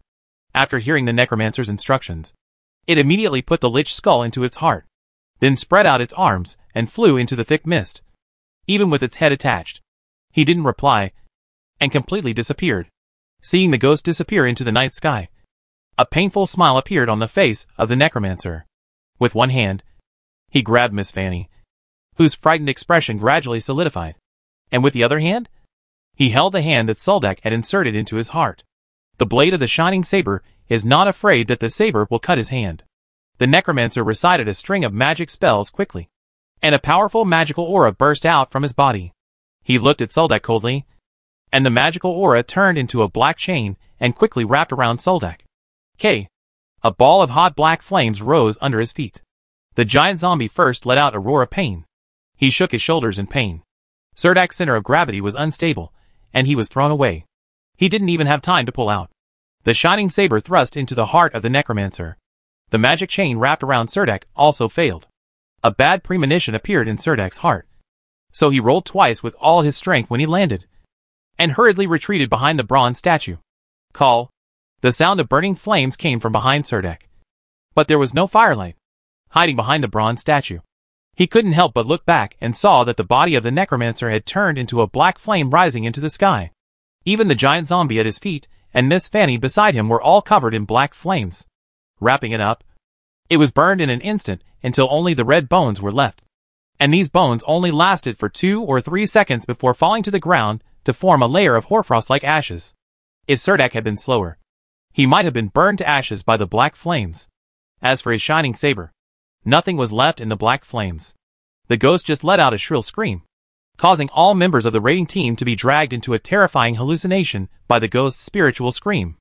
At this time, the skeleton soldiers on the field were completely in chaos. Serdek had no time to feel sorry for the shining saber. He quickly ran to the assault team and stopped the skeleton soldiers rushing towards the assault team. At this time, the guard captain first woke up from the hallucination. Seeing the skeleton soldiers rushing towards them, they quickly joined the fight. Darcy Christie, Carl and others also woke up one after another. There were not many skeleton soldiers on the field, and they quickly cleared away the skeleton soldiers at the gate. At this time, Darcy Christie had another chance to ask Serdek where the necromancer had gone. Serdek pointed to the pile of ashes under the bronze statue and told everyone that the necromancer had set him on fire, leaving only a tiny bit of ashes at his feet. The fighting inside the manor had not stopped yet. The raiding team eliminated the necromancers at the gate and returned to the manor through the main entrance. As expected, a group of guards at the gate of the manor died under a sneak attack by the ghost. They didn't even have time to issue any warning to the manor before they died. The dead guards were moved to the main road by the necromancer and spread out on the ground, painted with ancient runes. It seems that the necromancer is using the corpses of these recently dead guards to make zombies. Some scattered magic materials are still on the ground, and there is no time to take them back. The corpses of several manor guards are only half sewed. Just leave it there. Surdak walked over and picked up a leather bag from the ground. In addition to a few unknown bottles and jars, there was also a palm-sized piece of black-striped magic skin. Before he could take a closer look, Surdak took the small, putting the leather bag into the magic waste bag. He followed everyone into the manor. The zombies summoned by the necromancers were lying in disarray in front of the fire wall in the yard. After losing the magic of the necromancers, these zombies turned into ordinary cold corpses again. On the other hand, those skeletons with soul fire burning in their eyes were still fighting against the manor guards. At this time, the manor guards had found a suitable tactic. There was no threat from the ghosts. They took turns attracting the skeleton soldiers in groups and waited for the crossbow on the observation deck to adjust its sight. A single crossbow arrow could destroy a skeleton soldiers. The fighting quickly subsided, and treatment for the wounded began immediately. Only then did Carl discover that the magical shining saber in Serdak's hand was missing, so he could not use holy light when treating the wounded. Carl secretly asked Serdak and found out about the shining saber. It was actually damaged when assassinating the necromancer. Carl could only pat Soldak on the shoulder to express comfort. Mrs. Christie, who had been worried all night, looked at the two knights walking arm in arm into the hall of the villa, and tears could no longer be held back from her eyes. At this time, the hall of the villa was already in a mess. Almost all the wooden furniture had been dragged out and added to the wall of fire. Even the wooden fence from the first floor to the second floor was dismantled. There was still a man lying in the hall, with the skeleton of a skeletal soldier. It looked like a skeletal soldier rushed in, but in the end, it was dealt with by the manor guards desperately. Mrs. Christie held up her fluffy dress, ran quickly to Carl, and threw herself into Carl's arms. Darcy Christie happened to walk in from the back. When she saw this scene, she suddenly felt very envious. Maybe anyone who is in this kind of disaster will become very fragile and soft in his heart, longing to be hugged. The thick fog dissipated bit by bit, and a hint of pre-dawn fish belly white appeared on the horizon. And tax collector Bird was lying in bed, as if he had a nightmare. He woke up from the nightmare, and found himself lying on a big soft bed. Beside the bed was a familiar figure, with long blonde hair, and a familiar smell of perfume. Even by looking at the back, he could tell that it was Miss Hoyle. Felt unbearable pain in her chest and arms, but she closed her eyes without saying a word, and enjoyed the ray of sunlight shining in through the window. Chapter 393. Leaving sadly. The battlefield in the manor has been cleaned by the guards, and even the villa has been reorganized. Bernard Christie rode a black-scaled horse, and led a group of construct knights to the manor first. He saw traces of the battle everywhere in the messy manor. The steps outside the manor were filled with gifts of young nobles. The corpse. The face became more and more ugly. When he walked into the lobby of the villa, he saw his daughter Darcy Christie and sister Mariana Christie busy in the hall. And the gloomy face finally appeared. Soothing color. The guards of the Christie family were the first to arrive at the Ice Lake Manor hunting ground. Marquis Bernard wanted to know about this matter first, so that he could control the overall situation. After all, this matter involved many nobles in the city of Helensa. Unexpectedly, the chaos in the Black Magic Monastery had just subsided, and there would be such a big chaos in the winter hunting. He was even considering whether it was necessary to continue the winter hunting activity next winter. He stood on the side of the young nobles, in front of the corpses. The wounds on their bodies were examined one by one. Many young nobles had been painted with magic patterns by necromancers, and after preliminary stitching, their bodies seemed to be quite complete. However, after being transformed into corpses, even if they return to human form, the appearance will also change. Darcy Christie told her father the story of the battle. Marquis Bernard did not expect that the battle last night would be so dangerous. The necromancers were regarded as heretics by the magicians of the Green Empire. They had nothing to do with black magic. Magicians and conjurers are not recognized by the Magic Guild, and there are almost no necromancers in the Green Empire, so there is very little information about them. While everyone was discussing the necromancer, 5 mages flying on magic cauldrons flew from the sky. On such a cold day, flying in the air on a magic harpoon is absolutely no better than riding a horse on the road. Although several magicians were wearing thick magic robes, when they arrived at Ice Lake Manor, there was almost a condensation in front of them. As soon as these magicians fell from the ice, Soldak saw that the leader was the great magician Gerald, the leader of the Magic Union Law Enforcement Group. He saw that he had hanging hair on his beard and eyebrows, holding the ice slag. He held a wand in his hand to condense a ball of flame, quickly warming his body and shaking off the ice shards. Then he looked at the 2 rows of corpses lying on the steps with some surprise. The magician standing behind him walked among the corpses, took out a bottle of magic powder from his arms, and sprinkled the powder evenly on each corpse, and then carefully examined the magic runes painted on the corpses. He even cut a piece of suture from the seam, so no one could understand what he was doing. The other 3 magicians walked into the villa. There were 2 water magicians, who were good at hydrotherapy and detoxification magic. The other magician performed routine tests on the nobles, guards, and maids in the manor line of investigative interviews.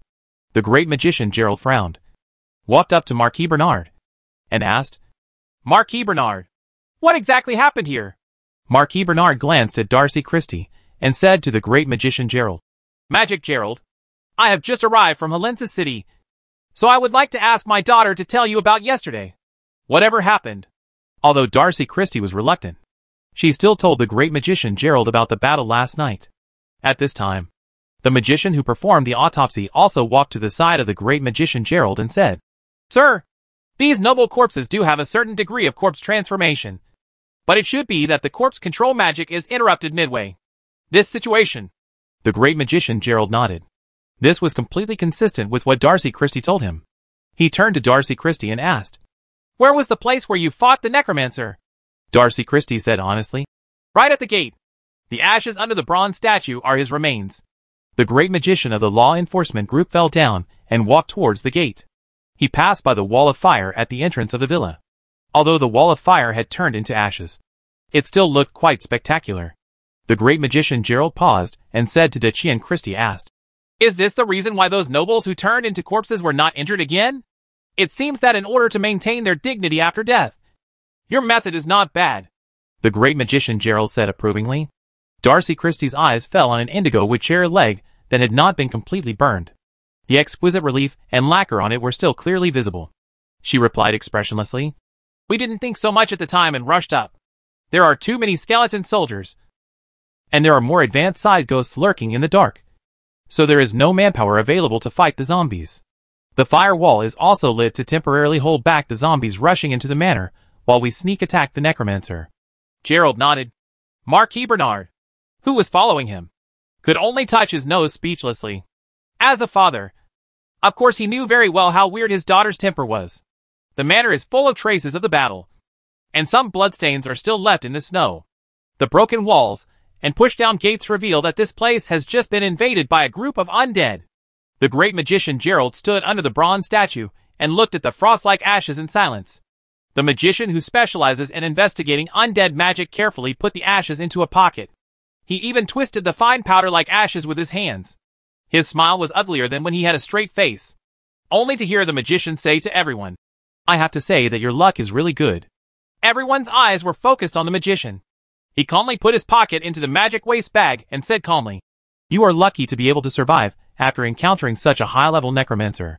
What else could it be? Next, he asked Serdek again, Did you kill this necromancer? Can you tell me what happened? So you're wearing a sobriety pendant? I heard that you have a magic weapon that emits holy light. Serdek had nothing to hide.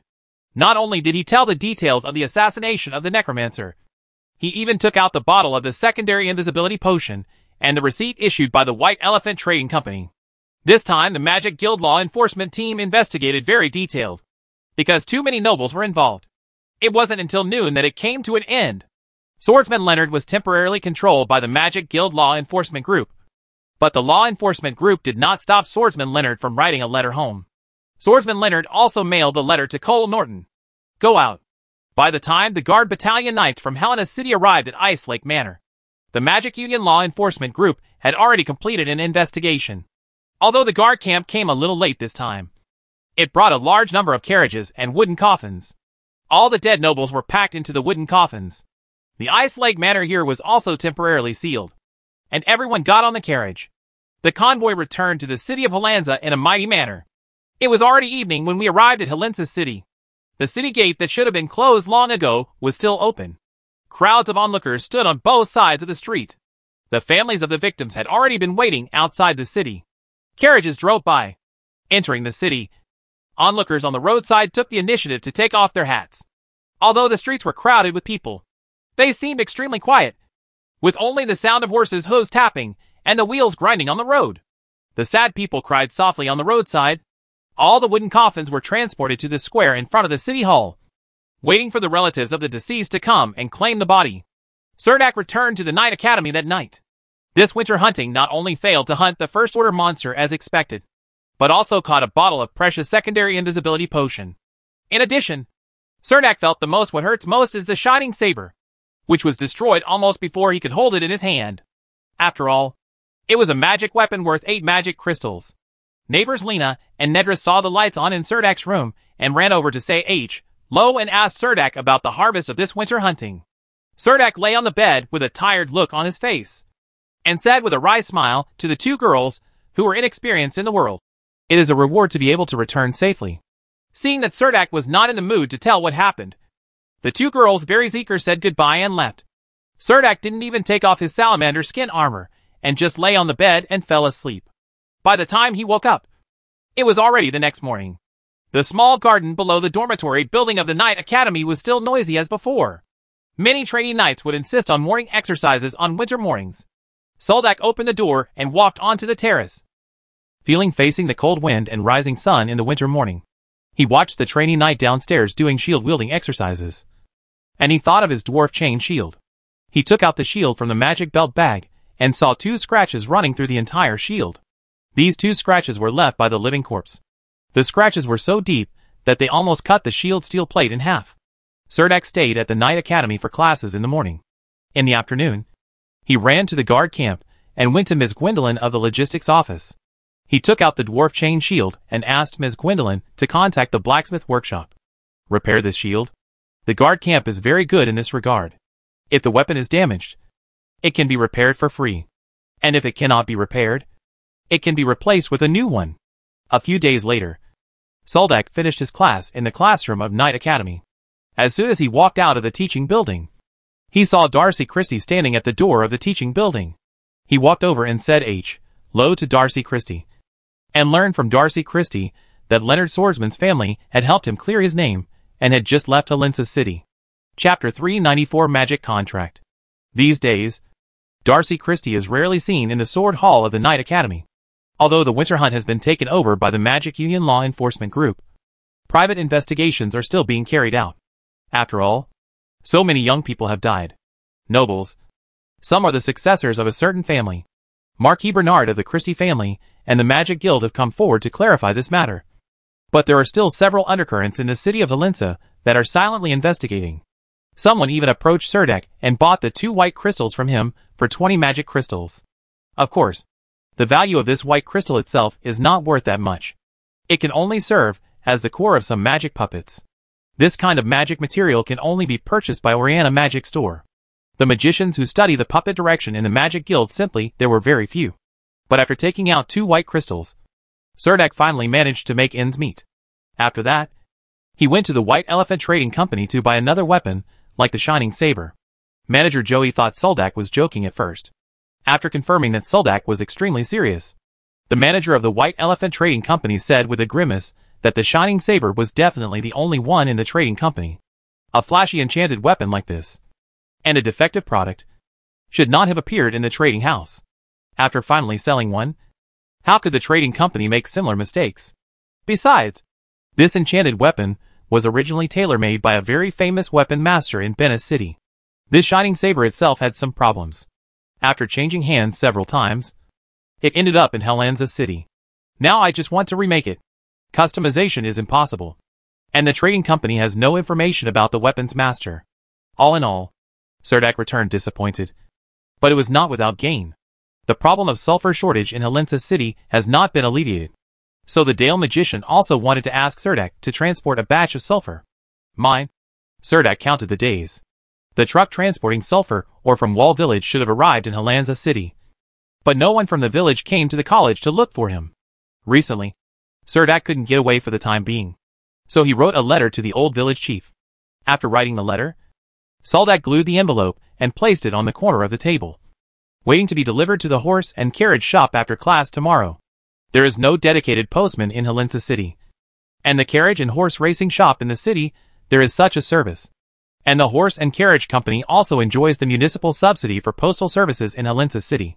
During the battle at Ice Lake Manor that night, Serdek had doubts about the magic notebook. The magic notebook could actually issue a warning before danger approached.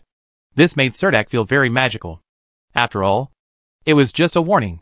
Just a book. In the past few days, Serdek took some time to read this magic notebook every night, trying to find the secrets in it. Unfortunately, he read it from beginning to end, even if he read it carefully. Of course, there are many of the spells were recorded in a language that Serdek did not understand, and he never knew what they actually said. There was a cup of steaming black tea on the table. Serdek took out the magic notebook as usual.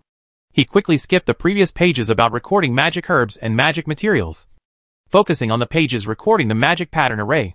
Searching on the page, he thought it was probably a warning from the magic pattern array in the magic notebook. He heard Lance say some things related to magic. There is a magic pattern array called the Sentry Eye, which can made into a magic scroll. It can provide danger warning to the caster. Although he couldn't understand these magic arrays, it didn't mean there was nothing he could do. For example, he could create some dangers. Turning to page 7 of the magic notes, there was only a picture of a chrysanthemum-like magic drawn on the parchment. The pattern formation?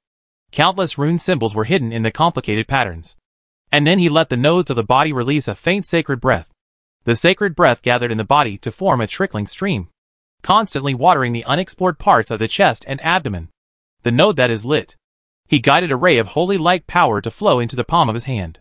In an instant, the palm of his hand was filled with a faint flame. This ray of holy light kept jumping and burning like a flame.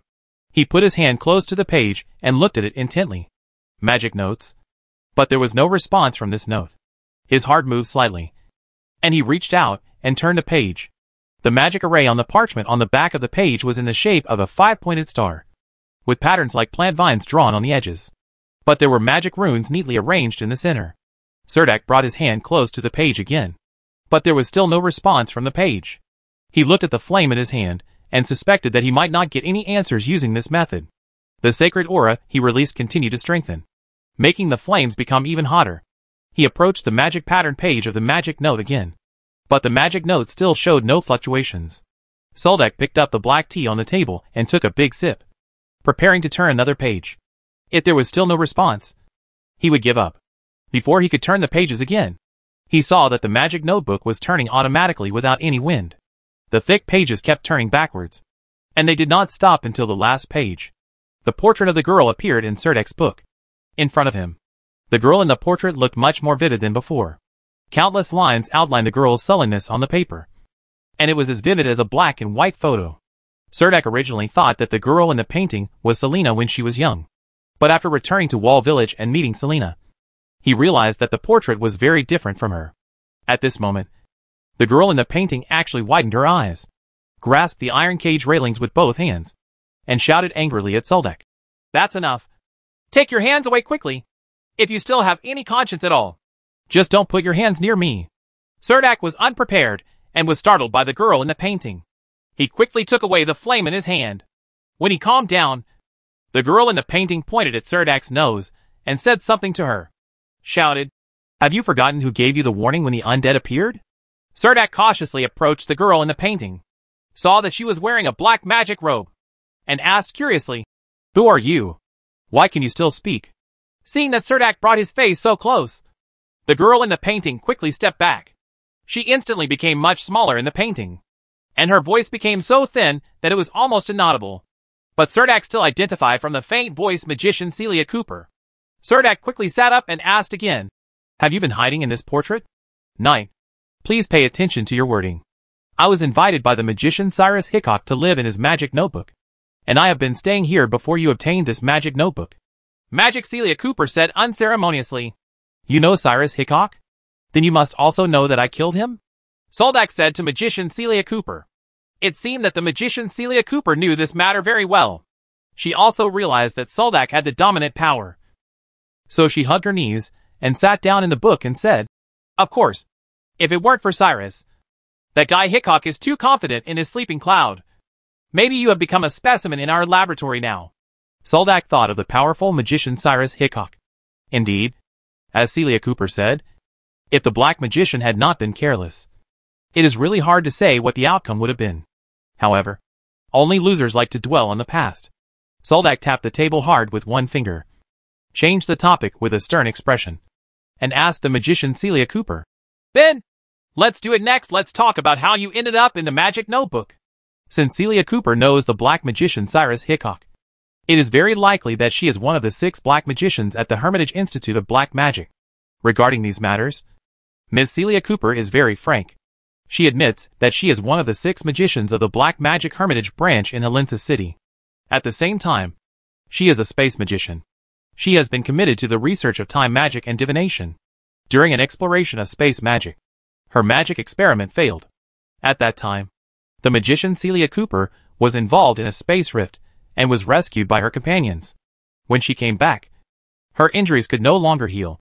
When she was dying, the magician Cyrus, who was proficient in soul magic, extracted her soul and temporarily injected it into his magic notebook to save Celia, the remnant soul of Ya Cooper. "Tell me what value it is to keep you. Otherwise I will purify you. Don't underestimate my determination. I have this ability. I don't want to carry around a bomb that will detonate when I don't know." After hearing this, the flame in Soldak's hand lit up again, and he stared at Celia Cooper and said seriously. Celia Cooper's eyes widened, and she stood in the pages of the book and yelled at Soldak with her teeth and claws bared. "As a knight, you can actually say such shameless words?" Seeing that Soldak was not moved at all, Celia Cooper argued for herself. "Isn't it my value to warn you when I encounter danger?" Soldak nodded slightly and said, "This counts, but it's not enough." Celia Cooper grabbed the bars of the cage with both hands and said with an angry face, "As a senior magic scholar, I protest against you. You can write to the Magic Guild to express your views." Soldak smiled. "Okay, I'll prove my worth. But you have to swear that you can't force me to do anything against my will. Otherwise I'd rather die." Celia Cooper took a step back and said, "I swear on my honor as a knight." Soldak raised his hands and swore an oath. The oath was not even as valuable as a tissue in his previous life. At least the tissue could wipe his tears. Chapter 395 Funeral. Celia Cooper believed in the oath made by Soldak. When she heard him raise his hand to swear, her expression immediately softened. She spread out her magic robe again and sat in the book. She said to Soldak, "I have some knowledge of space magic, a little proficiency in divination, can identify a variety of magical herbs, and have done some research on magic patterns. In addition to the Green Empire language, I am proficient in ancient Elvish and some Jan languages. As long as you are willing to sign the contract, the magic contract of equality and mutual assistance ensures that we will not do anything to harm each other. And I will help you do something within my ability. And all I need is this magic notebook. This is my home. In addition, every time I turn to when picking up a magic book, remember to knock on the door first. This is the most basic respect for a lady." Soldak couldn't figure out why Celia Cooper was so easy to talk to. As a black magician, shouldn't his personality be more paranoid? "Okay, I promise you," Soldak agreed readily, although he was still on guard. At least until now, he had not seen any other intentions of Celia Cooper towards him. Celia Cooper said, Of course, I will abide by our magical contract." Then she returned to her original appearance, and returned to a portrait of a girl on the page. She could vaguely feel the power of some soul remaining on the page. After going through that battle at Ice Lake Manor, the shining saber was able to absorb some soul fire, although I don't know where those flexible fires ended up. Now Soldak probably wants to understand that those soul fires are very likely being absorbed by this Celia Cooper. After all, she is in soul form.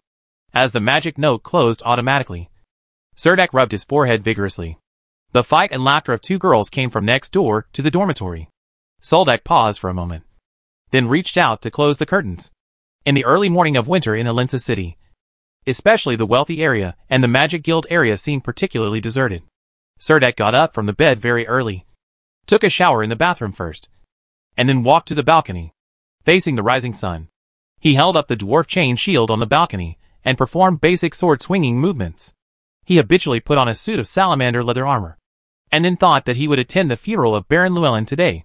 If he wore a suit of fiery red leather armor at the funeral, it would appear that he did not respect Baron Llewellyn that much. After hesitating for a moment, he rummaged through his magic waste bag for a long time, and found that apart from the full-cover metal armor issued by the guard camp, he really didn't have a decent black dress. I had no choice but to get this somewhat bulky metal armor on board.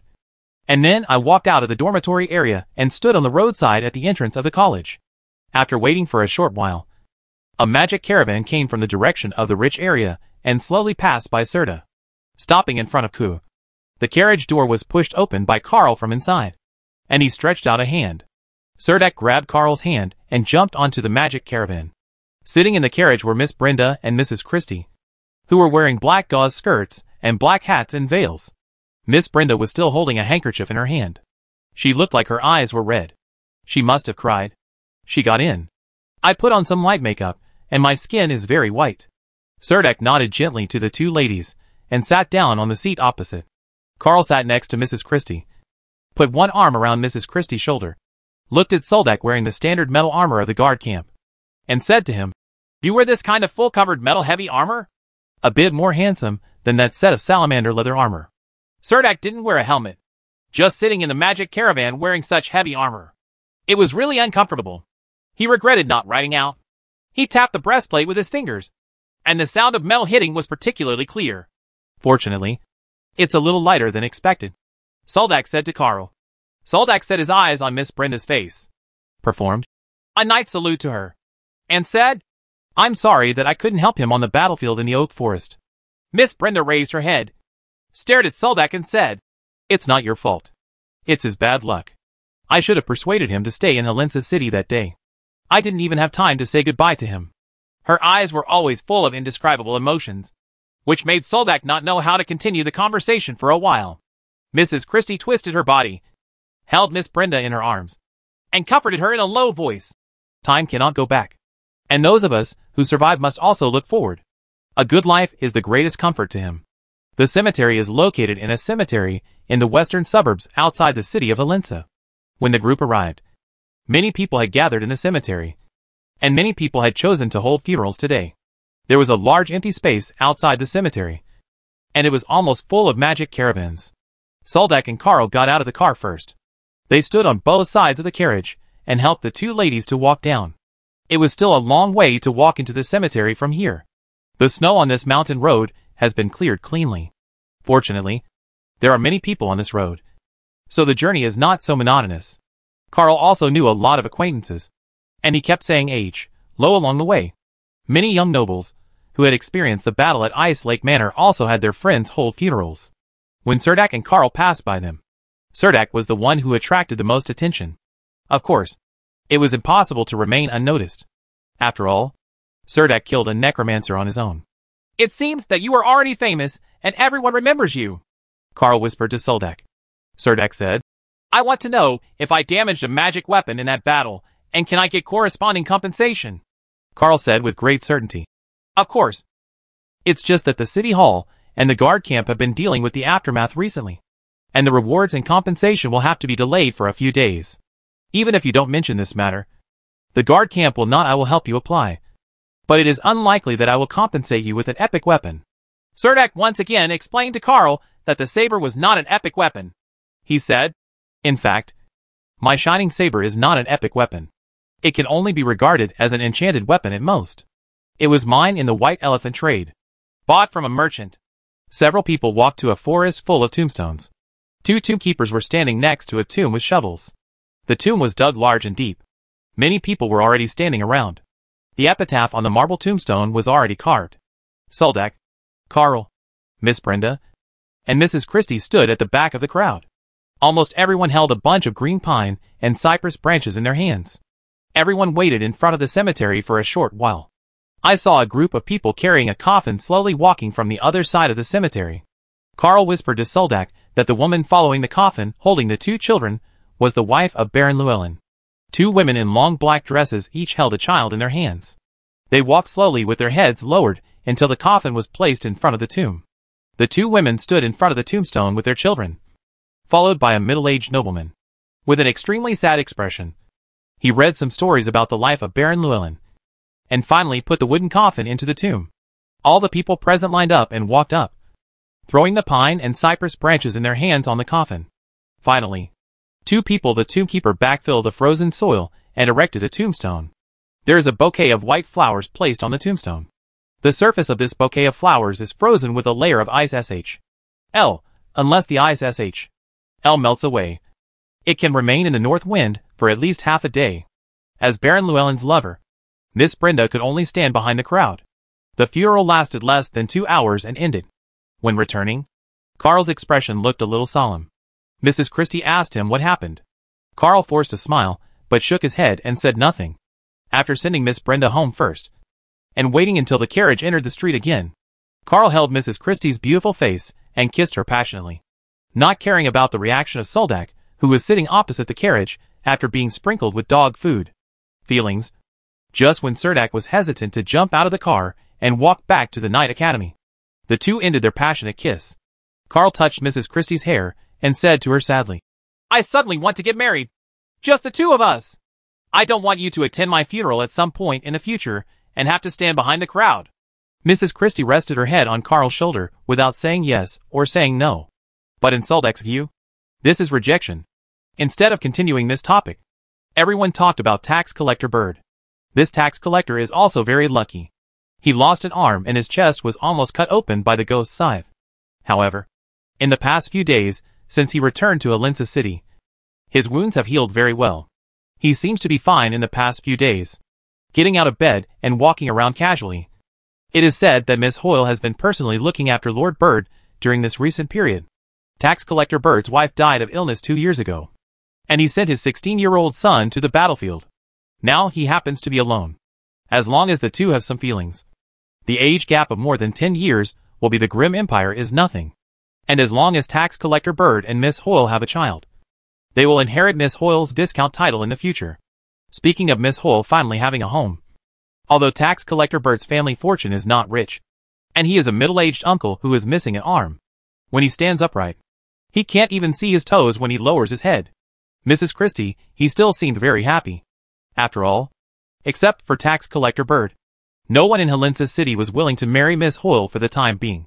Before the magic caravan reached the gate of the night academy, Soldak resolutely jumped out of the carriage and strode along the long street leading to the night academy. He didn't want to see Carl sitting in the carriage.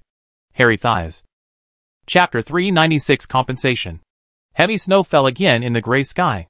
Soldak looked at the flying snowflakes outside the window, and was a little worried that the carriage transporting sulfur or in Wall Village would be stuck on the mountain road. He sat in the classroom, but his thoughts it has already flown outside. In recent times, Cerdak has become very famous in the night academy. Many trainee knights know that he saved many people during the winter hunting activities. Although the specific details have not been announced yet, many trainee knights in the night academy are related to this matter. This city looks big, but the so-called aristocratic circle is actually not that big.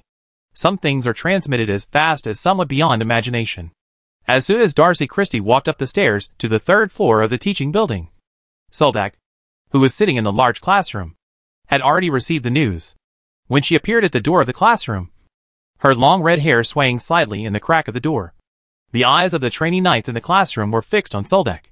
Cerdak was not used to this kind of attention and politeness, and he forcefully, I walked out of the classroom with my head covered in the eyes of everyone. I saw Darcy Christie looking over with a smile. He took her a few steps towards the outer fence of the corridor and asked strangely, "Is there anything worthy of your coming in person? I don't have classes in the afternoon." "Do you want to go to the sword hall to spar?" Darcy Christie turned around. She had lost some weight recently. She shook her fluffy red curly hair, stared at Soldak and said, "I now have every reason to suspect that you were there when we were sparring in the sword hall." He let it slip secretly and lost to me on purpose in the end. Cerdak leaned on the fence and spread his hands, and said to Darcy Christie with a calm expression, "I am indeed not as good as you in terms of pure sword skills, and it is not a fight to the death. The confrontation on the battlefield is the same as the sword skills competition in the sword hall. There are big differences. For example, I would definitely not dare to use 2 fancy moves in front of evil spirits. In addition, if the sword hall allows me to hold a shield, the ending may be very different." Darcy Christie said suddenly. "On the battlefield, you are a shield warrior. In the Knight Academy, you are a knight. But in the sword hall, you are learning pure sword skills? Is there anything wrong with this?" Soldak showed a faint smile. "No," Darcy answered simply, but the expression on her face was very unhappy. She pointed toward the stairs and motioned for Soldak to leave with her. Walking along the corridor of the teaching building towards the stairs, Soldak realized that he was destined to miss the next class. So he ran to the staff room to ask for leave from Assistant Professor Pablo. Assistant Professor Pablo was sitting on a chair in the staff room drinking tea.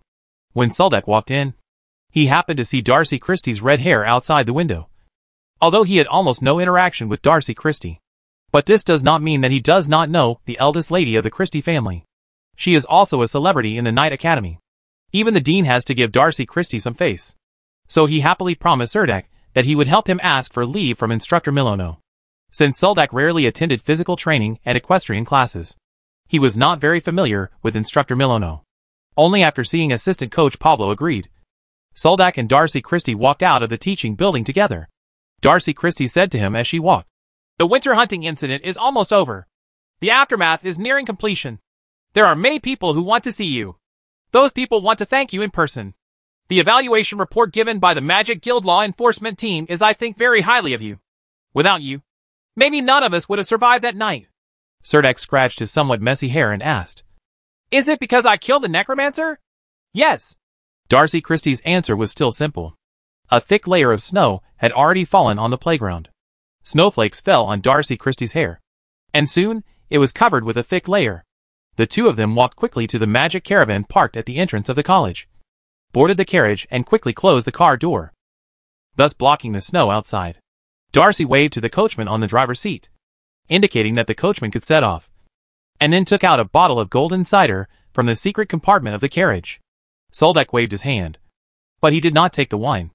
As usual, Darcy Christie poured herself a glass, took a sip, and then said to Suldek, "There are many things you may not know.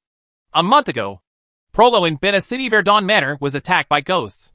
Although a team of construct knights finally entered the manor, only some low-level skeleton warriors were left behind. Not to mention the main messenger. Not even the ghost shadow was caught." Suldek sat opposite Darcy and listened quietly. Darcy Christie added, "In addition to the attack on Providence Manor, Leonard ran out of Bena City with Miss Fanny. The two of them went all the way, heading north. We arrived at several cities along the way. Every time we reached a city and the necromancer caught up, there would be a manor that was attacked by the undead. And the city of Helensa happened to be their sixth stop." "You mean they caused disaster?" Suldek didn't expect that this matter would involve such a wide range of things. Darcy Christie nodded and added, "Perhaps they themselves are not aware of it. But what is certain is that Miss Fanny has an extremely keen sense of danger. Every time danger comes, she will pull Leonard in advance. Leave. And not all manors have suffered huge losses. Once it is confirmed that they are not in the manor, the necromancer will never stay any longer. He will leave without hesitation and continue tracking." Darcy paused for a moment before adding, "The Bena City Magic Union Law Enforcement team has been pursuing this matter for more than a month." "Leonard is your friend?" Suldek asked curiously. Darcy Christie nodded and said, "We studied together at the Bena Advanced Swordsman Academy and are both graduates this year. We often participate in training activities together and are very familiar with each other. Leonard is pretty good in all aspects, but he is brave. A little small for such friends who could cause trouble."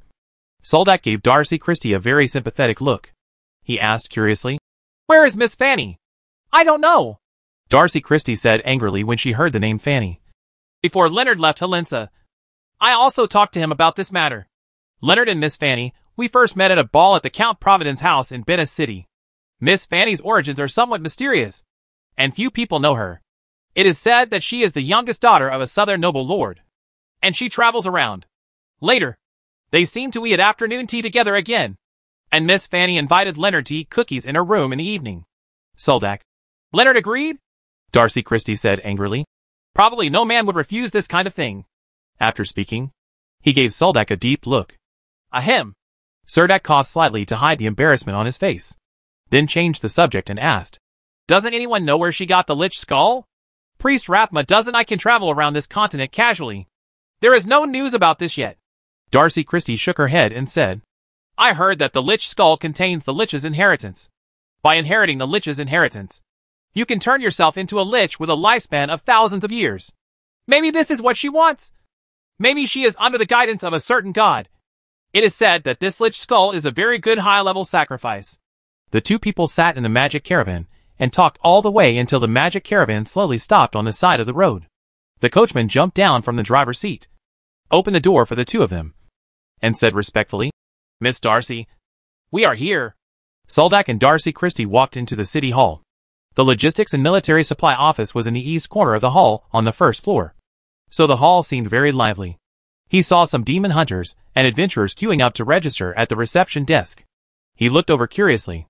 Darcy Christie was very familiar with this place, and took the initiative to explain to Soldak that there were also exchange supplies at the logistics and military supplies department of the city hall. The service and exchange price are lower than some commercial banks. As for why people still go to the logistics and military supplies office of the city hall to exchange materials, it is because the pricing here is more fair. In addition, some special items can also obtain the contribution of Helensa City, such as the unidentified Black Devil, crystals, advanced warcraft materials, etc. Many demon hunters and adventure groups will bring their supplies here to exchange them. Darcy Christie took Soldak directly to the 4th floor of the city hall. A female staff member stood at the top of the stairs. When she saw Miss Darcy appearing, she took the initiative to greet them and lead the way. She turned and looked at Sudak seriously. Erdak glanced at him and whispered to Darcy Christie, "The consul has arrived. Is this Knight Surdak?" Darcy Christie nodded without saying anything more or introducing the two of them. Soldak smiled at the female staff member. And then the three of them came to a door. The female staff member pushed open the arched and heavy carved red-painted wooden door. And there was a cubicle after entering. There was an office table against the wall, in addition to some documents and office supplies on the table. There are some coats hanging on the hangers at the back. Opposite the desk is the waiting rest area. On the small square table are a set of exquisite teacups and a plate of pastries. The three of them did not stay here. The female staff led Soldak and Darcy Christie into the office inside. This office was very spacious, and there were many green plants in the room. If there was not heavy snow falling outside the window, Surdak will have the illusion of summer.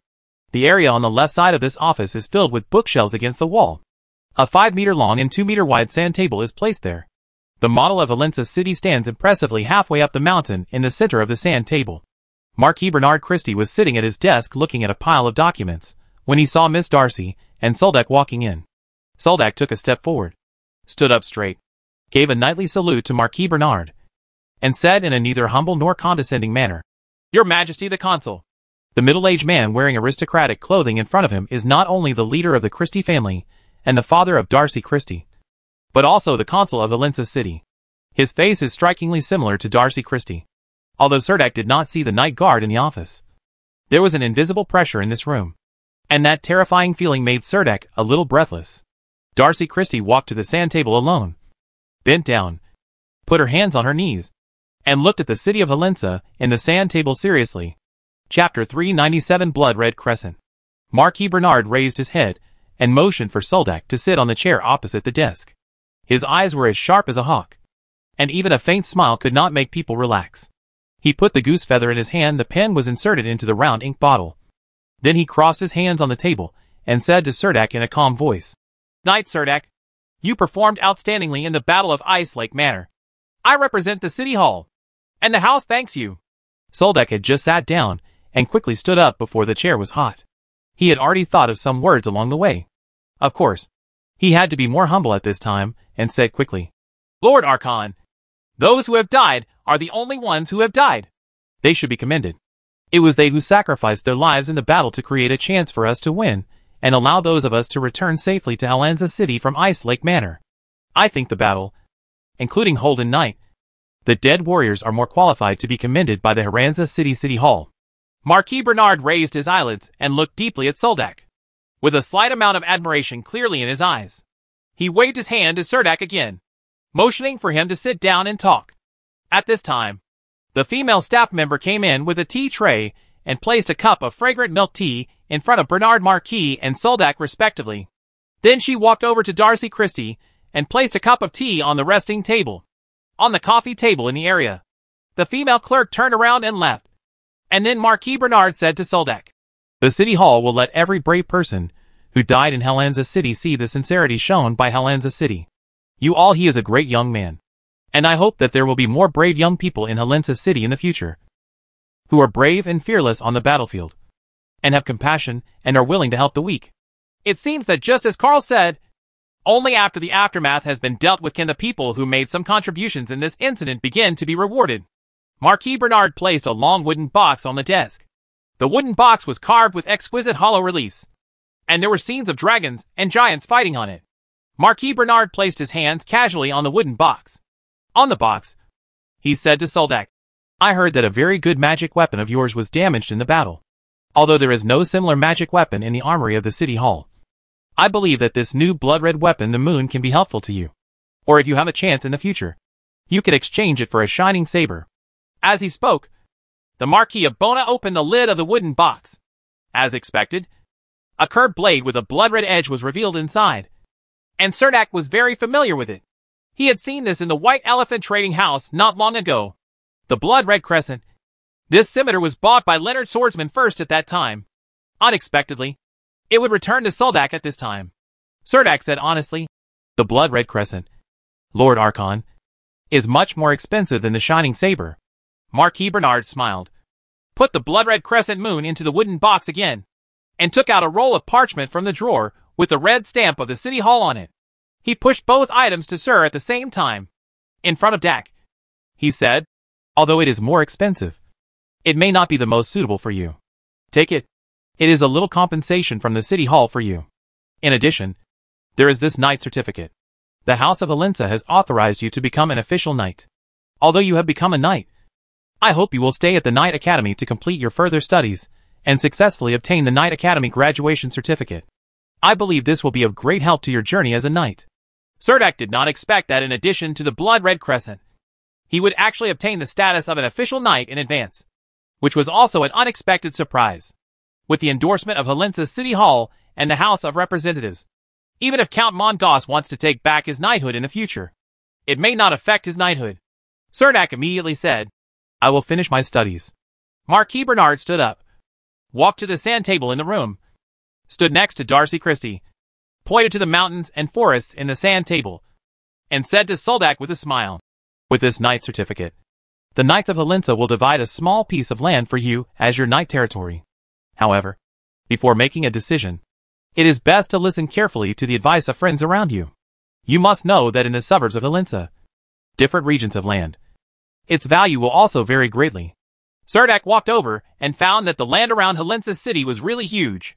He quickly found the Paglos Mountains on the sand table, the barren land and the Gobi covered with volcanic ash, as well as the top of the mountain is inlaid with red gems, representing Pudu Mountain, where magma is constantly surging. Cerdak saw the canyon where Wall Village is located. On this mountain with a rather gentle terrain, there are nearly 20 similar lines scattered intermittently. Canyons. Almost every canyon has a little bit of greenery in it. Marquis Bernard followed Soldak's gaze and saw the large desolate land on the sand table. He hesitated for a moment before reminding Soldak, I heard that you were born in a small village on the edge of the desolate land. Here, I don't have any ambiguity about that place, but I hope you can broaden your horizons. Although the city of Helensa is not worth mentioning in Bena province, it still has very vast mountains, forests, plains, and lakes. Supply, the area you chose is very broad, and this territory will be your private property after all. So how you choose is very important. Cerdak said, I will think about it carefully, Lord Archon. When he said this, his eyes did not leave the desolate land. Marquis Bernard just reminded him in passing. Seeing that Soldak didn't seem to listen, he changed the subject and said, I heard that you have awakened your magic perception.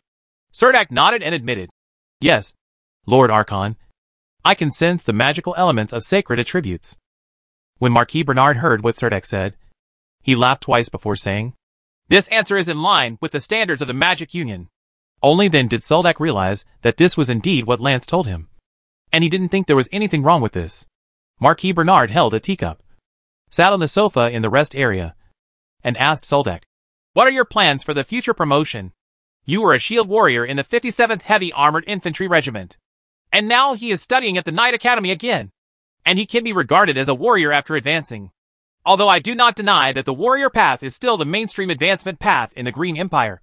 But have you ever considered learning more advanced sword skills? After all, Bena Province is the hometown of swordsmen. It has a very complete inheritance of swordsmen. And many magic swordsmen have come out of Bena Province. If you take this path, you will gain a lot of experience from your ancestors. Cerdak touched the hilt of the craftsman's sword with his hand and replied firmly, Lord Archon, I want to follow the path of a knight. As if he did not expect that Cerdak would have such a choice, Marquis Bernard was slightly startled, and then said, "Well, of course. You are free to choose." After chatting for a while, Soldak took the wooden box containing the blood-red crescent and left the city hall with Darcy Christie.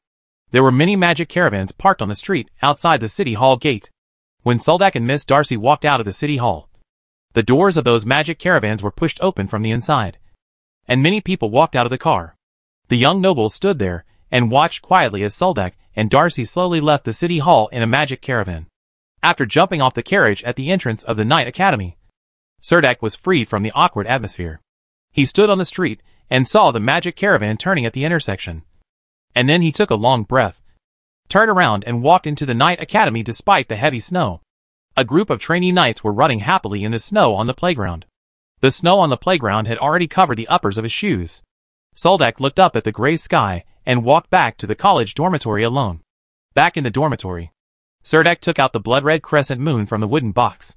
The curvature of this scimitar is not that exaggerated. The handle is wrapped with some linen silk. It is very comfortable to hold. Even if it is soaked with blood in battle, it will not slip. There is a gem base inlaid at the end of the handle, and there is also a gemstone on it, holding a fragment of magic crystal. A faint magical power is transmitted to the entire blade through the handle, weaving a network of magical aura around the blade. The enchantment effect of this blood-red crescent is bleeding. Cerdak tried to use the blood-red crescent to cut a small wound on his thumb. He only felt a slight flash of light from the knife, and felt a tingling pain on his finger. The cut wound looked like it was cut by saw teeth, and the wound continued to bleed. Even if the holy light spell was used, the healing effect of the wound was very poor. Cerdak tried to inject the power of holy light in his body into the blade of blood-red crescent. The blade of blood-red crescent immediately changed from dark red to light silver. He subconsciously made another cut on his thumb and returned it, before Cerdak could put down the blood-red crescent. The wound on his thumb began to heal at a speed visible to the naked eye. This made Cerdak slightly stunned, thinking, what is this knife? The cut wound will actually heal faster. Apart from the scalpel, I am afraid that no other knife can be expected to have such an effect. Stopping the release of the sacred aura in his body, the blood-red crescent's blade once again changed from light silver to dark red. This time Cerdak no longer tried easily. Cerdak took out the knight's certificate again and opened the parchment. He saw the pattern of sword, shield and spear printed on the parchment, and wrote on the paper in Green Empire language. This honor is only awarded to Sir Knight of Dark. Signed with the stamps of the town hall and the House of Representatives. Cerdak thought in his mind, it seems that he needs to take this knight's certificate to the Knight Order to change the remarks on the knight's medal. The knights are also responsible for allocating territory. Cerdak wanted to say Low first and see how much territory the knights could allocate to him before making next plans. The terrace was covered with snow, and you could feel the cold outside through the window. Magician Cyrus's magic notes were placed on the table. The pages of the book turned automatically without any wind. Amidst the constant snapping sounds, they turned to the west on their own. On the last page where Leah Cooper's portrait is, the magician Celia Cooper rests her chin on her hands, standing behind the railing and looking curiously at Soldak in the room. She saw the blood-red crescent scimitar on the table and said to Soldak, what you awakened is the perception of the sacred magic element, and the blade of this knife is engraved with a fire magic pattern array. Bleeding. This magic weapon is not suitable for you. That saber with the light magic pattern glimmer technique is much better than this scimitar. You don't have to tell me. Of course I know, Soldak said angrily. Chapter 398 Natasha in the Snow. You want a weapon with light magic? Celia Cooper in the book looked at Soldak with a half-smile. Soldak put down what he was doing, sat in front of the desk, and asked Celia Cooper in the book, do you know where I can buy it? Of course. Celia Cooper raised her head and said, this is not a secret. As long as you are familiar with magic shops, you will know where to buy magic items of light magic patterns. Cerdak asked, where? Celia Cooper rolled her eyes and said to Soldak, in the magic lamp store. Cerdak opened his eyes wide and said, those magic lamps are not for use. Before she finished speaking, she was interrupted by Celia Cooper. She waved her hand vigorously to Soldak and said, I know you want to say that those magic lamps are all magic wicks made of moonstone. But also not absolutely. There are still many magic lamps made of light magic pattern arrays. But the cost is relatively high. And magic crystal fragments are not something that ordinary families can easily afford. Some lamps will also have light magic engraved on them, such as glimmer technique or moonlight technique. since those magic pattern arrays can be engraved on the wicks. It will not be too difficult to engrave them on sword weapons. At least, it's easier than enchanting your weapon. Celia Cooper explained to Soldak. What Celia Cooper said made Soldak's eyes light up. And he quickly asked, You mean I can go to the magic lighting store to customize a shining saber? Celia Cooper nodded and said, You could also add some magic metal to the craftsman's sword and engrave the light magic pattern array on the craftsman's sword. That's a good idea. Cerdak touched the craftsman's sword at his waist and nodded vigorously, just as Cerdak was facing the desk, chatting with Celia Cooper in the magic notebook. The door of his dormitory room was knocked. Cerdak walked over and opened the door. He thought it was the neighbor next door. 2 girls were neighbors, but standing at the door was a young boy with red pimples on his face. His light blue eyes looked at Cerdak curiously. Before Cerdak could speak, said first, Night, Cerdak. There are people looking for you at the gate of the academy. They said they came from your hometown. Cerdak's face showed surprise at first, and then surprise. He excitedly held the trainee knight's hand, shook it twice, and said excitedly, Ah, they finally arrived. Okay, that one, thank you. I have been waiting for news from them. And with such heavy snow, I was worried that they would be stranded on the road. After saying that, Soldak didn't even bother to put on the salamander leather armor on the clothes rack. Amid Celia Cooper's protests, he put the magic notes into his magic pocket, then opened the dormitory door and rushed downstairs. Darcy Christie was sitting alone on a bench on the street opposite the Night Academy. Snowflakes fell on her body, almost turning her into a snowman. Darcy Christie was extremely tangled in her heart. Every time Hathaway found something that looked pretty good, she would belatedly get closer to it, and she thought it was very good. In the past few years, they have not been able to escape this fate. They first competed for a rabbit named Peter. Although this rabbit did not affect their friendship, it made them develop the habit of competing in everything. Then Cole Norton appeared in Hathaway's sight and pestered her in every possible way. From the beginning, he was dismissive, but later he and Hathaway competed for Cole Norton, so that the best friends completely fell out with each other. Later, Hathaway met Soldak again. She originally thought that even if she and Cerdak had an intersection, they would be mortal enemies, and she didn't want to make the same mistake again. But unknowingly, she sadly found that she was stuck in the quagmire. Every time she closed her eyes, Cerdak's appearance always appeared in front of her eyes, which made her a little irritable. She sat on a bench and saw the lights on the upper floors of the Night Academy dormitory through the courtyard wall. She knew that one of the windows must be Soldak's room. She hesitated a little, and her pride made her want to leave. But a strong impulse emerged in her heart, encouraging her to walk step by step towards the gate of the Night Academy. Standing in the wind and snow, she finally made up her mind and made a decision. He would tell Cerdak what he was thinking face to face, no matter how the other party reacted. He just had to say it. As soon as I walked to the wall next to the gate of the Night Academy, I saw a woman wearing thick linen standing in front of a flatbed truck, waiting quietly. Her face was frozen like a red apple by the wind and snow, although only a pair of bright eyes and a straight nose were exposed. Darcy Christie found that those timid eyes were very clear. Her feet were frozen, and she could only stamping his feet on the spot. There was a young coachman sitting on the driver's seat. He seemed to be talking to the woman, but the woman was not in the mood to chat and kept looking at the Night Academy. Just when Darcy Christie was hesitant, she suddenly saw a familiar figure named Soldak running out of the academy, wearing only red salamander trousers and long leather boots in the wind and snow, and wearing only a thin linen shirt on his upper body. He came out of the academy and ran straight towards the woman standing in the wind and snow. Even without any pause, he stretched out his hands to pick up the woman and spun her around in the snow on the street. The woman resisted and struggled to get out of his arms. The young coachman came over. The two exchanged a few words and seemed to be very familiar with each other. Cerdak directly found 2 cloaks from his magic pocket, threw one to the young coachman, and put the other on the woman. With the help of the woman, he put on the salamander skin armor, and the men got into the truck and left the Night Academy happily. Darcy Christie leaned weakly against the courtyard wall and waved to a magic caravan waiting nearby. The magic caravan came up to her. The coachman jumped down and opened the carriage door diligently. Miss Darcy said expressionlessly. After boarding the magic caravan, he said coldly to the coachman, "Go back." In the hotel opposite the garden square of Helensa City, the hotel proprietress watched Cerdak walking in with a young woman in his arms in the snow.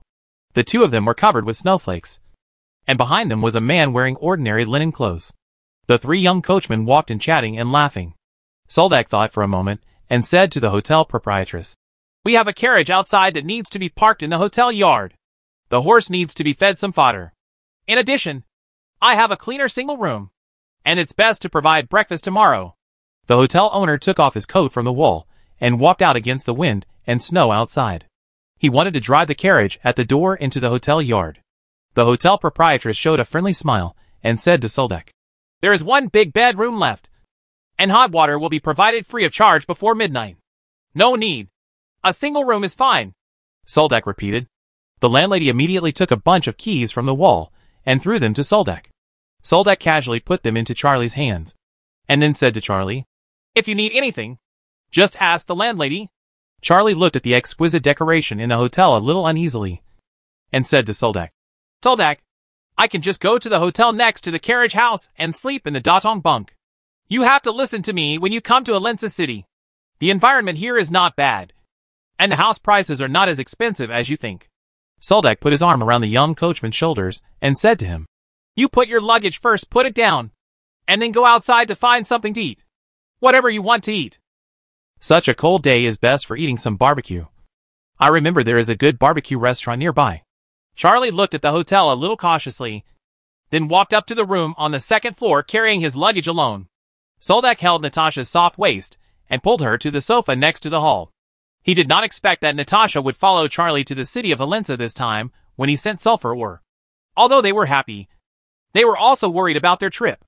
If there was any trouble on the road, they might be trapped in the wind and snow.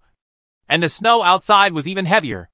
Even if the journey was smooth, Charlie drove the carriage and walked in the ice and snow for nearly 2 days before reaching the city of Helensa. Natasha's face was flushed. She didn't know whether it was because the hotel lobby was too warm or her heart was beating too hard. She squinted her eyes and allowed Soldak to half hug her in his arms. The landlady served 2 cups of honey tea and then suggested to Soldak, "Night, Soldak. If you want to eat barbecue, I recommend the Short Tail Bear barbecue restaurant on the corner, where the T-bone meat is medium rare. The food is always good. Don't forget to ask the waiter for a tomato soup and a toasted wheat cake at the end, because both are free. If you don't remind them, they won't take the initiative to serve them." Soldak knew about the Short Tail Bear barbecue restaurant. He remembered that he had chosen that barbecue restaurant for his induction dinner at the guard camp. It was a very unique barbecue restaurant. In addition to being very big, it also had the only way is to order directly in front of the kitchen after entering the door. The chef will cut off a piece of fresh meat, marinate, and cook it in front of you. You can eat as much or as little as you like. You can eat whatever part of the meat you want. Of course, you can also listen to your personal preferences. Recommendations from chefs. Generally speaking, any restaurant recommended by the landlady will be very good, and she doesn't expect to make money from it. She is very willing to provide such free information to the tenants. But Soldak really didn't know that the tomato soup and toasted wheat cakes here were free. "Okay, I was just going to give it a try," Soldak said without any hesitation. The prosperous city of Helensa is also very unfamiliar to Charlie. Every time he comes to Helensa City, he only goes to the free market in the city. In the past, in order to save some money, he usually did not live in the city. In the hotel inside, on the city streets in the heavy snow, the shops along the way were all brightly lit. Charlie looked at the exquisite display windows on both sides of the street. Looking a little dizzy, the Short Bear barbecue restaurant on the corner is indeed very popular. There are actually carriages parked in front of such a large snow shop. But at least there is no need to queue for now. Soldak walked to the door of the store and asked the waiter at the door, "Is there still a seat?" The waiter opened the door very politely, and a strong smell of barbecue and heat hit his face. Walking into the store, Charlie and Natasha were immediately stunned by the spacious kitchen in the restaurant, with rows of aromatic barbecue grills. Charlie didn't even know how to order. Everything was Soldak who was communicating with the chef in charge of ordering, and watching the extremely fresh and tender meat being placed on the barbecue grill and sizzling. Charlie realized that he seemed to have not eaten except for a piece of chestnut rice cake in the morning. Now so hungry that he could eat a whole leg of lamb. This was Charlie's first time dining in such a luxurious restaurant. Soldak also ordered 2 glasses of ale and a glass of pomegranate juice. Charlie carefully learned from Soldak the correct way to use a table knife, and he ate them in succession. 3 T-bone steaks are enough to satisfy you and prepare to eat the free tomato soup and toasted wheat cakes. When paying the bill, The waiter left for a while, and then came back quickly. Whispered in Soldak's ear, "This barbecue is free of charge." Seeing the young aristocratic owner of the barbecue restaurant standing at the door of the restaurant and nodding to him, Surdak realized that the young aristocratic owner was actually a member of the winter hunting team a week ago. Surdak even had a lot of respect for him. He was deeply impressed by the fact that the scimitar in his hand was very flexible during the battle. He was lucky enough to return to the city of Helensa alive in that incident. After expressing his gratitude to the young aristocratic boss, Surdak left the barbecue restaurant and sent the slightly drunk Charlie back to the hotel. Surdak hired a magic caravan on the street and returned with Natasha. Entered the dormitory of Night Academy. Chapter 399 Aura of Power. Surdak rarely sleeps until dawn without dreaming. When he opened his eyes, he looked at Natasha next to him, pillowed on his chest, with her long golden hair spread out, and her smooth back exposed from the quilt. It became cold outside. Surdak pulled up the quilt and looked at the dazzling sunshine outside the window, feeling that he was between illusion and reality. Natasha next to her was still sleeping soundly. He had obviously not entered a meditative state, but he could sense every subtle change in his body. The sacred breath continued to spread around, constantly impacting many unlit nodes in the chest and abdomen. This sacred breath flows through the body along a specific path at the same time. At this moment, he had an idea, and suddenly a picture of the path of the aura of power flowing through the fighting spirit in his body appeared in his mind, which he saw in the library. It is said that the book said that as long as the fighting spirit opens up all circulation paths and forms a closed ring in the body, a halo of power can be formed. He had tried several times before, but he had been unable to accurately control the flow of sacred breath through these nodes. But now Surdak suddenly felt the sacred breath flowing slowly in his body very clearly. Everything seemed to fall into place, and the full sacred breath rushed through his body. Open those nodes and light up the nodes encountered on the circulation path one by one. The illuminated nodes no longer spread outward like stars in the sky in the past. Now that we have a specific goal, everything seems to be extremely simple. If Surdak studied in the Magic Academy for a period of time, he would know that this is an incomprehensible deep meditation. Anyone has the opportunity to enter this kind of meditation at a certain moment, which is what many magicians hope to do. And the unattainable state of meditation. The sun shines through the gap in the curtains and shines on Suldak's face. He feels like he is lying among the stars. The gathering of countless starlights is the source of his power. The pale white halo under his feet slowly takes shape, and a powerful force the power poured into the whole body from the soles of his feet. And Surdak knew that what formed under his feet was the aura of power. Looking at the delicate and bright red lips buried in the long golden hair, Surdak gently lifted the long hair around Natasha's ears with his fingers. Perhaps after 2 days of arduous journey, Natasha was still sleeping soundly. The backs of her hands were slightly frostbitten and swollen after they recovered. Surdak wanted her to sleep a little longer, so he did not use holy light to treat her at this time. Hearing the sound of waving shields in the small garden below the dormitory, the diligent trainee knights began their morning exercises again. Surdak gently moved Natasha away, sat up from the bed, and walked to the window wearing linen underwear. Sighed. It had been snowing all night, and the terrace was almost full of snow. It would take a lot of effort to clear the snow off the terrace with such a heavy snowfall. I am afraid that the mountain road back to Wall Village has been completely blocked. Charlie and Natasha will not be able to return to Wall Village for the time being. We had made an agreement with Charlie yesterday that Surdak would have classes at the Night Academy in the morning, and would take him to the White Elephant Trading Company to sell the sulfur, or in the afternoon. Putting on the salamander leather armor lightly, Surdak walked out of the dormitory building, ran to the cafeteria first, bought 2 portions of white bread and oatmeal, and hurriedly brought them back to the dormitory. When I opened the door, I found that the curtains had been opened, and the beds in the room had been folded neatly. It seemed that Natasha had also tidied the desk. There was no trace of Natasha in the room. The bathroom in the corridor, there was the sound of rushing water, and soon Natasha, who had pulled up her long golden hair, came back from the door. There were still crystal drops of water on her face, and her beautiful rosy face was smiling. When she saw Surdak stood at the door and walked over with a touch of shyness in his eyes. The two had breakfast in the dormitory. Surdak heard the bell ringing for class outside the window. He quickly stood up, found the textbooks for class from the desk, and said to Natasha in a hurry, "You wait for me in the dormitory until noon, and after class, we will go find Charlie together." After speaking, he held Natasha's head, kissed her soft lips, turned around and left quickly. At the same time, The entire dormitory was buzzing with excitement. Trainee knights rushed out of the room everywhere, and some even ran out while getting dressed. In the Knight Academy, even if they were from the big nobles in the city, family members also dare not challenge the teacher's authority in the classroom.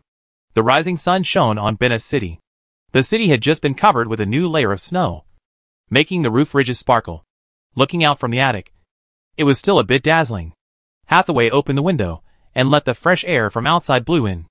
She was wearing only a snow-white sleeping bag to face the cold wind. She supported her hands on the windowsill and squinted her light green eyes to look at the azure sky. Several white pigeons flew over her head. There was a letter written by Cole Norton to Hathaway on the bedside. I thought Cole Norton would tell some boring past events in the letter, but unexpectedly, he accidentally learned the news about Knight Soldak. After returning to Benna province for so long, Hathaway has not received any news from Soldak. Hathaway thought that she might miss it helplessly, but she did not expect that one day she would receive a letter from Cole Norton. Get news from him. However, Cole Norton obviously did not have any good intentions. In the letter, he repeatedly emphasized that Knight Soldak and Darcy Christie came together in Helensa city. Hathaway pressed her forehead with some distress. I think I should talk to Beatrice about this matter. This best friend of mine has always been more decisive in doing things than me. Thinking of this, she quickly turned around and called to her personal maid Jane, asking her to bring the light leather armor she had prepared. Hathaway stood in front of the floor-to-ceiling bronze mirror, quickly took off her nightgown, put on the tight leather armor with the help of maid Jane, then arranged her hair, put on light makeup, and then Jane went downstairs together. An exquisite breakfast had been set on the dining room table. She saw her father sitting at the main table holding a glass of hot milk drink and reading the magic newspaper in his hand. Her pace slowed down, and she tried to walk in a ladylike manner. When I sat down at the dining table, the cook in the restaurant quickly brought breakfast. Marquis Luther saw his daughter wearing a tight-fitting leather armor and asked curiously, "It's snowing outside. Do you still want to go out?" "Yes. We have an appointment. Let's go to Beatrice's place." Hathaway took a sip of milk first, then looked at the magic newspaper in Marquis Luther's hand, and asked with a sweet smile, "What's in the newspaper today? Any interesting news?" A very exciting expression appeared on Marquis Luther's face. He put the magic newspaper aside and said to his daughter, "Recently, the conflict between the old noble families and the new magician nobles has been detonated in the imperial capital. It seems that this time the Busman family needs to make some concessions. Now the plain war on the Warsaw Plain is in full swing. It is unwise for Duke Ryan to do this at such a critical moment. Maybe our Benna army will also suffer this time. It's not a small implication. Archduke Newman is still stationed in Handenar County in the Warsaw Plain. I don't need to say more about how bad it is there. You should also know. You just came back from the experience in the Warsaw Plain. Do you want to tell me about your feelings about evil spirits? What does the Legion think?" Several ladies joined the breakfast one after another. No one dared to interrupt Marquis Luther. Everyone was eating the food in front of them and listening to Marquis Luther's story quietly, with their eyes focused on Luther. On the body of Marquis Say. Hathaway obviously did not expect that Marquis Luther would test her at this time, and was slightly startled. "Evil Ghost Legion? I only stayed in that plane for more than a month, and I don't have a deep understanding of the Evil Ghost Legion. But I was chased by evil ghost warriors in the Warsaw Plain. What do you say? Their physical fitness far exceeds ours. Only heavy cavalry can compete with them on the battlefield. If they form a huge swarm on the Warsaw Plain, I'm afraid it will be difficult to deal with." The two young nobles stood at the door of the restaurant, listening to Hathaway's views on evil spirits. They were hesitant about whether to go in for breakfast. They were afraid that Marquis Luther would discuss the plain war with them. Who doesn't know that Hathaway is the most favored daughter of Marquis Luther? In addition to being beautiful and generous, she also has good swordsmanship. Her vision and knowledge are also the most outstanding in the family. She just graduated from the Benna Advanced Swordsman Academy. Marquis Luther planned to place her in the family swordsman group. Once Hathaway takes over the family swordsman group, I am afraid that she will be the most powerful person in the family besides Marquis Luther. Marquis Luther put the empty cup in his hand on the dining table, lightly smashed his fist on the dining table, and then said, "You are right. The Battle of Camperdo River cannot be replicated. Wales with the full support of the Angel Boulder royal family. The prince led the most elite Construct Knights of the Royal Construct Knights, and relied on a large number of crazy potions to fight a beautiful turnaround in the Camperdo River. We Bay the Nile Legion doesn't have any crazy potions to use." Hathaway was thinking about how to explain this topic.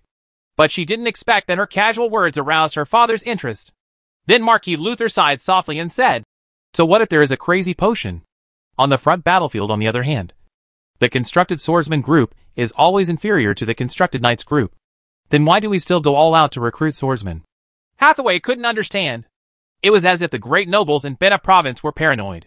They knew clearly that the swordsmen were far inferior to the knights. And they continued to form the swordsman group is really strong. Marquis Luther looked at his daughter dotingly. Her broad face and eyebrows were very similar to his own when he was young. He said to his daughter softly but firmly, "Because this is Bena. And we Bena people are born with swords." "Scholar!" "Oh my God. Here it is again." If it wasn't at the dinner table, Hathaway would have rolled his eyes. Hathaway picked up the napkin and wiped the corners of his mouth gracefully and said, "I'm done eating. Father!" Like a nimble deer, she quickly slipped away from Marquis Luther. She took Jane and ran out of the castle. There was a gorgeous magic caravan waiting at the bottom of the steps. "Come on! Let's go find Beatrice."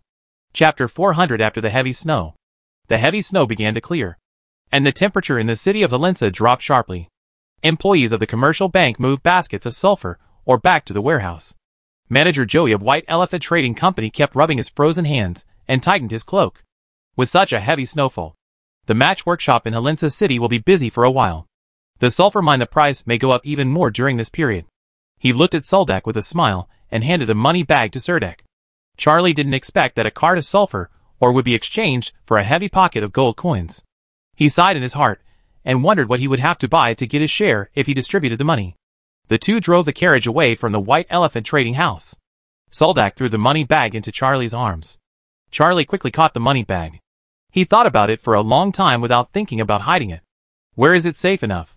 "Dak, can I put this pocket of money with you?"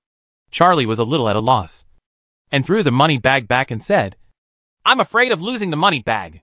Soldak took the money bag and said, "Then I will keep it for you for a while. Before you leave the city of Helensa, the money bag can be placed with me." The streets were piled with snow, and many civilians were clearing it. But there was only a not-so-wide path cleared on the street, which could barely accommodate a carriage. If two carriages were heading towards each other, one of them would have to stop temporarily to avoid them. After walking for a long time before returning to the hotel next to the square garden, Soldak patted his forehead and said to Charlie, "I don't think so. You stay here for a few more days and return to Wall Village after the Tianshan Mountain Road becomes passable." Charlie looked embarrassed and said reluctantly, "I didn't expect such a heavy snow." "So this is the only way for now, Duck. I don't want to live here anymore. The carriage shop only costs 30 coppers a night. 2 silver coins are actually required here in one night. It's too expensive here." Serdek asked with a surprised look on his face. "You live in Dadompu. What should I do with your carriage? I can take care of the horse and the carriage. I have nothing to do. I can definitely take care of the carriage," Charlie said to Soldak. Soldak frowned. Although he had never slept in a carriage house, it sounded like the environment would not be very good. Soldak hesitated before saying to Charlie, "Although this hotel it's a bit expensive, but the environment is pretty good and there's free breakfast. Just stay here for the time being. I've already paid for the hotel. By the way, if you feel a bit sorry, maybe I can find you a temporary hotel. The work can offset part of your expenses." When Charlie heard that Soldak could help him find a temporary job, his eyes lit up and he said excitedly, "Work? Okay. Although I don't know any craftsmanship, I still have endless energy. It's good to find a job in the city." Charlie's face became lighter when he heard that he could work. Soldak looked at the time and guessed that Carl would be sitting in the tavern having a drink at this time. So he asked Charlie to park the carriage in the backyard of the hotel, and then took Charlie to the tavern where Carl often went. The light in the tavern was a little dim, and the hall was filled with the bitter smell of ale. Sure enough, Carl was sitting in front of the bar, chatting with the tavern proprietress without saying a word. Seeing Soldak, the tavern proprietress nodded to him, turned around and went to entertain other drinkers. Even though it was freezing and snowy outside, the bar girls in the tavern were still wearing thin short skirts, holding up trays full of wine, and weaving back and forth among the crowd. Charlie's face turned red, and he was so reserved that he didn't even dare to touch the bar girls. "Take another look." Carl looked back and saw Soldak walking over with a young man. He held up a wine glass and asked him with a smile, "Why are you here?" "I also want to send someone to deliver a letter to you, asking you to take time to go to the guard camp. Soldak sat down on the high stool in front of Carl, put his hand on Charlie's shoulder, and introduced to Carl. This is Charlie, my friend, from Wall Village. Soldak introduced Charlie again. This is Baron Carl, my friend in Helensa City. I guess he can help us. Carl just nodded slightly to Charlie, and then asked Soldak curiously, Tell me, what do you need me to do? Soldak said, I need you to help Charlie find a temporary job. He then told the situation about Charlie driving a carriage to Helensa City and encountering heavy snow and being trapped here. After Carl listened, he looked at Charlie and asked, You have a wagon? Yes, Lord Baron Carl, Charlie said cautiously. There was a noble opposite. He usually had little chance to talk to nobles. When he spoke now, his voice was slightly trembling. Charlie didn't know how Soldak did it. He was so relaxed and casual when talking to Baron Carl. Carl waved his hand nonchalantly and said, That's easy to handle. Now the city snow removal team has summoned a large number of snow clearing personnel. It's pointless if a single person can't do it for that little salary. Each person only has 1 silver coin per day. But there is a carriage that can pull snow. And the daily work is relatively easy, which is to transport snow outside the city. In addition to the salary of 1 silver coin, there is a daily subsidy of about 3 silver coins for the carriage and horse. Baron Carl, I'm willing to do this temporary job. Charlie didn't expect to get 4 silver coins in one day, and he immediately agreed excitedly. Carl put down his wine glass, knocked his head hard again, and said to Charlie, as if he remembered something, I'm afraid it won't be long. Once the snow in the city is cleared, you may be unemployed again. Charlie wasn't too worried about this. He said happily, It doesn't matter. The road to Wall Village will probably be open by then. Carl saw that Charlie looked very smart, so he simply put down his wine glass, stood up and said, Then let's go find Jasper without further ado. Now he has been transferred to the city logistics department. At the moment, it seems that he is responsible for managing the snow clearing in the city. Soldak didn't expect that Carl's rival Jasper would be in charge of this matter. But it seemed like Carl didn't care at all.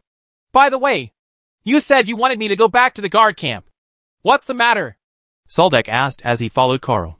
Carl said as he walked, The ice lake incident is over, and the guard battalion can take a sip of soup this time. The city hall has approved the expansion of the guard battalion's response squadron, and the establishment of 2 more response teams. I'd like to ask Mr. Sauron, the captain has recommended you, and it is possible that Captain Sauron will let you serve as the security officer outside the Paglos Pass, and you will be at the level of a squad leader in the guard camp. The 3 of them walked out of the tavern. Soldak asked Carl, Do you know that I will return to Wall Village after receiving my graduation certificate from the Knight Academy? Carl walked out of the tavern, pulled his collar in the cold wind, then jumped onto a carriage on the roadside and said, You have made it so obvious. No matter how slow I am, I should have guessed it. Speaking of which, Carl and Jasper were both born and raised in Helensa aristocratic families. Their family conditions are similar, and their abilities are similar. They joined the guard camp in the same year. In fact, in the guard camp there are not many opportunities for advancement. Helensa City is not a battlefield. The death rate of the guard battalion is not high, and the senior officials are well protected. If you want to get promoted, you have to rely on the superiors, who are pressing you for promotion or retreat. The squadron commander in the support squadron is old, finally having such a promotion opportunity. Carl and Jasper were of course unwilling to give up. So Captain Sauron gave them a test question. Whoever did well would be the squadron leader of the support squadron. Carl succeeded in taking the position relying on the merits brought by Serdek, which also meant that Jasper had no chance in the support squadron. The big shots in the family had to intervene and transfer him out of the guard camp. Now he is an employee of the City Hall's logistics department. And with the family's resources, it is estimated that he will be able to survive in a short time. Carl came to the door with Soldak. Although Jasper was a little surprised, he was very enthusiastic. Although he and Carl were competitors at the beginning, times have changed and many friends are far better than many enemies in Helensa. Must be moisturized. That's no problem. We have to clear the snow overnight. Your name is Charlie? You can start work at any time, Jasper said with a smile while sitting behind his desk. He would not go to the scene to supervise the situation in person. He would call his assistant and ask him to arrange Charlie. Carl thanked Jasper and left the city hall with Soldak. A castle made of residual snow has been piled up on the square in front of the city hall. There is still a steady stream of castles being transported here from the streets. This heavy snow has seriously affected the traffic in Helensa City. The guard camp is far away from the city hall. Only a few hundred meters away. The two walked to the guard camp. And a group of guard camp knights came towards them. When they saw Carl and Serdek, they all waved and said "Hello." Serdek still doesn't recognize the names of these guard camp knights. But it seems that they have quickly accepted Serdek's new colleague with extraordinary strength. Walking into the yard of the guard camp, I saw Ms. Gwendolyn and several female colleagues holding onto the fence at the door, watching the servants clearing the snow in the yard, and instructing them to build a big snowman in the yard. Ladies while giving random instructions and chattering and laughing. Gwendolyn immediately turned around and left when she saw Carl and Suldek walking in from the outside. "Hey, Miss Gwendolyn. Wait a minute," Suldek shouted in greeting first. I can't hear what you said. Don't look for me." Miss Gwendolyn walked quickly to the basement weapons warehouse. Serdek quickly stepped forward to stop him. Gwendolyn watched as Serdek took out the dwarf chain shield from his backpack with a smile. The 2 scratches on it looked so shocking. She frowned and complained. "I knew it would be easy every time I saw you. Why didn't I see that you were a big trouble?" Although Miss Gwendolyn said this, she readily agreed to help with the repair. Suldek and Carl then came to Captain Saul's office. Captain Saul saw Carl and Suldek knocking on the door and walking in. He casually asked them to sit down and asked them to sit down. The assistant brought 2 cups of lemon tea and asked Suldek with a smile. "Has Carl told you about the expansion?" "Yes, Captain," Serdek replied. Captain Saul nodded and said, "Okay, I won't repeat it. The rescue squadron wants to add 2 security officers in the mountainous area south of the Red Pine Forest and the deserted land outside the Paglos Mountain Pass. It is equivalent to the squad leader of the rescue group, because it belongs to a remote area of Helensa City. People can be recruited locally. The Guard Battalion provides basic weapons and equipment, organization and salary, and can recruit 6 team members." After speaking, Captain Saul pushed a letter of appointment in front of Suldek. The name of the person to be filled in the letter of appointment was still blank for the time being. Captain Sauron continued, "Carl recommended to me that you go to the deserted land outside Paglos Mountain to serve as the peace officer there. If you are willing, I will sign the letter of appointment now and then go to the Minister of Personnel. If Ms. Lovela registers, the appointment can take effect immediately, and the appointment can be postponed until next spring." Serdek immediately sat up straight and said to Captain Sauron, "I am willing to serve as the peace officer outside the mountain pass, Captain." Chapter 401 Knight's Territory. Suldek pushed open the door to the dormitory and saw Natasha dozing off at the desk. He tiptoed into the dormitory and found that the room was almost brand new. The floor had been mopped so that the true color of the paint could finally be seen. And the sheets had been changed. The brand new one. The old one has been washed and hung on the clothesline on the terrace. And the snow on the terrace has also been swept clean by Natasha. Natasha was wearing a thin nightgown, her head resting on her white arms, and she was sleeping soundly on the desk. The room was not too cold. The sun shone on the table through the clean window, and her long golden braids glowed faintly. Glossy. The light falls on her slender neck, and the fine hairs are revealed in every detail. There were more people in the dormitory, and it suddenly became full of life. Serdek covered her body with a sweater, took out the magic scroll of fire gathering, and boiled a pot of water in the room. The room suddenly became warm. Natasha probably heard the sound of boiling water and suddenly woke up from her dream. She turned around and saw Suldek, with a trace of panic on her face. She patted her trembling bare chest through her pajamas, and her long chest was he exhaled and said, "I was shocked. I thought someone suddenly broke in. I told you to go out with me. Isn't it boring to stay in the dormitory?" Suldek walked over and poured her a cup of hot water. "Actually, it's okay. It's just that someone knocked on the door twice. I didn't know how to answer, so I just pretended that you weren't there." Natasha sat on the chair and whispered to Suldek. She always looks cautious and blushes when she speaks. She has clear blue eyes. She probably works a lot. Her body is very healthy. Her diet has improved a lot in the past few months. She was originally a little thin. Her cheeks became plumper, and she tightened the sweater she was wearing. She looked at the heavy snow outside the window with some worry, and asked Suldek, "When can we return to Wall Village? It will take a while. The snow in the call is probably deeper now. If you are not used to living here, you can stay in a hotel outside or rent a cabin," Suldek said, holding her hand. Her hands were not smooth. There were some calluses on the palms, and there were some frostbites on the backs of her hands. These were hands that had to work a lot. "It's good to live here. You don't have to live outside, Natasha said to Soldak with a blushing face. Her body filled with this youthful and fiery atmosphere. Soldak took advantage of the situation and hugged Natasha's slender and soft waist, and wanted to kiss Natasha's red lips. At this time, there was a knock on the door, and Lena's voice came from outside the door. Knight Serdek, are you back? Like a frightened rabbit, Natasha quickly ran away from Soldak's arms and hid on the chair next to the desk. Soldak walked to the door a little helplessly and pushed it open. 2 young girl trainee knights next door stood at the door, curiously looking into the room. Lena's big eyes kept blinking and blinking, and the fire of gossip in her eyes was almost burning out. There was a smile on her face, and her eyes where he clearly said to Serdek, "What? Why don't you give us an introduction?" Serdek got out of the way of his body blocking the door frame, allowing Natasha's figure to appear in front of the 2 teenage neighbors. Lena and Nedra stared at the room with their eyes wide open as if they had discovered a new world. Natasha. My wife. Natasha, Serdek said, looking at Natasha in the room. Natasha's pretty face was slightly red, but she managed to raise her head, bravely looked at the 2 trainee knight girls, and nodded slightly. These 2 are neighbors next door to the dormitory. We usually get along pretty well. Soldak pointed at the lively Lena and the introverted Nedra and said, This is Lena, and she is Ned. Pull. What does it mean to get along with each other? We obviously have a good relationship. Nedra and I had previously tutored Knight Serdek on the history of the Empire. Knight Serdek also taught us the skinning technique and let us practice it in the Red Pine Forest. A lot has been gained during the operation. Lena wrinkled her nose and said very dissatisfied. Natasha stared at Lena and Nedra curiously, but didn't know how to communicate harmoniously with them. Her cheeks turned red. She thought to herself, if Rita was here, the atmosphere would not be cold. She was really useless. In the end, Serdek drove away the 2 teenage neighbors who stayed in the room and refused to leave with a hint that it's too late. We need to rest. In the silent night, there were no lights in the room. Serdek stood on the terrace with Natasha in his arms. From here, he could see the bustling night scene of the entire city of Helensa. The Mage Tower not far away was like a city that never sleeps.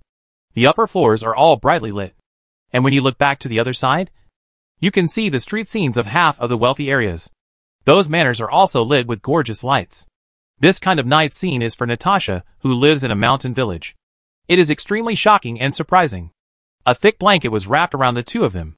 Serdek hugged Natasha tightly from behind, rested his chin on Natasha's shoulders, and whispered to her about the city.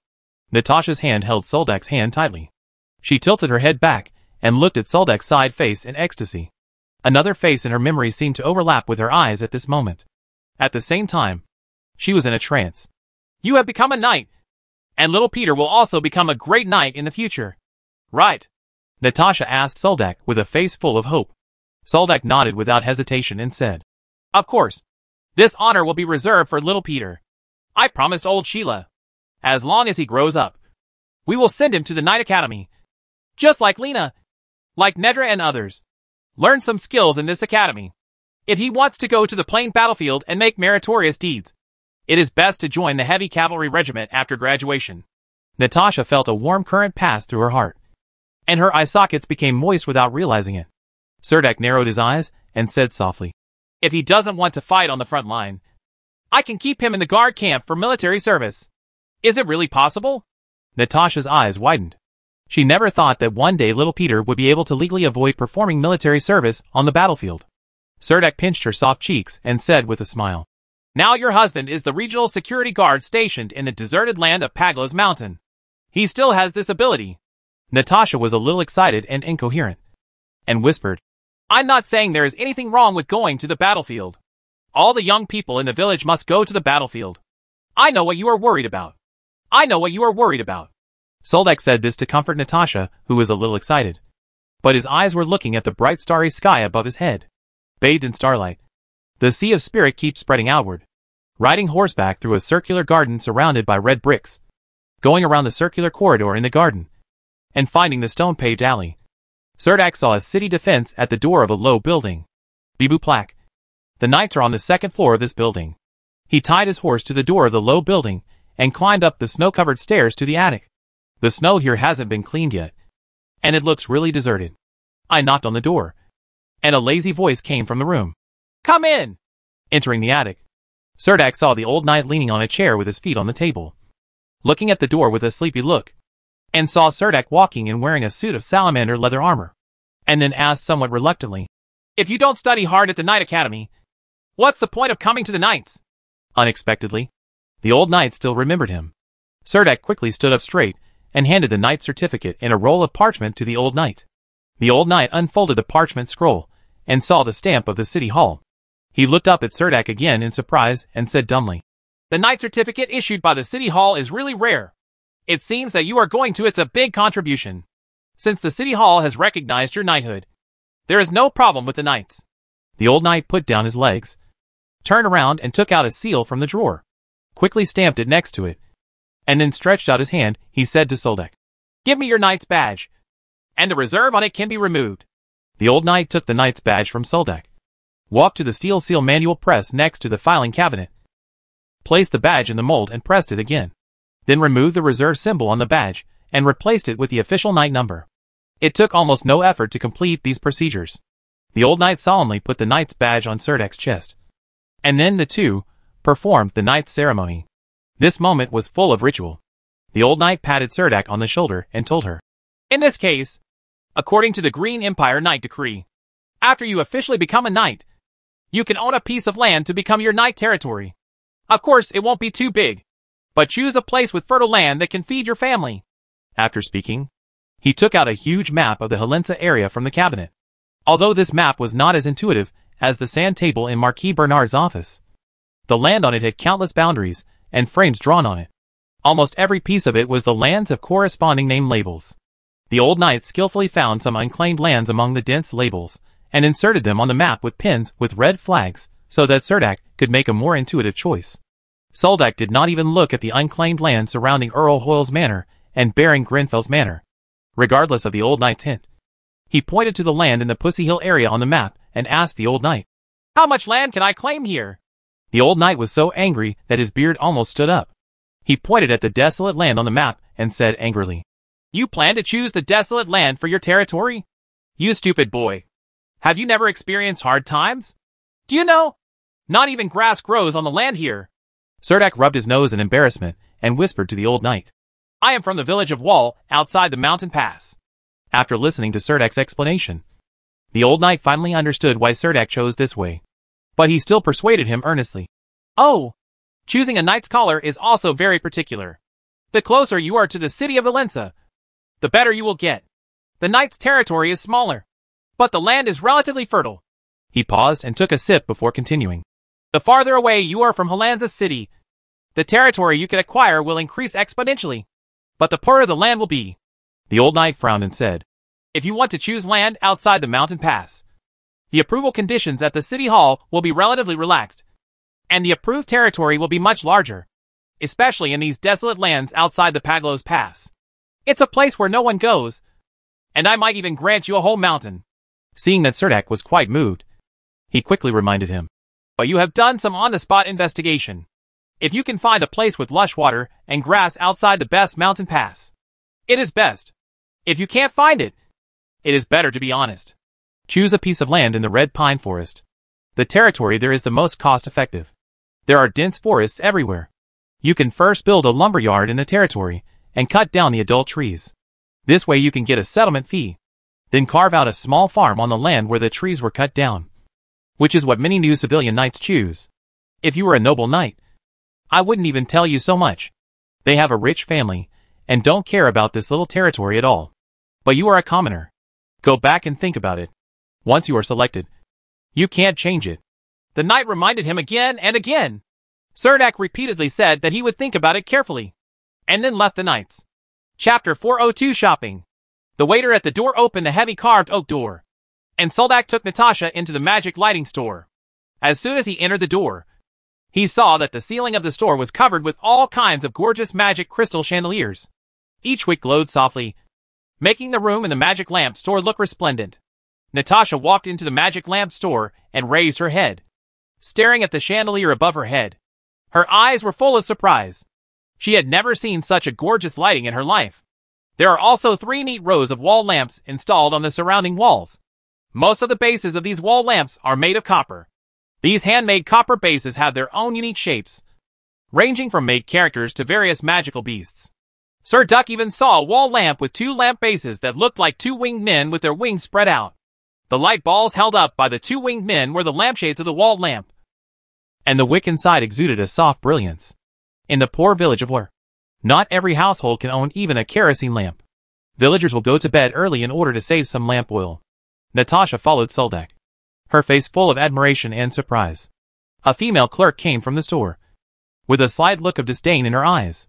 Although Natasha was wearing a beautiful skirt, the female clerk from Natasha's behavior, it was immediately obvious that Natasha was from the country, and city people would not show the expression on Natasha's face. However, her eyes only flashed by when she saw Surdak wearing salamander leather armor. Her eyes turned to Surdak's chest and saw that Surdak was wearing a silver medal on his chest. The knight's badge was flashing, and he immediately showed a subtle smile. He drew in his abdomen slightly and inhaled to maintain the most appropriate standing posture. Standing in this way not only makes the waist appear slimmer, but also makes the chest appear taller. Unfortunately, the knight in front of him did not focus on the ditch he had squeezed out, but on the copper wall lamps. The female clerk immediately adjusted her mentality. It would be good for the knight in front of her to buy a lamp. So she smiled sweetly from the bottom of her heart and asked in the gentlest voice, "Sir Knight, what can I do for you?" Soldak's eyes fell on the wall lamps on the wall of the store. He slowly turned his head and asked the female clerk, "Do you have any lamps with magic patterns engraved on them in your store?" The female clerk glanced at Soldak in surprise. Very few customers would make special requests in this regard. She hesitated for a moment and immediately said, "We do have magic lamps with magic patterns in the store, but the store there are only 3 lamps in it, and the brightness of this wall lamp with a magic pattern array is far less stable than a lamp with a moonstone wick, and the magic crystal fragments consumed require an additional cost." With that said, the female clerk took Surdak into the store. There were 3 swordsman-shaped desk lamps on the display rack in the corner of the store. Sure enough, Surdak felt weak magic fluctuations from these 3 desk lamps. He lowered his head to carefully examine the magic patterns carved on the bronze statue.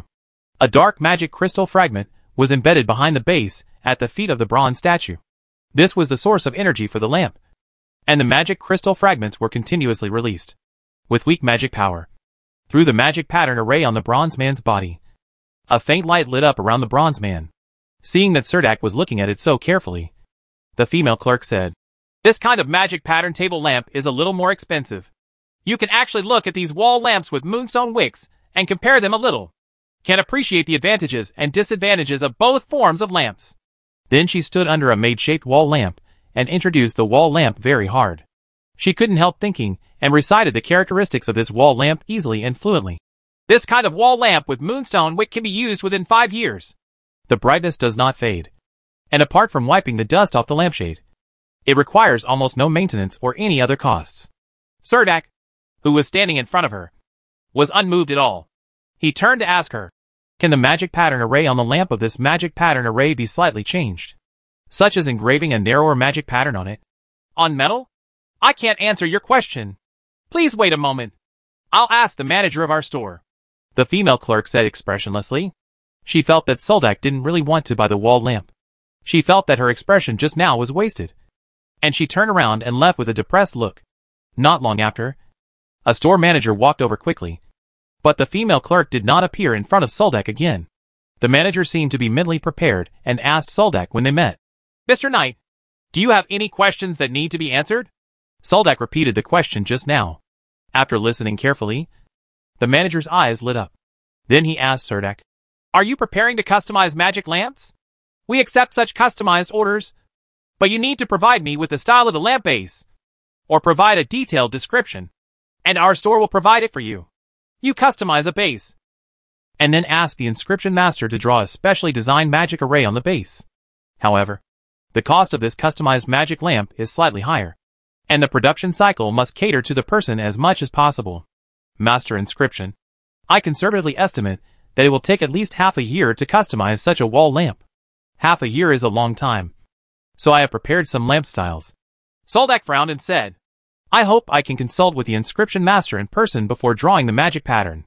Sorry, I can't provide you with information about the inscription master in the store," the manager of the lighting store said to Soldak with a wary look on his face. walking out of the largest magic lighting store in Helensa city. Serdak rubbed his forehead. He didn't expect that the customized enchanted low-light weapon would be completely ruined without even negotiating the price. The snow on the main streets of Helensa city has been cleared, and the magic caravans are driving smoothly on the streets. There are only a few pedestrians on the sidewalks on both sides of the streets. Serdak is strolling on the streets with Natasha. This city, the layout of the buildings in the mountain city is very compact, and the terrain gradually increases from south to north. Standing on the large square in front of the city hall, you can almost have a panoramic view of the entire city. The rows of roofs are now covered with a thick layer of snow, which is full of the smell of winter. Natasha had never had the experience of walking leisurely on the streets of the city. She pulled her scarf and let it cover her red face. Her eyes were filled with yearning for this city. She was secretly looking at the loft-like buildings on both sides of the street. Guess what the people in the windows are doing at the moment? Or there is delicious roast chicken on display in the restaurant. And the housewives are cooking delicious mushroom soup. In winter, there must be a lot of free time. She squinted her eyes and looked up at the blue sky and the dazzling sun, her eyes chasing a group of white doves gradually away. The smell of fried fish came from the street. Natasha was a little curious about what kind of food could be so fragrant. She looked in the direction of the smell and saw a small stall parked at the street corner. Smelling the hot aroma, the stall owner was throwing yellow croaker covered in batter into the oil pan. Serdak followed Natasha's gaze and asked her with a smile, "Have you ever eaten fried fish?" Natasha shook her head slightly, and Serdak pulled Natasha over and said to her, "I heard that this is a delicacy brought from the elf world, and it tastes pretty good." The stall owner is an old man with a gray beard. He is wearing a thick cotton coat and a leather apron. His beard is trimmed very neatly. He is standing next to a large iron bucket and using wooden clamps to lower fish into the oil pan. There are several people standing next to him. There was a customer waiting to buy fried fish. The stall owner looked very humorous and chatted with regular customers while frying fish. Seeing Soldak and Natasha coming over, he raised his eyebrows and asked Soldak, "My lord knight, what do you need?" "2 fried rat-tail fish. Fried a little bit." Soldak saw a few yellow croakers rolling in the oil pan, which were pretty good, so he also chose 2. "Okay." The stall owner agreed, then took out 2 marinated sage fish from the dinner plate, skillfully covered them in batter, and slid them into the oil pan. Natasha stared at the stall owner's action of frying fish, as if she wanted to keep every step in mind. Seeing that Natasha was very curious about fried fish, the stall owner actually enthusiastically told her how to pickle fish. What? Natasha had never heard of spices such as nutmeg, rosemary, pepper, etc., but she still remembered them carefully. Serdak stood and looked around. Along the street entrance, he saw many people gathering in the alley not far away, and took a curious look. There is a flea market over there. If you want to find some cheap second-hand goods, it is definitely a good choice to go there. As he spoke, he patted his thighs with his hands and showed off the leather boots on his feet. He gave it to Soldak and said very proudly, "I bought this pair of suede leather boots from a poor northern drunkard. I have worn them for 3 years, and they have not faded." A regular customer next to him smiled and said to the stall owner, "Hey, old Sam, this is the first time I have seen you recommend the flea market to customers. It seems that I want to talk to those in the market and ask them to come more often. Visit your fried fish stall." The stall owner named Sam laughed and said optimistically, "Hey, it's snowing so heavily, and the flea market hasn't been open for the past few days. I just said it casually, and I won't lose anything." Soon the fish was fried. The stall owner put the fried fish into a paper bag, and Serdak paid 15 coppers. Serdak didn't want to eat the fried fish in the cold wind, and felt that the alley over there was quite sheltered from the wind. So he pulled Natasha and continued. Entering the alley, the 2 people leaned against a stone wall, basking in the sun, eating crispy fried sage and smiling at each other, looking at the noisy second-hand market in the distance. Soldak said to Natasha, "How about we go shopping there too?" Chapter 403, The Dusty Holy Light Torch. Walking into the alley of this second-hand market, Soldak felt like he was being stared at by several pairs of eyes in the dark. There is no doubt that those with such greedy eyes should be the thieves here, and the flea market cannot do without these thieves, because the stolen goods in their hands are one of the most popular items in the flea market. Serdak looked around and found that apart from the stall owners at the entrance, there were only a few homeless people lying on the sunny side of the street. The wooden boards under them had been rubbed black, and the texture was full of oil stains. There are some stalls on both sides of the alley, and the things on them are quite dazzling, such as iron pots, candlesticks, old clothes, leather bags, boots, etc. In addition, there are some things that Cerdak cannot recognize at all, and of course not completely. It's old goods. Some clay pots stacked together look very new, but many of the stall owners look like they are dishonest. They try to place their stalls on the north side of the alley so that they can sit against the wall and enjoy the warmth. Sunshine. Most of the people walking in this narrow alley were poor people with yellow faces and skinny muscles. Some of them were wearing linen autumn clothes, and they also had a piece of torn linen on their bodies to barely resist the cold wind. Some people still have some old goods under their ribs, and it looks like they want to sell these things in order to exchange for some daily necessities. Sir Knight, do you want a pipe? A dirty boy approached Soldak, holding a broken hat in his hand. There were several roughly carved oak pipes inside, the exquisitely carved patterns and jade holder, and the knife marks on the pipe have not been completely polished off, making it look rough. Soldak shook his head slightly. The eldest child looked disappointed and prepared to look for the next buyer. His back was covered with chilblains as he held the old hat. He was wearing clothes that didn't fit well. His trousers were obviously too short, and the ankles of his feet were exposed. Natasha reached into her old hat and took out an oak pipe, and asked the eldest child softly, "How much does this pipe cost?" The eldest child secretly glanced at the bakery at the entrance of the alley, bit his lip, lowered his head, and whispered, 5 coppers. Natasha carefully rummaged through the hat to find the one that looked the most decent, then took out a handful of copper coins from her purse, counted 5 coins from it, placed them in the eldest child's hand, and said with a smile, "Go." The eldest child got the coin and ran to the bakery, which didn't look big. Soon he walked out of the bakery carrying a cloth bag. The bag looked bulging and was radiating heat. The eldest child walked out of the flea market happily, his steps looking so flamboyant. Cerdak stood in front of a stall selling wooden picture frames and whispered to Natasha, "How can 5 copper coins buy so much bread?" Natasha carefully put the remaining few copper coins back into the purse, squinted her eyes and said happily, "Maybe he is only 5 copper coins short. Maybe there is chestnut rice multigrain cake in the pocket. Who knows?" She held Soldak's arm and didn't even look back at the older child. The smile in her eyes was even bigger. The two walked along the long and narrow alley. Natasha obviously seemed more relaxed in this alley. They passed a second-hand shop that looked like a grocery store and saw a few hanging on the eaves outside the shop. She reached out and pinched the colorful ball.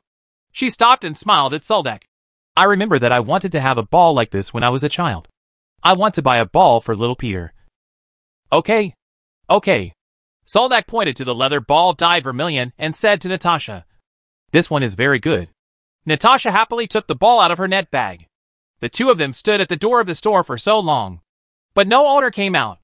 The two of them walked into the second-hand store. The light in the store was a little dark. Cerdak saw the shopkeeper sitting in front of the counter dozing off on a high stool, but he didn't wake him up immediately. He took a casual look at the second-hand shop and found that the goods inside were much better than those outside. There are actually some old armors and shields hanging in the store.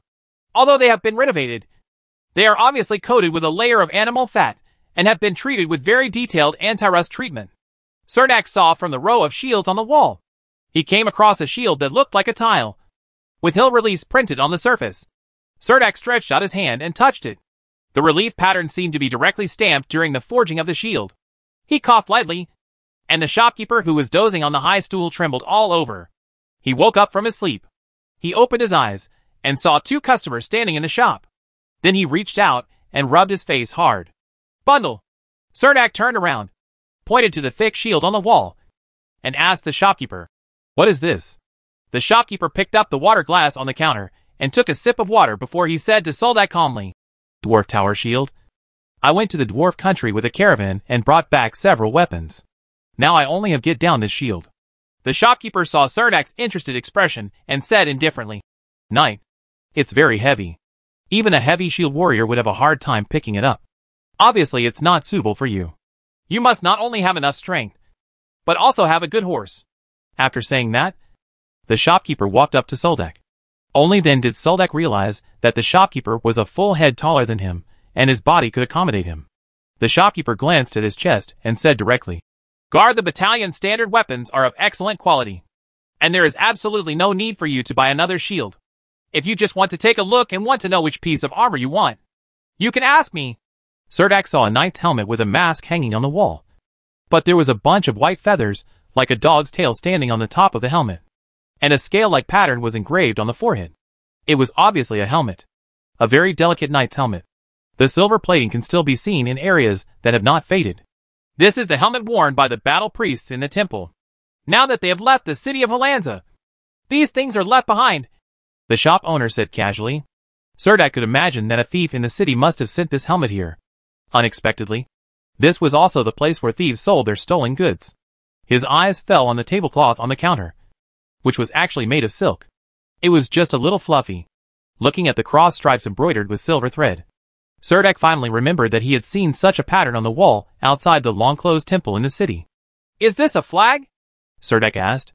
The shopkeeper walked back to the counter, lowered his eyelids and stared at the tablecloth on the counter, and said with a cold smile, It is just a tablecloth that no one wants now. Everything in the temple is now almost worthless. Serdak found that the candlesticks and silver cups on the counter looked like things that were only found in temples. The shop owner coughed lightly and continued. The Statue of Liberty may have gone to other planes to relieve suffering in other worlds. Or, she no longer takes care of us. We have to rely on ourselves. Now there is only one guarding priest left in the temple in the city. I remember in its heyday, there were 7 priests and more than 20 priests in the temple. Every army in Helensa city has a priest. Follow. Every injured soldier will receive timely treatment on the battlefield. Instead of like now, if you are injured, you can only lie on a stretcher and wait to die. With such an army, who would dare to rush to the front during a war? Serdak had never seen a priest on the battlefield and didn't know what it was like. Ouch! Natasha yelled from the side, as if she hit something, and a torch inserted in the wall fell down and hit the ground. Serdak quickly walked over and asked Natasha, Are you injured? Natasha patted her plump chest like a frightened deer and whispered to Serdak, No, I accidentally touched this torch. I didn't expect it to be so heavy. She struggled to pick up the torch that fell on the ground, and saw that the support base where the torch handle was inserted had cracked. She knew that she was in trouble, and looked at Serdak in a panic. Serdak patted Natasha's soft shoulder and gave her a look that said, I have everything for you. Then he said to the shopkeeper who came over, Sorry, I'll mess with the torch and holder you put here. If it breaks, I will pay you as much as you need. The shop owner looked at the cracks on the support and said nonchalantly, It doesn't matter. This torch is indeed too heavy. It's really inappropriate to insert it here. I should put it back in the warehouse. Is this torch made of pure copper? She asked in surprise when she saw Natasha struggling to pick up the torch and quickly reached out to take it. However, the torch was so heavy that she almost lost her grip. The shopkeeper laughed, and he was about to pull out the damaged support from the wall. He said, The surface is probably plated with a layer of magic copper. Everything in the temple is like this. It's flashy. At first, I thought it was copper. The product looked very heavy, and I thought it would be worth a few bucks. I didn't expect that it had been left here for several years, and no one cared about it. It seemed that I should find an opportunity to throw it into the furnace of the blacksmith shop and melt it into copper ingots. It should still be worth something. How much money? There was an inexplicable suction force coming from the torch, which was similar to the feeling of holding a shining saber. Serdak watched as the patterns on the surface of the torch lit up with streaks of holy light after being injected with the sacred breath. The dust covering the torch could not cover it up at all. Unable to hold back, Serdak quickly withdrew his sacred aura and extinguished the light from the torch pattern. Serdak said to the shopkeeper, How much do you want to sell this torch for? When the shop owner saw that Serdak really wanted to buy the torch, he immediately acted like a businessman and said to Serdak, Maybe after the torch is smelted, I can still collect some magic copper. So there are no 3, I will definitely not sell it for 5 gold coins. Natasha didn't expect that a torch would be so expensive, and she was so frightened that she almost shed tears. This gold coin is my compensation for you. I bought the torch.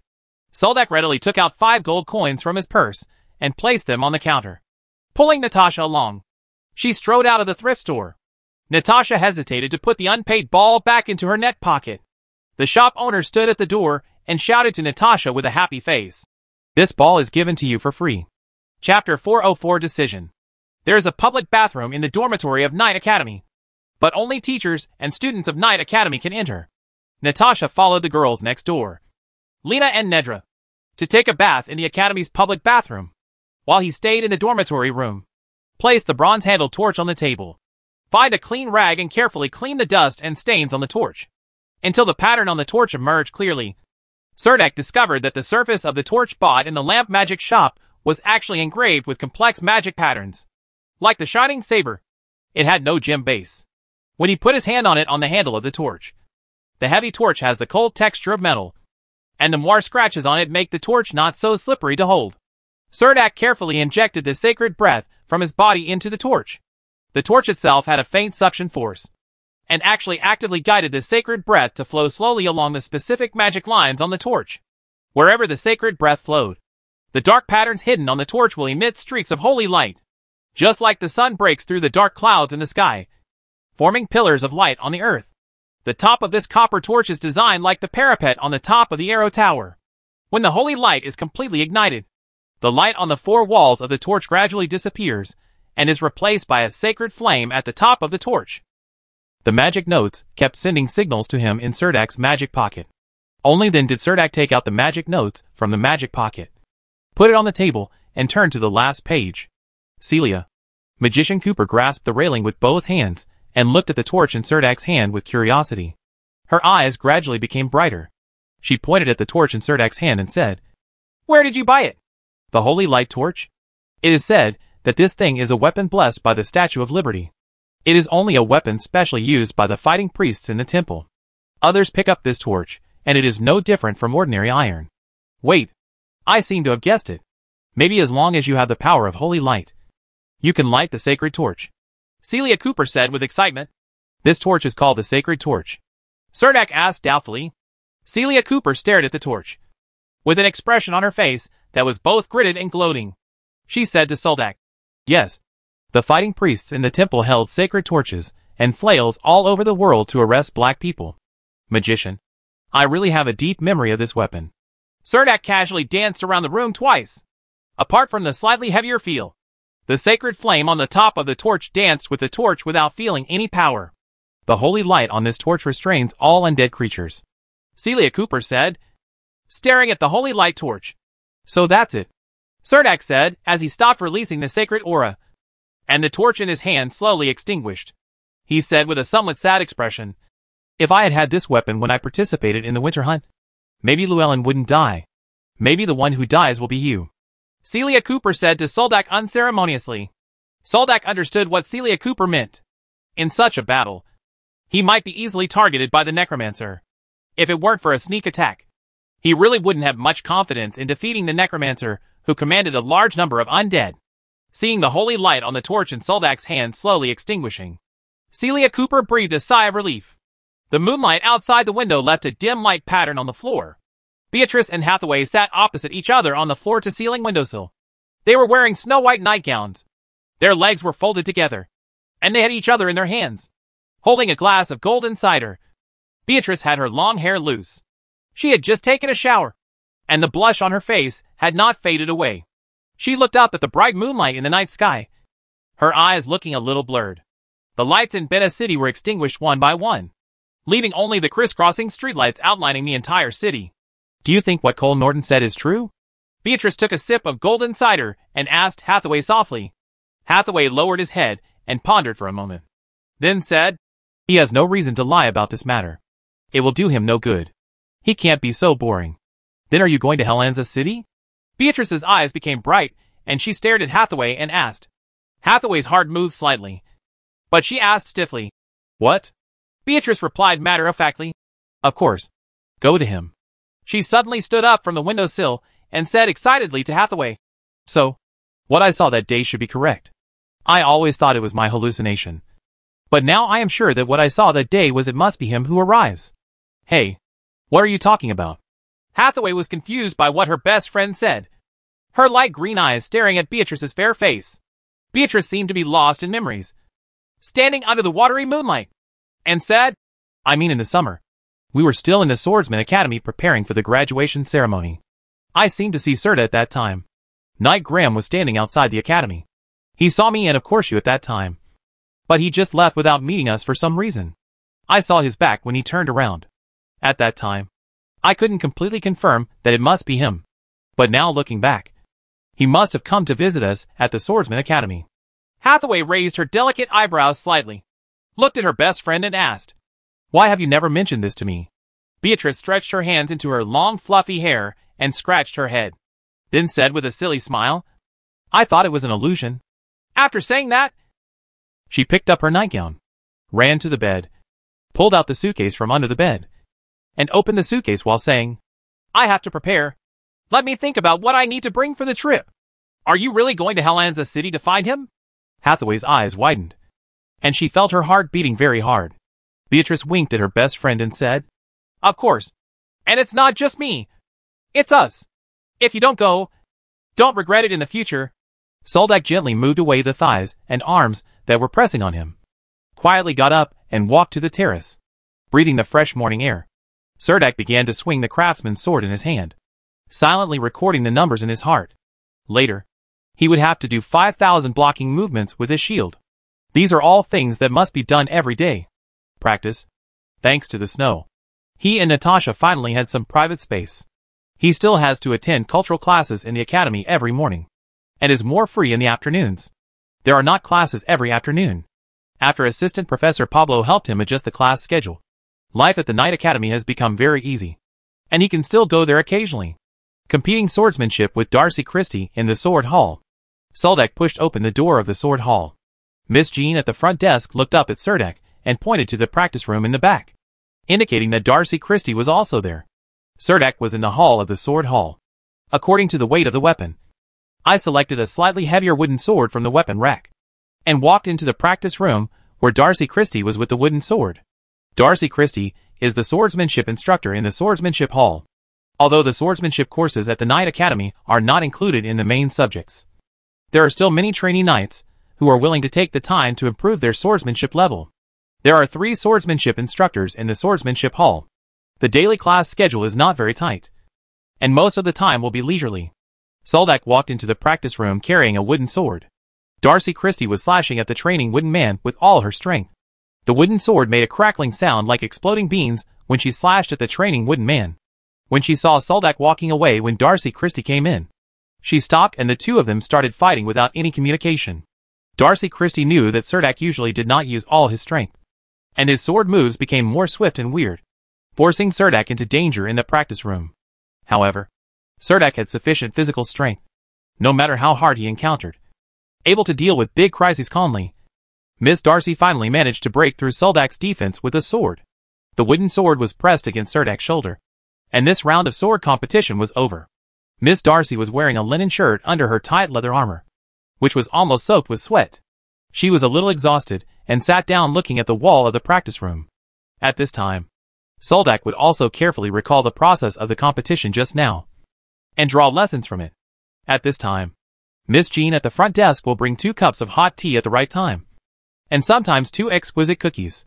Darcy Christie wiped the sweat on her face with a towel and asked Soldak, "I haven't congratulated you on obtaining the knighthood in advance. Have you registered with the knights?" "Yeah."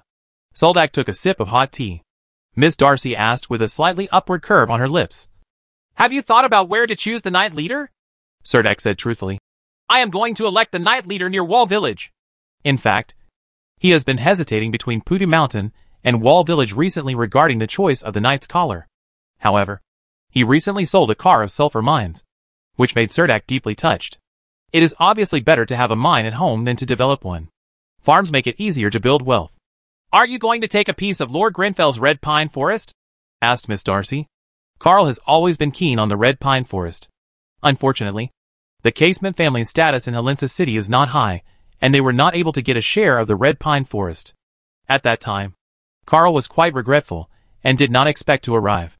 Miss Akane actually asked Soldak if he wanted to share a piece of red pine forest. "No, I don't want to open a lumber mill." Soldak refused simply. "There is also a large area of land near Hoyle Manor, which is very suitable for establishing a farm."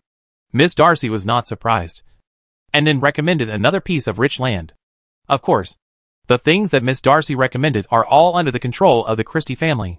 After Miss Hoyle inherited the title, because she had no meritorious service, the Hoyle family's third-class earl title was reduced to first-class viscount. So the area near Hoyle Manor, I'm afraid part of the land will have to be ceded. So Miss Hoyle has the first right to transfer the land. Seeing that Soldak was unmoved, Miss Darcy also wanted to recommend the land near Forneck Manor. However, seeing that Soldak was not enthusiastic, she immediately thought of something and asked in surprise. You have decided already? I grew up on the Wall Village side and am more accustomed to the environment there, Soldak said. Miss Darcy had nothing to say about Soldak's stubbornness, and the practice room fell into silence.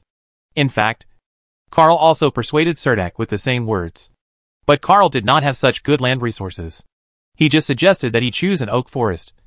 At least, he could sell a batch of acorns in the autumn. But Cerdak decisively refused. Chapter 405 Territory Application. The day after talking to Darcy Christie, Soldak came to the knights again. When the old knight saw Cerdak coming to the door again, he smiled at him and asked, Have you decided where to choose your knight leader? As he spoke, he unfolded the map around Helensa city and looked at Cerdak with a smile on his face. Cerdak nodded and quickly found the location of Pussy Mountain on the map and pointed at the mountain. But he said, If no one wants it here, I want to circle my knight here. Cerdak's words made the old knight suddenly become hoarse. He looked at Cerdak in surprise and said, It's just the right time for you to choose the knighthood this year. There are several good pieces of land in Helensa city. For borderlands, as long as you apply first, there is a high chance that it will be approved for you. Since there are so many good choices, why choose such a remote and desolate land? Soldak smiled slightly and didn't explain much. Seeing that Cerdak insisted on doing this, the old knight circled and marked the land on the map with charcoal, then wrote a territory application and gave it to Cerdak. According to the calculation method of territory allocation, this territory is almost located on the outskirts of Helensa city. It takes at least 4 days to ride from Helensa city to Pussy Mountain. It is also a large barren land with no grass growing on it. Therefore, the area of the approved territory is encircled to the widest possible area. The land almost caught up with the territory of a third-class baron, and the old knight circled the entire Pussy Mountain with a radius of more than 10 kilometers. Cerdak was a little worried that the city hall would not approve it. The old knight waved his hand casually and told Cerdak with an unhappy look, No one wants that land for free. Are you willing to choose the territory? There! Those guys in City Hall will just secretly laugh at your stupidity. Hearing what the old knight said, Cerdak performed a knight salute to the old knight, and then left the knights with the territory application form approved by the knights. Cerdak came to the land management office of the City Hall to apply for his own knighthood. The clerk responsible for reviewing the territory application was extremely shocked when he saw that the applied territory was surrounded by a deserted land, almost enclosing the entire pustule volcano. Looking at Cerdak, he asked, Are you really ready to take this active volcano that erupts magma all day long? Once the territory is chosen, it cannot be changed. Seeing the doubt on the clerk's face, Cerdak took out the prepared excuse and said to him, I hunted 2 salamanders there, so I plan to turn that mountainous area into a hunting ground. The clerk looked enlightened and took the territory application form to the supervisor to have it stamped. Soon the territory of Pussy Mountain was successfully approved. Cerdak walked out of the City Hall with a knight's certificate. The guard camp was not too far from the City Hall. Cerdak went to the guard camp to see if the dwarf chain shield had been repaired. Since joining the guard camp, Cerdak has come to the guard camp countless times on one hand, and most of the time, he comes to see Ms. Gwendolyn to change his equipment. This is very important to a guard camp knight. It can almost be said that he is extremely incompetent. But Cerdak Lai became the peace officer of the security squadron outside the city in just over 2 months after joining the guard camp, which is equivalent to a small army, captain level, specifically responsible for the vast mountainous area north of Pahalanza city, including a small part of the Padlos Mountains and the vast desolate land. After chatting with Ms. Gwendolyn for a while in the logistics equipment department in the basement, I got back the dwarf chain shield as I wished. The dwarf chain shield had been repaired by the blacksmith shop. There were still 2 crisscrossing scratches on the surface of the shield. However, the surface of the shield has been fixed by the blacksmith with dozens of iron bars that look like giant staples, making the 2 scratches look like 2 ferocious centipedes. Soldak stepped into the main building of the guard camp and happened to see Carl playing cards in the activity room of the guard camp. When he saw Soldak walking in from the door, Carl quickly asked Soldak to sit down with him. The 3 knights playing cards, Cerdak, all knew each other. They were the captains of the 1st, 3rd and 4th teams of the support squadron. When Jasper left the support squadron, He also took away his 2 confidant captains in the support squadron. Now the entire support squadron, the squad leaders, are almost all Carl's cronies. Carl spoke without any scruples and asked Soldek. Dak, has your territory been determined? Soldek nodded slightly and said to Carl. It's settled.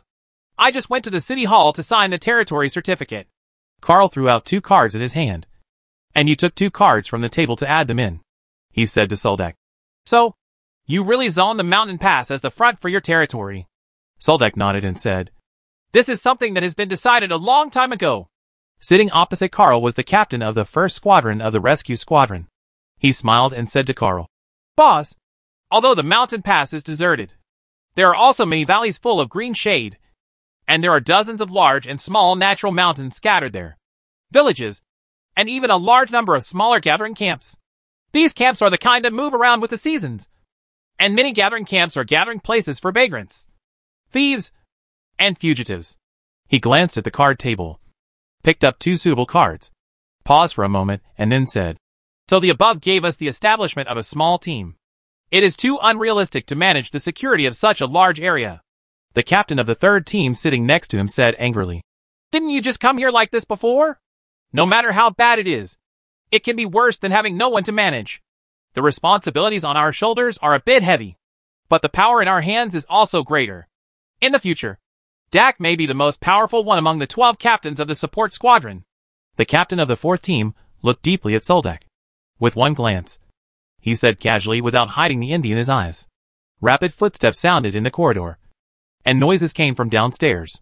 The captain of the 1st Squadron put down his cards and walked to the window to take a look. He frowned and said, It seems that another squadron knight was injured on a mission and was carried back. Let's go and take a look together. We are all working under the same roof. If you can help, just help. Carl threw the cards on the table, stood up and walked outside. Several team captains also followed behind. Before a group of people could walk out of the corridor, they saw several knights covered in blood coming up from the stairs lying on stretchers. They directly carried the injured knights on the stretchers into the guard camp. In the lounge, Serdak stood at the back and saw through the gaps in the crowd that the injured knight's chest seemed to have been bandaged with a hemostatic bandage. But there was still blood seeping out. Carl winked at Serdak, asking him to follow him, followed some people into the lounge, patted a knight on the shoulder, and asked him in a low voice, What happened? A murder recently occurred in Fornak Manor. The knight team that went to investigate encountered an evil spirit. Knight Isaac was stabbed and seriously injured by the evil spirit lurking in the dark. This did not allow the knights in the same team to carry it back. Carl nodded. He had heard about this matter. Logically speaking, this matter fell under the responsibility of the out-of-city support squadron, and the injured Isaac Knight belonged to the 9th Squadron of the 5th Squadron of the Guard Battalion.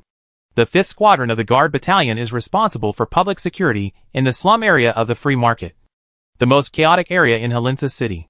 The 5th Squadron will not be involved in security incidents outside the city, but the person who reported the case happens to live next to the Free Market, a young man from the slums.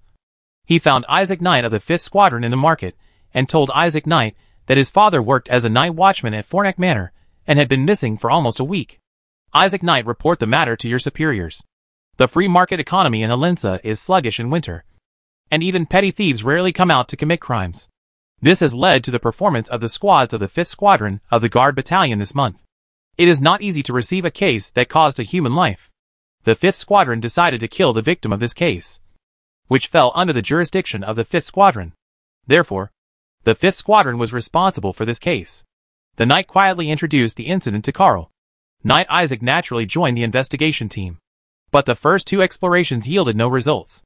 The third time, Knight Isaac found the entrance to the basement hidden in a pile of debris, and was hidden when he entered the basement. The evil spirit on the ceiling pierced the chest with a bone dagger. If the companions behind him hadn't desperately dragged Knight Isaac out, I'm afraid there would have been a cold corpse lying in front of everyone. The guard camp's treatment medicine management is very strict.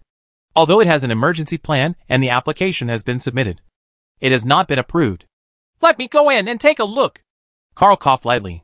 Seeing that the speaker was Carl, the squadron leader of the support squadron, the knights crowded at the door quickly made way. Carl led Soldak into the lounge. A knight was half crouching in front of the bed, pressing down with his hands. Knight Isaac swooned, trying to stop the bleeding. The face of Knight Isaac lying on the single room was as white as a sheet of paper, and his breathing became extremely weak. Serdek patted the young knight with blood-covered hands and said to him, "This kind of thing should be done more professionally." "Let's do it," he said, and asked Serdek to step forward. Soldak was speechless. When did I become a team doctor? It was a matter of human life. And he didn't dare to be negligent. He pulled out a skinning knife from his thigh. The knights surrounding him looked at Serdek in surprise. Serdek ignored the comments of the knights in the surrounding guard camp. With his eyes focused, he cut open the bandage wrapped around Knight Isaac's chest, and asked the knight who had just helped Knight Isaac cover his wound, "Where is he injured? Besides his chest?" "No more. A bone dagger pierced his chest, and he bled a lot. Is Isaac unable to survive this time?" The knight stood nearby and cried with sadness. Chapter 406, The Road to Milk Riding. Okay. The full name of this chapter is On the Road to Breast Riding. Serdek didn't speak, and cut the hemostatic bandage stained red with blood. Serdek finally saw the triangular opening about a foot wide, which should have injured the lung, and quickly put the skinning knife back into the sheath, holding his hands on his chest. A weak power of holy light slowly gathered in his palms, and poured into Knight Isaac's chest. His injury was too serious. Although the wound was healing, the progress was slow. Even so, there was a faint exclamation of surprise all around. Serdek's face was a little solemn. I was afraid that Knight Isaac would be seriously injured with just the shallow holy light. He thought that he still had a few devil antelope heads in his backpack. He estimated that the blessed body could injure Isaac. Knight Sark was saved from near death. He still needed a secret room. And he also needed to pay for a demon antelope head. These demon antelope heads were bought from the grocery store for 70 silver coins. And he didn't want to give them out in vain. Give favors. Soldak turned to Carl and whispered, "His injury is not stable yet. I need a quiet room without being disturbed. Moreover, this kind of treatment has a certain cost. I need to be compensated with 1 gold coin. This amount I also have to spend money. And I can't save a penny." Carl originally wanted Serdek to treat him casually, and no one would complain if he couldn't be saved. Knight Isaac would be a huge favor if he was saved, but he didn't expect that Serdek would need to charge a gold coin. Suddenly feeling a little embarrassed, he touched his money bag and asked in a low voice, "Do you believe in the god of commerce?" "No." Serdek replied affirmatively. In fact, he didn't know who the demon god belonged to. It is likely that they are minor gods believed by the indigenous people of the Gandor Mountains in the Warsaw Plain. At this time, a knight standing in the crowd wearing a half-body magic pattern couldn't stand it anymore and said, "Okay, I promise you, as long as I can save Isaac, I will pay you 1 gold coin." Then he turned to a knight beside him and ordered, "Go and clear out a room in the confinement room immediately. Go quickly." Carl looked back at the construct knight and saw that he was the squadron leader of the 5th Squadron. So he said low to him. Serdek said very forcefully, "I can't guarantee whether his injuries will recover as before, but I know that if I don't save him, he may not survive for long. Once I decide to save him in my way, 1 gold coin just pay me." "Okay, let's make arrangements as soon as possible. I hope to hear good news." The half-dressed knight nodded, took out a golden gold coin from his arms, and handed it to Soldak. The solitary room of the guard camp is the strictest quiet room. After closing the big iron door at the door, it will become an independent space of absolute silence. No sound from outside can be heard. If you fall into the darkness again, the loneliness will make people feel uncomfortable. Completely broken from the bottom of my heart. Now there is a bed made of wooden boxes in the confinement room. 2 trident-shaped candlesticks are lit around it. The firelight from the 6 candles illuminates the confinement room. Soldak confirmed that this room, the ventilation is pretty good. Setting up a sacrificial altar in the confinement room. He did not dare to delay for a moment. He took out a devil antelope head from the magic pocket and offered it to the face of God. A pale golden light fell down, and the blessing effect of blessed body it fell on Knight Isaac, instantly filling his body with extremely strong recovery power. Then Serdek put away the sacrificial altar, took out the holy light torch from the magic waste bag, condensed his holy breath together through the holy light torch, and sure enough, he burst out a ball that was several times more powerful than the one he just treated Isaac Knight. The flame of holy light came. This flame of holy light had no temperature at all. Soldak passed his hand through the flame of holy light. It burned like a fireball and released a dazzling light. The arm became translucent little by little in the flame of holy light, and the outlines of muscles, blood vessels, and bones were illuminated to the last detail. Cerdak pulled his hand back, and the arm returned to its original shape in the air, probably due to the powerful recovery ability of the blessed body. The comatose Knight Isaac slowly showed signs of waking up. Cerdak extended the holy light torch to Knight Isaac's chest. Knight Isaac's eyelids trembled slightly. Then he opened his eyes slightly and let out a painful groan.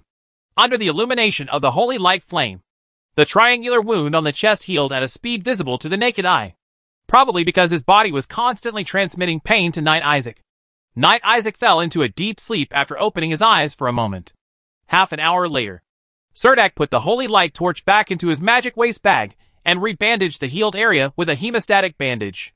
Then he walked to the door of the confinement room and knocked hard on the iron window of the confinement room, probably because he heard the sound coming from the confinement room. The door to the confinement room was opened from the outside shortly after.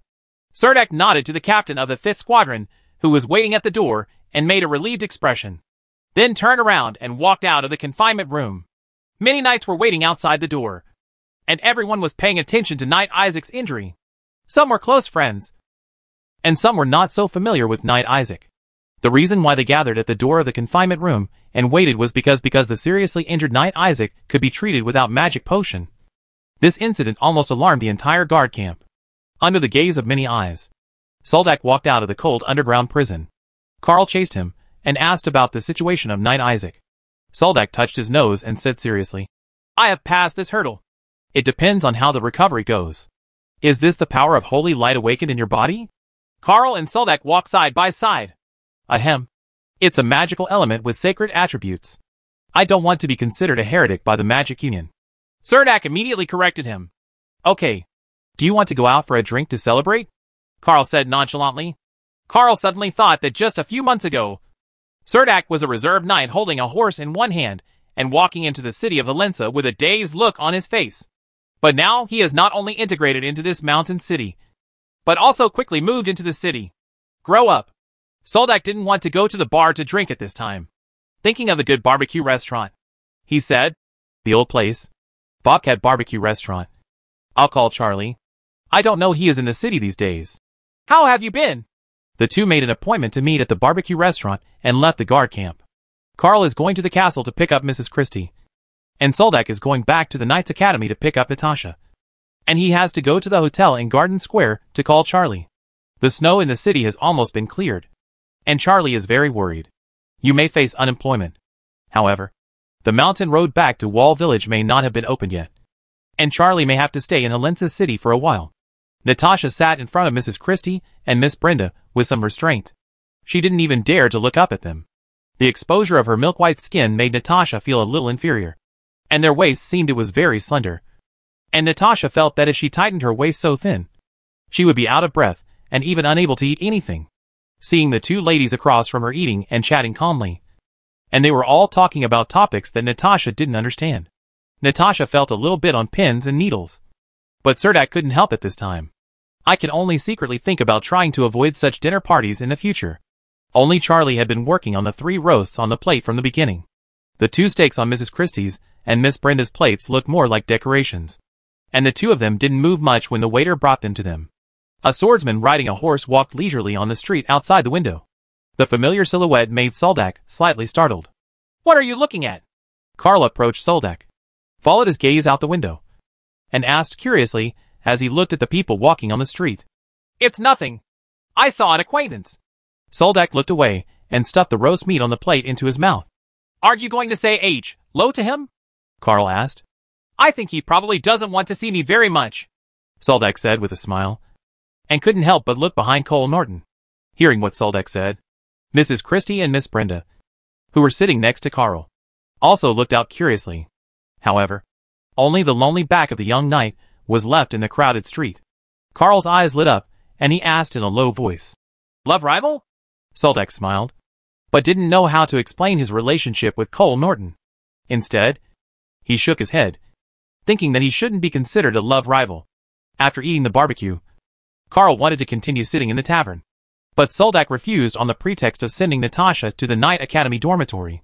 Carl took Mrs. Christie and Miss Brenda there, and everyone separated at the entrance of the barbecue restaurant.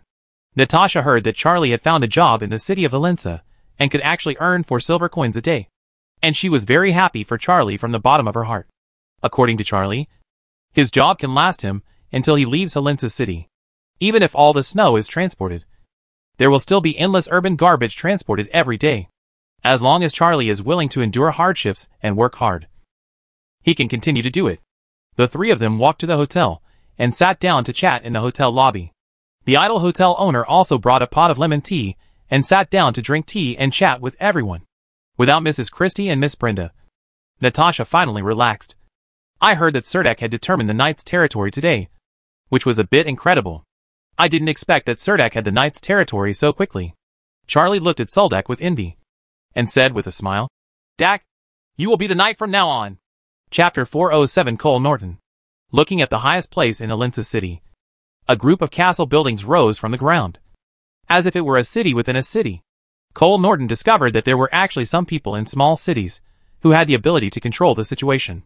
Small lords with power, such as Marquis Bernard Christie. Just looking at this continuous castle complex, it is not difficult to guess that the background behind the Christie family is much deeper than what Darcy Christie described to everyone in the college.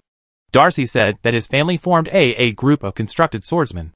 At first, Cole Norton thought that several constructed swordsmen were following the Marquis Bernard Christie. Now it seems that there should be no water in Darcy Christie's words. In the Swordsman Academy, Cole Norton was as arrogant as a royal prince. He was so popular that he seemed to feel that the whole world was revolving around him. But when he turned around from the plain of Warsaw, he emerged from the illusory bubble after he came out of school and began to face life after leaving the academy. He discovered that many things were not as simple as he thought.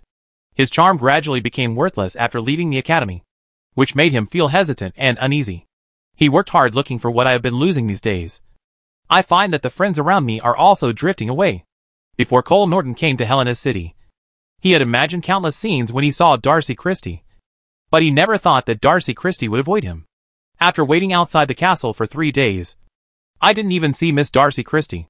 He rode a tall horse and stood in front of the suspension bridge, looking up at the attic at the highest point of the castle, with a faint smile on his lips. Cole Norton is a very attractive swordsman. He has a well-proportioned figure. The tight leather armor cannot hide the bulging muscles on his body. Because of his bloodline, he is the ideal lover for many women. Damn Suldek, he cursed in his heart. This cannon fodder warrior who climbed up from the lowest level of the heavy armored infantry regiment actually became the biggest stumbling block in his life. But today, when he was standing outside the castle, he thought of a good method. Thanks to the reminder of Viscount Fornek, his senior and good friend of Helensa, Cole Norton thought that he could still do this. He was very happy today. He formally handed over a letter of visit to the Christie family. After all, he was also an outstanding young swordsman among the younger generation of the Norton family. As the consul of Helena City, Marquis Bernard Christie should not refuse to meet him. In this way, Cole Norton will naturally meet Miss Darcy. And Cole Norton is also very confident that he will meet her. After meeting Darcy Christie, he pulled her heart back like regaining lost ground and let her return to him. At the same time, a quarrel broke out in the study of Marquis Bernard of the Christie family castle. Miss Darcy sat angrily on the only chair in the study. Her face turned red due to the fierce dispute with her father. She was probably the only one in the entire Christie family who dared to contradict Marquis Bernard like this without worrying. Receive any punishment. Darcy, this is not the way you treat guests. Marquis Bernard looked at his eldest daughter dotingly. Her temper, character, and principles of life were very much like his young self. Marquis Nader felt that he should teach her some of the experiences he had accumulated over the years, which could at least make her character more tactful and offend as few people as possible who could have been friends. But I really don't want to see him at all. I just want to read a book quietly by myself, Miss Darcy said to Marquis Bernard coquettishly. Marquis Bernard stared into his daughter's eyes and said, "At least you should entertain him once or twice, as a friend from the Advanced Swordsman Academy. And he has come all the way here. This is what you should do." Seeing the serious look on Marquis Bernard's face, Darcy Christie shut her mouth in time. Seeing the aggrieved look on his daughter's face, Marquis Bernard reached out and patted her shoulder, and said softly, "Okay, I won't force you.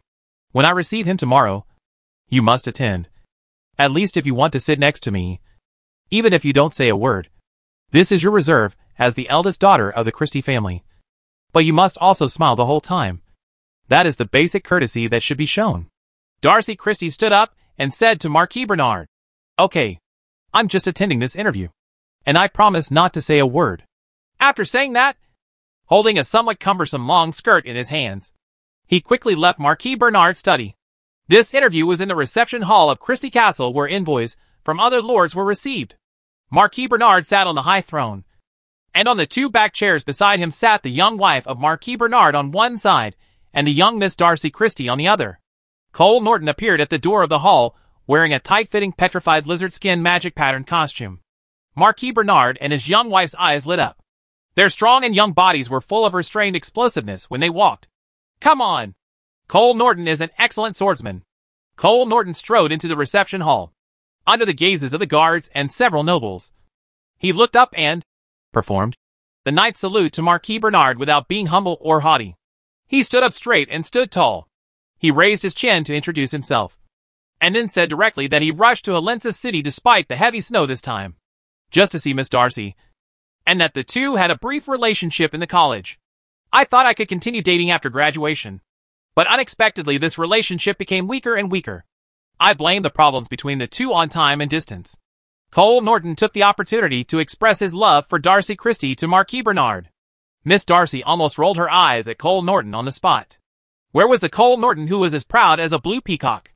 When she was at the Swordsman Academy, Miss Darcy always thought Cole Norton had a very sexy chin, but now she just thinks his chin is as disgusting as a gray rock iguana. If her father hadn't been sitting next to her, Darcy would have wanted to smash the silver wine glass in her hand. Seeing the faces of the nobles around them saying, "How could such a thing happen?" Miss Darcy wanted to leave and walk away. On the contrary, Marquis Bernard listened with interest. He admired his daughter's unscrupulous style of doing things to achieve her goals. Cole Norton's straightforwardness also won the favor of Marquis Bernard. Marquis Bernard even felt that Cole Norton was better than Marquis Bernard. These young nobles in Helensa city were better. So he suddenly changed his mind before meeting and decided to give this young swordsman another chance. "I heard Darcy mention the past experience in the Warsaw Plain, but she was not willing to talk about the details. It turns out that you were also a member of your Swordsman Academy's Warsaw Plain experience at the time. I really want to hear about it. Your journey of experience." Marquis Bernard laughed heartily in the hall, and the nobles on the side also laughed in agreement. "Your Majesty the Marquis. In fact, our training trip was not that smooth.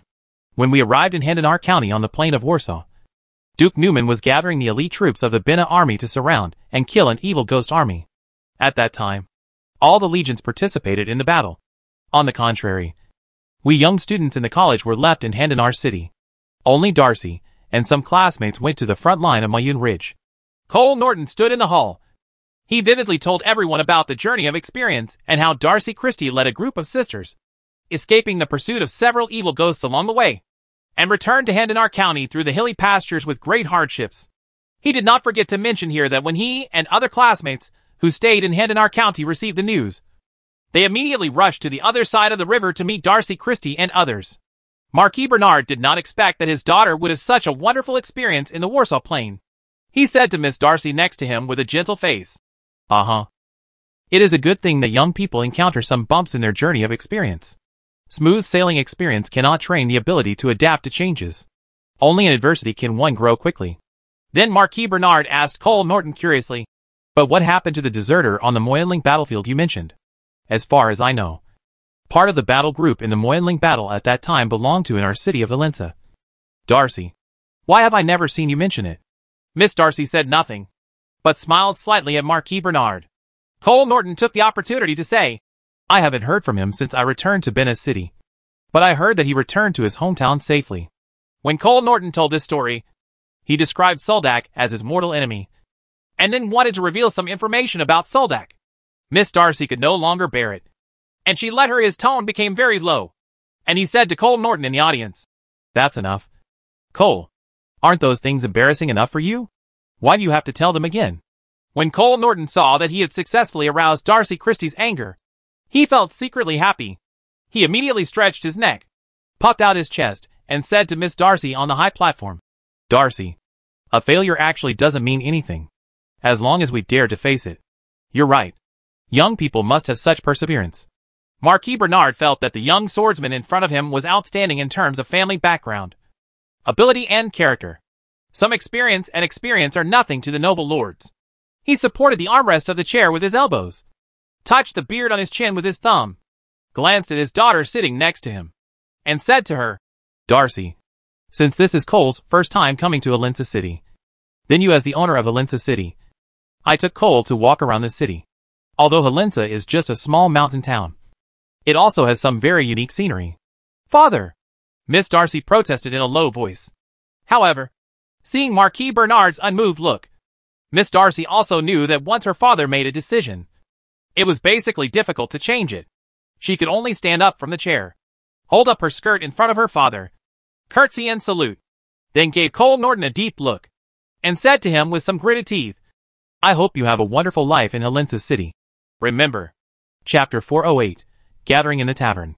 3 days later in the afternoon, in the office of Captain Sauron of the guard camp, Carl and Soldak were sitting on chairs honestly. The room was very warm. Captain Sauron was wearing a thin cotton shirt. The collar of the shirt was open, revealing his solid bronze muscles. He was practicing slashing against a training wooden man. The ironwood sword fell on the training wooden man and made continuous sounds. A constant dull sound. It wasn't until this group of slashes was completed that Captain Sauron handed the ironwood sword to his assistant, took the towel and wiped the sweat from his face, and then smiled at Serdek, who was sitting honestly on the chair, said, I regret now that I sent you to a deserted land so easily to be the sheriff there. If you can stay at Helensa City, your value may be better reflected. Serdek smiled and said nothing. He knew that Isaac finally woke up this morning, and that the investigation task of this matter had been officially transferred from the 5th Squadron to the out-of-city rescue team. Although as the squadron leader of the 5th Squadron, Construct Nightcagel, Baron Miller was quite reluctant to do this. But Captain Sauron overcame all objections and asked Carl to be responsible for the follow-up investigation of Fornack Manor. For a long time, Serdek has been focusing on his studies at the Knight Academy and has basically not participated in the daily affairs of the guard camp. But this time Captain Sauron asked Carl to find Serdek from the Knight Academy. Obviously, there is a mission. Captain Sauron sat on the chair, took a sip of the lemon tea handed over by his assistant, and then said to Carl and Soldek, I called you this time to ask you two to deal with the Fornack Manor. What happened is that the manor is almost abandoned now. You should have heard what happened to Isaac when he was injured. Yesterday I went to Fornack Manor to investigate in person, but unfortunately I found nothing. Captain Sauron rubbed his forehead in distress and said, Although the case of Count Fornack's death has been closed, the evil spirit that stabbed Isaac this time looks very much like Count Fornack. This case, I'm afraid the matter needs to be investigated carefully. Maybe it's the coercion and aura on my body that frightens the evil spirit from coming out. So this time, I need you to lure the evil spirit out. I will lurk outside the manor. If you lure out the evil spirit, send me a signal. I will this time we are prepared to completely resolve this hidden danger. Yes, Captain. Carl and Soldak stood up straight and said to Lord Saul. When the tavern proprietress saw Carl and Soldak walking in side by side, she prepared golden cider and craft ale for them respectively. Soldak had drank in this tavern twice, and she had already remembered sewer. Dak liked it and pushed over a plate of salted nuts. Soldak sat on a high stool and was not in a hurry to drink. He directly took out the peeling knife from his leg and began to peel the nuts on the plate one by one, neatly arranged on a plate. The tavern proprietress has a very attractive and beautiful face, gentle and generous, but always maintains a silent distance.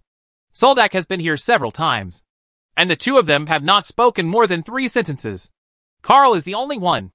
Only when he was there, the proprietress would come across from Carl and chat with him for a few words. As long as there were other people around, she would hide on the other side of the bar. Carl told Soldak about the process of the Fornack Manor from prosperity to decline. About a year ago, the old Earl of Fornack died in an accident, and various situations occurred in the manor one after another. Later, he inherited all the property. The little Viscount Fornack believed that the house contained undead monsters, so he moved to a house in the city, and the Fornack Manor was completely abandoned. During this year, the Fornack Manor was continuously put up for auction, but I don't know why it hasn't been sold. I heard that Fornack Manor was haunted in the summer, but it was said that it was cleaned up by a magician at that time. Carl raised his glass, toasted with an acquaintance in the distance, and took a sip of the wine, and then said to Soldak, Is it possible that the servants of the necromancer secretly sneaked into the Fornack Manor and transformed into the old Earl of Fornack to harm people? Serdek shook his head and said that he had no right to speak unless he saw it with his own eyes? He asked casually. That little Viscount Fornac has been living in the city of Helensa? Carl also did some detailed research on little Fornac. He took out a pile of information from his arms, took out a piece of paper, looked at the dense words written on it, and said to Soldak, Little Fornac. That guy is a coward. When old Fornac died, Captain Saul told him that there were some doubts about the cause of old Fornac's death.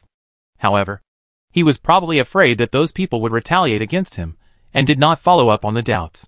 Moreover, he usually lived in seclusion, has been living in the residence in Helensa City, rarely going out, and not much socializing. Even the properties outside the city are taken care of by a housekeeper. Carl sneered and continued. But it is said that he has been a swordsman who graduate from the Advanced Swordsman Academy have superb swordsmanship. But they rarely show it to outsiders. Cerdak did not expect to be another swordsman who graduated from the Bena Province Advanced Swordsman Academy. It is said that this is the Bena Province Advanced Swordsman Academy. It is a golden sign. Unfortunately, Cerdak did not see the graduates from this academy. An outstanding person from the academy. Soldak smiled and said, It's really unreasonable that a graduate of the Bena Advanced Swordsman Academy inherited all the property of the old Count Fornac without any merit at all, so that his title was lowered by one level. Mrs. Christie and Miss Brenda walked in from the outside. When they saw Carl and Soldak chatting, they squeezed in between them and sat down. They smiled and said to Carl, What are you two talking about? Official business. Duck and I will go out of the city tomorrow to investigate the incident. Carl refused Mrs. Christie's question without politeness. At this time, the proprietress of the tavern pushed 2 glasses of wine over. Mrs. Christie picked up the wine glass and took a sip with Miss Brenda. She glanced at Soldak and hesitated to speak. However, Miss Brenda just stopped talking in just 2 weeks, having recovered from the sorrow of Baron Llewellyn's death. He saw that Cerdak was alone and asked him, Night, Cerdak. Why is your wife not here? She wasn't much of a drinker, Soldak said. Seeing that Soldak had no intention of continuing the conversation, Miss Brenda could only sigh in her heart. If she missed it, it might be difficult to get it back. Mrs. Christie next to her also gave her a helpless look. And when she thought that her niece Miss Darcy also had some ambiguous relationship with the Knight of Cerdak, Mrs. Christie felt a headache. In fact, from her perspective in terms of inner wishes, Mrs. Christie prefers that Miss Brenda can maintain a lover's relationship with Soldak, and it is best for Darcy to withdraw. Darcy deserves a better and broader future in life. And what can Cerdak give her? Mrs. Christie and the tavern owner's wife looked at each other. The tavern owner's wife just pushed over 2 glasses of wine, and then kept herself out of the matter and did not participate. Mrs. Christie could only hold Carl's arm, lean in softly, and smile to Carl asked, How many days are you going out this time? In such a cold weather, you must bring more fire magic scrolls to keep warm. Carl smiled slightly and said, I don't know yet. I might be able to get back overnight. If things don't go well, I might stay there for 3 or 2 days. But it will definitely not be too long. Mrs. Christie whispered in Carl's ear. Then I will go back to the castle and stay for 2 days. Chapter 409 A Farce. Darcy Christie took a deep breath and opened the door first and walked into the tavern. Her long fiery red hair was swaying behind her like a burning flame. If Cole Norton hadn't promised her that a drink in the tavern would mark the end of this wonderful trip to Helensa, she would never have drank with Cole Norton. Not even half a glass. Possible. Looking at Darcy Christie's back, Cole Norton licked his lips. Why didn't he see Darcy Christie so charming in the Swordsman Academy? At that time, she was more violent, proud, and aggressive. Now her aura seemed to be stronger than in the academy, but her bad temper was much restrained.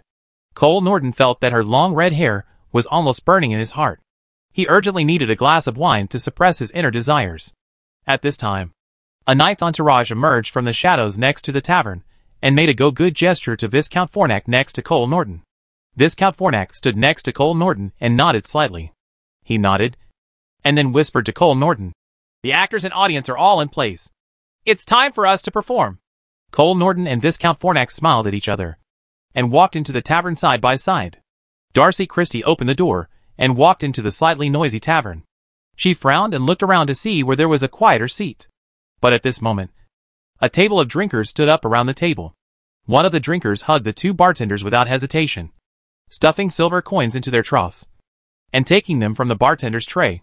He drank a whole glass of ale, and had fun with them. Of course, the drinkers at the table paid for each glass of ale. Moreover, 1 glass of wine consumed by an ale girl is equal to 2 glasses. These wine-selling girls in the tavern have a very good drinking capacity. Drinkers in other seats also frequently looked at this table. And for a while the atmosphere in the tavern reached its peak. The drinkers at this table just blocked Miss Darcy's sight, so that she did not see Suldek, Carl, Mrs. Christie and Miss Brenda, who were sitting at the bar drinking. Cole Norton and Viscount Fornac followed in from outside. Cole quickly chased after Darcy Christie, just in time to completely block her sight with his body. Darcy Christie turned slightly sideways, without leaving any trace, avoiding Cole's dirty hand on her shoulder. Cole Norton smiled slightly, moved his hand away very gentlemanly, invited Miss Darcy to sit on the other side of the bar, and discussed with her what kind of drink she wanted to drink. At this time, Viscount Fornac was already sitting on a high stool, ordering 3 glasses of golden cider from the tavern proprietress. But his eyes were aimed at Suldek on the other side of the bar, with a hint of pride on his face. The tavern proprietress glanced at Darcy Christie, and Miss Darcy responded quickly. She blinked quickly at the tavern proprietress. After a brief exchange of eyes, the two looked away quietly. The tavern proprietress looked at Cole Norton. This handsome young knight kept courting Miss Darcy. The tavern proprietress could tell at a glance that this suitor could not satisfy Darcy. Miss Darcy seemed a little absent-minded and looked very similar. It's about running errands. The atmosphere near the bar became a little strange. The tavern proprietress looked around suspiciously, but found nothing unusual. She glanced at Mrs. Christie, who was sitting on the other side of the bar, put 4 glasses of wine on the tray, and leaned towards Mrs. Christie. The landlady pressed her elbows on the bar, showed a faint smile, and whispered to Mrs. Christie, "Darcy and 2 friends are opposite, and they don't seem to see you. Do you want to go say hello to her?" Mrs. Christie was stunned for a moment. Then she stuck her head out and looked over there. She didn't see Miss Darcy at first. It wasn't until the tall young knight turned sideways that half of Miss Darcy's face was revealed. She looked unhappy, and Mrs. Christie hesitated. She knew that her niece was as proud and irritable as herself, thinking of the possibility of being misunderstood. Mrs. Christie did not intend to take the initiative to say hello to Darcy.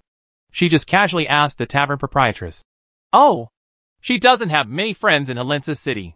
Who are they?" The tavern proprietress stared at an account book on the table without raising her head.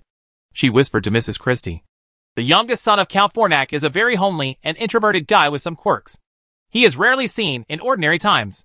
He walked out of the house, and I didn't recognize the other young man." Mrs. Christie looked back calmly and said with a smile, "Since I'm not familiar with her, I don't want to walk over and face her cold face. Just give me a little attention later and say, okay, it's up to you." The tavern proprietress pursed her lips, turned around and stood by the sink to clean the cup. Carl saw Mrs. Christie whispering to the boss's wife, so he leaned into Mrs. Christie's ear and asked, "What's wrong? Darcy seems to be over there." Mrs. Christie pointed to the other side of the bar and said to Carl, "Miss Darcy sat on a high stool with a depressed look on her face. Although it was a tavern she was most familiar with, and the proprietress of the tavern and her aunt, Mrs. Mariana Christie, had been best friends for many years. This still made her feel uncomfortable. In the city of Helensa, after walking around for nearly a whole day, she just wanted to go home quickly, take a bath in the warm bathtub, and then have a good sleep. The face that used to look so handsome from any angle now made her feel a bit annoying. She couldn't help but turn her head to the other side and pretended to look at the decoration in the tavern. He began to think about when he had produced this kind of psychological change. The young Viscount Fornac sat on the other side of Cole Norton. He was pale and had a gloomy temperament about him, like a cold-blooded gray rock iguana in a deserted land. Although he had a faint smile on his face, his eyes were but it's cold. Darcy picked up the wine glass and took a sip of the slightly sour golden cider. The golden cider in this tavern was produced in Sloyd City and had a slightly sour taste. At this time, a middle-aged man staggered from the aisle to her right. The middle-aged man seemed to have drunk a little too much. He kept arguing with his companions as he walked. He was a little excited and kept shouting, "Don't stand in my way, you coward. I'm going back to Constantinople tonight. Hey, man, listen to me. The roads outside the city are blocked now. If you don't make any preparations, you will freeze to death outside." The companion who caught up from behind kindly advised and said, "Take your hand away and don't stop me." The middle-aged drunkard threw away the friend who was chasing him from behind. He used a lot of force.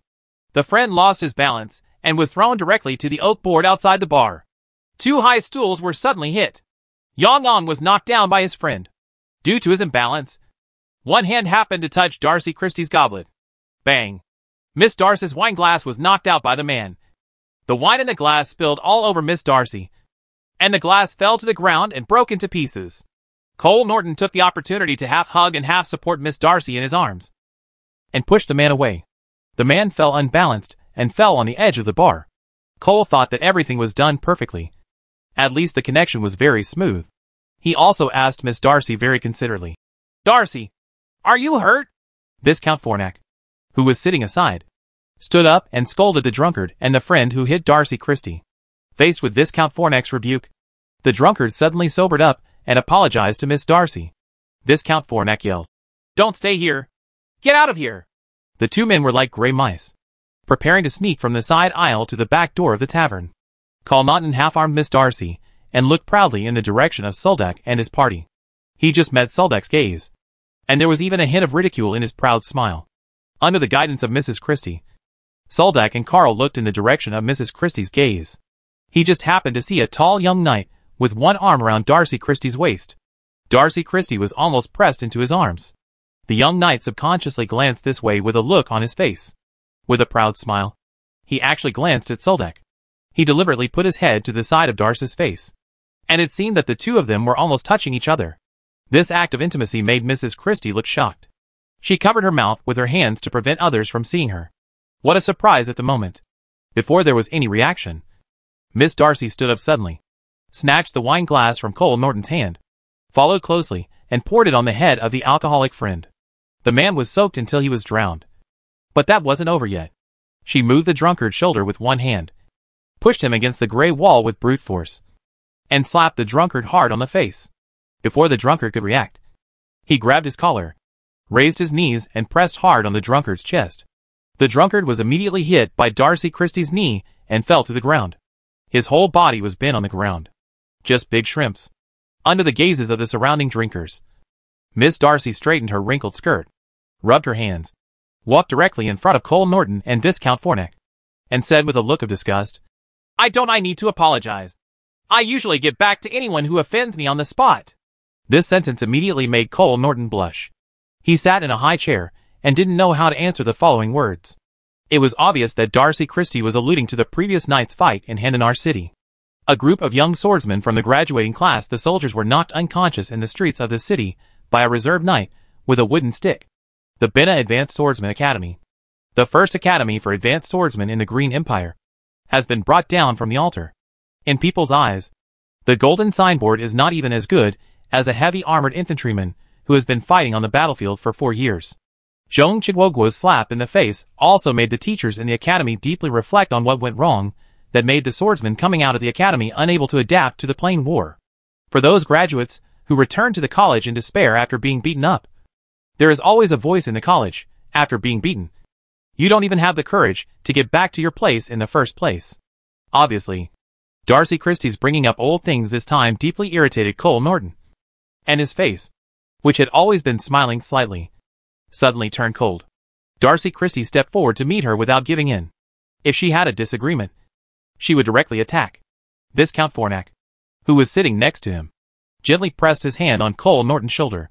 This made Cole Norton, despite his rage, he still maintained some sense. While Darcy Christie was having an argument, she suddenly saw Soldak and Mrs. Christie sitting on the other side of the bar. She was slightly dazed and turned to look at Cole Norton and Fornac suspiciously. The Viscount shook his long red hair and walked towards Soldak. Darcy Christie walked up to Soldak with a normal expression, without even sparing Miss Brenda. Her strong aura made Miss Brenda take 2 steps back knowingly. She could only get closer to Mrs. Christie. Only then can I feel safer. "Why are you all here?" Miss Darcy asked Soldak. Soldak spread his hands with a wry smile and explained. "Carl and I are going on a mission tomorrow morning. Before leaving, we made an appointment to come here for a drink." Miss Darcy looked at Soldak sadly and said in a low voice, "Then I wish you a safe journey." Then Miss Darcy twisted her body stubbornly and strode out of the tavern without looking back. Mrs. Christie glanced at Miss Brenda, then gave Carl an apologetic look, leaving everyone behind and quickly chased after him. Chapter 410: The Secret of Viscount Fornac. Viscount Fornac and Cole Norton looked at Carl and Soldak opposite with uncertain expressions. and there was a faint smell of gunpowder in the air. Some people in the tavern had already stood up from their seats, as if they wanted to occupy a more favorable terrain to watch the fight. But then someone in the crowd recognized Carl's identity and couldn't help but whisper, "It's the Guard Battalion Relief Squadron." Squadron Leader Carl. What's the background of the other side? A drinker asked his companion. Unexpectedly, the man answered without much hesitation. It's the timid Viscount Fornac.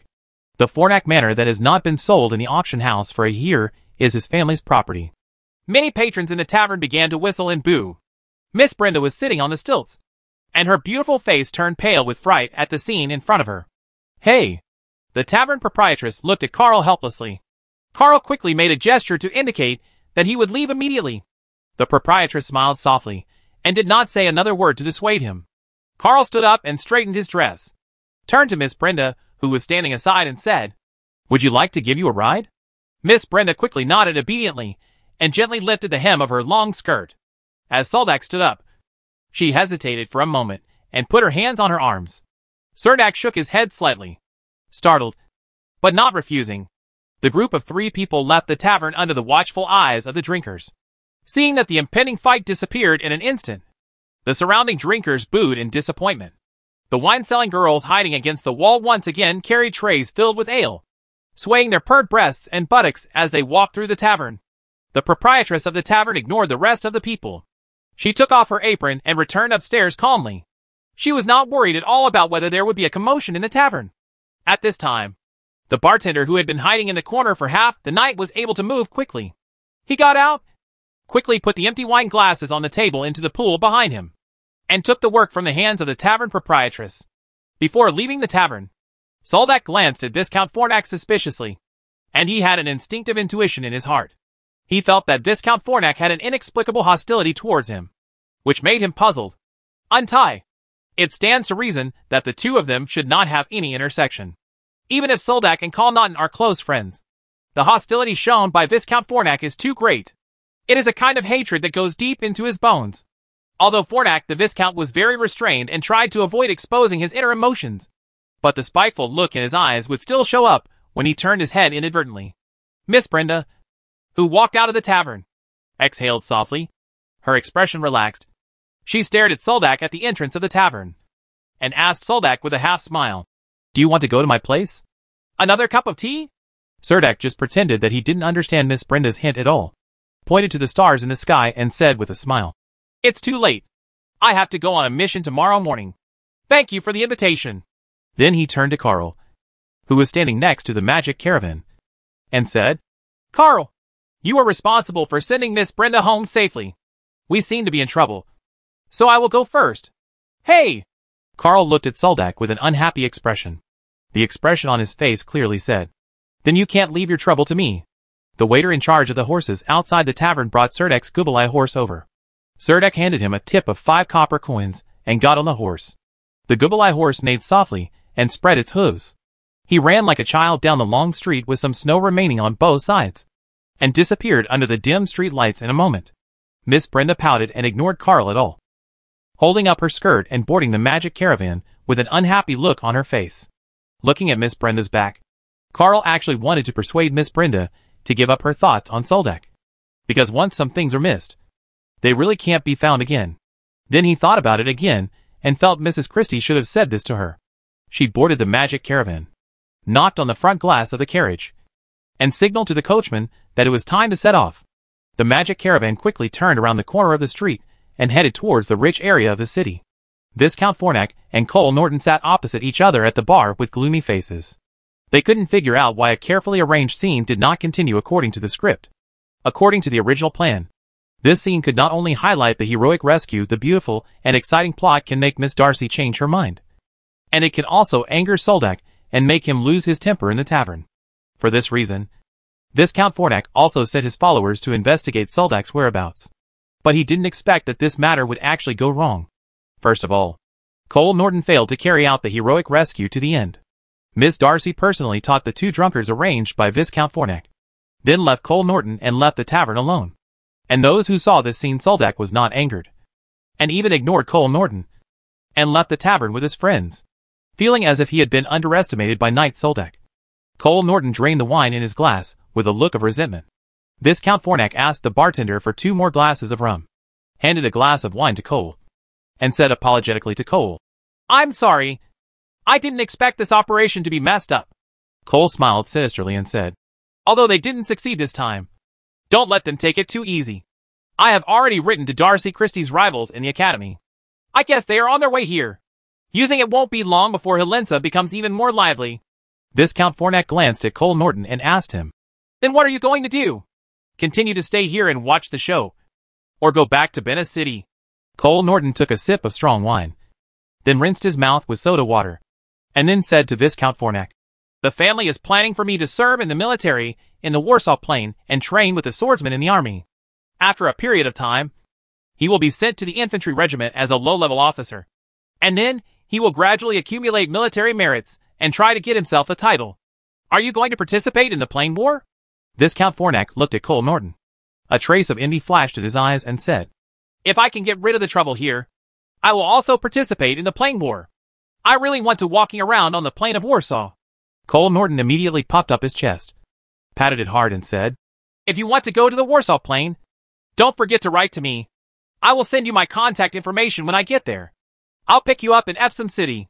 Viscount Fornac sighed, thought about his troubles, shook his head in distress and said, "Okay, if I go to the Warsaw Plain, I will write to you."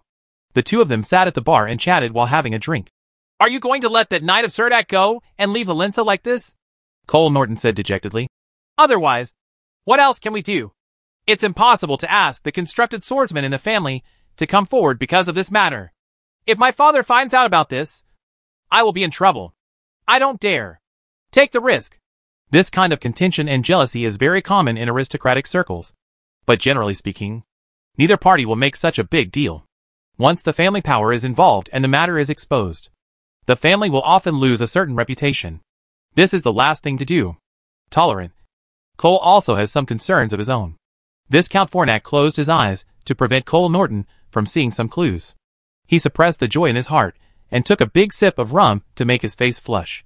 When he opened his eyes again, his eyes looked a little aggressive, and he suddenly lowered his voice and said to Cole Norton, "I can ask my teacher to help, if you are not in a hurry to leave. He is a very powerful magician. I can talk to him." Cole Norton did not expect that Viscount Fornac was actually willing to help, and that his teacher was actually a magician. He asked hesitantly, "A magician? Are you a magic apprentice? Or have you awakened the magic perception ability?" "If you are a magic swordsman, how can you have a teacher who is a magician?" A faint smile appeared on Viscount Fornac's face, and he lightly snapped his fingers. His thumb and index finger made a heart shape, and a small black flame appeared between his index finger and thumb. The black flame appeared in the air without any temperature, but the smell it gave off made Cole Norton feel terrified. Cole Norton's eyes widened. "Senior Fornac, are you actually a magic swordsman?" Viscount Fornac was noncommittal, flicked his hand to extinguish the inconspicuous flame, and then said to Cole Norton, "There is no way to cause trouble for them in the city. We just need to wait for him to ambush outside the city. The 2 of them are from the Guard Battalion Relief Squadron, and occasionally have to go out of the city to perform tasks. As long as they dare to leave Helensa, we can seize the opportunity and give them a severe lesson." Cole Norton's eyes lit up, and he looked obviously tempted. At this time, a knight's retinue came from outside and came to Viscount Fornac's side without saying a word. He whispered a few words into his ear. Viscount Fornac looked at the knight's retinue and asked again, "You sure?" The knight's retinue nodded with certainty.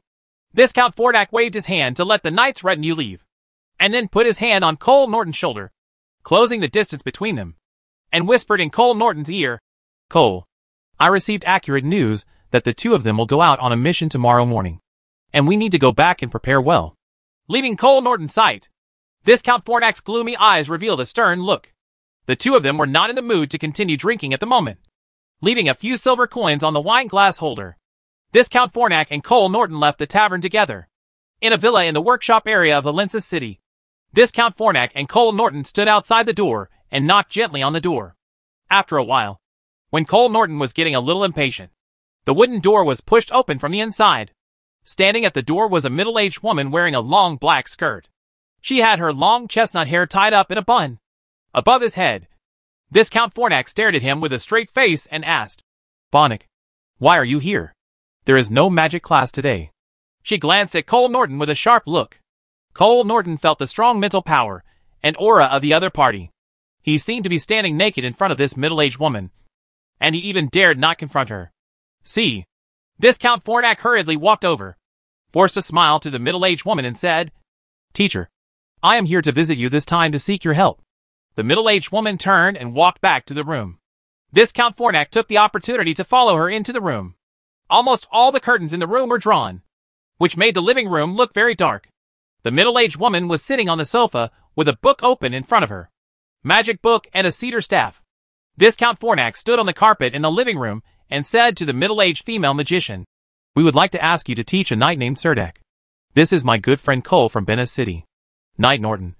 He and Serdek have some unhappy pasts. This time he came to Helensa City and was humiliated by Knight Serdek. We have no way to do anything to him. So I would like to ask you, teacher, to teach him a lesson. A knight of Serdek. Upon hearing the name Knight Serdek, the middle-aged female magician's eyes moved slightly. But Cole, who was standing behind Viscount Fornac, did not see the scene. The middle-aged female magician frowned slightly, with a trace of worry on her face, and said in a deep voice, How can I deal with a knight?